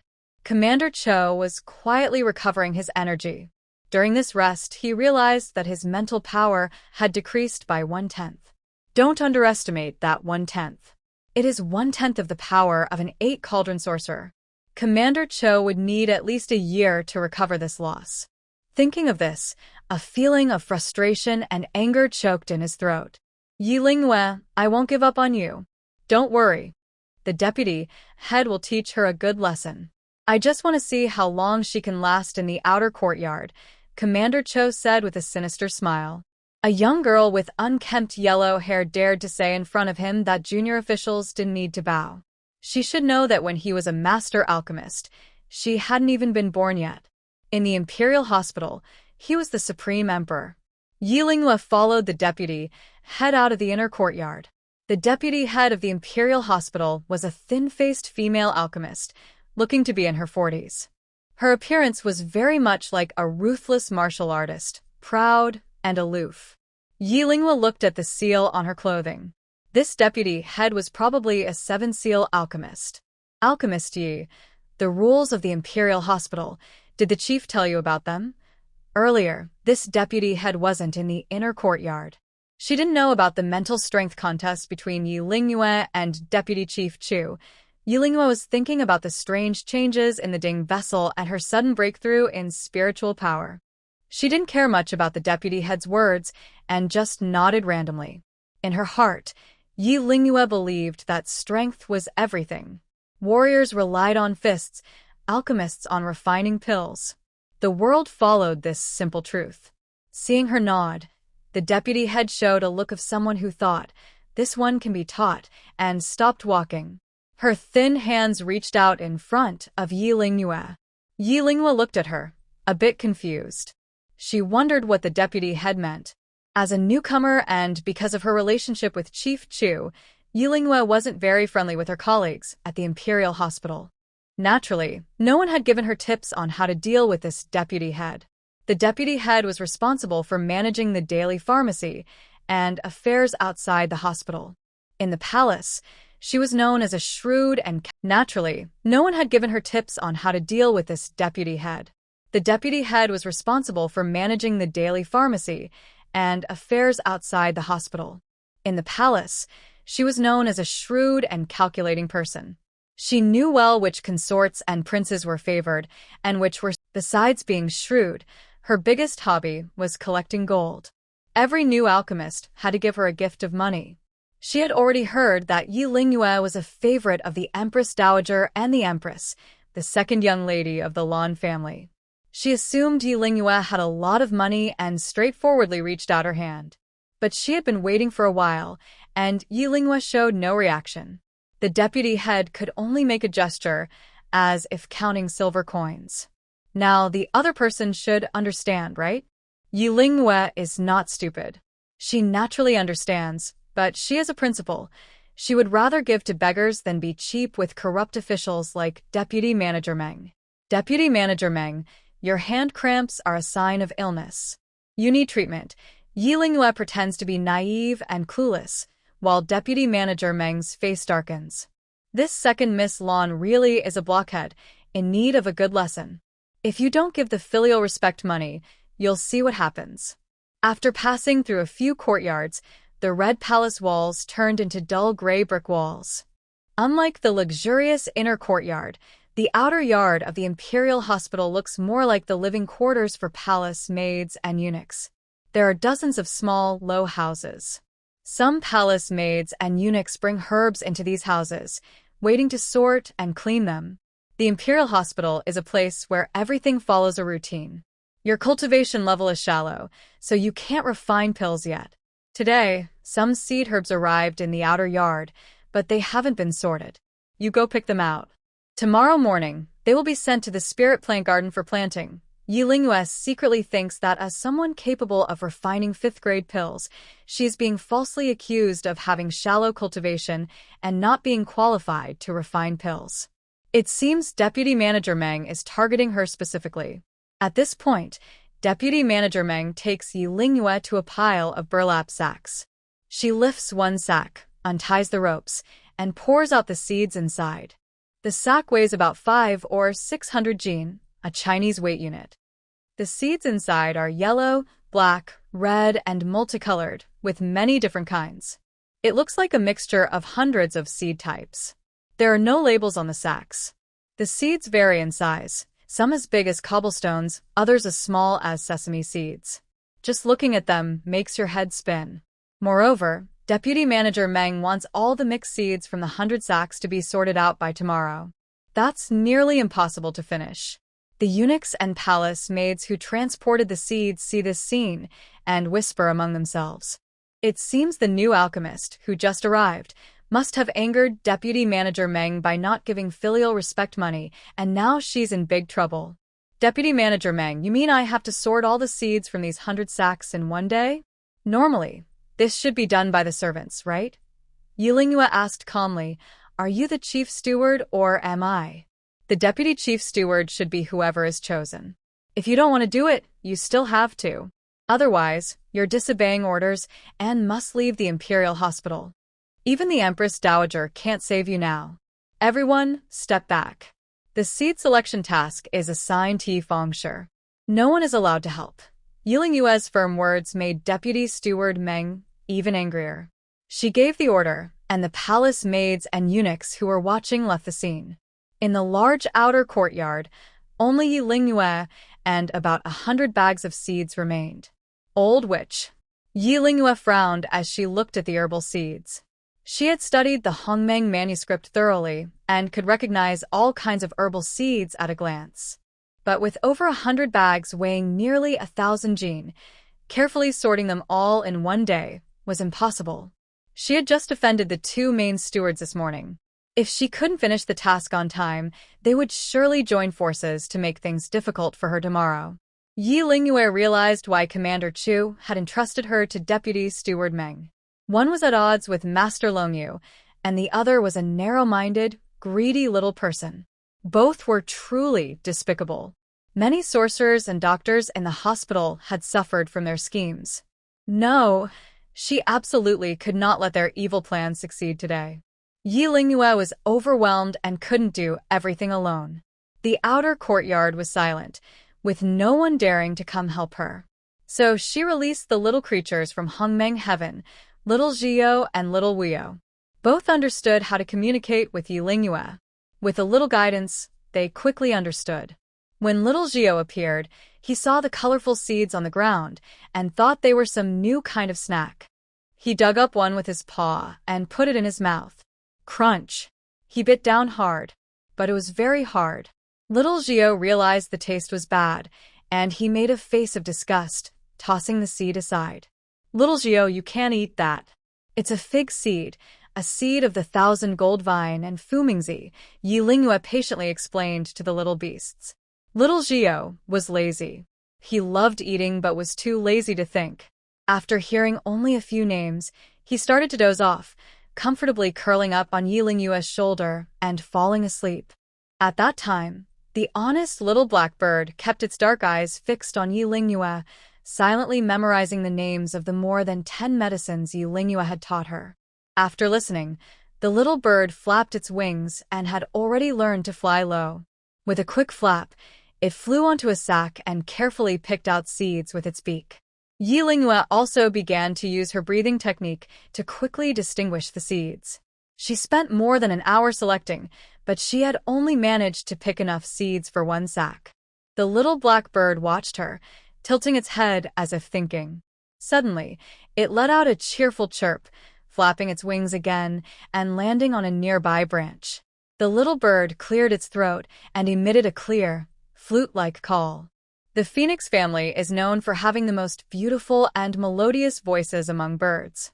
Although the little bird looks like a black crow, it is still a descendant of the phoenix bloodline. Its voice is still young, but it carries a powerful and awe-inspiring presence.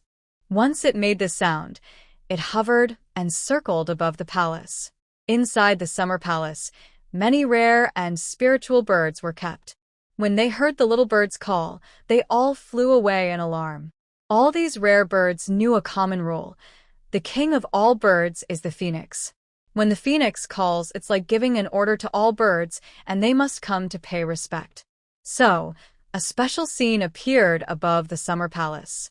Countless birds of different sizes and bright colors, peacocks, parrots with sharp beaks, eagles from the frontier, and even the doves and snow chickens kept in the kitchen, either spread their wings and flew or hurriedly ran toward the outer courtyard of the imperial hospital. Seeing the sudden commotion among the spiritual and rare birds, the eunuchs and palace maids were terrified, thinking these birds might be sick. Fortunately, the little bird was still young, and its call wasn't loud. If it had been louder, not only the entire summer palace, but probably all the birds in the capital would have responded, creating an even more spectacular scene. The sound of the little bird also caught Yilinghue's attention, but she didn't understand why the little bird was doing this.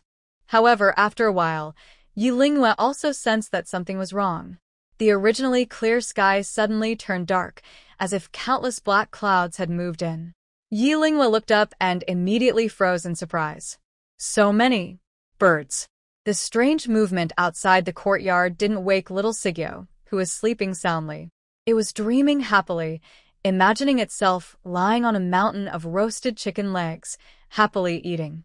Suddenly, little Sigyo rolled over. It seemed to hear something unusual and squinted its eyes. Why does the sky look dark? Has it already gotten dark so quickly? When it's dark, it's time to eat. Little Sigyo rubbed its eyes with its paw and was about to get up when suddenly its eyes widened. Sigyo. It saw something, dozens of eagles flying fiercely toward it. In just a moment of shock, little Sigyo quickly realized that not only eagles, but many other birds were flying over. The main culprit was a small black bird standing on a nearby branch. Below the branch, many birds had already gathered. Little Sigyo immediately understood. So, it was playing the role of the bird king, attracting all the birds to gather around. Looking at the small black bird on the branch, sitting high and overlooking all the birds, little Sigyo felt very envious and jealous. Its dark eyes flickered, and it quickly climbed onto the branch, leveling with the small black bird. If it had been another animal, the black bird would probably have flapped its wings and driven it away. But since it was little Sigyo, the black bird let out a cheerful chirp and affectionately pecked at little Sigyo's fur. The latter looked very pleased, as if being served. The other birds still bowing to the bird king, the small black bird, looked confused, but since the bird king hadn't spoken, they could only follow along and pay their respects. Yilinghe watched from under the tree, feeling both amused and a bit helpless. What exactly are these two little creatures trying to do? After summoning the flock of birds, the small black bird made a series of short, command-like sounds. Yilinghe roughly understood. This black bird was ordering the gathered birds to help pick seeds. She was very happy to hear this. Who would have thought that the small black bird was quite clever? Birds usually like to eat various seeds and grains quickly. In the palace, there are at least a few thousand birds and poultry gathered. Little Wuya's method is simple. Each bird only needs to pick one type of medicinal seed. Large seeds are handled by big birds, while tiny ones like sesame are taken care of by hummingbirds or sparrows. The division of work is clear, and the goal is simple. These birds work together to select, and even with thousands of bags, they can finish quickly. Little Wuya feels sorry for her boss. For Xiao Zhiao and little Wuya, Yilinghe treats them like her own daughter and son. Now it seems these two kids have grown up and learned to care for their boss. People say daughters are like little warm quilts, and now I see it's true. Chirp! Little Wuya, seeing everyone arriving, gives a command. The birds immediately start moving toward the bags. 50 birds form a group to deal with one bag. Soon, the backyard is busy and lively. At first, Yilinghe could only pick out one bag in an hour, but with the help of hundreds of birds, in just 2 hours, the mixed seeds in over 100 bags were accurately sorted. They pile up together, looking like small mounds of earth from afar. Thank you all for your hard work today, Yilinghe says after finishing the seed sorting. She also picks some fresh fruit from the Hongmeng sky to reward the birds. While feeding them, she suddenly hears faint footsteps behind her. Yilinghe is startled. She forgets she is still in the Imperial Hospital. If others discover that little Wuya is commanding 100 birds, her identity as a phoenix descendant might be exposed. Prince Xiaohoqi stands just a few steps away. It's just past noon. The late autumn sun isn't very bright, and it feels warm on her skin. Little Wuya's gathering of birds also attracted a blood parrot that Xiaohoqi raised. Earlier, the palace maids were feeding the parrot, which usually listens well. But today, it suddenly broke free like a wild horse and flew toward the Imperial Hospital. The maids quickly told Xiaohoqi. He searched around the palace and found a few feathers of the parrot near the hospital. Only then did he come inside. Unexpectedly, Xiaohoqi saw Yilingyue feeding the birds, and it felt like a dream. Countless birds gathered around Yilingyue. She laughed softly like a wind chime, and the birds eagerly flew onto her hands. Her face was rosy from a day's work, her long hair flowing in the wind like a waterfall from the heavens, making her look like a fairy goddess. At that moment, Xiaohoqi felt his breath almost stop. It wasn't until Yilingyue turned around and saw him that she relaxed. "Junior sister, why are you here?" Yilingyue remembered that after Xiaohoqi joined Master Longyu's school, the master took him to the alchemist tower to teach him the basics of alchemy. It had been over half a month, so she guessed that the sixth prince had returned to the palace to visit his parents and the Empress Dowager. In fact, Xiaohoqi's return to the palace today had a reason. A few days ago, he heard Master Longyu say that after Yilingyue became a court alchemist, today was her first day working in the palace. Xiaohoqi planned to secretly visit her after greeting his parents and grandmother. But he just happened to see this scene. Yilingyue was very special to Xiaohoqi.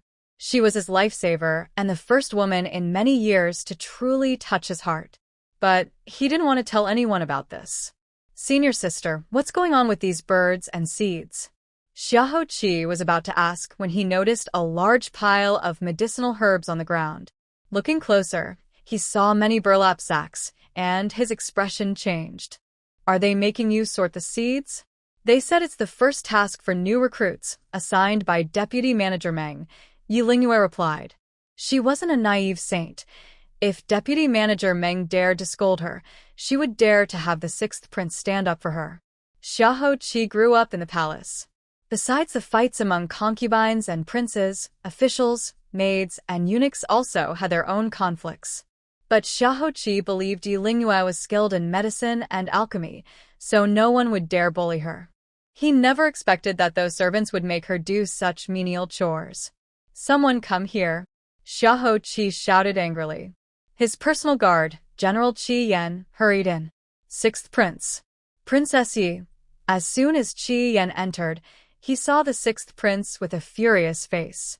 "Go and bring Deputy Manager Meng here." "Bring Deputy Manager Meng from the Imperial Hospital?" Qi Yan was still confused, not understanding how Deputy Manager Meng had offended the sixth prince. Deputy Manager Meng is an elder in the palace. She has worked in the Imperial Hospital for over 20 years and has never made a mistake. Today, this is. Qi Yan knows the temperament of the sixth prince. Unlike the fourth prince, he is kind and honest. Only after experiencing a dangerous situation did he become more decisive and strict. But today's sudden anger is very rare. Could it all be because of Princess Yi? Qi Yan hesitated, afraid to disobey, and was about to go and arrest Deputy Manager Meng. "Sixth Prince, wait a moment.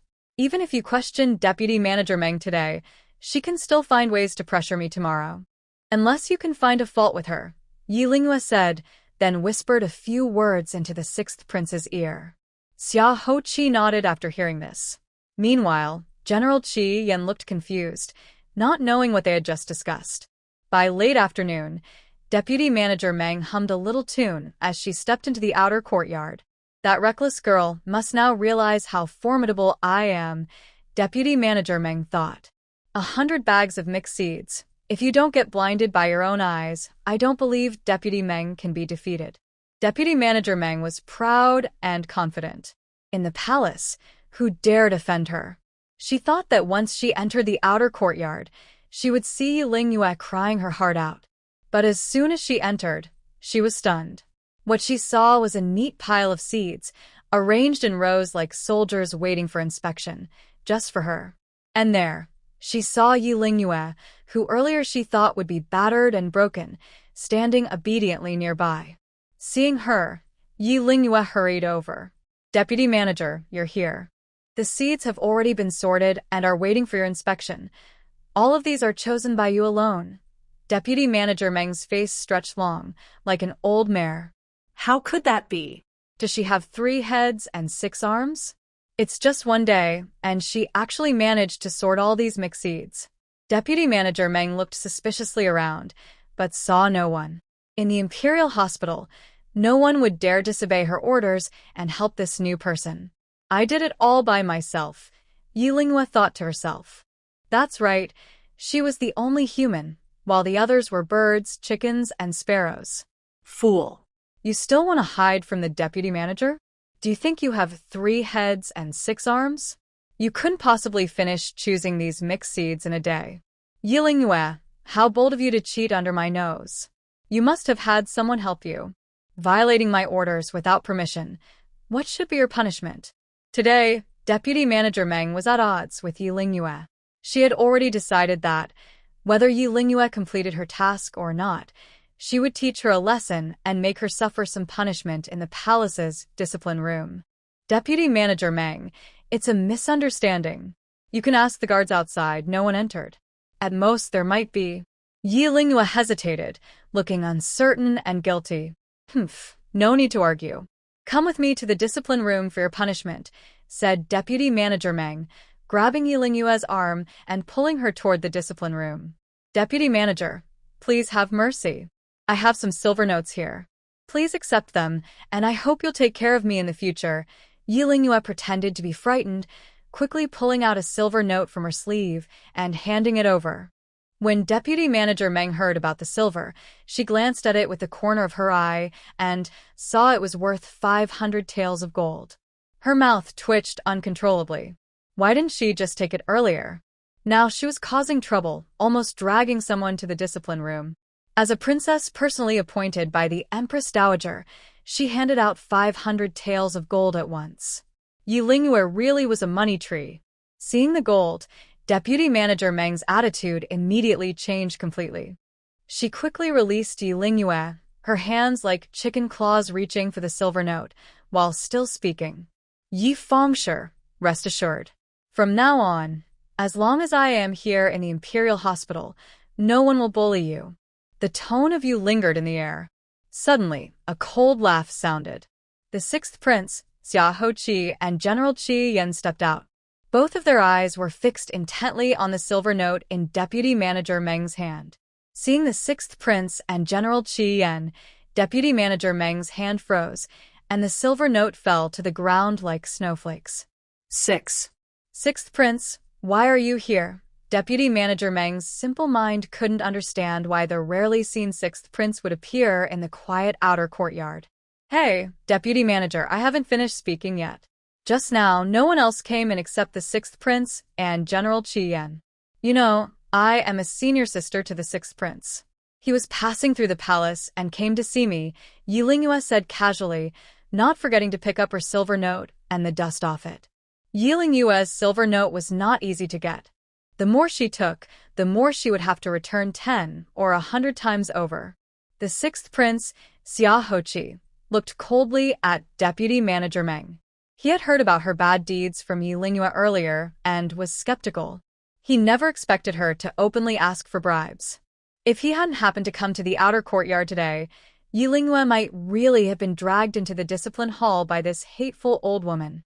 "Deputy Manager Meng, you are guilty," Xia Hoqi shouted sternly. Frightened, Deputy Manager Meng's knees went weak, and she knelt heavily on the ground, trembling like a sieve. The 6th Prince was favored by the Empress Dowager and the Emperor. There were rumors in the palace that he might replace the Crown Prince and become the future heir. Seeing Yi Lingyue beside her, Deputy Manager Meng suddenly understood she had been tricked by this mean girl. "6th Prince, this is all a misunderstanding. I was momentarily confused. Please, considering my many years in the Imperial Hospital, Forgive me this time, she begged, kowtowing repeatedly. Soon, her head was swollen and red, looking very pitiful. The anger in the sixth prince's eyes had not faded, and General Qi Yen beside him also kept a straight face. Letting you go this time. Did you ever think about sparing Princess Yi when she was choosing seeds? You should also taste some of her suffering, the sixth prince said. Then General Qi Yen nodded in agreement. He picked up a prepared sack, and everything inside was poured out. The items spilled from the sack were mostly mixed seeds, along with some stones, rice grains, and broken porcelain shards. Thinking about Yi Lingyue having to pick out hundreds of bags of mixed seeds alone, Prince Lulu Xiaohoqi became angry. That servant dared to bully Yi Lingyue. Today, Prince Lulu wanted Deputy Manager Meng to make sure no one in the palace could touch even a hair of Yi Lingyue. Deputy Manager Meng looked grim as she stared at the pile of broken things, especially the shards of porcelain that glinted coldly. She was a skilled expert, yet she had to bow her head in front of a group of young people who were only at the 4th or 5th level of cultivation. A bitter feeling rose in her heart. She felt stuck and helpless, almost rolling her eyes in frustration. Ye Lingyu. Just wait and see. Once Prince Lulu leaves, she would deal with this little troublemaker. Seeing Deputy Manager Meng's uncertain expression, Prince Lulu shouted again. Do not use mental power. Clean up this bag of stuff without it. His command sounded like a death sentence, pounding in Meng's ears. Why yes, sir. Meng didn't dare to stand up. She crawled on her knees to the torn sack, like a loyal dog, using her hands to pick through the stones and shards. As a cultivator, she could not use mental power, so her body was no different from an ordinary person. Soon, her hands were bleeding from the sharp shards. She dared not make a sound and worked for 2 or 3 hours until the moon was high above the palace walls, finally sorting out the seeds. She looked up at Yi Lingyue and Prince Lulu, who was sitting nearby, happily eating some fruit. Prince Lulu was kindly helping peel the fruit. The proud Deputy Manager Meng had never suffered such humiliation in her life. She was furious, but her face still showed the typical servant's expression. Prince Lulu, the seeds are all sorted. Can I stand up now? Having knelt for 2 or 3 hours without using any mental power, her body was exhausted. Prince Lulu's anger had mostly subsided. Just as he was about to let her rise, Yi Lingyue, who had just finished biting an apple and spat out a word, interrupted. Junior brother, I heard that the Daxia dynasty has strict laws. According to the court's rules, if an official accepts bribes secretly, what punishment would they face? Lightly, they might be dismissed. Severely, they could be exiled. When Yi Lingyue spoke, Deputy Manager Meng immediately realized that something serious was happening. He had already been about to stand up but suddenly knelt down again. His knees landed on some broken stones, and the pain was sharp and deep. But the pain that followed was even worse. Sixth Prince, Princess Yi, and General Red Flame, please show mercy. Deputy Manager Meng was clever. Today, he was caught taking bribes. If he were judged for his crimes, he would lose his position in the Imperial Hospital. Deputy Manager Meng, are you trying to bribe us to keep quiet? Yi Lingyue blinked. We are not ordinary people, so the bribe won't be cheap. General Red Flame, standing nearby, trembled with his lips, wanting to say something, but was stopped by the sixth prince's gaze. Xiaohoqi knew that his senior sister was very clever. Otherwise, she wouldn't have come up with such a brilliant idea as the 5-colored peony. This idea of caught with stolen goods was, of course, Yi Lingyue's earlier plan. Yi Lingyue was right. The sixth prince could help her once, but not forever.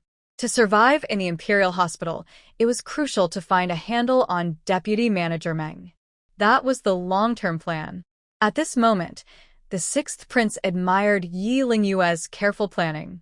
No wonder Queen Lu repeatedly told him that if Yi Lingyue were a man, she would be a pillar of talent. This person must be won over at all costs. Wow, Princess Yi is really impressive. General Red Flame, standing nearby, was stunned. Earlier, it was clear that Deputy Manager Meng was extorting Princess Yi. How did it suddenly turn into Princess Yi blackmailing Deputy Manager Meng? The turn of events was so fast it was hard to believe. Looking again at the sixth prince, he saw a dark look in his eyes, focused on Princess Yi. Despite her open blackmail, he showed no displeasure. Was this indulgence or something more? Since it had come to this, Deputy Manager Meng could only obediently pay the bribe to keep quiet. Princess, I am willing to offer 3,000 taels of gold. Deputy Manager Meng finally understood that tonight's words were from Yi Lingyue. No matter who he begged, it was useless. He had to beg Yi Lingyue. She seemed to cut herself, slowly pulling out 3 silver notes from her sleeve and presenting them to Yi Lingyue. 3,000 taels of gold? Deputy Manager Meng, do you think we are beggars? The bribes you've taken over the years are definitely more than that, Yi Lingyue said with a sneer, but she quickly grabbed the notes. Deputy Manager Meng clenched his teeth and reached inside his clothes again, pulling out more than 10 silver notes, his voice trembling. Princess, this 50,000 taels. Just 50,000? What should I do? I have a bad habit of counting silver notes. If one night I count too few, I start talking in my sleep. Maybe one night I'll accidentally reveal your secrets. Yi Lingyue snatched the notes again. A surge of anger rose in Deputy Manager Meng's heart, choking him in the throat. He couldn't breathe properly, almost suffocating himself. You ungrateful traitor, a little brat who deserves 1,000 cuts. I only wanted to ask for 1,000 taels of gold, but even 50 times that isn't enough. Feeling helpless, Deputy Manager Meng took off his palace shoes and reached inside again, pulling out more silver notes. This time, it was a total of 100,000 taels of gold. This amount surprised not only General Qi Yan, but even the sixth prince. Who would have thought that a 4th-rank deputy manager of the Imperial Hospital could extort such a large sum so easily? The chief steward must be. After gathering the 100,000 taels, Yi Lingyue generously divided it into 3 parts. She and the 6th prince each took 40%, and the remaining 20% was given to General Qi Yan. In this way, the 3 of them were like grasshoppers on the same straw, unable to speak freely. Deputy Manager Meng, trembling, finally stood up. Her knees and hands were still bleeding, but the pain in her heart was the worst. 100,000 taels of gold. She hadn't gained a single copper from Yi Lingyue, but instead had paid out 10,000 taels. Just thinking about it made her heart feel like it was being cut with a knife. The 6th prince and Yi Lingyue and the others then got up. As they passed by Deputy Manager Meng, Yi Lingyue didn't forget to say, Deputy Manager Meng, I advise you, walking too many nights on dark roads can lead to falling into trouble. Be careful and cherish yourself. Hearing this, Deputy Manager Meng's anger overwhelmed her, and she finally gasped for air. She collapsed to the ground, lying there exhausted. When Yi Lingyue returned to the Blue residence, it was already late at night. Inside the Blue residence, the lights were still bright. The Blue family was waiting for Yi Lingyue to come back. The food on the table had already gone cold. Mr. and Mrs. Blue, along with Blue Kyer, looked worried and tired. Blue Kyer kept standing up and looking outside anxiously. Father, why hasn't Lingyue come back yet? Could something have happened in the palace? Blue Kyer was impulsive. Today, if Mrs. Blue hadn't stopped her, she would have rushed to the palace. Sit down. Do you think Yuer is just like you? Her mind is much sharper than yours, mister. Blue scolded his daughter. Today was Yi Lingyue's first day working at the Imperial Hospital.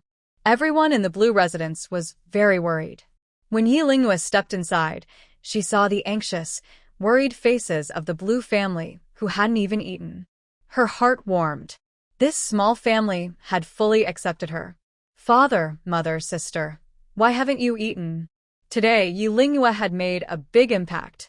She secretly and openly taught the 2 main managers of the Imperial Hospital a lesson, earned 50,000 taels of gold, and most importantly, her mental strength broke through the 5th level. Seeing Yi Lingyue smiling happily, the Blue family members felt relieved, as if a heavy burden had been lifted from their hearts. Lingyue, why are you only just coming back? You almost scared me to death. You look so happy. Did you cause trouble again today? Blue Kyer said, affectionately pulling Yi Lingyue to sit beside her. Mrs. Blue also smiled kindly and ordered the servants to bring hot food. Yi Lingyue briefly recounted what had happened during the day, omitting details about the Qianding and mental crushing battles. Blue Kyer burst into laughter, while Mr. and Mrs. Blue shook their heads, feeling helpless about Yi Lingyue's mischievous ways. But when she mentioned the 100 birds paying homage to the Phoenix event, Mr. Blue suddenly put down his wine cup and exclaimed in surprise. So, the strange movements of the birds in the palace were caused by you, girl? Father, what do you mean? Did something happen in the palace today?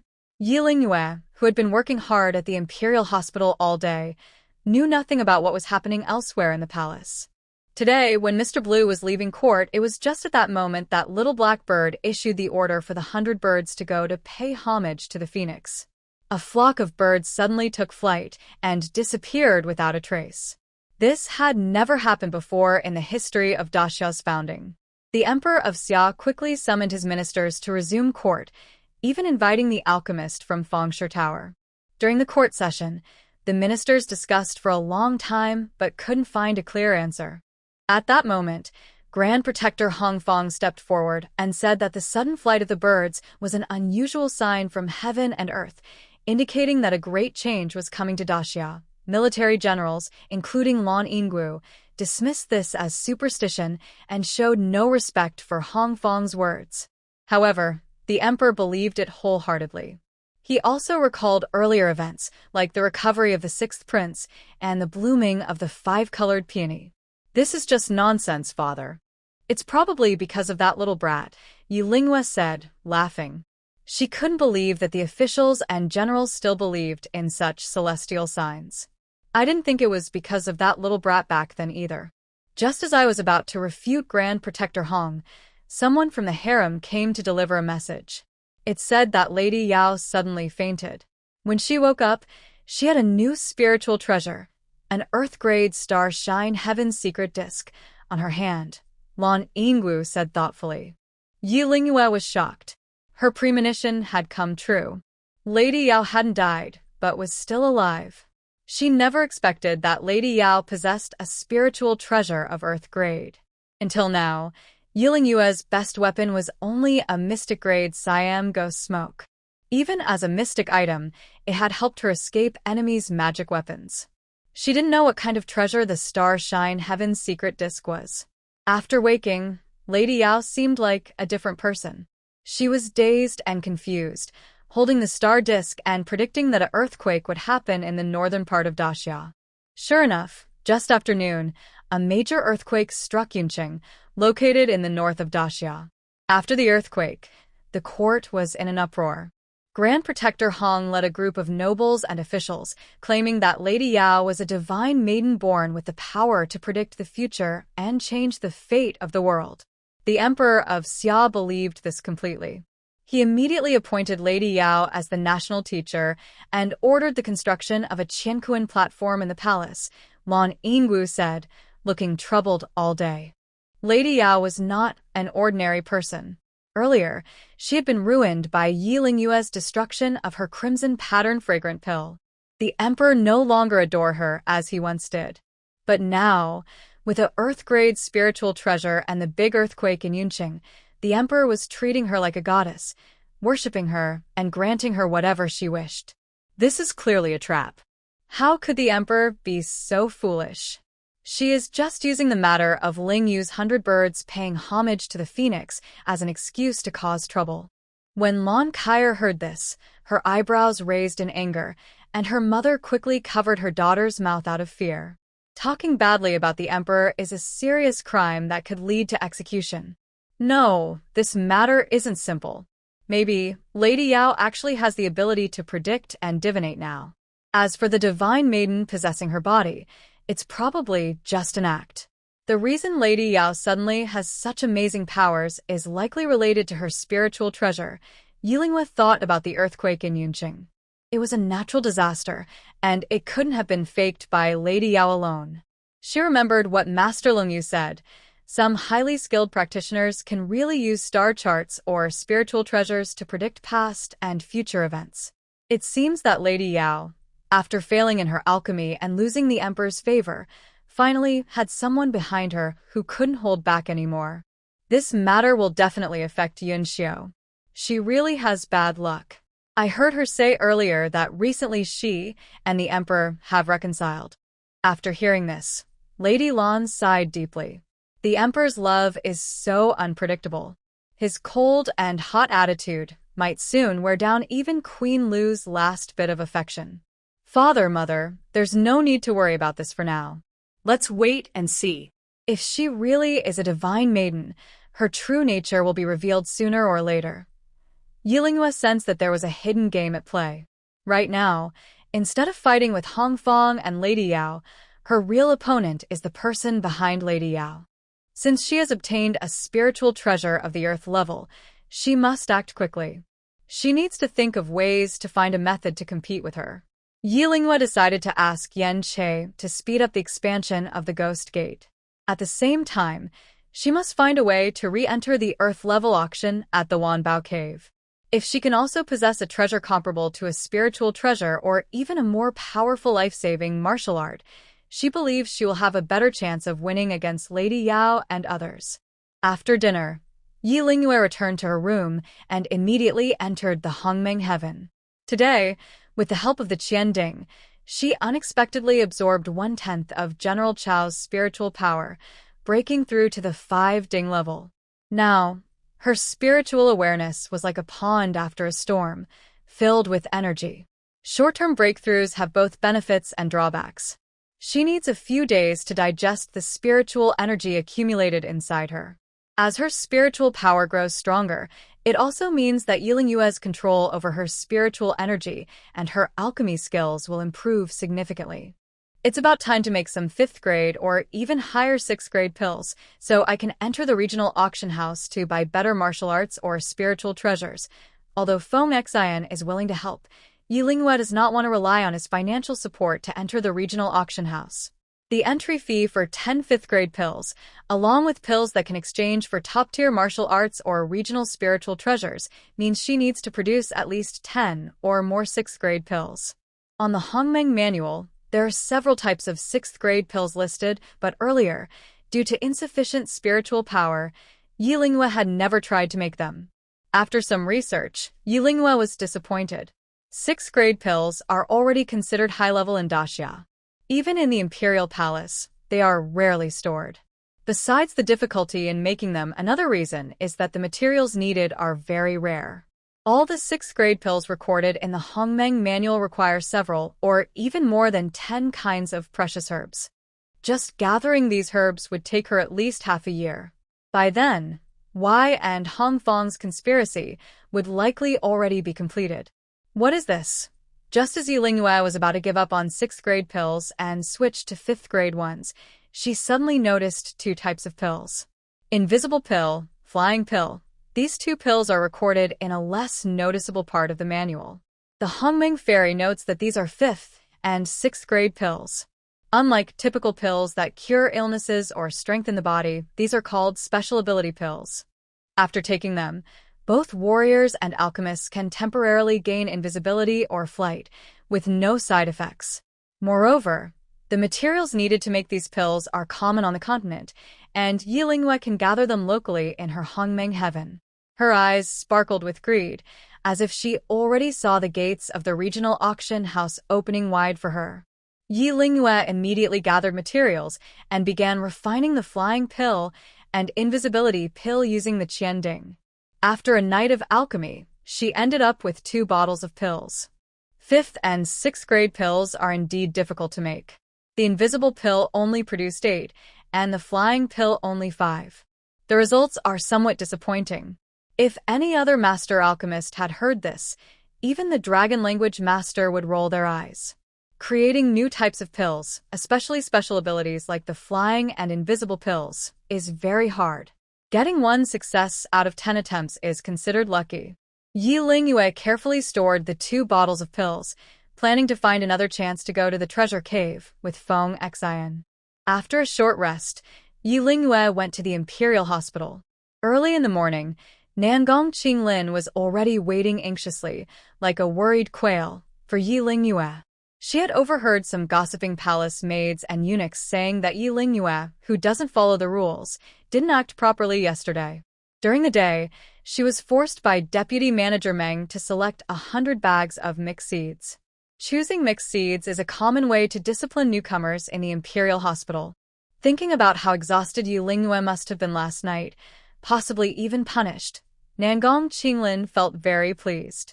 Just as she was feeling happy, she saw Yi Lingyue walking toward her, looking completely unbothered and not at all upset. "Why are you okay? How come you're fine?" Nangong Qinglin asked, surprised, pointing at Yi Lingyue. "What do you think happened to me?" "Deputy Manager Meng is not here today. I was wondering what tasks I should be assigned to do," Yi Lingyue said with a smile. "Deputy Manager Meng is sick today. The affairs of the outer court will be handled by the head manager," Ku Zongguan said confidently as he approached. The news that Deputy Manager Meng was sick was only known to Ku Zongguan that morning. He was quite surprised. He had worked with Deputy Manager Meng for many years and had never seen her get sick before. He even went to visit her and saw her lying on her sickbed, looking pale and yellow-faced, which really looked like she was seriously ill. He carefully examined her and concluded that she was physically and mentally exhausted, with a sudden rush of anger that caused her health to decline. Master Chiu asked what had happened. Deputy Manager Meng only shook his head. Just as he opened his mouth, he spat out a mouthful of blood and fainted. Thinking about Deputy Manager Meng's appearance and recalling his mysterious loss of spiritual power yesterday, Master Chiu felt more convinced that Yi Lingyue was a very sinister person. The new recruit who usually worked under Deputy Manager Meng for a day and was unruly would either be severely punished or lose their dignity. But this time, it was Deputy Manager Meng who almost lost his life. "I heard that Princess Yi completed Deputy Manager Meng's assigned task well yesterday. She passed the first test to become a beginner mage.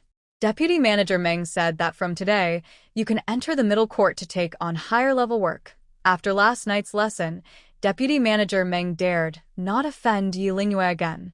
She was eager to get rid of Yi Lingyue, who was a hot potato. Her illness was partly real and partly fake. Her true goal was to throw Yi Lingyue, this troublemaker, to Master Chiu. "Master, do you mean to send her and the disciple to the middle court together?" Nangong Qinglin was stunned when she heard this. Although she was Master Chiu's disciple, after arriving at the Imperial Hospital, she had spent 10 days outside with the servants.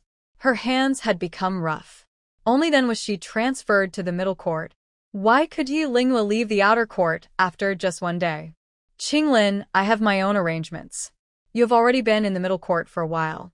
Yi Fengshi will be entrusted to you to lead," Master Chiu said. He was not familiar with Yi Lingyue's strength and dared not act rashly again.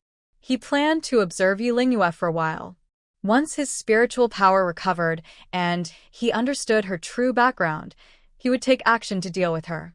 Seeing that he couldn't change his master's decision, Nangong Qinglin could only grumble and take Yi Lingyue to the middle court. Compared to the outer court, the middle court of the Imperial Hospital was larger and more beautifully built. Inside the middle court, there were no longer palace maids or eunuchs, as this area was a secret part of the Imperial Hospital. Only senior and intermediate mages could enter. As soon as Yi Lingyue entered the middle court, she sensed a fresh herbal fragrance. The courtyard was filled with open lawns and dense plants. Even in winter, the plants in the middle court did not wither. These lawns were not ordinary grass, but carefully cultivated concentration grass. In the middle of the lawn, several small ponds were dug. When I approached, I saw pairs of colorful koi swimming in the lakes. Focusing on the grass and koi, they resemble the gathering herbs and yin-yang fish used by warriors, which help alchemists quickly recover their energy after refining pills. However, the quality of these in the Imperial Hospital is much lower than those in Yi Lingyue's Hunyuan Heaven. I heard that among alchemists, there are those who focus on pill making and those who focus on crafting tools. The pill makers gather at the Imperial Hospital, but where do the tool crafters work? Because of her background in the Yi family, Yi Lingyue has only made a few items like black iron, dragon saliva needles, and Siam ghost smoke. Still, she is very interested in tool crafting. She hopes to learn more about tool-crafting alchemists so that one day she can help Ancestor Yi fulfill his wish. Where do you get all these questions? Tool-crafting alchemists are all in the military. You're a 4-tier alchemist and you can't even do basic pill making. Want to learn tool crafting? You're trying to run before you walk. That's funny, Nan Gongqinglin said impatiently. Yi Lingyue felt uncomfortable staying in the Imperial Hospital, like a thorn in Nan Gongqinglin's side. Although the master of dragon language claimed publicly that Yi Lingyue became a court alchemist through proper selection, her secret test against Consort Yao was known only to a few. Most people outside didn't know about it. Therefore, Nan Gongqinglin didn't believe her. She thought Yi Lingyue only got in because of the Emperor's and Empress's favor, and she probably couldn't even do basic pill making. A few alchemists approached, and Nan Gongqinglin happily went over to chat with them, leaving Yi Lingyue standing aside. After a while, Nan Gongqinglin returned. The two alchemists glanced at Yi Lingyue with strange looks. Don't say I didn't warn you. As a 4-tier alchemist, you're only responsible for watching the fire and filtering the leftovers in the courtyard. Don't even think about doing anything else, Nan Gongqinglin said, leading Yi Lingyue toward the public pill room. Inside the public pill room, more than 20 alchemists worked. At the entrance, there was a large red notice board, like an announcement. Yi Lingyue saw some names listed, each with different numbers below them. It's unclear what these numbers mean. It must be said that the people of the summer capital are talented and resourceful. In the Alchemist Association of Licheng, there are no more than 3 alchemists above the level of 5 dings, but in this shared pill room, most people are 6 ding alchemists, and the worst are 5 ding. Yi Lingyue did not see any 7 ding alchemists in the shared pill room. After asking around, she learned that alchemists above 7 dings have their own private pill rooms, located at the back of the shared space. In these private rooms, both the pill cauldrons and herbal resources are much better than in the shared room. Entering a private room to refine pills is also considered an honor. Alchemists in the shared room all desperately want to have their own private space. Yi Lingyue roughly understood the situation in the middle courtyard. There are 2 types of rooms here, shared and private. Most of the private rooms are used by 7 ding alchemists. According to Nan Gongqinglin, a new alchemist cannot refine pills alone at first. They need to assist an experienced alchemist for 3 months before they can start refining on their own. This is to prevent accidents during the process. In the past, there was an incident at the Imperial Hospital where a new alchemist's mistake caused a furnace explosion. Yi Lingyue randomly chose an alchemist and approached him. She explained her purpose, but the alchemist simply ignored her. Yi Lingyue didn't mind. Most alchemists, because they stay in the pill room every day and rarely go out, tend to have strange temperaments, like her own unpredictable master. She moved on to another alchemist. Isn't your master a master of dragon language? Why does a disciple of dragon language need to work as an assistant?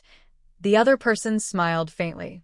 She tried a few more times, walking around most of the shared room, but no one was willing to let her be an assistant.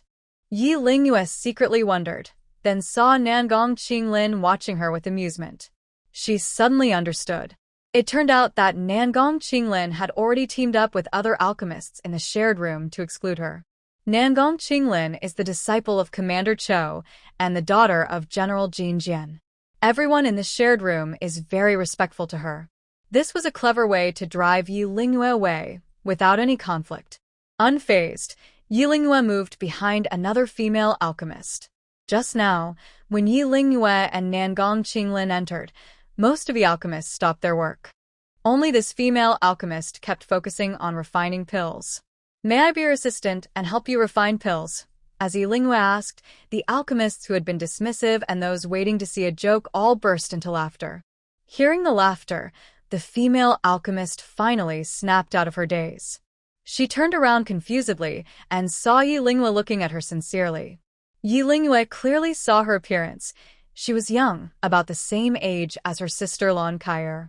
She had short hair like a boy's, looked unkempt, and her alchemist robe was already a bit tattered.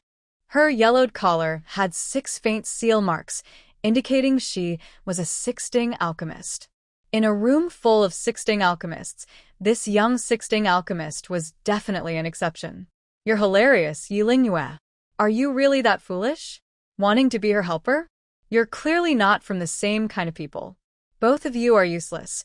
Nangong Qinglin laughed so hard he could hardly straighten up. The other alchemists looked at Mei Alchemist with mocking eyes. As for Yi Lingyue, they only showed pity. The poor new alchemist didn't know what she had done to offend Miss Nangong. It seemed she wouldn't last long in the middle courtyard. Later, Yi Lingyue learned that this female alchemist, who was only a few years older than her, was actually a laughingstock in the Imperial Hospital. Everyone looked down on her, following Mei Alchemist. My alchemist surname was Mei. She was once a famous pill-making genius in Xia capital. From a young age, she was recognized for her talent in refining pills. When she was a seconding alchemist, she was specially recruited by the head of the Imperial Hospital. After joining the hospital, she quickly rose from seconding to sixting, living up to expectations. But at that time, Mei Alchemist sought higher skills and went to Beiqing Kingdom. After returning from Beiqing, she seemed to have changed completely. She declared her intention to refine the reincarnation pill. The reincarnation pill was no ordinary medicine. It was a powerful tool for reincarnation experts to pass through the tribulations of rebirth. In Daxia, only the Marquis Xiahou could refine the 7th-rank pill, the reincarnation pill. Yet a small sixting alchemist claimed she wanted to make it.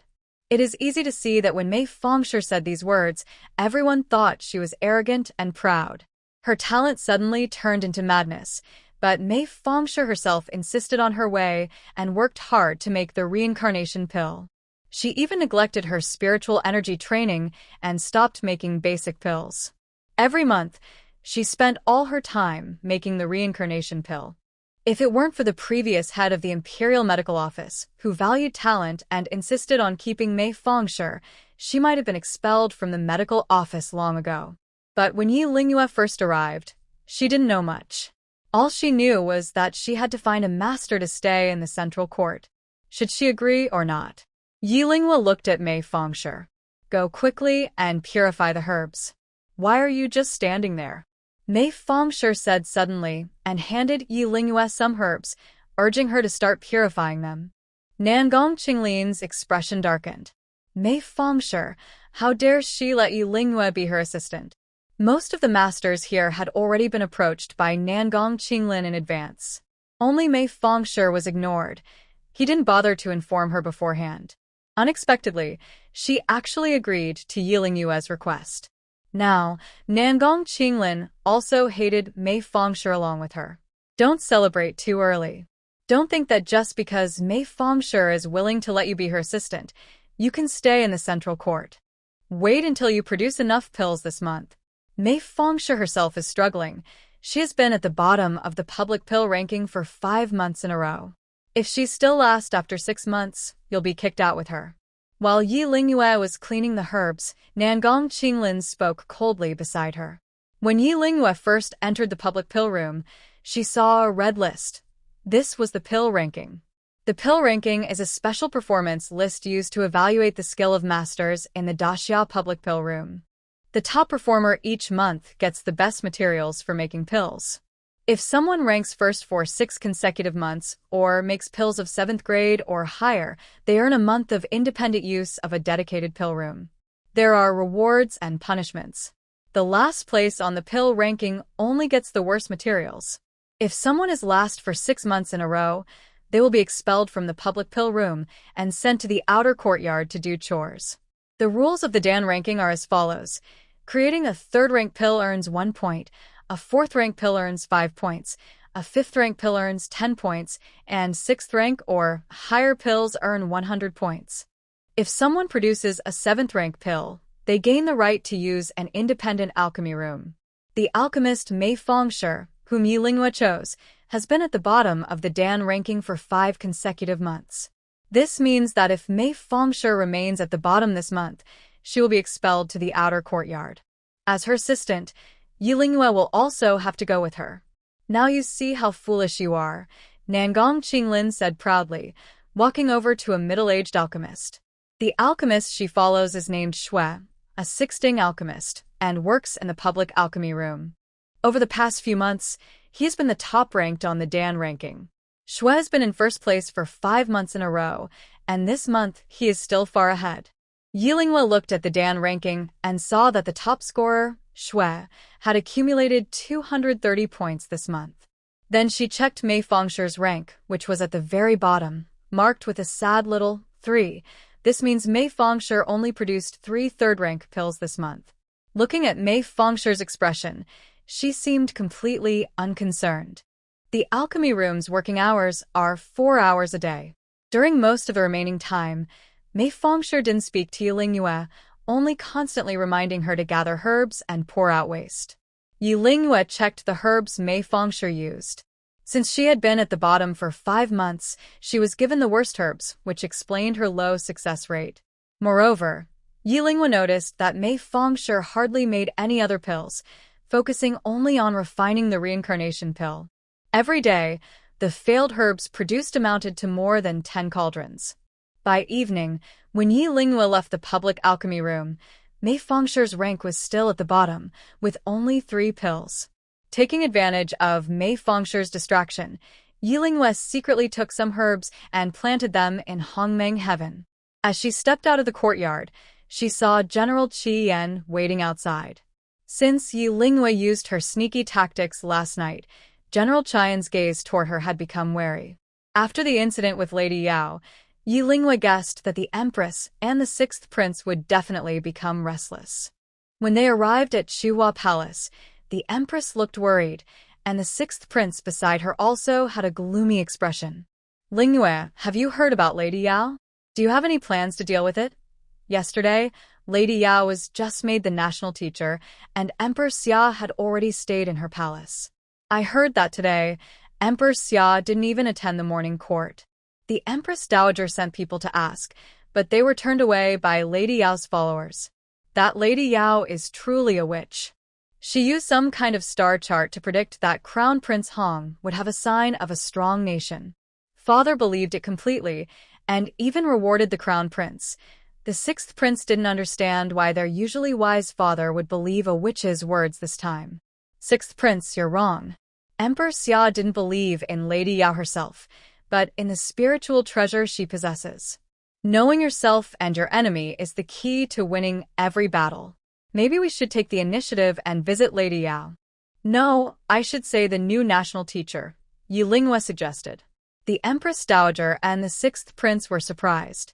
That's right. Son, you and Lingwa should go visit Lady Yao, and also take a look at that spiritual treasure. Find out what it's really about, the Empress Dowager agreed after some thought. Yilingwa and the 6th Prince went to Lady Yao's palace. Ever since Lady Yao became the national teacher with her star chart, many people visited her every day. Among them were princes and princesses from the palace and some court officials.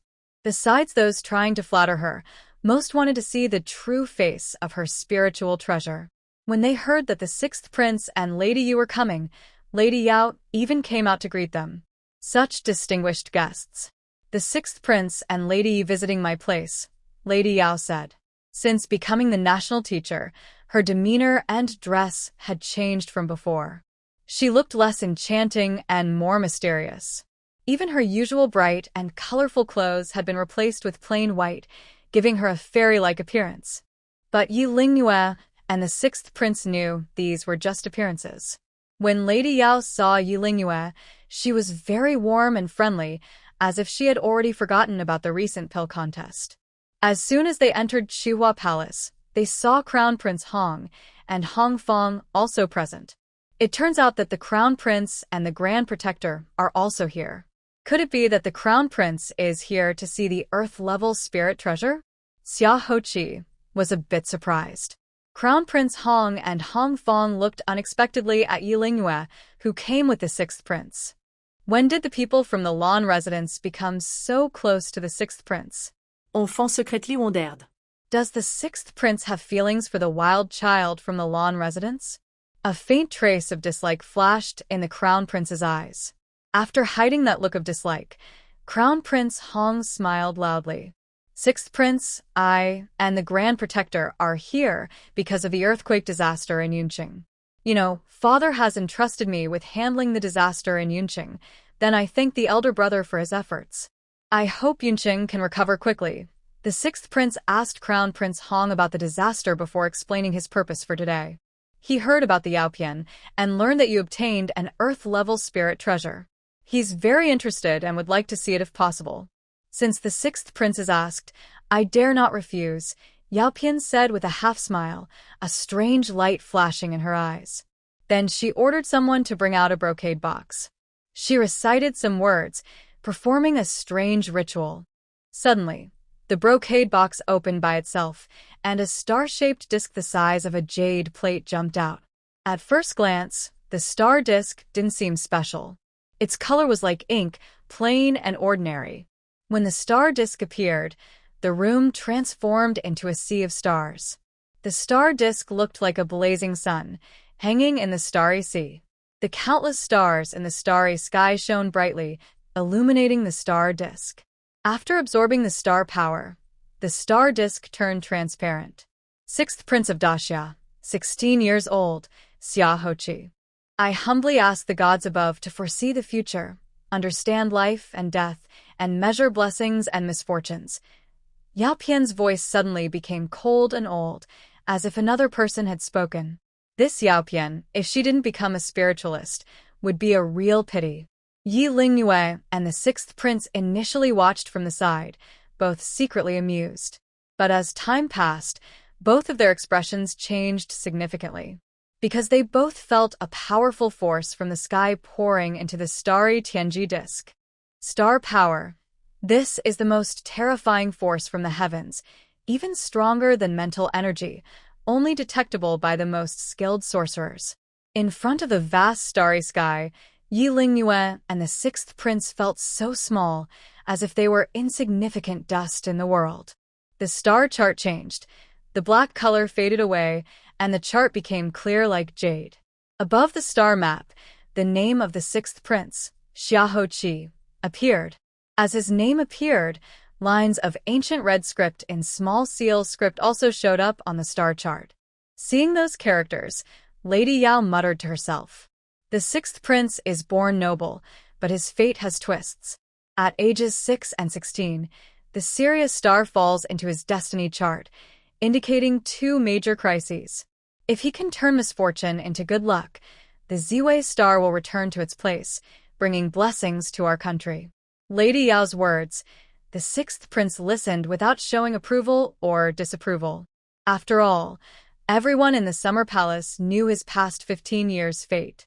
But the predictions about the crises at ages 6 and 16 were very accurate. He went mad at age 6, and this year was his 16th birthday. If not for meeting Yi Lingyue, he might already be in serious danger. These words carried different meanings for Crown Prince Hong and Hong Fong. The Ziwei star is the star of emperors. When it returns to its place, it means the sixth prince could ascend the throne. However, the star chart also said he must survive the crisis at 16. Thank you, Grand Master, for your words. She will be very careful, the sixth prince said respectfully. After this prediction last night, the star chart dimmed again, and Lady Yao's voice returned to normal. Although a spiritual treasure of the earth level is good, it consumes a lot of mental energy. Especially when the person being divined has strong luck and high cultivation, Lady Yao needs to use even more mental power. We've seen the star chart, and it's getting late. We shouldn't disturb the Grand Master, the Crown Prince, and the Minister of War discussing the disaster. Sister, let's go back first. Xia Hoqi stood up, ready to leave with Yi Lingyue. At that moment, Lady Yao suddenly spoke. Since Princess Yi is here, why not have a try too? Since losing to Yi Lingyue, Lady Yao had secretly investigated her. No matter how she searched, there was very little information about Yi Lingyue. Lady Yao wanted to seize this opportunity today to find out who Yi Lingyue really was. Yi Lingyue was slightly surprised, glancing at Hong Fong's position. Hong Fong was drinking tea when he heard the suggestion from Miao Pin, and he paused his tea-drinking action. Miao Pin's star chart looked quite mystical. If it really predicted something, it might reveal Yi Lingyue's true identity. I think we shouldn't do it. My elder sister dislikes superstitions the most. The sixth prince shook his head. Whether you like it or not, Princess Ye's words matter. Or perhaps, Princess Yi has some secret she's afraid to reveal in front of the star chart, the crown prince said softly, adding fuel to the conversation. Let's just try. I also want to see how powerful this star chart really is, Yulingwa said. She then stood up and stepped in front of Miao Pin. Blue family's second daughter, Yi Lingyue, 14 years old, prayed to the gods above to foresee the future, understand life and death, and predict blessings, Miao Pin recited as she had before. The star chart around them transformed into a sea of stars again. When Yi Lingyue's name appeared on the star chart, her heart tightened. Hong Fong, who was nearby, put down his cup. His deep, calculating eyes grew more serious. Despite having people investigate Yi Lingyue's background and confirming she had no relation to his late, foolish daughter, Hong Fong always felt an inexplicable feeling whenever he saw Yi Lingyue. The sixth prince's palms were sweaty with nervousness. If the star chart really exposed Yi Lingyue's identity, the Blue Residence and Yi Lingyue would be in trouble. He secretly regretted coming to Chuyin Palace today. When the name Yi Lingyue appeared, the star chart showed no reaction for a long time. Yi Lingyue looked at it for a while, but the star chart still showed nothing. Why is this happening? Could the star chart be malfunctioning? The sixth prince looked at the star chart and then at Miao Pin. Miao Pin had never encountered such a situation with a star chart before. Princess Yi, perhaps I have used too much mental energy today. Could Princess Yi please channel some of her mental power into the star chart to help me? Miao Pin quickly suggested. The person in the mirror had already warned her that the star chart should not be used excessively in one day. To show off the power of the starry sky fate disk, Lady Yao did not follow the rule of using it only once a day. Just a strand of mental energy, Yi Lingyue didn't think much and simply placed her hand on the fate disk. When Yi Lingyue and Lady Yao's hands both touched the disk, their mental energies flowed into it together. Foolish woman, how dare you inject your mental energy into the fate disk? This can better awaken star power and predict good or bad luck. Lady Yao's eyes flashed with a malicious light. The starry sky fate disk can do more than just predict star signs. It can also search the soul and uncover secrets hidden deep inside a person. As Yi Lingyue sent her mental energy into the disk, she suddenly felt her palm turn icy. Her fingertips prickled as if pierced by needles, and something entered her body. Yi Lingyue was no stranger to this feeling. Someone was spying on her soul, even trying to control it. Lady Yao, across from her, stared intently at Yi Lingyue, her lips moving slightly. Inside the fate disk, more mental energy surged into Yi Lingyue, attempting to search her soul. The star power of the disk was too strong. With her spiritual strength as a 5-tier alchemist, Yi Lingyue couldn't defend herself. The star power, like a flood, threatened to break through her last line of defense. Just as Lady Yao thought she was about to control Yi Lingyue, a voice suddenly sounded from the deepest part of Yi Lingyue's soul. Ignorant ant, my son's soul is not something you can spy on. Get out. That angry shout, both male and female in tone, was powerful like a thunderclap. The star power of the fate disk, which had been rushing in, was suddenly repelled. Lady Yao screamed and covered her eyes with her hands, then fainted. The fate disk fell to the ground with a dull thud. In the palace of the first cloud, the sixth prince and 2 others were all startled. The soul search process was very quick, so fast that they didn't even realize what had just happened. Even Yi Lingyue herself was confused, not understanding why Lady Yao suddenly looked like that. Grandmaster, what's wrong? Quickly, send someone to find Commander Cho. Crown Prince Hong and Hong Fong hurriedly called for the imperial doctors. When they heard that Lady Yao, the most favored consort, was injured, Commander Cho arrived shortly after. After the diagnosis, Manager Chiu told everyone that Lady Yao might have overused her mental powers and accidentally been struck back, injuring her eyes. Lady Yao's eyes may never recover. Manager Chiu's words made Hong Fong and Crown Prince Hong feel very worried. Not only Lady Yao's eyes, but also a spiritual treasure of the earth level, had a small from the recent divination. The damage to the earth-level spiritual treasure and Lady Yao's blindness came so suddenly that Hong Fong and Crown Prince Hong were caught off guard. Princess Yi, what exactly is going on? What happened between you and Lady Yao just now? Hong Fong asked sharply. Sir Taibao, you're asking me? I don't know either. Everyone saw it. I didn't even move a finger, yet Lady Yao turned into that look. I heard that secrets of heaven should not be told lightly, or they will bring punishment. Maybe Lady Yao revealed too many secrets she shouldn't have, and that's why she was struck back. Yi Lingyue shrugged innocently. Even after questioning, they couldn't find out what really happened. Hong Fong and Crown Prince Hong could only let Yi Lingyue and the sixth prince leave. As soon as they stepped out of Chu Yun Hall, the sixth prince looked very tense. Lingyue, are you all right? Yi Lingyue shook her head. Actually, she also wanted to know what exactly happened to Lady Yao. Why, even after successfully invading her soul, did she get pushed back? This soul invasion made Yi Lingyue realize again how important strength is. Without enough power, even with treasures like the Qianding or the Hongming Heaven, she could be helpless. In the past, she relied too much on the Qianding, thinking that with it and the Hongming Heaven, she could do anything without fear. Yi Lingyue decided to go to the 10,000 Treasures Cave tomorrow, enter the Earth-level auction house, and buy more advanced martial arts or spiritual treasures. At dusk, Lady Yao woke up. The moment she opened her eyes, she saw only darkness. Someone light the lamps. Where are they? Why haven't they lit the lamps yet? Her voice echoed, but no one answered. Grandmaster, there's no need to waste effort. It's not that the lamps aren't lit.